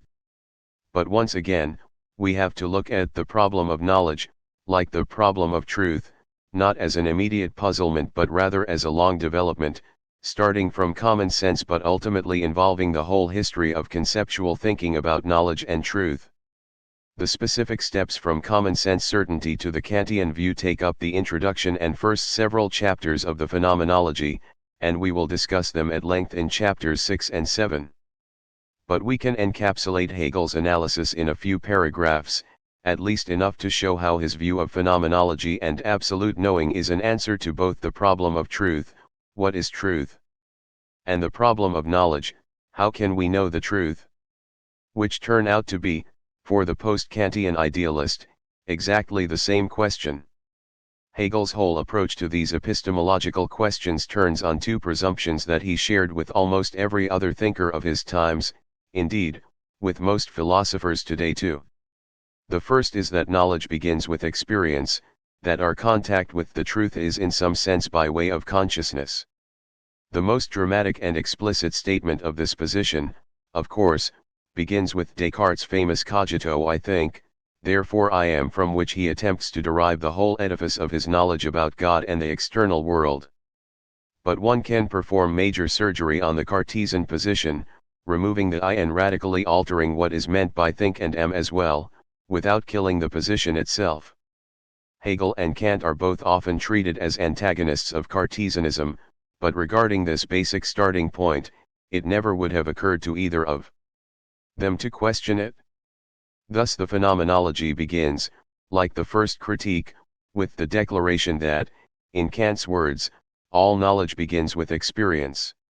Science, i.e. Hegel's philosophy, is the science of the experience of consciousness, Phenomenology, 88. The second presumption is Hegel's commonsensical insistence that skepticism is an absurdity, not a position worth refuting, not a position worth considering, no matter how persuasive the arguments. Indeed, the very suggestion that we might not know the world as it is in itself is, for Hegel, sufficient to throw into question the whole system of thinking that could produce such an absurdity. For most of the history of philosophy, therefore, Hegel sees an enormous problem, some gigantic underlying confusion that must be taken care of before the phenomenology even begins. And even in Kant's philosophy, which Hegel considers to be the final answer to the septic, there is still the residual thing in itself, distinct from the objects of our experience, which introduces the possibility of a new septicism. Thus, following Fichte, Hegel eliminates this too, not by denying that we can know things in themselves, which would be precisely the septical reply, but by insisting that the objects of our experience are the things in themselves. The only question, then, is not whether our knowledge conforms to the things in themselves, or the absolute, but rather whether our knowledge is an adequate set of determinations and a comprehensible view of what it is that we know. In Hegel's jargon, absolute knowing is the ultimately adequate way of knowing the absolute. The most adequate theory of knowledge is one that, a. does not even raise the question whether we know things as they really are, and b. can account for our experience in the best way possible. But this last claim needs a proviso. Hegel and the post-Kantian idealists are not, like the self-consciously common-sense idealists of the Enlightenment, trying merely to recapture everyday certainties in philosophical theories. They are also trying to reform our more ordinary experience into something spectacular, so that even the most mundane activities begin to take on the conceptual glow of the grand metaphor that permeates Hegel's whole philosophy, borrowed directly from Hölderlin, in which every experience is an expression of the human spirit, writ large, manifesting and realizing itself through each of us. A poet, however, can state such a metaphor baldly, as a metaphor, an inspiration, an imaginative vision. From a philosopher, the same statement seems to be nonsense, however familiar it may have been at the time. Thus Hegel insists on demonstrating the truth of this metaphor, and his way of doing so is the very unpoetic strategy of examining the problems of knowledge and truth as they have emerged and become submerged in philosophy, in Kant's philosophy in particular. He begins with the two unquestionable presumptions, that knowledge begins with experience and that septicism is an unthinkable absurdity, and he then goes on to show how Hölderlin's vision ultimately follows as philosophical truth. If knowledge begins with experience, then either the objects we claim to know are themselves in experience, or else they are not. If they are not, then the argument belongs to the septic, who will have no trouble, at every step, arguing that we can never know if indeed our experiences correspond to the objects themselves. But septicism is absurd, according to Hegel. It follows that objects of knowledge must be wholly within the realm of consciousness. Thus, given this choice of positions, idealism, the view that objects are in some sense in or dependent on consciousness, becomes the obvious preference. But one still must account for the fact that objects seem to be other than consciousness, outside of us, in the world, and this is where Kant comes in with his theory of constitution. And one must still explain the fact that there seem to be aspects of consciousness which are not dependent on our activities but apparently given to us. Kant explains this by reference to the things themselves outside of experience, which cause us to have sensations which we then organize into objects of knowledge in consciousness. But Fichte, Schelling, and Hegel consider this just so much double talk. Either the objects we determine are the objects themselves, or they are not. If they are not, the septic re-emerges, which is intolerable. So the objects we determine are the only objects, and the sensations which seem to be caused in us must in fact be a product of conscious activity too. But since it is obvious that we do not individually produce sensations in ourselves, which would be another absurdity, it must be the case that they are produced by some agency inside of us, rather than by objects in themselves outside of us. But it is also obvious that all of us, or at least, almost all, have, more or less, the same kinds of experiences and experience the same objects, which means that the inner agency that produces our experiences must be a universal agency, common to all of us. And here, of course, is Hegel's spirit, Hölderlin's absolute, defended not as a poetic image but as the inescapable conclusion of a series of arguments beginning with the apparently indisputable presumption that knowledge begins with experience and the refusal to take skepticism seriously, together with the most obvious facts of human experience, namely, that we all seem to experience more or less the same objects and we do not individually produce our experiences at will. Idealism, in some sense to be refined, becomes an obvious solution to the problems of truth and knowledge. Idealism and a note on the new physics. What we perceive to be physical reality is actually our cognitive construction of it. Gary Zukav, The Dancing Woolly Masters 34. Idealism is the view that reality depends on our ideas. An idealist need not believe that objects are ideas, the subjective idealism of Bishop George Berkeley, or that objects are thereby the product of our individual minds. Even George Berkeley, as well as Leibniz, Fichte, Schelling, and Hegel, insisted that objects are not dependent on our particular minds but on some universal mind, God, or spirit. Indeed, on Hegel's version, what idealism, or absolute idealism, ultimately comes down to is the rejection of the distinctions between mind and matter, experience and reality, consciousness and its objects, knowledge and truth. And this follows, through something like the argument we have sketched above, from the two innocent presumptions, that knowledge begins with experience and that skepticism is absurd. Idealism seems most absurd when confronting a physical object. The great Dr. Johnson thought that he had refuted Berkeley by kicking a stone. Thus there is some philosophical as well as poetic justice in the fact that physics, so long the last refuge of materialists and determinists, has come around to the Hegelian idealist position. To be is to be observed has become almost a platitude in the circles of the new physics, according to John Wheeler, who for years worked with Einstein at Princeton. It was not possible to formulate the laws of quantum mechanics in a fully consistent way without reference to consciousness, writes the physics Nobel laureate Eugene Wigner in his remarks on the mind-body question, and he concludes with an ironic remark to the effect that the physical study of the world may have led us to conclude that the content of consciousness itself is the ultimate reality. Several popular writers, F. Capra in The Tao of Physics and Gary Zukav in The Dancing Woolly Masters, have pointed out the affinities between the new physics and the more spiritual speculations of the Eastern mystics, but more important if less exotic is the resemblance of the new theories of quantum mechanics to some of our own Western philosophers, who at the time seemed to be fighting a losing battle against the forces of Newtonian mechanics.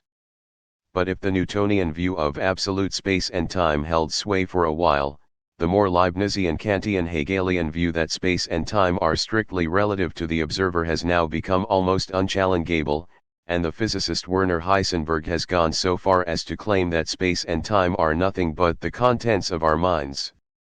Hegel's utter rejection of any distinction between consciousness and its objects is supported by John Wheeler, who writes, "May the universe in some strange sense be brought into being by the participation of those who participate. The vital act is the act of participation. Participator is the incontrovertible new concept given by quantum mechanics. It strikes down the term observer of classical theory, the man who stands safely behind the thick glass wall and watches what goes on without taking part. It can't be done," quantum mechanics says. 35 Hegel's idealism in general, his view that there is no physical world apart from the determinations of human consciousness, is stated in even stronger terms by the physicist Henry Stapp. If the attitude of quantum mechanics is correct, in the strong sense that a description of the substructure underlying experience more complete than the one it provides is not possible, then there is no substantive physical world, in the usual sense of this term. The conclusion here is not the weak conclusion that there may not be a substantive physical world but rather that there definitely is not a substantive physical world. 36. One might well picture Hegel's spirit, having weathered 2 centuries of scientific materialism, chuckling absolutely at this latest turn of events. Idealism has now become the truth of materialism, and consciousness, the starting point of physical knowledge, now seems to have also become its conclusion. The absolute. Every man has his own truth. Yet truth is one. Goethe. What is the absolute? On the one hand, it means nothing more than reality, that is, the world as it is in itself, and Hegel's demand for absolute knowledge thus becomes no more than the common sense insistence that what we know is indeed real, not a dream, not a mere swarm of sensations and ideas, not a mere construction of consciousness which may or may not correspond to the way things really are. On the other hand, the absolute is too pretentious a word not to carry with it the most profound suggestions of divinity. So, the absolute refers to reality, and it can refer to God or, in Hegel, spirit. And much of the problem for most American and English philosophers consists in the systematic conflation of these two meanings, which, in Hegel and Hölderlin in particular, is precisely the point. God is nothing other than reality, but reality itself should be experienced in the exciting quasi-religious terms of absolute spirit, infusing everything. Absolute also means unqualified or unconditioned. In a perfectly ordinary sense, knowledge cannot be absolute unless it is free from conditions, for example, not an attempt to please the Pope or Prime Minister or to publish in a certain prestigious professional journal. Knowledge cannot be absolute unless it does not depend on a particular cultural or intellectual context, in other words, unless it is simply true, rather than mere personal opinions, provincial biases, or just another philosophical viewpoint. But in addition to these minimal negative requirements, the concept of the absolute and absolute knowledge also includes a more problematic set of demands which have emerged throughout the history of philosophy. Indeed, they are to be found even in the Greek pre-Socratic philosophers, but which found their definitive formulation, by 1800, in Kant. The absolute, the unconditioned, had to be boundless, infinite, unaffected by anything outside of itself. For Kant, therefore, objects of knowledge were irreducibly conditioned by objects in themselves affecting our senses, but the objects in themselves, known immediately only by God, would be unconditioned. What followed, of course, was that we were incapable of knowing the absolute, only God could know that. Then too, Kant insisted that the absolute, the unconditioned, must be utterly undivided, unmediated, unlike his division of the realms of human life into cognitive and practical realms. Again, only God could know these as a unity. For us, this ultimate unity could be only a matter of rational faith, an ideal but not knowledge. The conclusion, that we cannot know the absolute, cannot know the world in itself, struck most of Kant's followers and critics as unacceptable. What they did accept was the basic Kantian argument, that absolute knowledge could not be conditioned by either the senses or by the fixed concepts of the understanding, and so, in one set of bold moves, Jacobi, Schleiermacher, and Schelling, among many others, advanced the conclusion that the absolute could not be known through concepts at all. Hegel's whole argument, on the other hand, is that the absolute can be known and it can be grasped only through the concept. Insofar as absolute knowledge means knowing the absolute, i.e. knowing reality as it is in itself, Hegel's search is unobjectionable, even part and parcel of common sense, however formidable the terminology. But for Hegel and the idealists, reality in itself includes, in fact is based upon, consciousness, and so the ideal of absolute knowing also means recognizing reality as, in some sense, determined by consciousness, through concepts.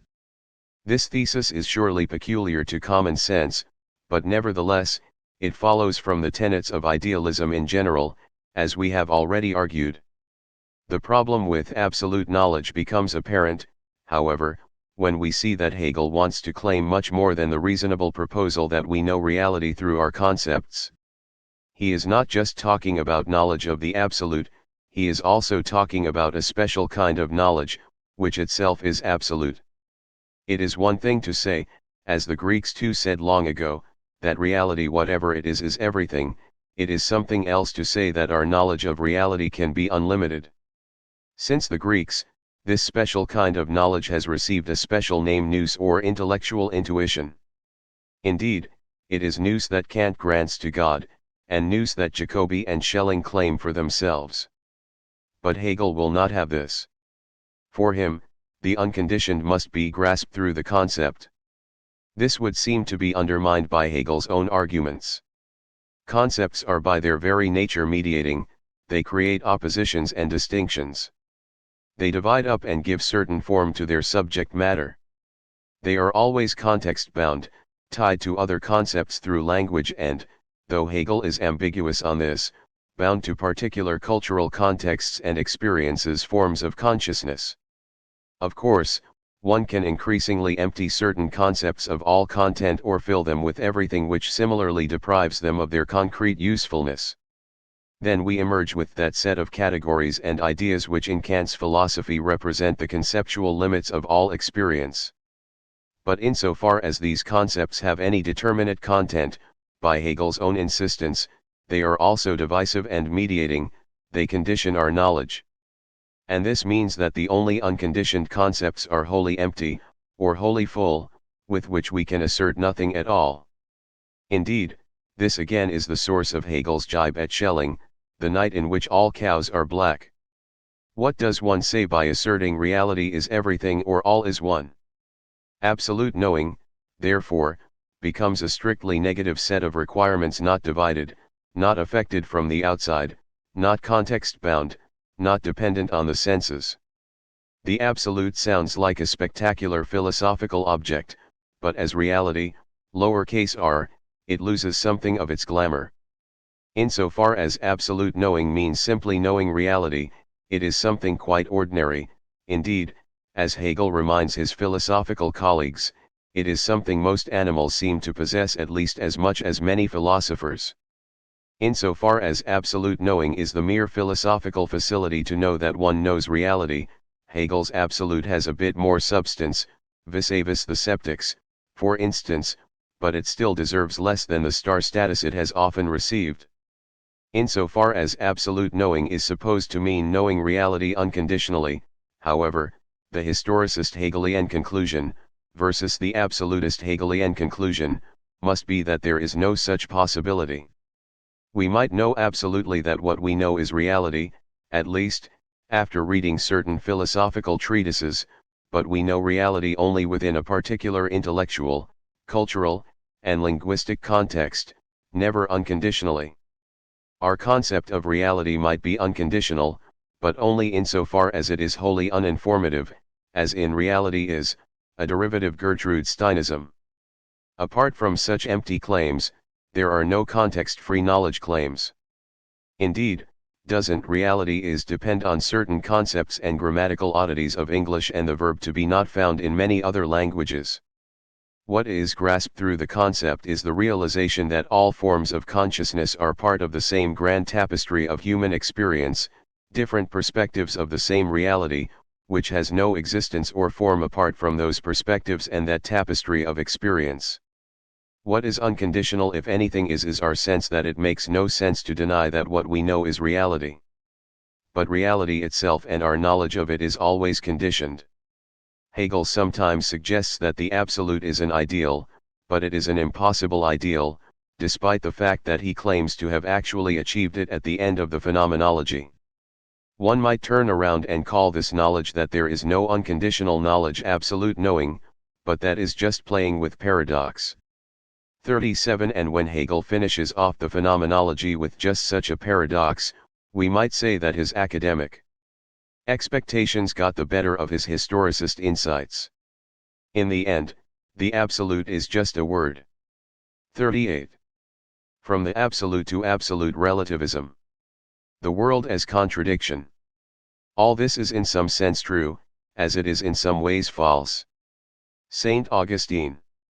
Between the innocent sense of knowing the absolute as the claim that we do in fact know reality as it really is, and the not at all innocent sense of absolute knowing as a divine standpoint, without limits or conditions, there is a much more concrete and useful conception of absolute, which is much more than common sense realism but thankfully less than the tedious metaphysical disputes concerning the all.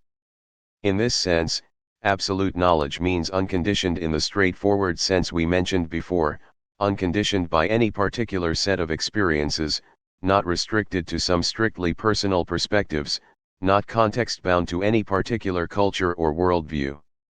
And in this sense, most philosophers have been spokesmen for the absolute, insofar as they claim to be saying something true of reality, or human consciousness, as such, rather than simply expressing the peculiarities of the French, or English, or Javanese mind. It is certainly noteworthy that the strongest claims of this kind in modern times appeared when and where they did, made by German writers who, for the most part, had never even visited Berlin, much less Paris or any of the more exotic anthropological climates of the world. The claim to absolute knowledge is, on this reading, the transcendental pretense that one can, even in a provincial town in Württemberg, reach out and grasp the nature of reality, unbiased and unconditioned by the limitations of one's education and experience. If the claim to absolute knowledge is a claim about the only possible view that one can hold about the nature of reality and human experience, it is obviously false, since Hegel himself shows us several dozen viewpoints which are not absolute, even if, in his words, they frequently imply the absolute viewpoint. If Hegel is claiming instead that this is the logical outcome of the whole tradition of Western philosophy, and in particular the Cartesian insistence on the primacy of consciousness, I think the claim is at least arguable, perhaps even true. But what Hegel has in mind, I think, is not so much a view of reality, as spirit manifesting itself through each of us and determining the world through its concepts, etc., as a view about views. In other words, what absolute knowledge amounts to is the view that reality can be comprehended only through the totality of different viewpoints. Indeed, reality consists wholly of the totality of viewpoints. But this could also mean that there is no single correct viewpoint, except the viewpoint that there is no single correct viewpoint. Some viewpoints inevitably are going to be mutually contradictory, which means that even though they are recognized as equally legitimate views of reality, they cannot be reconciled, cannot be made compatible. They coexist, at best, in their mutual recognition of their equal validity. Ideally, Hegel hopes, there is an underlying structure that renders them all compatible. More likely, they remain convinced of the utter falsehood of the other. This nest of conflicting views and contradictions, taken all together, is the absolute. The above is one way of stating Hegel's most famous single claim that the world itself is contradictory, but philosophy, through reason, is capable of reconciling such contradictions. But the first part of the claim is misleading, at best, while the second part is inaccurate, at least. A simple way of putting the problem is to say that if, as Hegel argues, there is no reality apart from consciousness, then reality is relative to consciousness, that is, defined by the concepts through which we conceive of it. But since people can and do conceive of the world in radically different ways, it would seem to follow either that reality itself is contradictory or that there are different realities. If the truth, die Wahrheit, philosophical or absolute truth, means a total comprehensiveness which includes all possible viewpoints, if all forms of consciousness have their own truth, das Wahr, then the truth must in some sense consist of contradictory truths. Ironically, if the absolute is Hegel's guarantee that there can be no separation of reality and consciousness, the conclusion seems to be that reality is relative to consciousness and the whole of traditional metaphysics aside that there may be no single way the world really is, after all. Two standard replies have been provided for Hegel, although neither of them is actually his own. The first is to insist that his absolute does resolve these various contradictions by showing how each side is in fact a one-sided view of the matter.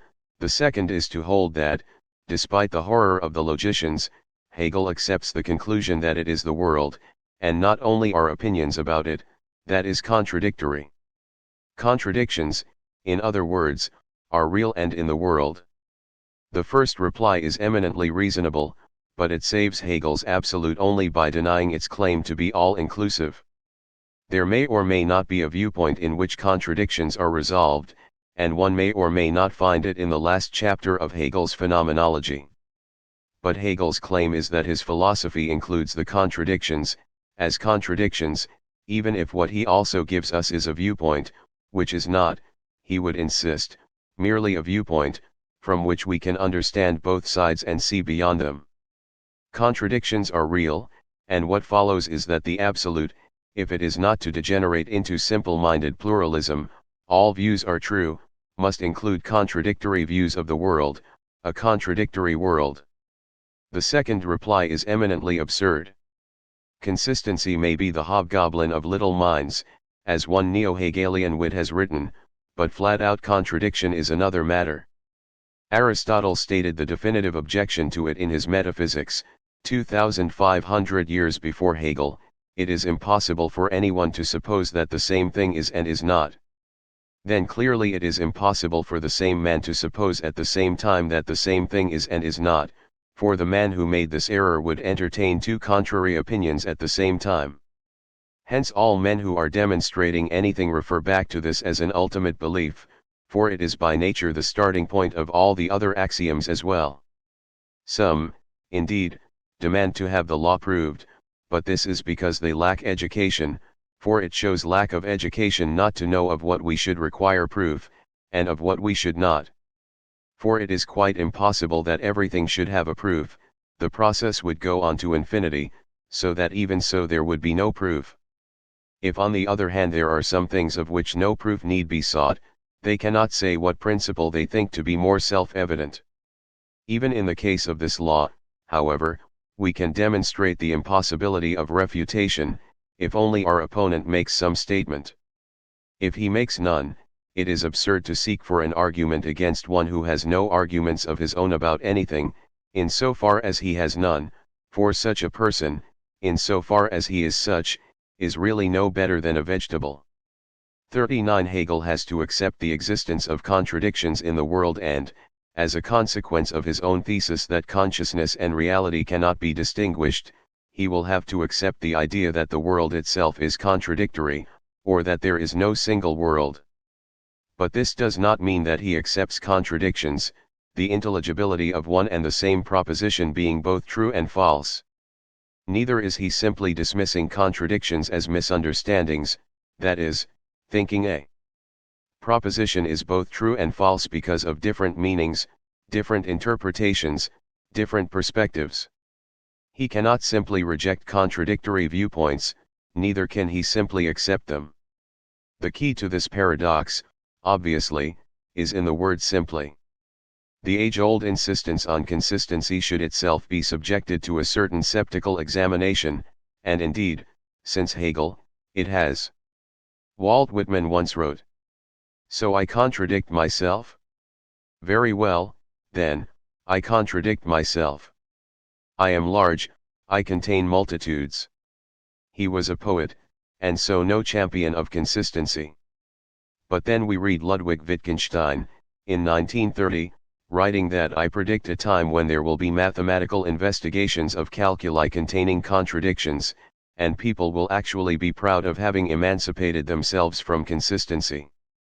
And very recently there has been a powerful movement within the realm of logic itself, with its poles oddly placed between Pittsburgh and Melbourne, Australia, which has developed just such a logic, or rather, logics, of inconsistency. Richard Routley in Melbourne, Nicholas Rescher and Robert Brandom in Pittsburgh, together with David Lewis at Princeton, a regular visitor at Melbourne, have developed a logic of inconsistency, what Lewis calls a logic for equivocators, which includes the possibility of real contradictions, and the rejection of both the law of the excluded middle, a proposition is either true or false, and the law of contradiction, a proposition cannot be both true and false. 41. Central insight is that propositions, statements, beliefs, or views, are always context-dependent or, in slightly different language, relevance-dependent. The techniques are formidable, but the outcome is clear, that Hegel's idea that reality can be contradictorily and truly described, which is to say that reality itself can truly be said to be contradictory, is at least an intelligible thesis. It may still be the case that no proposition can be said to be both true and false in the same context at the same time, but the whole point of Hegel's dialectic is to make the point that we are very rarely in the same context when serious conceptual disputes emerge. Dilthey summarized the point some years later. It was to Hegel's credit that in his logic he tried to express the restless stream of events. but he was mistaken when he thought that this could not be reconciled with the principle of contradiction. 41. To say that a proposition cannot be both true and false at the same time, in the same context, is not to say very much. Indeed, it is the limitation of that long-standing absolute claim and the extreme restrictions and qualifications that are required to make it always turn out to be true that provoke the more radical logical investigation of contradiction. And this is the subject matter as well as the method of the phenomenology. What Hegel is arguing is, I believe, a thesis that seems to us quite plausible, but which must have seemed like an absurdity on a par with scepticism to him. The thesis is what we call relativism, which means in the innocent sense the thesis that reality is relative to our ways of conceiving of it. This is the shared belief of all idealists, however, and it is wholly compatible with the insistence that there is but one possible way of conceiving of the world, for example, one set of categories, as in Kant, or one single-minded underlying world spirit, as in Schelling. The innocent sense gives way to a more polemical sense when one allows, with Fichte and Hegel, the possibility that there is a variety of ways of conceiving of the world, for then we seem forced to the conclusion that there may be a variety of worlds, and no single world, in itself, at all. This polemical sense suggests a vulgar nonsense, a perennial favorite among undergraduates, nonetheless, that different opinions are equally true, equally valid, and need have nothing whatever to do with one another. Hegel utterly rejects this vulgar view. He accepts the innocent sense, but he is of mixed opinions about the second, more polemical sense.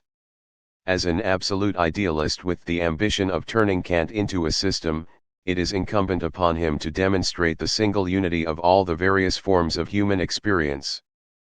But as a phenomenologist and a dialectician, an enthusiast for the variety of forms of experience, he finds himself increasingly drawn to the conclusion that there are any number of ways to view the world, each of them seemingly self-contained if not ultimately adequate, and that no view has the ability to replace all the others. Moreover, some views will forever be at odds with each other even if, as Hegel shows, they could not exist without one another. As an absolute idealist, Hegel has to show that contradictions are only apparent, that there is, after all, a single coherent view of the world. As a dialectian, he sees the need to recognize the reality of these contradictions. And because he also believes that the views we have of the world determine the world, he also sees the need to recognize the reality of these different worlds. In his words, changes in the concept are at the same time changes in its object. 42. This is not simply confusion, it is brilliant confusion, as Hegel commented on a similar topic in Kant. What Hegel has discovered is the real significance of Kant's revolution, what it means to say that we determine the world through our concepts. For what this means is that the idea of a single, unified, determinate world is itself but a single ideal, a bit of philosophical wishful thinking, and that the obvious facts of human life show us quite clearly, especially in 1806, that the world is in chaos. That contradiction is not just a philosopher's problem but manifest as well in the reality of the international situation, the state of scientific knowledge, the newest paradoxes in morality and religion. And yet, one can, from a philosophical point of view, appreciate nevertheless the unity of all this confusion. The absolute, finally, is that momentary comprehension of the whole cosmic struggle, the simultaneous appreciation for the enormous variety of human forms of experience, which one can at most hope might be brought into some mutual recognition and understanding. Thus J. N. Findley finally calls Hegel's philosophy a relative absolutism, but I would rather say, an absolute relativism, the utter impossibility of denying an irreducible plurality of possible human experiences and, consequently, possible human worlds. But Hegel himself couldn't even consider this conclusion, and though he established it more brilliantly than anyone ever has in his phenomenology, he felt compelled to deny it with his unproven appeal to the absolute, that ideal conceptual harmony that was so visibly absent in finite human affairs. After Dorothy's discovery, the wizard still had a career to carry on. Spirit and self-identity. Thus it can be said that the best statement of the fundamental project of human reality is that being which aims to become God. Sartre, being, and nothingness. The subject matter of the phenomenology, from its title to its closing quotation from Schiller, is spirit, Geist. Spirit and absolute are the same, as the all, and Hegel sometimes talks of absolute spirit. Now it is undeniable that spirit has inescapable religious connotations, and in the logic, Hegel openly equates Geist, and the idea, with God. In Hölderlin's grand metaphor, spirit, or the absolute clearly refers to a divine source that is more than human, even if its ultimate expression is a few human poets. But the suggestion of divinity must not distract us from the most essential feature of Hegel's Geist, namely, that it is ultimately the human spirit, the spirit of humanity. One might say, with a quick qualification, that spirit is the subject side of the absolute. The qualification, of course, is that subject and object are ultimately identical, and Hegel elsewhere refers to them respectively as subjective subject-object and objective subject-object. Spirit is the consciousness that knows itself, and so every twist and turn in the history of philosophy regarding knowledge and truth is at the same time a twist and turn in our conception of ourselves. Thus the history of philosophy is also a kind of autobiography, a Bildung in which humanity as whole comes to understand itself. The phenomenology is essentially our collective memoirs, clarifying finally what we now find that we are. So viewed, the phenomenology is a treatise on self-identity, what each of us, and all of us, ought to think of ourselves. There is another metaphor here, mixed sometimes uncomfortably with the Bildung metaphor, which has long played an important role in German philosophy. It is the image of the self as a self-enclosed unity, reaching out to the world but never really getting outside of itself. For the sociable French, this was considered the egocentric predicament. For the amiable English and Americans, the same image was considered an ultimate absurdity, called solipsism. But in Germany, it has been taken very seriously from Leibniz to Freud, Husserl, and modern hermeneutics. The classic example of the view is Leibniz's conception of monads, self-enclosed entelechies without windows to the outside. All perceptions of the world are in fact contained within. All relationships are perceptions, and Bildung is not a matter of going out into the world, for there is no world to go out into, but an internal unfolding of a pre-established, well-coordinated harmony established by God, who is also a monad. Freud uses the same image in a more biological way, viewing the self as an amoeba, for example, in his introductory lectures on psychoanalysis, which is originally wholly self-contained until it is forced to confront the outside world, with which it then tries to identify by incorporating it into itself. 43 The great poets of Germany, Goethe in particular, employed this image too. Thus the standard structure of the so-called Bildungsroman, Goethe's Wilhelm Meister, for example, is the isolated individual who reaches out and travels around the world, only to come home and find himself at the end. It is, of course, a very Christian image too that one finds one's true self only by first losing it, and M.H. Abrams argues that it is the same image again that defines the whole Romantic movement in Germany, the self dividing against itself and coming back to itself. 44 The philosophical use of this metaphor closest to Hegel, however, was Fichte's philosophy. The first realization of philosophy is the intuition of one's self, which Fichte confusingly describes, following Kant, as the identity of the self with itself or ego. But, Fichte argues, none too clearly, this recognition of self would not be possible except in opposition to the external world, the other, the not-self, or ego equals not ego. Finally, there is the ultimate philosophical realization that it is the ego that itself posits, sets up, from Setzern, the non-ego as a way of realizing itself, to which Hegel objects, in his Differenz essay of 1801, that Fichte never really has the self coming back to itself, but retains the perpetual tension between the self and the not-self. Schelling corrects this, according to Hegel in the same essay, by identifying the two, and making the not-self, or nature, part of the self, or vice versa. But the image remains essentially the same. This was Reinhold's criticism of Schelling, which prompted Hegel's essay. It is the image of the self, reaching out through the world in nature, in human history, and in human consciousness, and coming to realize, or struggling to realize, all of this as its own activity. Hegel's and Hölderlin's spirit is this image. Hegel's whole philosophy can be viewed, and he so views it, as an attempt to realize this universal permeation of spirit.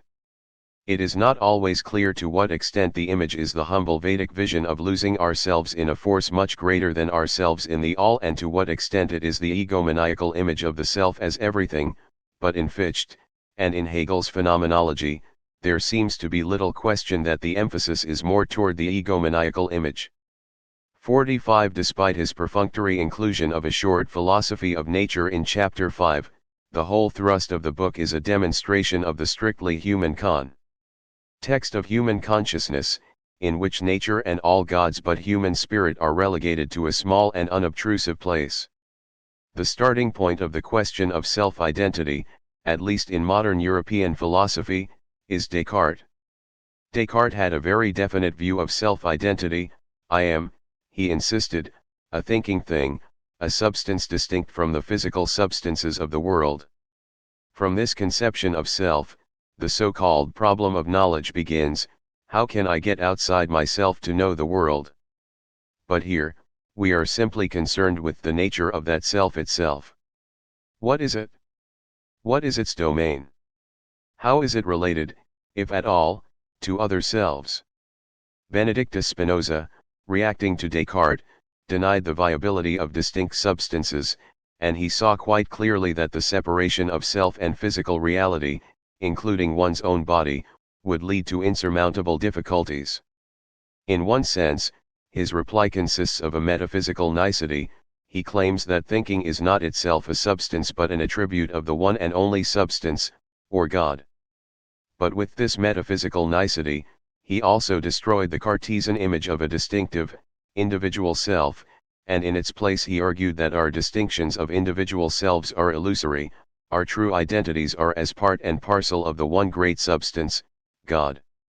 We can already see why this view made such a deep impression on the intellectuals of Germany, particularly Fichte, Jacobi, and Schelling, as well as Hegel.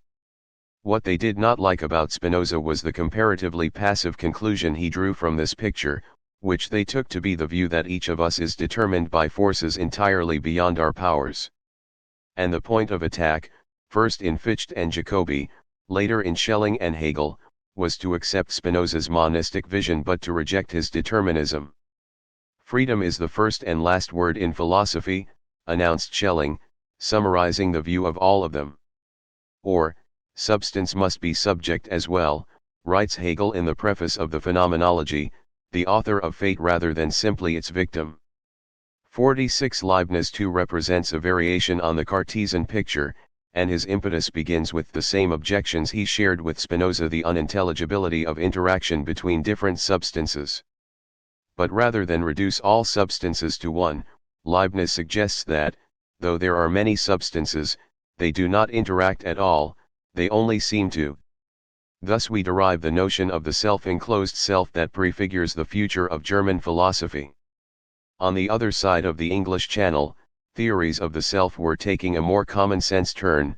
John Locke suggested that self-identity consisted in the continuity of experience and, in particular, memories. David Hume objected that he found in his experience only a sequence of experience and memories, but nothing that would count as a self. But there was no serious challenge to the common-sense assumption that the self referred to individual human beings, each with his or her own mind. It was assumed that the self is a thing, whether mind as such, a substance, or an ingredient in the mind. Even Hume only disagreed that there is such an ingredient. He did not challenge the view that the self, if there were one, would be such a thing. The turning point in this development was, again, Kant. Along with his Copernican revolution in the theory of knowledge, he developed an equally radical revision of our concept of self-identity.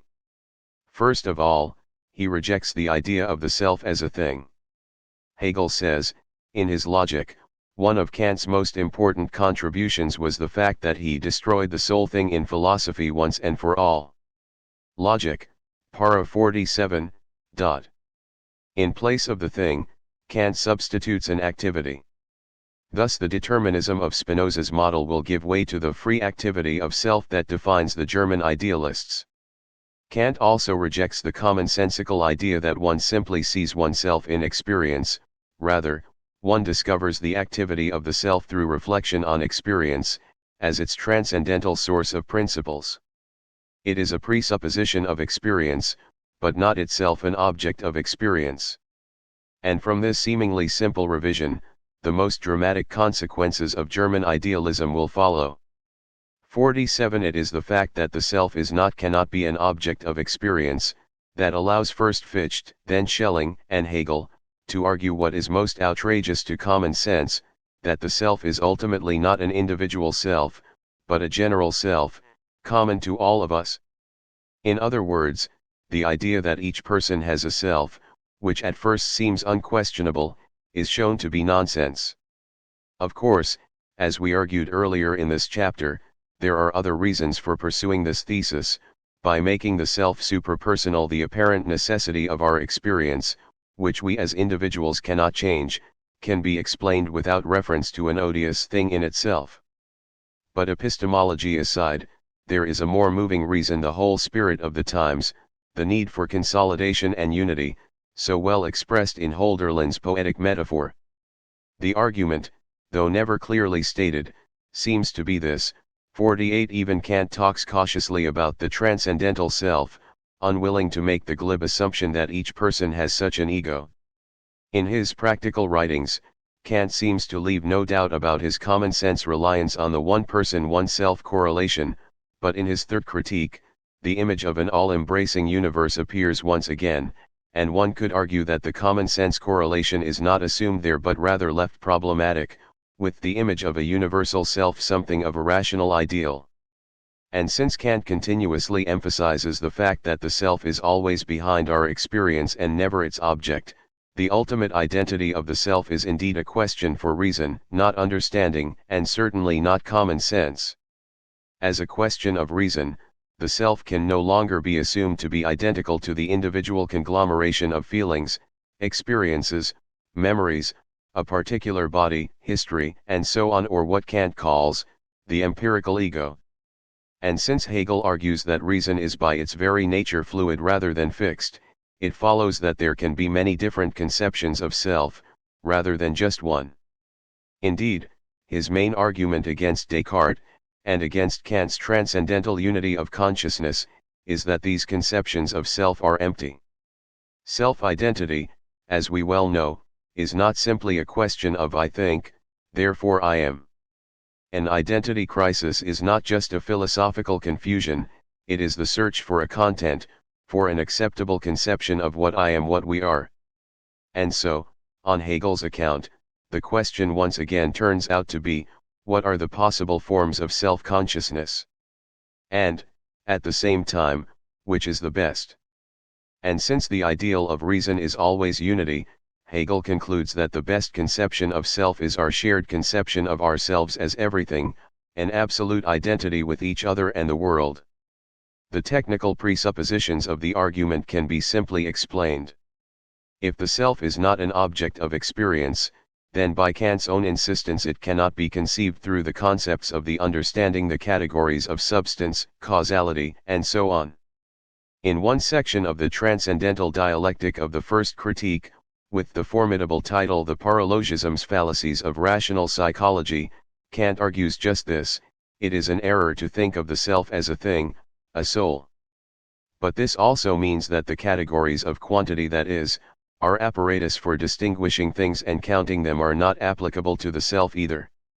Thus we are not justified in saying that there are so many transcendental selves, or in saying that there is one of them for every person. Indeed, one cannot literally, only grammatically, say that there is only one self, as Spinoza did, for that too would be quantifying. One can only say, there is self, der Geist, without limitations or restrictions. Thus the self becomes the absolute, or absolute spirit, whether known through intuition, as in Fichte, Jacobi, and Schelling, or developed through the concept, as the most adequate conception of reality, as in Hegel. This may sound absurd, but it follows quite straightforwardly from presumptions that few philosophers had called into question. And the concept of Geist has its common sense aspects too. We talk all the time without a sense of absurdity about team spirit, a shared sense of self in which the group and its ambitions are everything, the individual player or fan purely secondary and supportive. We talk about the spirit of 76 as a nationally shared sense of self, and though our own prejudices usually fall on the side of the individual self, the point is not unfamiliar to us that the self may be something more than this as well. Indeed, Hegel's argument is that it is our conception of the individual self that is ultimately empty, that it is only through identification with a self larger than our individual selves, that life has any meaning, that a self has any identity at all. Spirit is even more than this, however.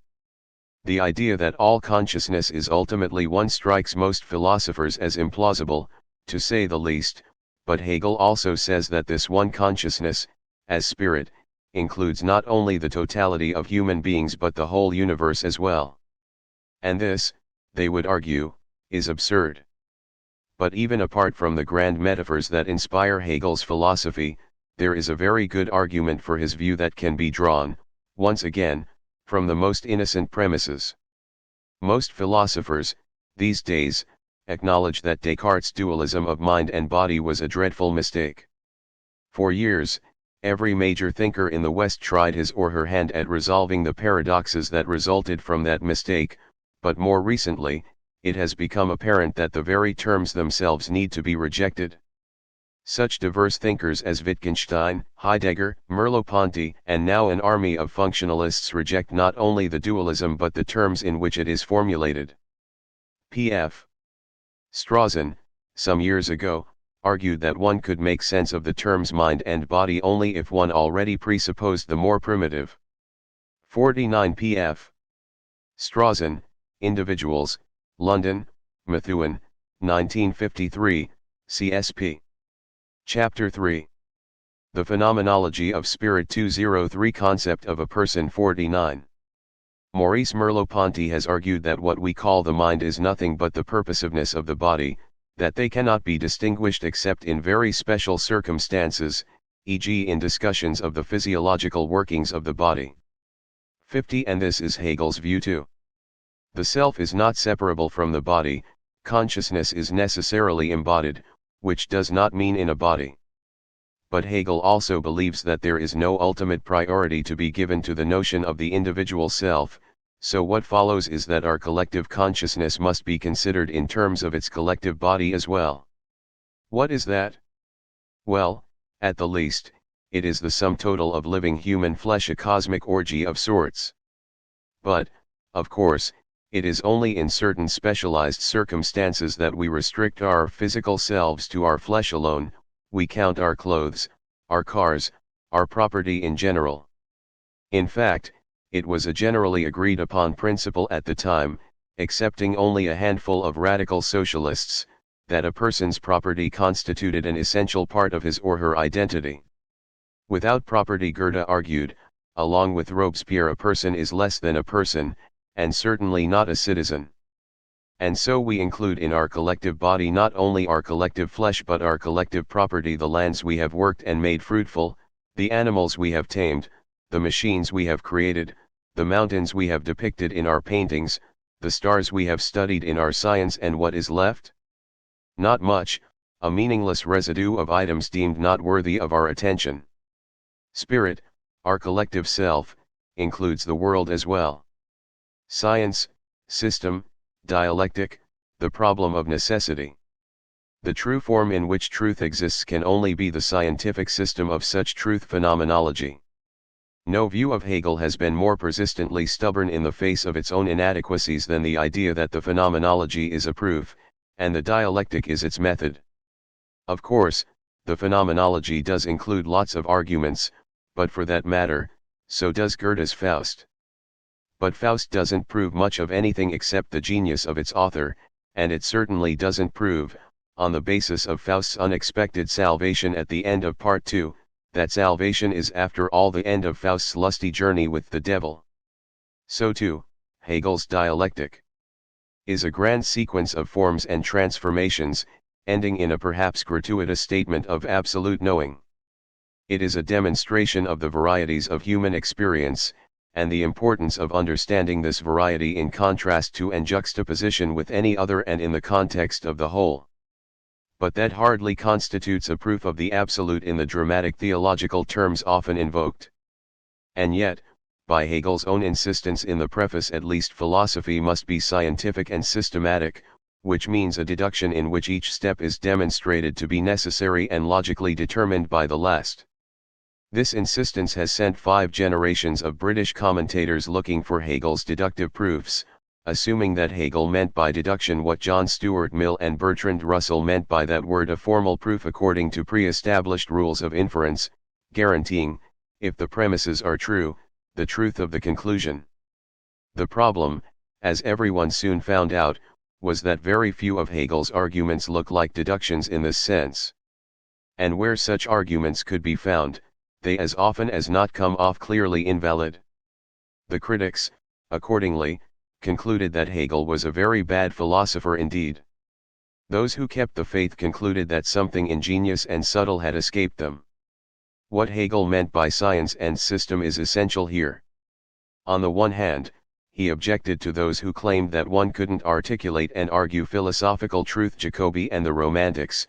He objected too to those supposed philosophers for whom articulation meant a string of random assertions and assurances about the truth, phenomenology. 1. Thus he would certainly have rejected both Kierkegaard and Nietzsche, who often wrote philosophy in aphorisms and anecdotes, but they in return dismissed him. Nietzsche, for example, commented that the will to a system is a lack of integrity. 51. On the other hand, however, Hegel just as vigorously rejected those undeniably rigorous and systematic philosophers who attempted to demonstrate what they believed in a quasi-mathematical system, e.g. Descartes, Leibniz, Spinoza. In the academic context in which he was writing, the demand for science and system were the requirements of the day, and the words alone were passwords to success. To be scientific meant to be rigorous, careful, thorough, complete the scholarly virtues. To accuse someone of being unscientific was an academically respectable way of condemning him. Thus Reinhold accused Schelling of being unscientific, and Hegel so accused Reinhold. Hegel and Schelling called Fichte unscientific, and finally, in the Phenomenology, Hegel turned the same abuse on Schelling and his followers. Indeed, the whole movement of German idealism began when Reinhold and Fichte declared even the great Kant to be insufficiently systematic, by which they meant that he had not succeeded in showing the unity of his work. But the words science and system were first of all emotive terms, academic weapons, terms of praise and abuse. And when Hegel says, again and again and again in the preface of the Phenomenology, that he is being scientific, this emotive meaning must be kept in mind.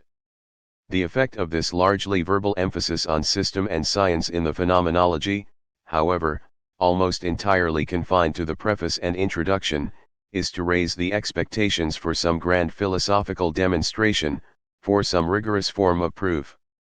Hegel talks about necessity, system, and science, but then immediately one confronts the most unsystematic and unscientific arguments, which by no amount of generous interpretation can be identified as valid deductions.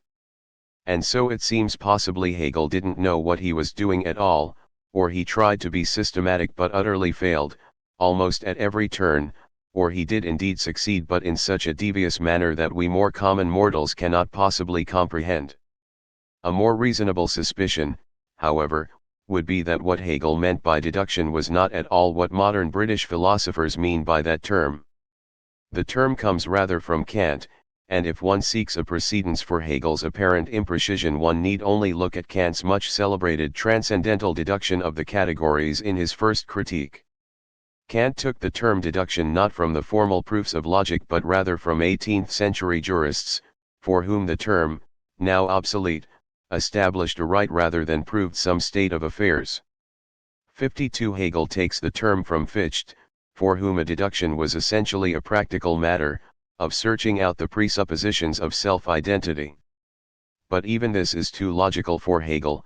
Unlike Fichte or Kant, Hegel refuses to begin with any premise, or first principle, at all, thus eliminating from the start the essence of deduction in the logical sense. For him a deduction is literally leading from, not according to the rules of logic but according to the end one wants to reach.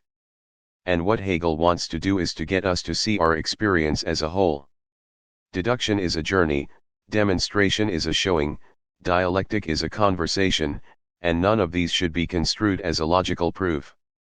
This does not mean, of course, that Hegel's phenomenology is thereby wholly arbitrary and haphazard, as critics and even the faithful in moments of despair have often concluded.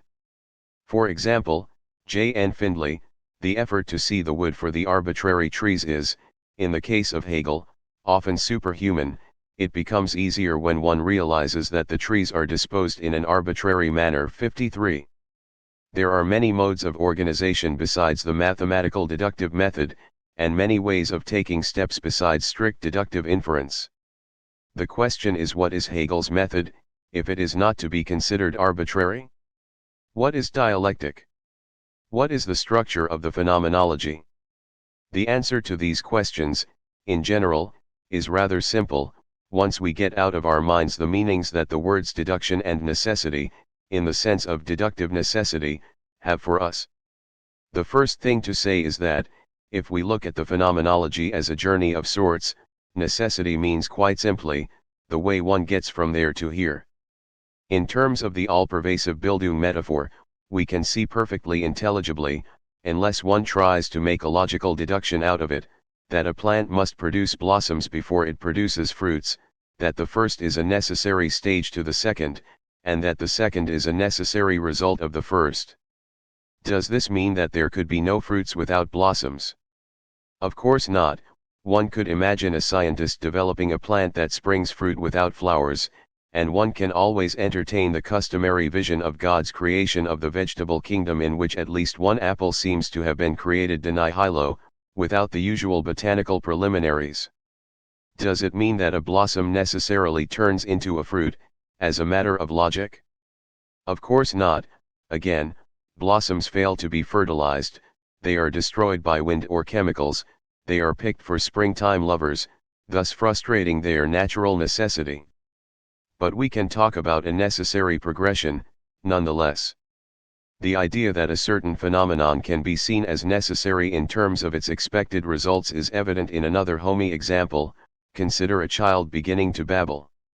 It emits a number of sounds, which increasingly resemble the phonemes of its parent's language, let us say, Arabic. How do we know that the sounds are Proto-Arabic instead of Proto-Chinese, or Proto-Urdu? Listening to the sounds themselves, we do not. Indeed, they may be indistinguishable. But we say without hesitation that the child is learning Arabic. We are looking forward to the language which the child indeed will learn. Does this mean that the language is already in the child, to be learned, or manifested, of necessity? Of course not, not even for a Kumskin. Does it mean that the child will inevitably learn Arabic? No, again his parents might move him to Boston.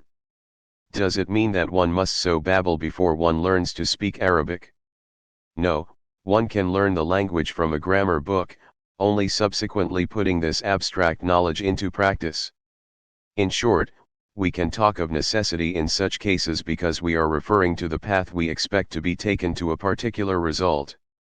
And so too, on the doorstep of what Hegel, perceived to be the precocious babbling of the German philosophers leading up to the ultimate unification of humanity in 1806, he could look back over the whole of human history and see it in just this sense, as a sequence of necessary moments on the way to this apocalyptic conclusion. Kierkegaard complained, in his journals, that Hegel looked at life backwards. But to understand this brand of necessity, one can only look at what one already knows, for it is only by reference to a known result that the concept of necessity applies. Regarding blossoms and fruits and babies babbling, we know from numerous experiences what the result will be.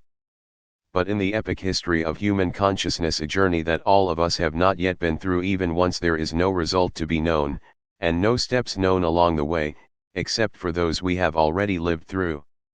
Hegel does not deny the future, and neither is he a historicist in Karl Popper's sense who thinks that the future is already predetermined.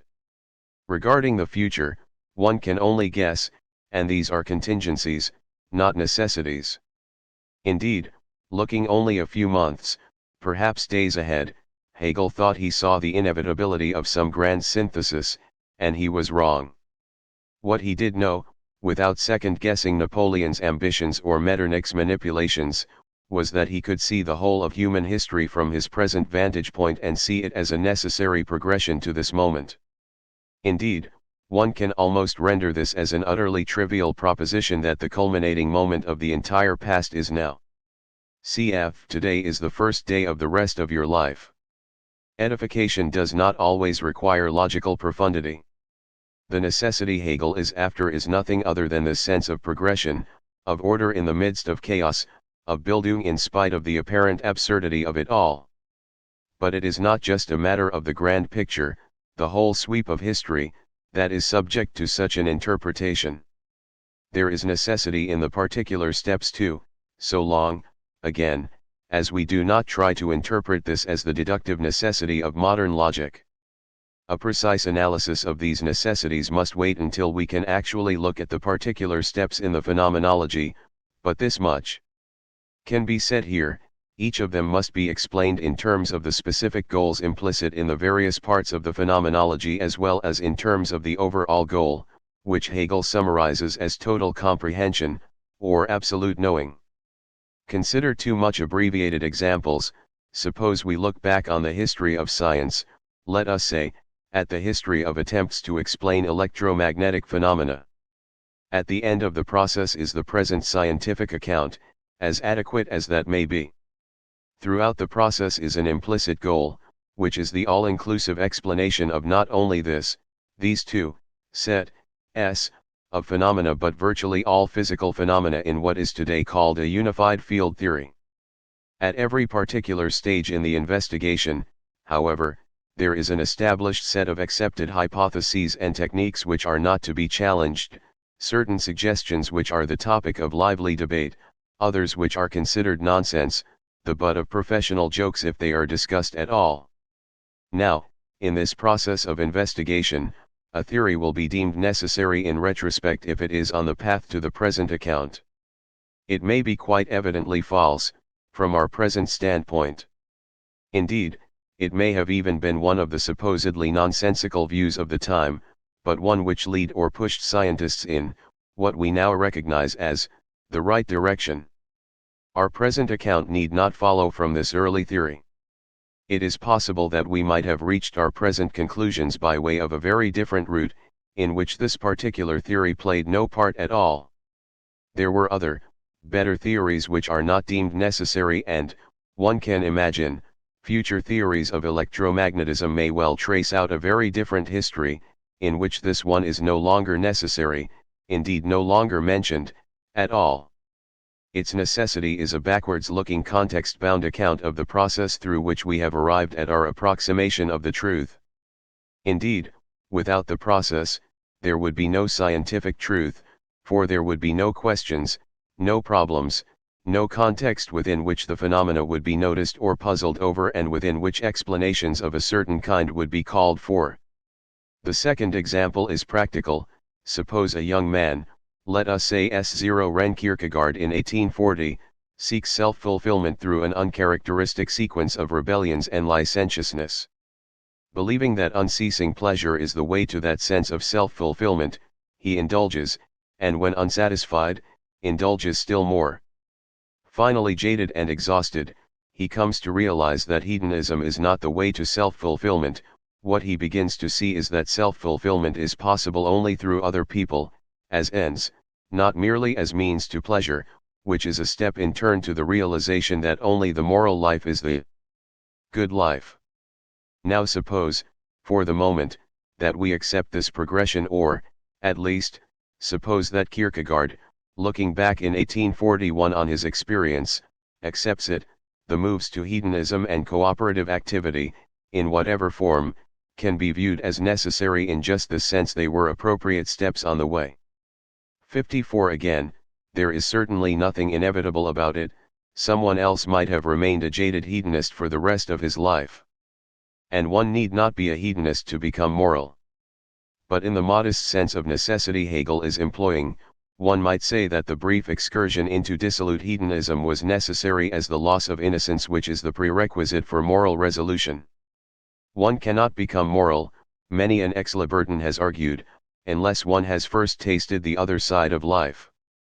To talk about necessity in these two abbreviated examples is certainly not to talk about necessity in the modern sense of logical necessity, but neither is it to cheapen the term nor to suggest, with several authors, that Hegel has an extremely loose sense of necessity. 55 What Hegel has in mind is a kind of context-bound, teleological necessity, necessity within a context for some purpose. It is not precise, it cannot be formalized or reduced to a formula. But given this sense of necessity, the transitions in the phenomenology make perfectly good sense, so long as one accepts what Hegel means by necessity instead of what he does not mean. Hegel does not mean by necessity what Kant means by a priori. There are no deductions outside of a context, no transcendental principles to be defended without substantial reference to the form of consciousness to which they belong. In the context of scientific explanation, the necessity of a thesis depends on the goal of science to explain as much as possible as simply as possible. In the context of individual self-fulfillment, the necessity of a resolution depends upon the experiences one has already had and the sort of person that, in some sense, one already wants to be. Necessity means necessary for, in some specific context. But what about the purpose, the necessity of the phenomenology as a whole? The goal of the phenomenology and of the human spirit is what Hegel calls total comprehension. Every form of consciousness, therefore, is a necessary ingredient in that totality, if only because it would not be a totality without it.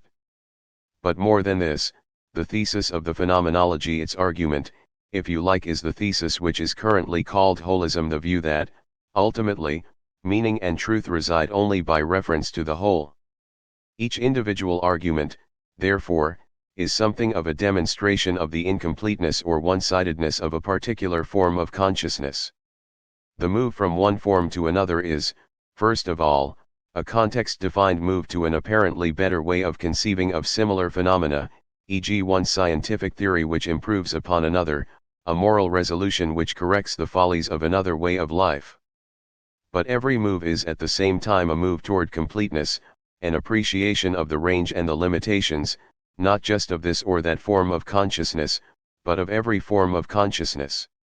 And that, again, is absolute knowing, or what we call, in everyday life, experience. Within this view of necessity and the purpose of Hegel's book, I want to argue in the pages that follow that Hegel's much discussed and much maligned transitions do indeed make sense, even the most difficult of them, given a certain amount of imaginative reconstruction and interpretation in our own terms. Indeed, if we are to understand the phenomenology and its purpose, it is necessary that we do so, in just the sense argued above. Chapter 4, c. The phenomenology of spirit. Its structure. There is as much hidden logic in Hegel's apparent arbitrariness as in T.S. Eliot's wasteland. J.N. Findlay. The idea of arranging all significant points of view in a single sequence, is as dazzling to contemplate as it is mad to try. Walter Kaufmann. What is most striking about Hegel's phenomenology is its structure, or apparent lack of it. Not only does it cover an enormous variety of topics, which in itself is not striking, so does the Encyclopaedia Britannica. It orders them in a peculiar, perhaps arbitrary way, which is hardly made any more obvious by the word dialectic, which Hegel hardly uses in this book. It is often said that the phenomenology is first of all a historical book, the history of spirit or the autobiography of God. And indeed, I would argue that the great discovery of the phenomenology, despite Hegel's original intentions for the book, is what might be called historicism, the view that various forms of consciousness are relative to a time and a viewpoint. But the phenomenology has very little to say about history in general. History is said at the end of the book to be the externalization of spirit in time, but Hegel is quite clear in stating that history as such is defined by its contingency and not by necessity. The phenomenology is not a book about history, and its structure is not historical, as even the most superficial scan of its contents will reveal. Antigone and prehistorical family life appear not until page 267, Locke, Leibniz, Newton, and Kant make their appearance in the first few chapters, along with Plato and Aristotle. History does make its awaited appearance if rather late in the book, chapter 6, but it, like everything else, consists of forms of consciousness which are not strictly historical and which are subjected to the conceptual demands of the dialectic. Their order in time, by itself, signifies nothing for Hegel. To understand the strategy behind the structure, as well as the purpose and rules of the dialectic, let us begin by looking at the text itself. Here, then, is the table of contents. The first point to make is obvious: the organization of this book is a mess. The book is divided into 3 parts, A, B, C, but the third part is entirely disproportionate to the other 2, containing 4 complete chapters, each of which is virtually as long as or much longer than the first 4 chapters together. It is not hard to suspect from this, as several noted German scholars have argued in some detail, 57, that Hegel changed his plan or got carried away with himself somewhere in the 5th chapter, on reason, which presumably was to be the conclusion, the demonstration of the absolute, rather than the beginning of an entirely new set of sequences. And within that long section on reason, the first chapter, chapter 5, divides into 2 virtually unrelated parts, the first on the philosophy of nature and science, up to p. 210, the second about what we would probably call ethics, 1162. The 6th chapter, Spirit, can be argued not to belong in the book at all, 58, even though it evidently contains some of Hegel's favorite topics: his discussion of Antigone and brother-sister relations and his undisguised commentary on the Enlightenment and the French Revolution. The concept of spirit is essential to the book, of course, but that could have been dealt with in much less space, and without the long excursion into history that occupies most of the chapter. The chapter on religion might seem well placed, but a quick examination of the sections that make it up and Hegel's introductory remarks on page 410, and following, make it clear that this discussion too breaks the sequence of the book and introduces an apparently wholly extraneous discussion of the history of religion. 59. Moreover, Hegel makes it quite clear that the sequence of religions does not follow but rather parallels the earlier chapters of the book, thus destroying what readers might prefer to think of as a singular linear sequence. Finally, the chapter on absolute knowing, supposedly the point of the entire exercise, is less than 15 pages long. If it were not for our contrapuntal historicist thesis, one might well be tempted to say, as Sartre has said of one of his more complex works, that the lion has given birth to a mouse. 60. Let's go back to the 3 parts. These are A. Consciousness, B. Self-consciousness, C. Reason. In the standard Neo-Kantian and in particular Fichtean language of subject and object, one might well identify the first part, A, as the object emphasis, the second part, B, as the subject emphasis, and the third part, C, as the unity of subject and object, a la Schelling.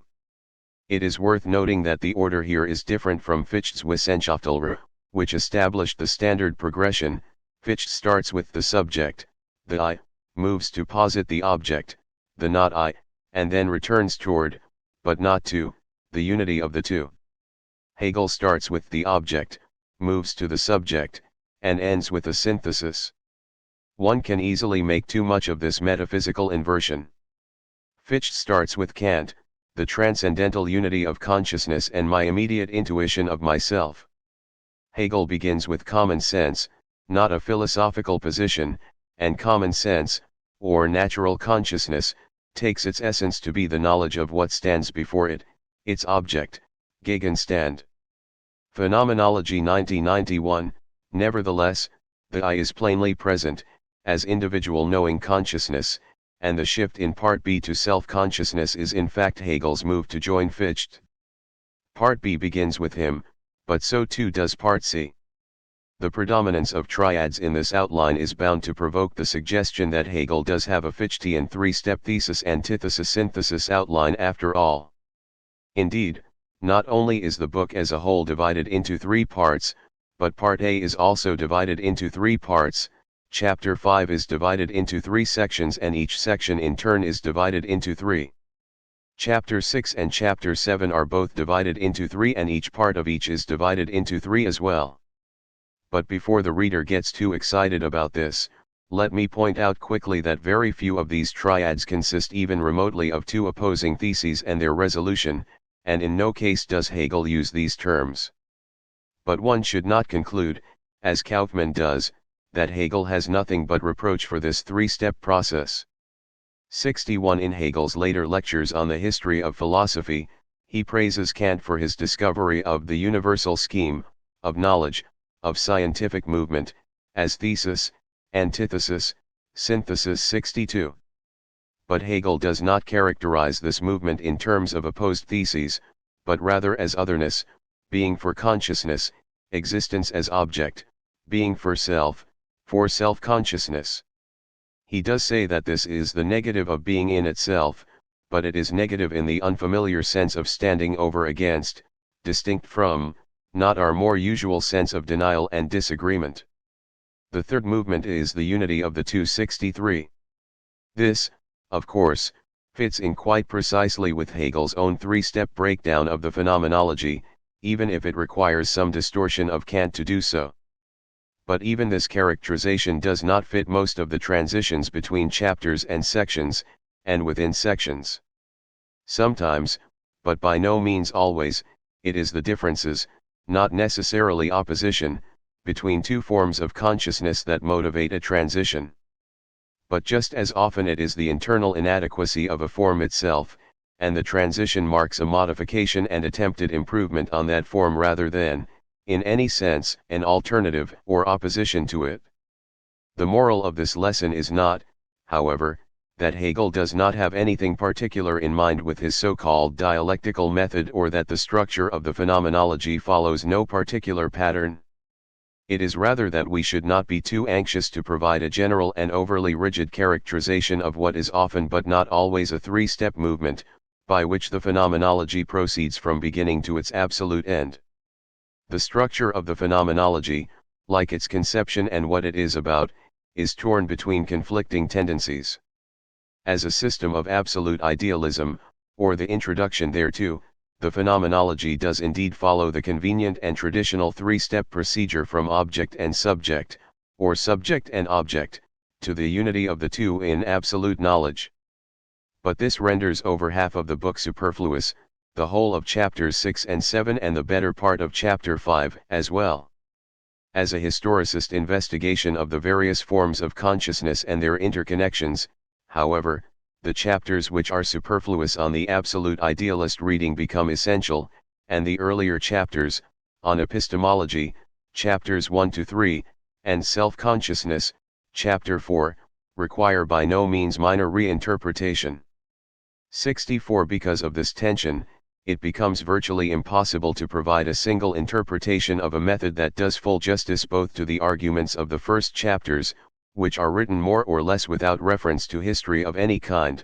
Most of the arguments are paraphrases of positions in the early Greek metaphysicians and modern empiricism and rationalism, and to the historical chapters later on.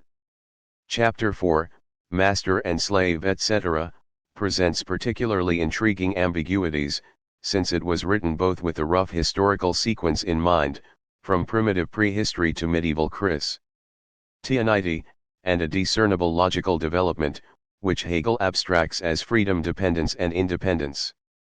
One can imagine, but it would be difficult to prove, that Hegel was in the middle of the fourth chapter, describing what Rousseau, among many others, had postulated as the original state of nature when he became inspired, or swept away, by a vision of the whole of human history as a series of forms of consciousness. The historical pattern breaks down at the end of the chapter, but picks up again, starting over, in chapter 6, and again, in chapter 7. And then, while writing about revealed religion at the end of chapter 7, the deadline getting close and the book almost unmanageably overgrown, it is as if Hegel decided to do what, as absolute idealist, he should have done hundreds of pages before, present the absolute and be done with it. There is a second tension, by way of an attempted but unsuccessful synthesis, that explains the awkward structure of the phenomenology too. I have tried to stress all along that Hegel was by no means concerned only with technical philosophical problems. In his youth, he was the most anti-intellectual of the three schoolmates, and his academic enthusiasm of the early 1800s must be seen in contrast to that. With Fichte, he was particularly concerned to emphasize the world of practical efforts, and following Kant, he insisted that religion, if it was to become acceptable, rational, at all, would have to be thoroughly practical, producing better human beings and more coherent communities, rather than just incomprehensible doctrines and dogmas. But with Schelling, he had come to agree that a proper system of philosophy had to integrate both theory and practice, the world of nature and knowledge and the world of freedom and action. But it was by no means clear to him, nor had it been to Kant, Fichte, or Schelling, how he was to do this. So his solution is clumsy, to say the least. He shuffles theory and practice like fat cards in a deck, and by no means neatly. The book begins with about 60 pages of epistemology, the theory of knowledge, then moves to a discussion of the practical dimensions of knowledge, in just a few pages, before launching into his much celebrated discussion of master and slave and brutally primitive interpersonal relationships, then stoicism, skepticism, and unhappy consciousness, all of which might be deemed practical reactions to the problems of dependency and the unhappiness of the world. Then, just as suddenly, we enter the realm of reason and a somewhat lengthy discussion of what Hegel and Schelling called the philosophy of nature, but what we would call philosophy of science. In an important sense, the first half of chapter 5 follows without interruption the end of chapter 3, almost all of chapter 4, except for the first few pages perhaps, might just as well have been deleted or postponed. Halfway through chapter 5 there is another abrupt transition, and all of a sudden we are talking about hedonism, the life of pleasure. What immediately precedes it in the text is a discussion of the already dated pseudoscience of phrenology and Hegel musing about the double aspects of bones and male urinary organs, p. 210. Again, one might suggest that a smooth transition could just as easily be forged from the end of chapter 4 and unhappy consciousness directly into the middle of chapter 5 and hedonism. After all, is there any more natural or familiar transition than the one from the life of unhappy religious asceticism into a deluge of sensualism and debauchery? Kierkegaard's single year of sensualism with Hans Christian Andersen, for instance, was a clear but clearly unsuccessful attempt to counteract the neurotically guilt-ridden Christianity he had been taught by his father. It is as if the discussion of nature philosophy had no role to play whatsoever. Should Kierkegaard have taken a term to study biology? What this gives us is a very different picture of the structure of the phenomenology, an amalgam, hardly a synthesis, of two books, one more or less practical, the other theoretical. Thus one might redo the table of contents, in broad outline, like this. Phenomenology of theory, phenomenology of practice, preface, introduction. A. Consciousness. B. Self-consciousness. C. A. V.A. Observing reason. B. Actualization of rational self-consciousness. C. Individuality. B. Spirit. C. Religion. D. Absolute knowing. It is as if the final chapter were merely the hinge holding the two books together. When we combine this complex dissection with the tension between absolute idealism and historicism, the journey does indeed become convoluted. Add to the fact that the historical chapters, at least, do not follow the sequence but rather begin over again, and that even chapter 4 and the first part of chapter 5 are forced into parallel with chapters 1, 2, and 3. Thus the sequence begins to look like this, in some supposedly ascending order. Theory, practical, Preface Introduction Chap 1 Chap 5a 4a Chap 5b Chap 6a Chap 7a Chap 2 5 of 6b 7b Chap 3 5a C 4b Chap 5 C 6 C 7d Chap 8. Charts are often absurd in philosophy, and they usually have the effect of rendering ridiculous rather than clear the structures they are intended to clarify. But the growing complexity here is revealing. In the preface, Hegel displays a penchant for mixed metaphors. He variously calls the phenomenology a ladder, a circle, a highway, an education, Bildung, a realization making actual what is only potential, and, though he does not exactly say so, a spiral, twirling us from common sense up to the absolute. It is also a self-enclosed self, coming to recognize itself. But these metaphors, taken one by one, give us very different pictures of the structure of the book and the interrelation of its various forms. A ladder simply goes straight from A to C. What we might then conclude is that it is a ladder with too many rungs, so many in fact that one cannot get one's foot in to climb it. A circle goes nowhere, and if the phenomenology is a circle one might well drop the absolute altogether, unless, of course, one simply calls the circle itself the absolute, which Hegel sometimes suggests. One can look at the phenomenology as a series of circles, as Klaus Hartmann does, 65. Thus we get to the end of spirit just to start over with religion. But here Hegel's constant reference to higher levels might lead us to combine the circle image with the ladder image and see the phenomenology and its structure as a series of connected ascending circles, or perhaps, two intertwined spirals, like a DNA molecule, one strand representing knowledge, the other ethics, culture, and religion. In fact, that image is quite Kantian, and Kant himself suggested, but not as a piece of knowledge, that a rational person would have some such picture of nature and freedom developing in parallel, and it remained for Schelling simply to add to this regulative idea the claim that the two strands were in fact identical, merely two aspects of one and the same absolute, realizing itself through time. Indeed, there are any number of combinations of these metaphors, perhaps new and ingenious topologies that have not yet been invented. The problem is, once we stop playing with the metaphors and go back to the text, there is still no linear, circular, spiral, or self-reflective order that seems to fit.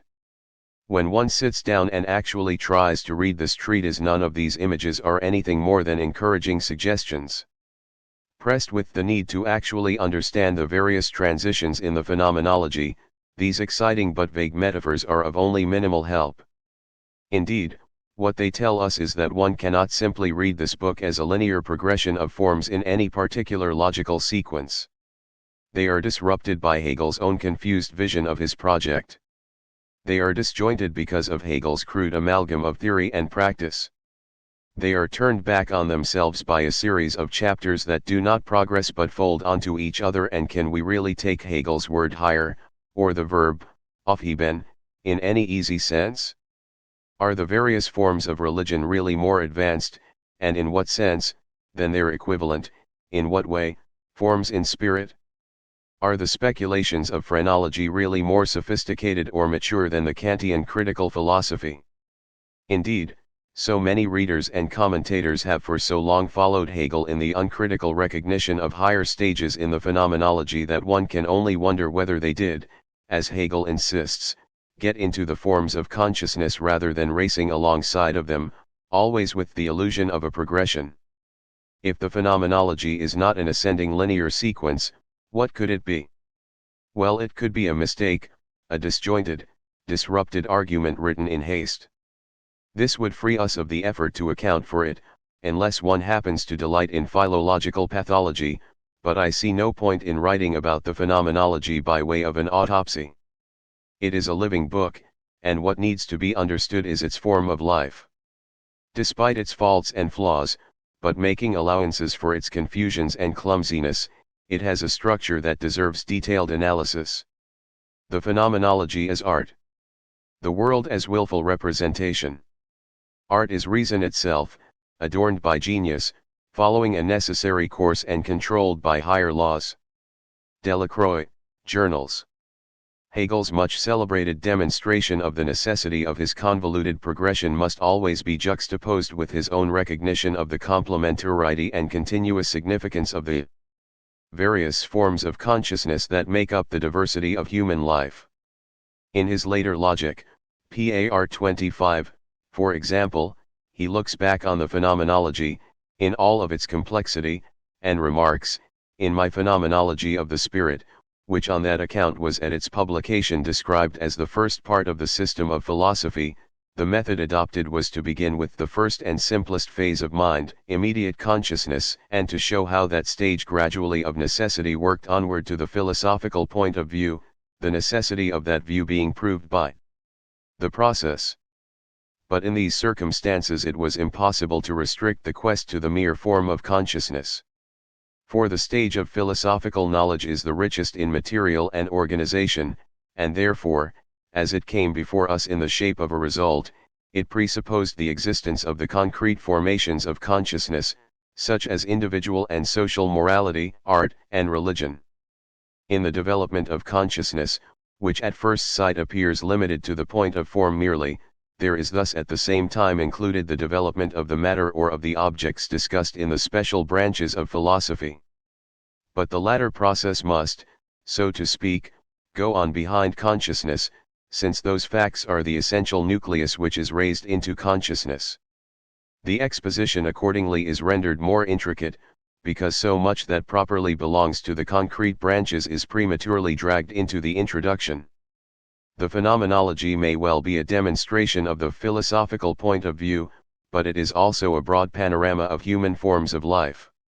From this perspective, which might also be called philosophical, the phenomenology is not so much a sequence of forms or ideas as it is a multifaceted representation of human life, complete with concrete formations and details.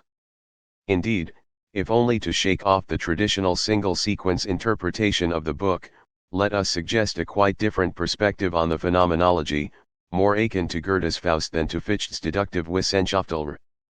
Suppose we were to compare the phenomenology with a panoramic painting, rather than a single-minded argument. What, then, would we see? First of all, we would give up the idea that the book is a linear sequence, except insofar as any book, even a book by John Cage or Marshall McLuhan, is trapped within the linear medium of type. But paintings aren't linear either, not even a linear painting. Why not? Because, although one looks at a painting over a period of time, even if only a few seconds, the painting itself doesn't dictate the order of looking. An artist can make powerful suggestions, Van Gogh's cornfields come to mind, but the medium doesn't dictate a direction. One can start anywhere, and allow one's eye to follow the textures and colors, the contours and chiaroscuro, as well as, perhaps, the lines. This in no sense makes the painting illogical, or the medium itself arbitrary. What might well be illogical, in fact, is an observer's insistence that the only way to read a painting, the word is instructive, is to follow it according to some preordained system, to see the painting through the theory rather than to see what the painting itself is about. 66. Suppose we were to look at the phenomenology as a painting, perhaps an abstract expressionist or, better, an analytic cubist painting, though this would make it far ahead of its time. An apt and appropriately contemporary analogy would be Delacroix's magnificent Death of Sardanapalus, which was painted at the height of the Romantic era in France, a few years later. 67. What we are given is a picture, a representation. But it is a picture not of a single state of affairs, rather of history, even of human nature. What is a representation? The term has a rich philosophical ancestry, for example, in John Locke's epistemology, in which mental acts or ideas are said to represent, that is, resemble and correspond to, objects in the world. Weakly construed, a representation need only stand for what it represents. Strongly construed, a representation literally imitates or reproduces, represents, its original. In the German idealist tradition, the notion of representation takes on an even stronger sense, in which the representation not only presents a certain form or position but also gives it explicit form, which it may not have otherwise. Thus a representative of a district in a republican government might well define his constituency and make demands on its behalf which its members themselves would not make, and a representation of a person by way of an artistic portrait might well bring out features and display an aspect of a personality which is not nearly so explicit in the person. A representation, in other words, may go beyond mere correspondence with what it represents. Nevertheless, there is an obvious sense in which a representation is bound to a set of forms which precede it. In Hegel's case, the representations of the phenomenology are bound to nothing less than the whole of human experience, and to presenting adequately what so much of traditional philosophy has left out of the picture. Throughout his career, from the Differenz essay in 1801 to his last lectures on the history of philosophy, Hegel insisted that the ultimate aim and the business of philosophy is to reconcile thought or the concept, Begriff, with reality. 68. That is, to get the representation right, to make it work, to make it consistent, to leave nothing out of it. And reality includes not just the present state of affairs but, as in all romantic art, history and Genesis too, and the whole of human nature. And so a systematic philosophy is one in which everything is indeed represented, and in its proper place. Leaving out nature, or history, or selfishness would be to leave out an essential piece of the picture. Is there any one way such a representation should be depicted? Of course not. But whatever way it is depicted, it has to hold together and fit everything in. For the representation to be scientific is for it to be articulate and actually worked out, as opposed, for example, to a mere idea for a painting. Thus considered, Hegel's attack on Schellingian intuition was a precocious attack on conceptual art, art that, despite its name, is satisfied with intention and dispenses with the hard work of realizing the concept. 69. The comparison with painting is an illustration. At best, the emphasis on representation is to be taken literally. But representation is not limited to the facts of the case, and philosophy is not a verbal trompe-l'oeil description of every little detail about human existence. It selects out the forms of human experience and represents them with a few judicious examples.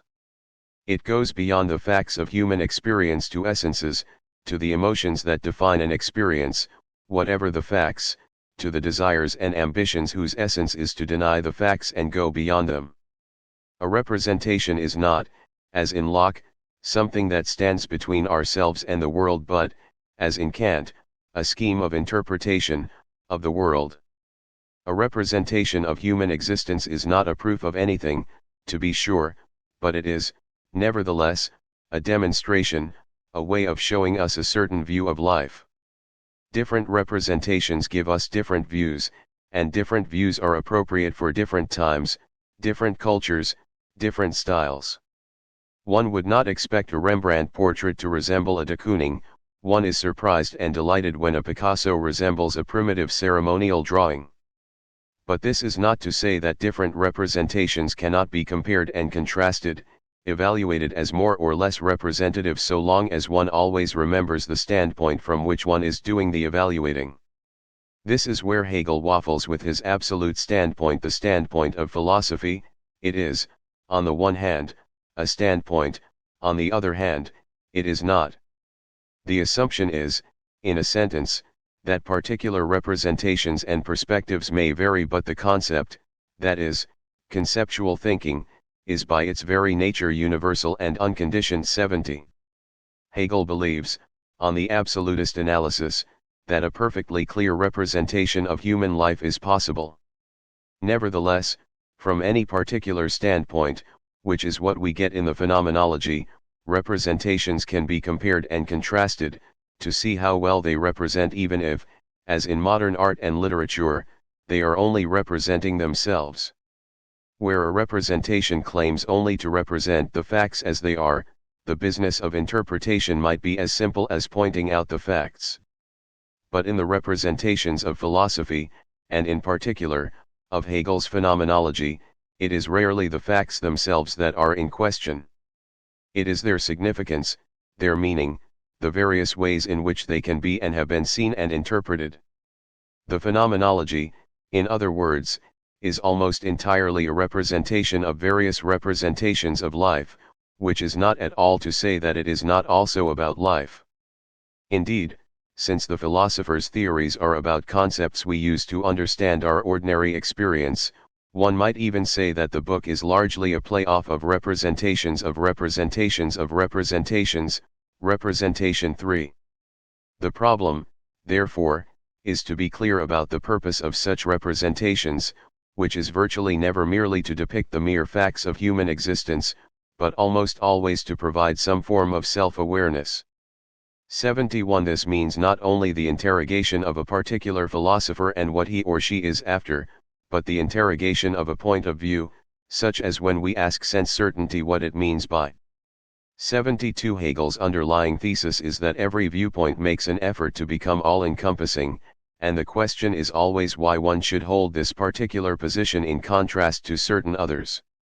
Sometimes, as in a child's drawing, the answer may be mere naivete, elsewhere, as in a childlike New Yorker cover drawing, the answer may be a sophisticated response which includes not only reflections on childhood naivete but nostalgia and a host of complex artistic theories as well. How does one evaluate a representation? One sees whether it succeeds in doing what it sets out to do. This means, of course, that there can be no evaluation without knowing the intentions behind it and the context within which it is supposed to serve as a representation. How inclusive a representation should be depends on its intentions and context. What counts as internal consistency, whether the representation works, also depends on its intentions and context. But where the intentions and context include the representation of the whole of human existence, as the Romantic artists and Hegel insisted, one can indeed complain if anything essential to life and self-understanding is left out or underappreciated. This demand, which is itself a standpoint, is the criterion for Hegel's absolute. Thus Fichte provided a representation of the human will but neglected the realm of nature. Thus Spinoza, or so Hegel charged, emphasized the unity of substance but underplayed the importance of spirit, consciousness, and will. Thus Descartes and Kant included both consciousness and physical nature but failed to give them both an integrated place in the representation. But consciousness and nature, taken by themselves, are mere abstractions. One does not represent them as such. Their names alone do not yet count as representations, they are just the titles of representations.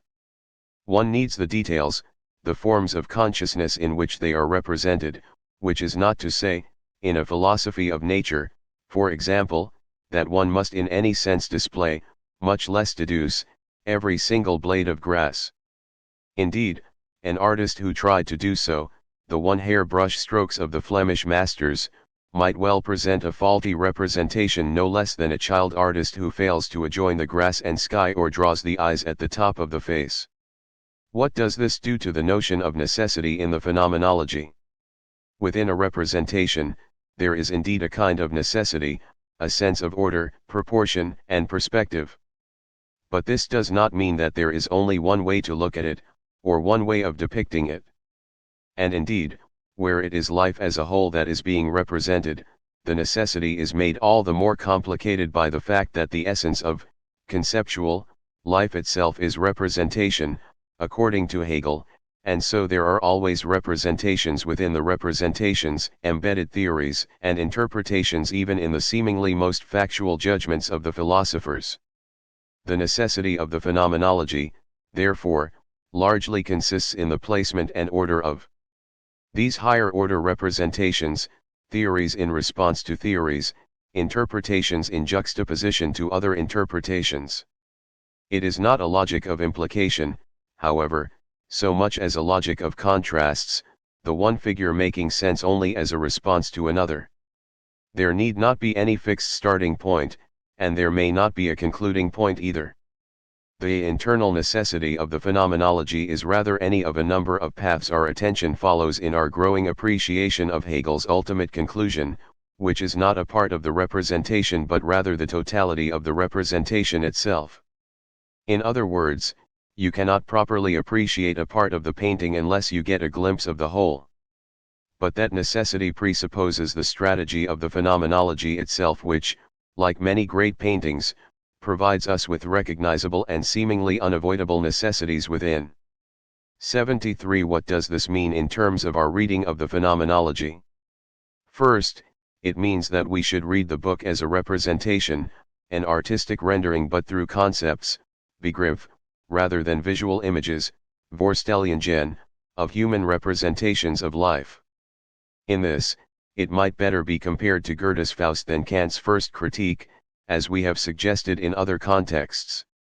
Second, we can view it as a demonstration, a showing, without thereby construing it as so many commentators have tried and failed to do, as a proof or a deduction of a certain conclusion.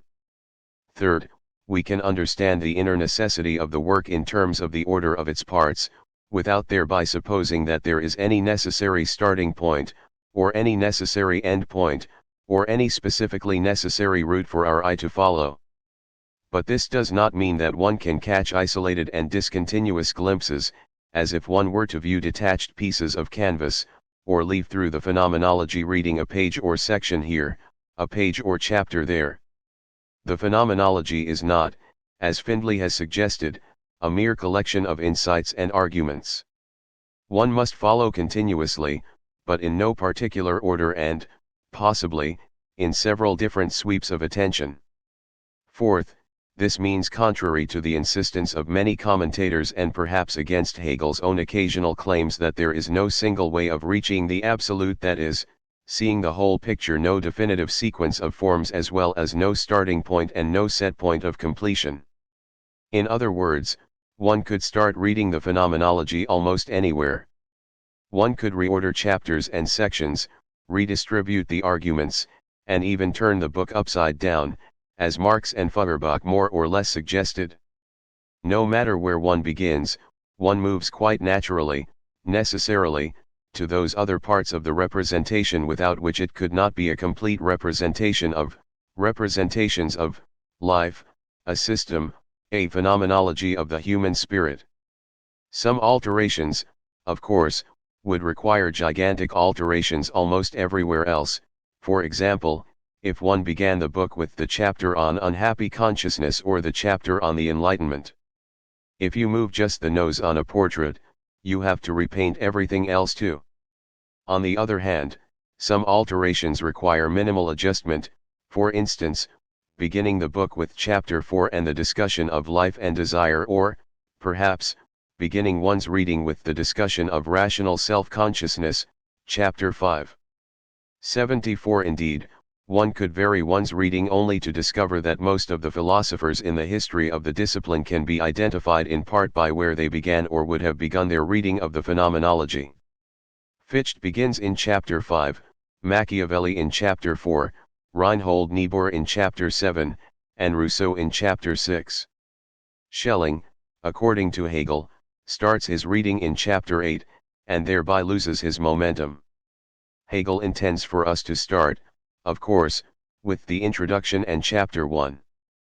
Presuming that we do, the sequence flows naturally, insofar as Hegel takes us through at least one of the more continuous routes. But his is not the only route, and perhaps, in terms of overall continuity and our overall sense of the representation, not even the best of them. If one continues to think of the phenomenology as a single and uniquely logical progression of forms, the overall intention of which is to prove something, the absolute, then Hegel will indeed, as so many commentators have complained, seem arbitrary, illogical, not true to his own method. 75.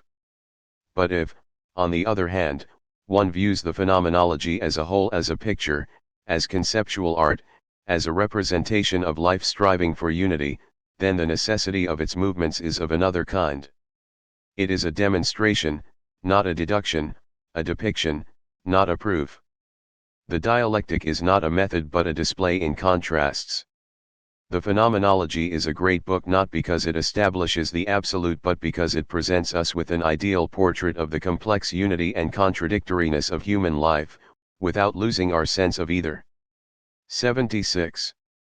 Dialectic and the development of the concept. Wrote over every square inch of the only foolscap available, his own body.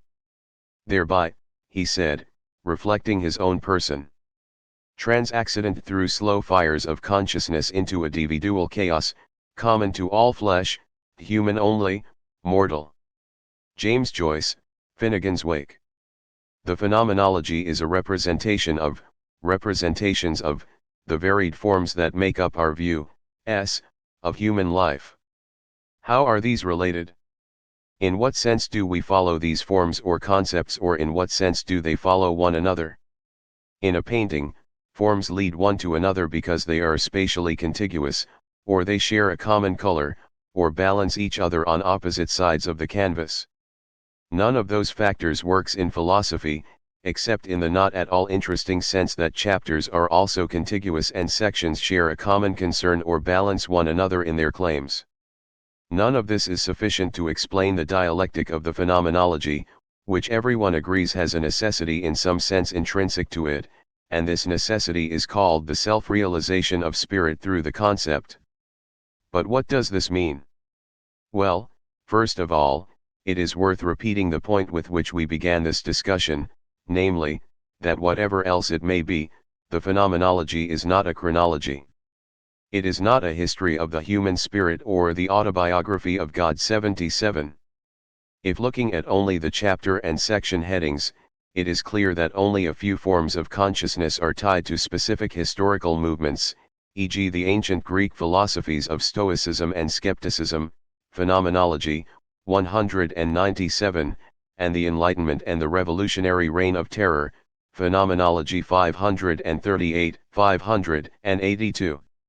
Kant appears several times. In Chapter 3, both understanding and the supersensible world are references to the first critique. In Chapter 5, Part C, reason as lawgiver and reason as testing laws are both clear references to his second critique, and in Chapter 6, Part C, under morality, Antigone and ancient Greek folk. Religion appear in Chapter 6, Phenomenology, 446, preceded by Romanticism and Rousseau as well as Kant in Chapter 5. There is no need to go on.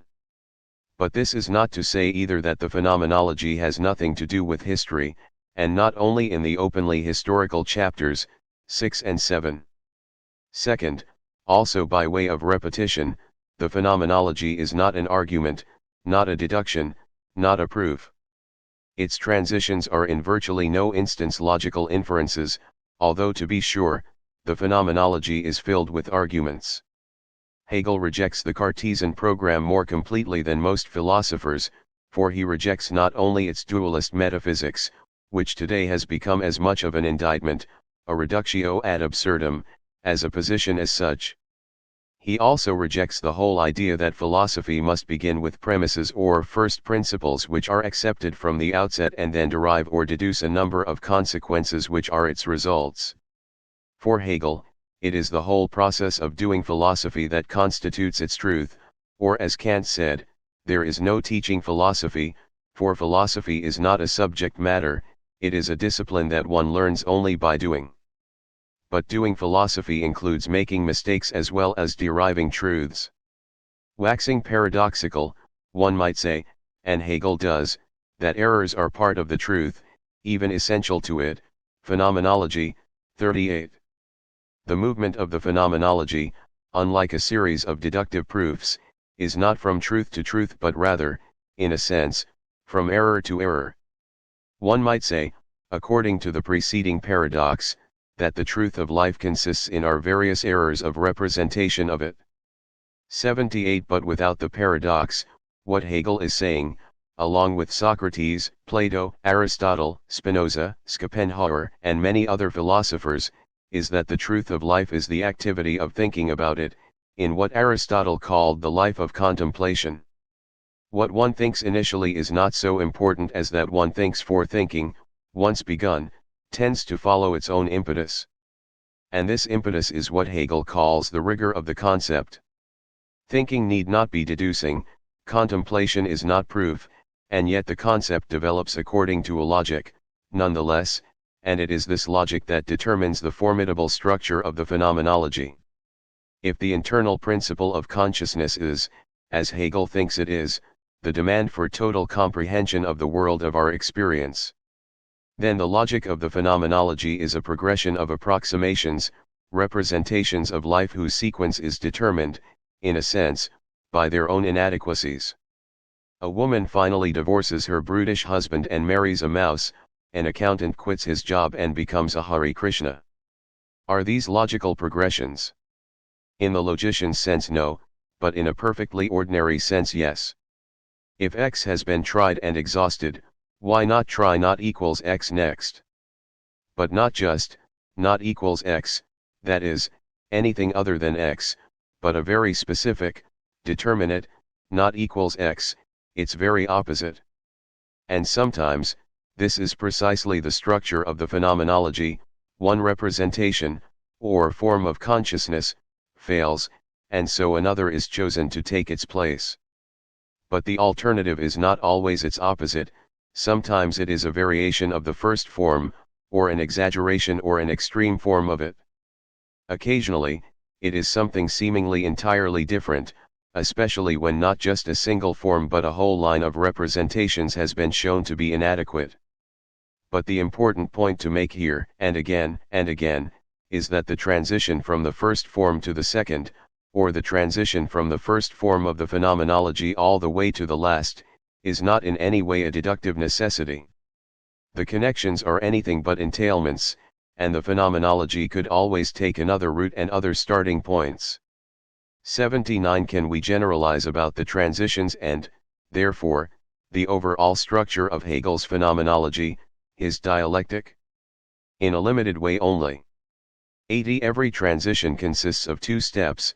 The first is an argument within a form of consciousness in order to show how it is incomplete, inconsistent, or otherwise inadequate by its own standards. The second is the postulation of an alternative form, which is a determinate negation of the first in the sense that it cannot be just any alternative but must share at least the standard of the first. That is, a scientific theory can only be replaced by a scientific theory, a moral theory can only be replaced by a moral theory, and so on. But, of course, there is no single standard in any form of consciousness. A hedonist wants pleasure, but on examination he wants pleasure in order to make him feel fulfilled, and so the next step need not follow the collapse of hedonism with a new scheme for gaining pleasure. It may instead reject that standard and accept the more general one. And so on for all forms of consciousness, all of which share one ultimate standard: total comprehension. The first step can be carried on with rigor and, even, a series of logical deductions of consequences. But the second step, which moves the phenomenology, is never wholly determinate. Thus the most frequent transition is the by no means logical leap to opposites. Every concept or form makes its own distinctions and thereby contrasts itself with an opposite: black and white, good and evil, reward and punishment, beauty and ugliness, pleasure and pain, autonomy and obedience, particular and universal, one and many, satisfaction and dissatisfaction, happiness and misery. When one form has been exhausted, therefore, the most natural move is to its opposite, just as an eye that is tired of light leaps to the shade, an eye that is jaded with green tends to see a reddish after-image, and so on. Thus the development of the concept, in one sense, takes place by a process of reaction formation. A philosophy based wholly on immediately intuited particulars, e.g. sense certainty in Chapter 1, self-certainty in Chapter 4, pleasure in Chapter 5, and pre-reflective family life in Chapter 6, once it has been seen as inadequate or incomplete, naturally moves to the opposite: a philosophy based wholly on mediated universals, perception in Chapter 2, an abstract universal soul in Chapter 4, morality in Chapter 5, civil law in Chapter 6. A philosophy too concerned with self leaps to a philosophy overly concerned with others, and a philosophy too obsessed with the passivity of consciousness in knowledge, empiricism, naturally moves on to a philosophy equally obsessed with the activity of the understanding, Kant and the German idealists. Simple association and the play of opposites will explain only so much, however. The dialectic of the phenomenology is not a tennis match but a journey. It doesn't just go back and forth, it moves around. How and why does it do this? I insisted that the phenomenology is not historical, but at the same time, Hegel intends his dialectic, as everyone knows, to apply to history as well. But history is contingent, one damn thing after another, according to poet John Masefield. Philosophy consists of forms. 232. And concepts, not facts and events. But there is an easy interpretation to this often troublesome duality, and Aristotle got it years ago. Poetry, he said, is more scientific and serious than history, because poetry gives us general truths, while history gives us only particular facts. What drives the dialectic, in other words, is the urge to increasingly general comprehension, which Hegel says is the intrinsic principle of human consciousness. Suppose we were sitting down to write a textbook, an introduction to art through the ages, an introduction to a certain branch of mathematics, or an introduction to philosophy. One might, of course, take the easy way out and simply list the various persons and movements along with their discoveries or creations, in chronological or alphabetical order. But what is much more informative and thought-provoking is to tell a story in which the subject matter is the art, or the mathematics, or the philosophy itself, relegating individuals and movements to biographical footnotes. Thus one might well begin a course in history of art with Picasso or the modern minimalists. A discussion of mathematics might begin with a theorem that was not discovered until a few years ago, and a study in philosophy might start with an editorial in yesterday's newspaper just as well as with Thales and Anaximander.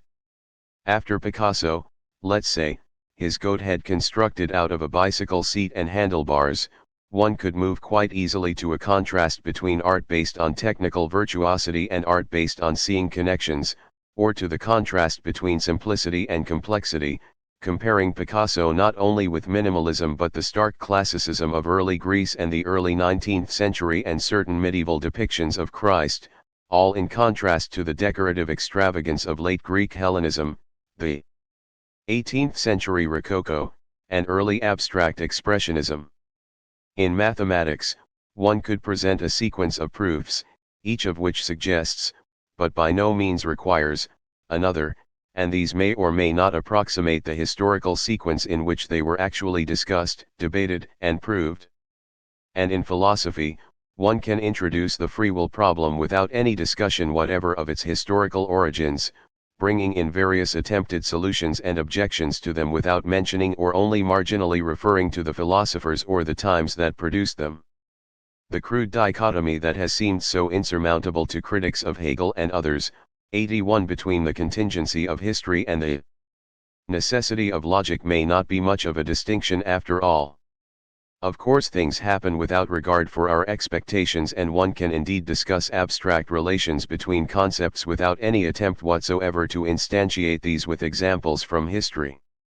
But to return to Hegel's central metaphor, the fact that a tree fails to grow, because of drought, bad soil, being abused by too many dogs, does not mean that it does not have its predetermined logic for growth.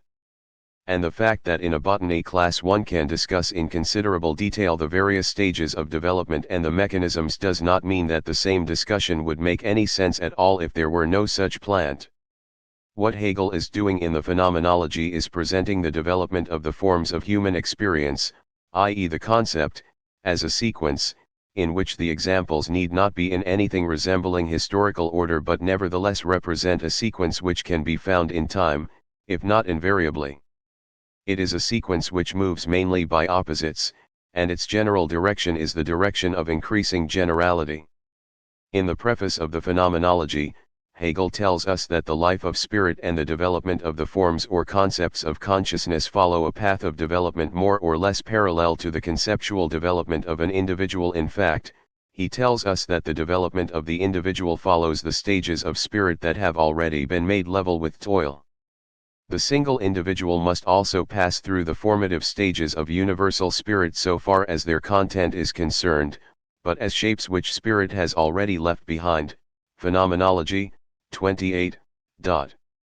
The evolutionary analogies should be obvious here, despite the fact that, 50 years before Darwin, Hegel did not see through to what we, in retrospect, see as an almost obvious move. But it is the same retrospect that gives Hegel his confidence in describing as a process of development a process which, so far as we know, has happened only once, namely, the conceptual evolution of the human mind. Is there a universal logic in our conceptual development, a path which must be followed? We hardly have a sampling to show us this, and what approximations we have, e.g. cross-cultural studies, tend to be ethnocentric and biased. 82. Discussing plants, we now can refer with considerable specificity to the genetics and biochemistry of development as an explanation of growth, but it is not difficult to imagine that Hegel and Goethe in their time could only appeal, as Aristotle had appealed 2,500 years before them, to some vague internal principle. And indeed, that is where Hegel was, and we are too, with regard to the ambitious question of the logic of conceptual development. We suppose that we did indeed develop by such and such a path. We discern minor, maybe major, variations in the development of intelligence in other cultures. But the most we can say is that it must have been necessary for us to develop more or less as we did. But it is the more or less that is the rub. How can we know what variations are possible? Or what alternative conceptual frameworks or forms of intelligence might be available? These are monstrous questions, and we are no closer to answering them than Hegel was. But he was, in his hesitant way, the philosopher who asked them, 170 years ago. Does this mean that there is no account to be given of the development of the concept? Not at all. We can, at least, present an all-encompassing picture of the forms of human experience, in an order that lets us see, if not a precise hierarchy of stages, at least the way that tutored consciousness tends to move from one form or another. It is not mere history. It is not, as so often suggested, a series of reductio ad absurdum arguments in which a form is shown to be self-contradictory and then rejected in favor of another. 83. It is rather, as one might write the history of philosophy, a discursive presentation and criticism of various forms, movements, problems and their proposed solutions. It is a quasi-history, a sort of logic, but strictly speaking neither. No history of philosophy is complete, in one sense. Even Copleston edits out minor philosophers who do not fit in his table of contents. It is never wholly coherent, since the John Locke who wrote the second treatise on government is best treated in one chapter and the John Locke who wrote the essay concerning human understanding in another. The story will always be disjointed, but the alternative to follow a single thread out of context like Lovejoy's great chain of being is much less satisfactory. And when it is the representations of life as a whole that are being represented, rather than the more or less self-contained study of a single discipline, one can be sure that the canvas will be all the more cluttered, disjointed, and that everyone will find something that has been underrepresented. Marxists, for example, have complained ever since Marx that the forms of power and economic need play too little role in the phenomenology, and the forms of philosophy too much.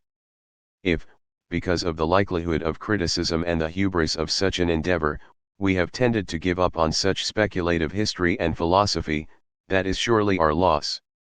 Because the point is that we do think that way in any case, encapsulating the whole of human experience into a platitude or two, the whole course of human history represented by a single incident, Auschwitz or Munich or the expulsion from Eden, and we summarize the whole of human nature with a simple word such as selfishness or insecurity or love. And if both historians and philosophers prefer to pooh-pooh the Hegelian enterprise and turn instead to more humble endeavors, then who is going to provide us with the big picture, which provides the background if not also the logic of our thinking? Who is going to select those forms of consciousness that are essential to our experience, that define the way we think about ourselves and our place in the world? But here we come back to the historicist viewpoint that Hegel himself always hesitated to defend. The development of the concept is neither history nor logic but, in every case, a way of perceiving the present, a myth in the classical sense, a story based on the facts but by no means confined to them, in which our present form of consciousness is given some meaning, a history and, perhaps, a sense of destiny. 84. And if Hegel's point is to show us, For each of the forms he discusses in the Phenomenology, that it is incomplete. The proper conclusion for the historicist Hegel, anathema to the absolute idealist Hegel, is that our form of consciousness is incomplete too. The development of the concept, in other words, is just as Socrates said it should be, the increasing appreciation of our own ignorance, and what we do not yet understand. The structure of the phenomenology of spirit, or lack of it. The passion exists in every one of us. We do not want our experience to be ours alone. Isaac Bashevis Singer. How should one read the phenomenology? One must read, Evelyn Wood notwithstanding, line by line, page by page, if not word by word. But there is a sense in which the traditional Hegel pundits are right when they say, you won't understand anything until you've completed it all, though not in the self-serving sense in which this is usually uttered, namely, you have no right to complain until the end of the course, and not then either. The book is a representation, and you cannot appreciate it with just part of the picture, as one can, perhaps, with the first two-thirds of Kant's first critique or a few well-chosen arguments from Hume's treatise. But if it is essential to complete the whole, it does not follow that it is necessary to follow the book from beginning to end. I would argue that the general trail of spirit, which most commentators take to be the essence of the phenomenology, is of relatively little importance. It is marred by the most obscure transitions and unbreachable continuities, and in any case it is the product of philosophical ambitions which are no longer of any interest or significance to us, except perhaps negatively. What is of importance are the particular transitions from form to form, motivated in every case by a certain discomfort within each form, which have to be investigated a case at a time, rather than in one grand declaration about contradiction, Aufheben, and the realization of the concept. It is in the smaller sequences, the first chapters, the master-slave dialectic, the sequence of ethical theories, and the long chapter on spirit, where we see the structure of dialectic at work. But even within those sequences, we should be extremely cautious about joining the army of commentators, and often Hegel too, who speak of higher syntheses and movement up or forward. The phenomenology is indeed a movement, or rather a set of movements, an odyssey, as Hegel later said it was, a wandering, like Faust, with skips and jumps and slow meanderings. Those who take Hegel at his word and look for a ladder or a path or yellow brick road to the absolute are bound to be disappointed. The phenomenology is a conceptual landscape, through which Hegel leads us somewhat at his whim. 85. Chapter 5. Hegel's own view of the phenomenology. The preface. When Hegel had finished the phenomenology, he reflected retrospectively on the philosophical enterprise and wrote the preface, different from the introduction. It is a strange demonstration, for he says above all, don't take me seriously in a preface. The real philosophical work is what I have just written, the phenomenology of spirit. And if I speak to you outside of what I have written, these marginal comments cannot have the value of the work itself. Furthermore, I am going to write a very different work, which will be a speculative logic. The preface is thus situated between Hegel's main two works. The two works Hegel represents in his preface. Jean Hippolyte, The Structure of Philosophic Language in the Preface of Hegel's Phenomenology. We have been trying to say with some clarity what it is that the phenomenology is supposed to be, what it is supposed to do, and what its famous dialectical structure is supposed to represent. But Hegel provides us with his own view of the book, in an infamously difficult piece of writing which serves as the preface. This was written, like most prefaces, after he had completed the writing of the book, and, also like most prefaces, with a transparent attitude of defensiveness.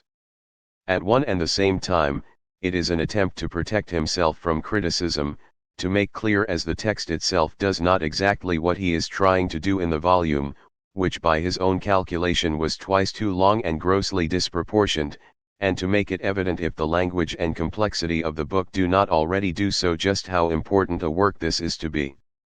But in reading the preface, it is important to remember that this is more of a statement about what did not find its way into the text than a description of what is to follow.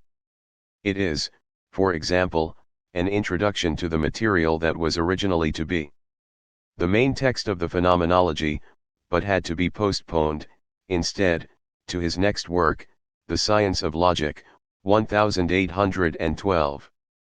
Much of what he says in the later parts of the preface, about speculative thinking and science, is more properly preliminary to the next book than to this one. If the Phenomenology is an introduction to the later system, it is only the preface that serves this role, for the Phenomenology itself had taken on a life of its own. With this in mind, we might well remember T.S. Eliot's warning about his own poetry: "I am in no better position than anyone else to know what my work means." We should not assume that the preface is only, or even primarily, our entry to the Phenomenology. Indeed, it may even be an obstacle on our way to it. Part I, A Preface to the Preface. Philosophical Truth. Whoever has understood the preface to the Phenomenology has understood Hegel. Hermann Glockner: by far, the best part of the Phenomenology is its preface. W. Kaufmann. It has often been said, and recanted as a matter of routine, that anyone who understands the preface to the Phenomenology thereby understands Hegel's philosophy. In a sense not intended, this may be true. That is, one cannot possibly understand the preface without already understanding Hegel's very difficult philosophy and then, his logic rather than the Phenomenology. 1. The preface was written in even greater haste than the rest of the book, when the author was already removed from his text, tired of it, glib about it, and in a hurry to see it in print. Consequently, it is an obscure and rambling document, with a few spectacular aphorisms and hints of the bold experiment that follows, but virtually impossible to read without frustration, if not indignation as well. There are topics, discussed without any aid to the reader, which presuppose the very specialized jargon of the German idealists, and even then, Schelling himself complained that he did not know how Hegel was using his key terms. There are allusions made to figures not named, even though it is quite clear that Hegel has someone very particular in mind. The language is obscure to begin with, but Hegel soon finds a special delight in twisting his terms around in playful paradoxes, e.g. his notorious use of the contrast in itself and for itself, and his dubious use of the circle metaphor. It is at the end what it was at the beginning, whereas the end and beginning are in fact quite distinct. And worst of all, he teases his readers without satisfying them, but then again, one cannot get satisfaction from a preface. He taunts his critics, blaming them in advance for blaming him instead of themselves if/when they do not understand his work, Phenomenology, 71. And he writes in a style that is largely ironic, often sarcastic, sometimes stating that he will not do such and such, and then doing it even while denying that he will do it. For example, there is the opening of the preface itself, the despair of every beginning student of Hegel. It is customary to preface a work with an explanation of the author's aim, why he wrote the book, and the relationship in which he believes it to stand to other earlier or contemporary treatises on the same subject. In the case of a philosophical work, however, such an explanation seems not only superfluous but, in view of the nature of the subject matter, even inappropriate and misleading. For whatever might appropriately be said about philosophy in a preface, say a historical statement of the main drift and the point of view, the general content and results, a string of random assertions and assurances about truth, none of this can be accepted as the way in which to expound philosophical truth. 1/3/67/6, 2. But in this very paragraph, the author states his purpose, to expound philosophical truth, die philosophisquaret. And as every reader of the commentaries is well aware, the rest of the preface is riddled with ironic and sometimes nasty comments about the circumstances and other treatments of the same topic, especially Schelling and his other contemporaries. It is in the preface, much more than in the text itself, that Hegel's central indecision becomes most apparent, his awkward and sometimes confused mixture of absolute idealism and historicism. It is here that he tries to make up for his most unscientific performance in the text, not by apologizing but by belligerently reasserting its scientific qualities. This makes for an awkward stance and some uncomfortable reading, as Hegel pontificates as he never does in the text about the importance of a philosophical system and the woeful inadequacies of those philosophers who have failed or who have not even tried to construct one. Here too Hegel tries to cover his tracks, emphasizing the necessity of the route he has provided for us, reiterating in a mixture of metaphors our systematic ascension to the absolute standpoint of philosophy and Geist. He thus denies in effect the most significant single result of the phenomenology, not the absolute nor even the self-realization of spirit, but the recognition of the richness of alternative forms of consciousness, alternative conceptual frameworks and lifestyles, which may not in the end lend themselves to absolute resolution. The general theme of the preface is, philosophy is the presentation of philosophical or absolute truth, but philosophical truth, as opposed to casual assertions and assurances, must be systematic and developmental in form. And, as science, it must be conceptually articulate. Hegel does tell us, contrary to his initial announcement, the relationship of his own theory of truth to others of his time and before him, his is fully adequate and theirs are not. He has brought philosophy to its fruition and its time-honored and time-worn problems to their resolution. The philosophers of the past, while not being misguided or wrong, have tended to be one-sided in their theories. Hegel's contemporaries, however, are worse than one-sided. With all the resources of the history of philosophy and the collective experiences of enlightened mankind at their disposal, they have produced philosophies which are mere personal opinions, abstract formulas, or merely enthusiastic appeals to common sense or religious feeling. But Hegel's complaints against his colleagues and his sympathetic criticism of his predecessors are not merely comparisons of his own theory with alternative theories. These are essential to his theory itself. To say that philosophy must be systematic is to say, in part, that it must account for the one-sided truth of every other philosophy. And to say that philosophy is developmental is to say, in part, that a philosophical theory is never an isolated hypothesis but always a response to and a development of other philosophical positions. Philosophical truth can only be understood within the context of philosophy and its history. Most philosophers of all persuasions would or could be forced to agree that philosophical problems are always inherited problems, and that philosophical theories are to be judged, essentially, according to the degree to which they resolve or satisfy problems and demands which alternative theories have left unresolved and unsatisfied. This is not to say that philosophy is a closed system of problems and solutions which are of interest only to those with philosophical train. Hegel's own view of the phenomenology 241 ing.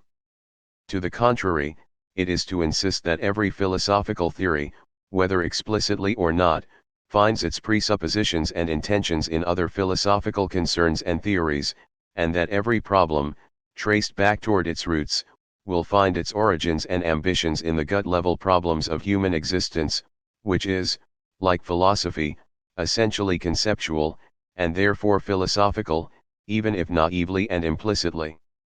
This is why a technical philosophical problem, wrenched from its philosophical and human context, often appears dry and irrelevant, like an inedible and already dried out fruit that has been plucked from its tree.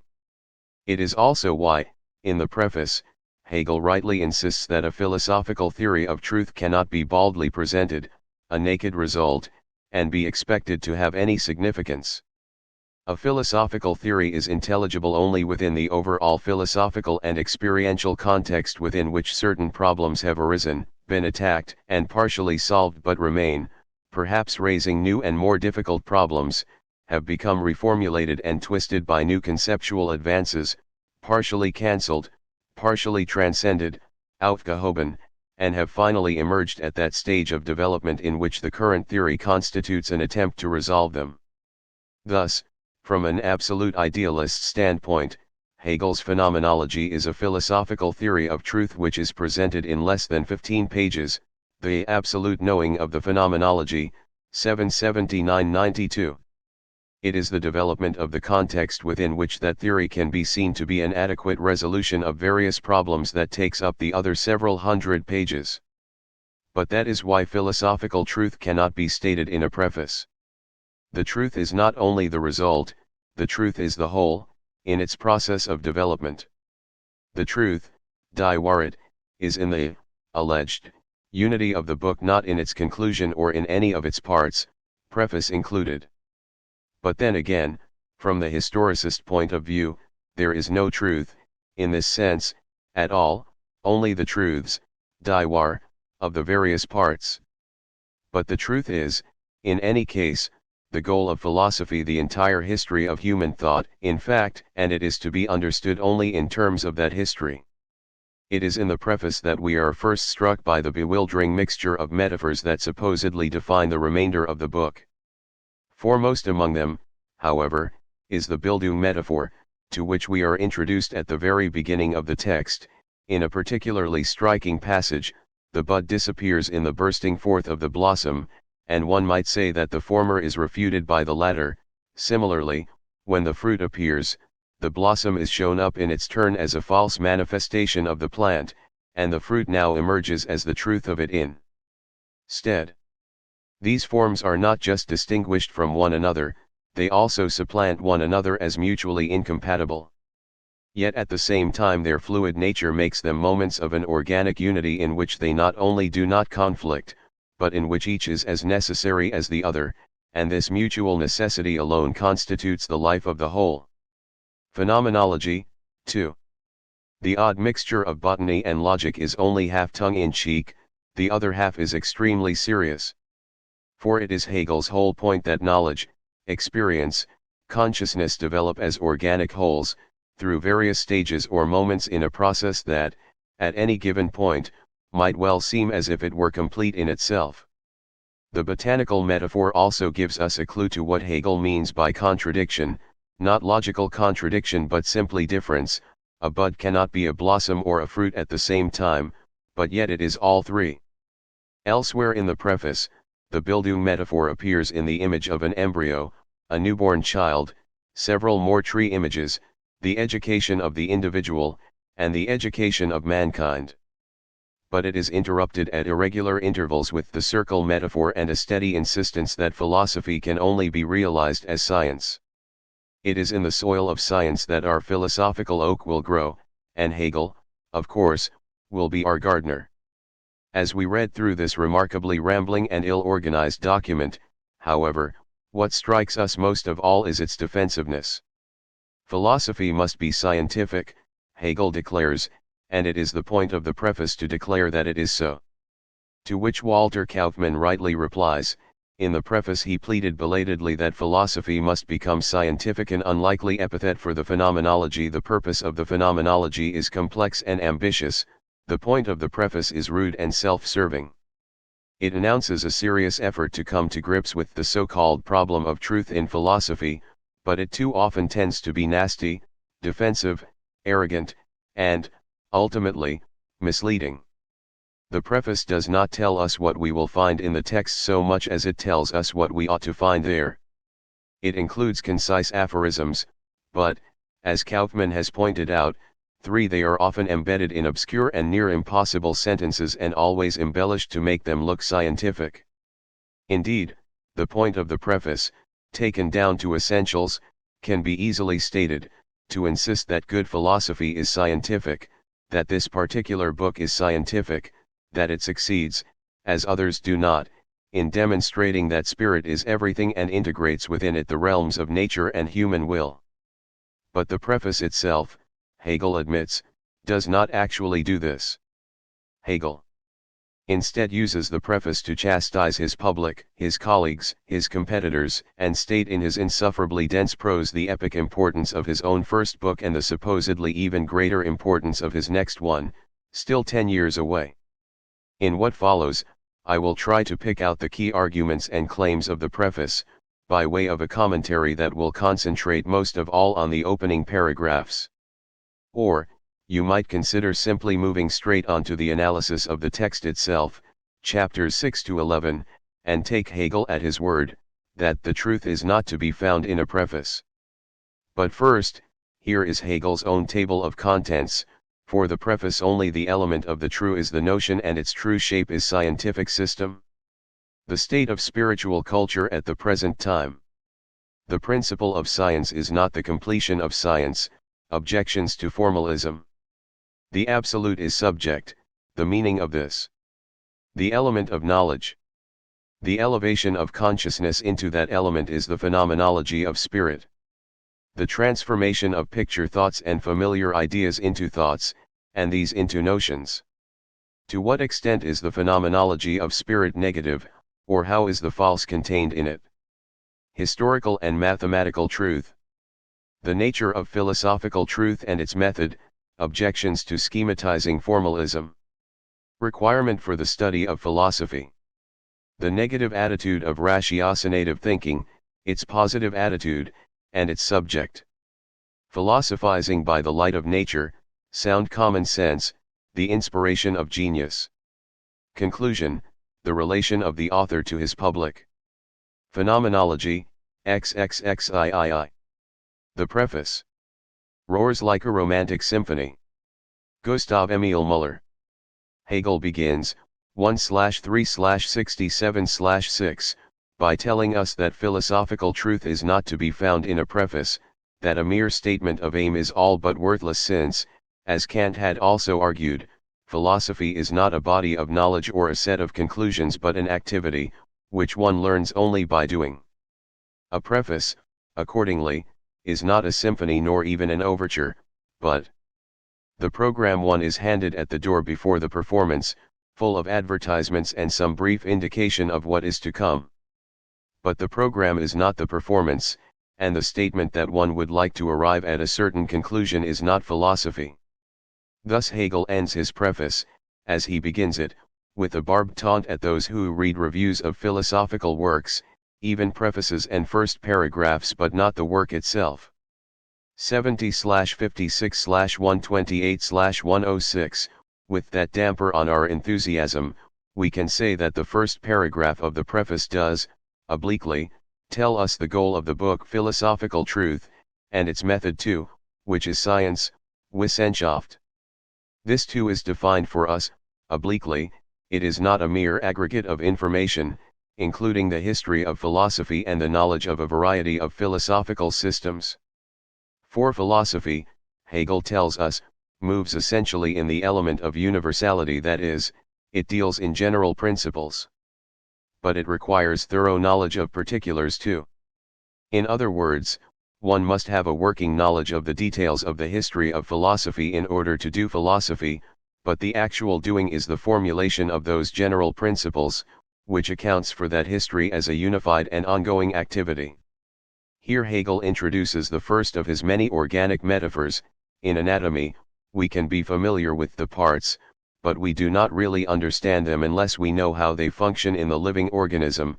So too, we can be familiar with the history of philosophy and the variety of philosophical viewpoints, but we do not understand philosophy until we understand how these function together, as parts of a living enterprise. The second paragraph also introduces an organic metaphor in this case, the more central botanical imagery of the metamorphosis of a flower bud into a blossom into a fruit, cp. 241. This Bildung metaphor is then applied to the history of philosophy, which is to be viewed not as a conflict but rather as a development of views, in which each is as necessary as the other, and this mutual necessity alone constitutes the life of the whole. But he who rejects a philosophical system, i.e. the new philosopher, does not usually comprehend what he is doing in this way, and he who grasps the contradiction between them, i.e. the historian of philosophy, does not, as a general rule, know how to free it from its one-sidedness, or maintain it in its freedom by recognizing the reciprocally necessary moments that take shape as a conflict and seeming incompatibility.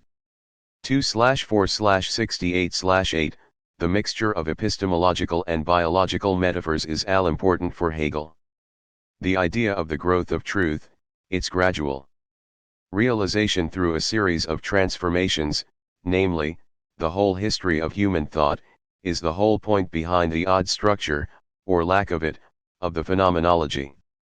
But more specifically, his point here is that truth and falsity, where philosophical viewpoints are concerned, are not opposites.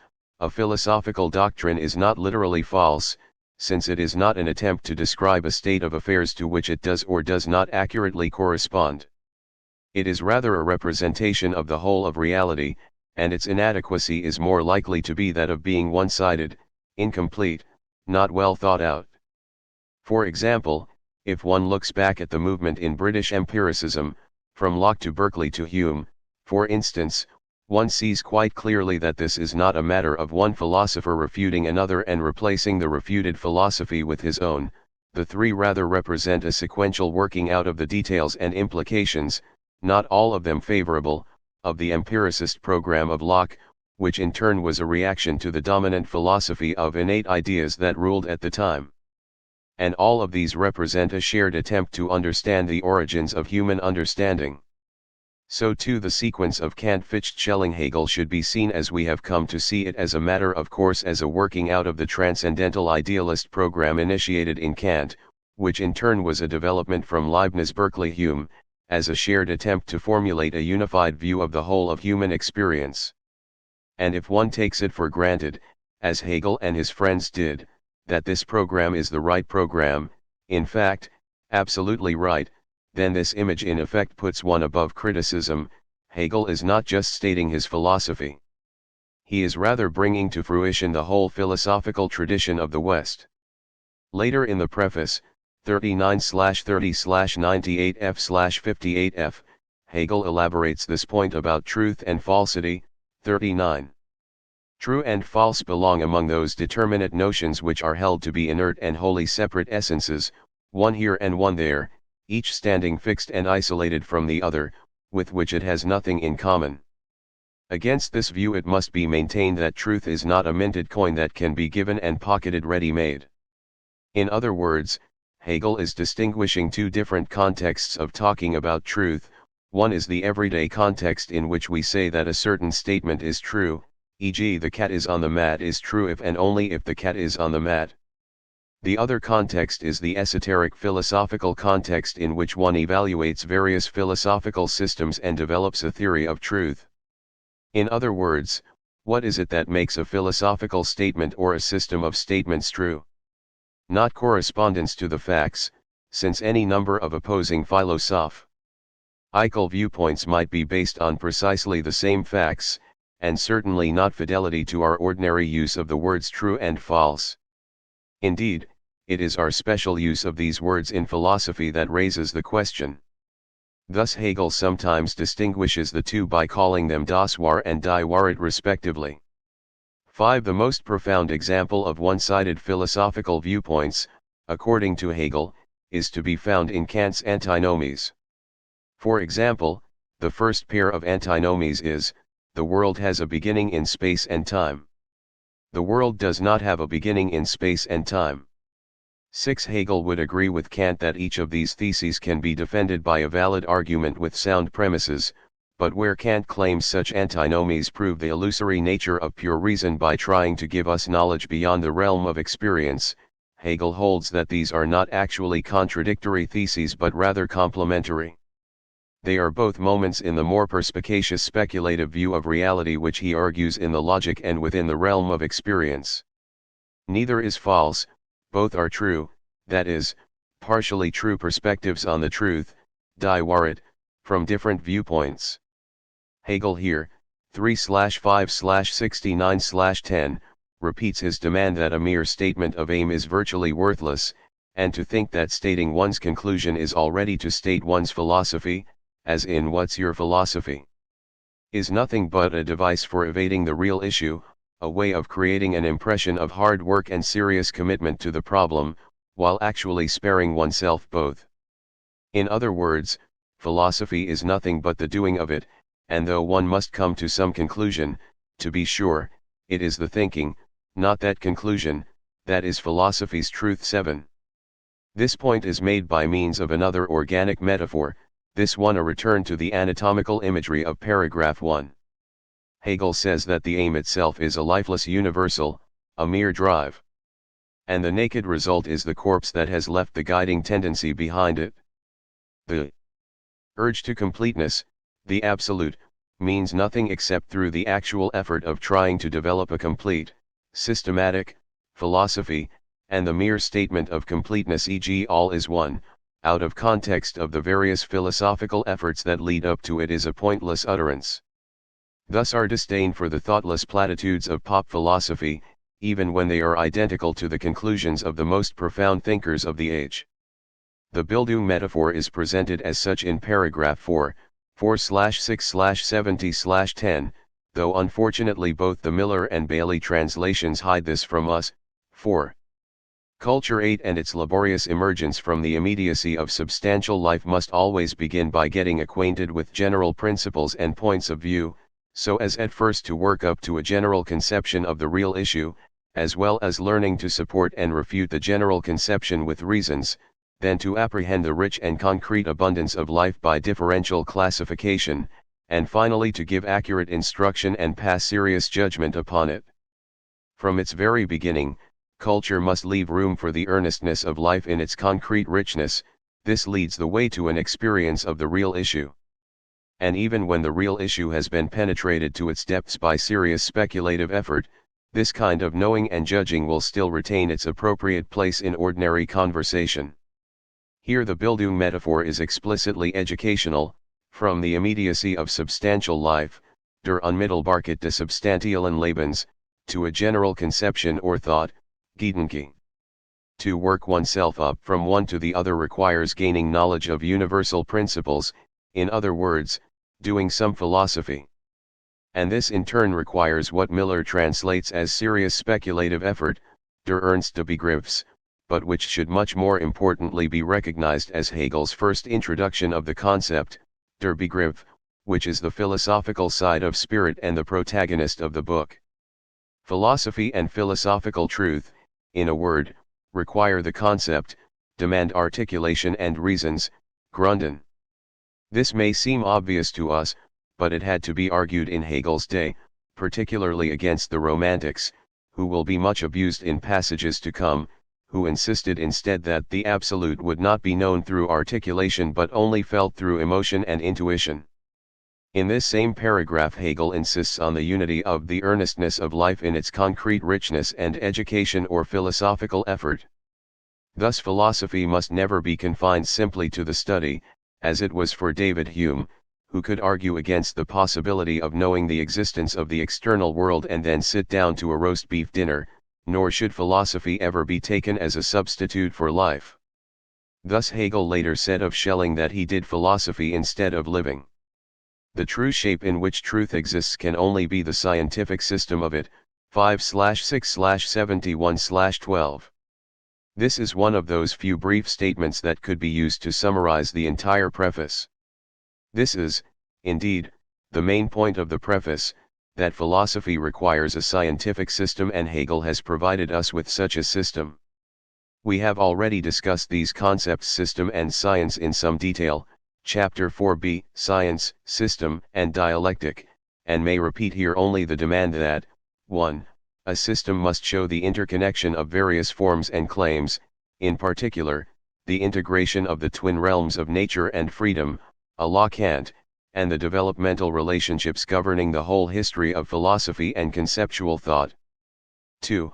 A scientific system must be articulate, spelled out and discursive, argumentative, a demonstration of its conclusions and not just a claim that one knows, through feeling or special intuition, that they are true. 3. Science, Wissenschaft, does not mean what we mean by it, natural science, physics, chemistry, biology, psychology, etc., but rather, as in Aristotle, a system of necessary propositions, not empirical findings. Here too Hegel announces, what I have set myself to do, namely, to help bring philosophy closer to the form of science. He puns on the literal Greek meaning of philosophy, philaion sophia, the love of wisdom, and says that, as science, it can lay aside the title love of knowing and be actual knowing. But this unsocratic aim is precisely what the historicist Hegel would deny to the phenomenology itself. Its conclusion, the absolute or absolute knowing, is that philosophy will always be an effort, an activity, rather than a result already obtained. Here too Hegel introduces the key to his Bildung metaphor, the idea of an inner necessity, that knowing should be scientific, that is, articulate and aim at total comprehension. In his initial discussion,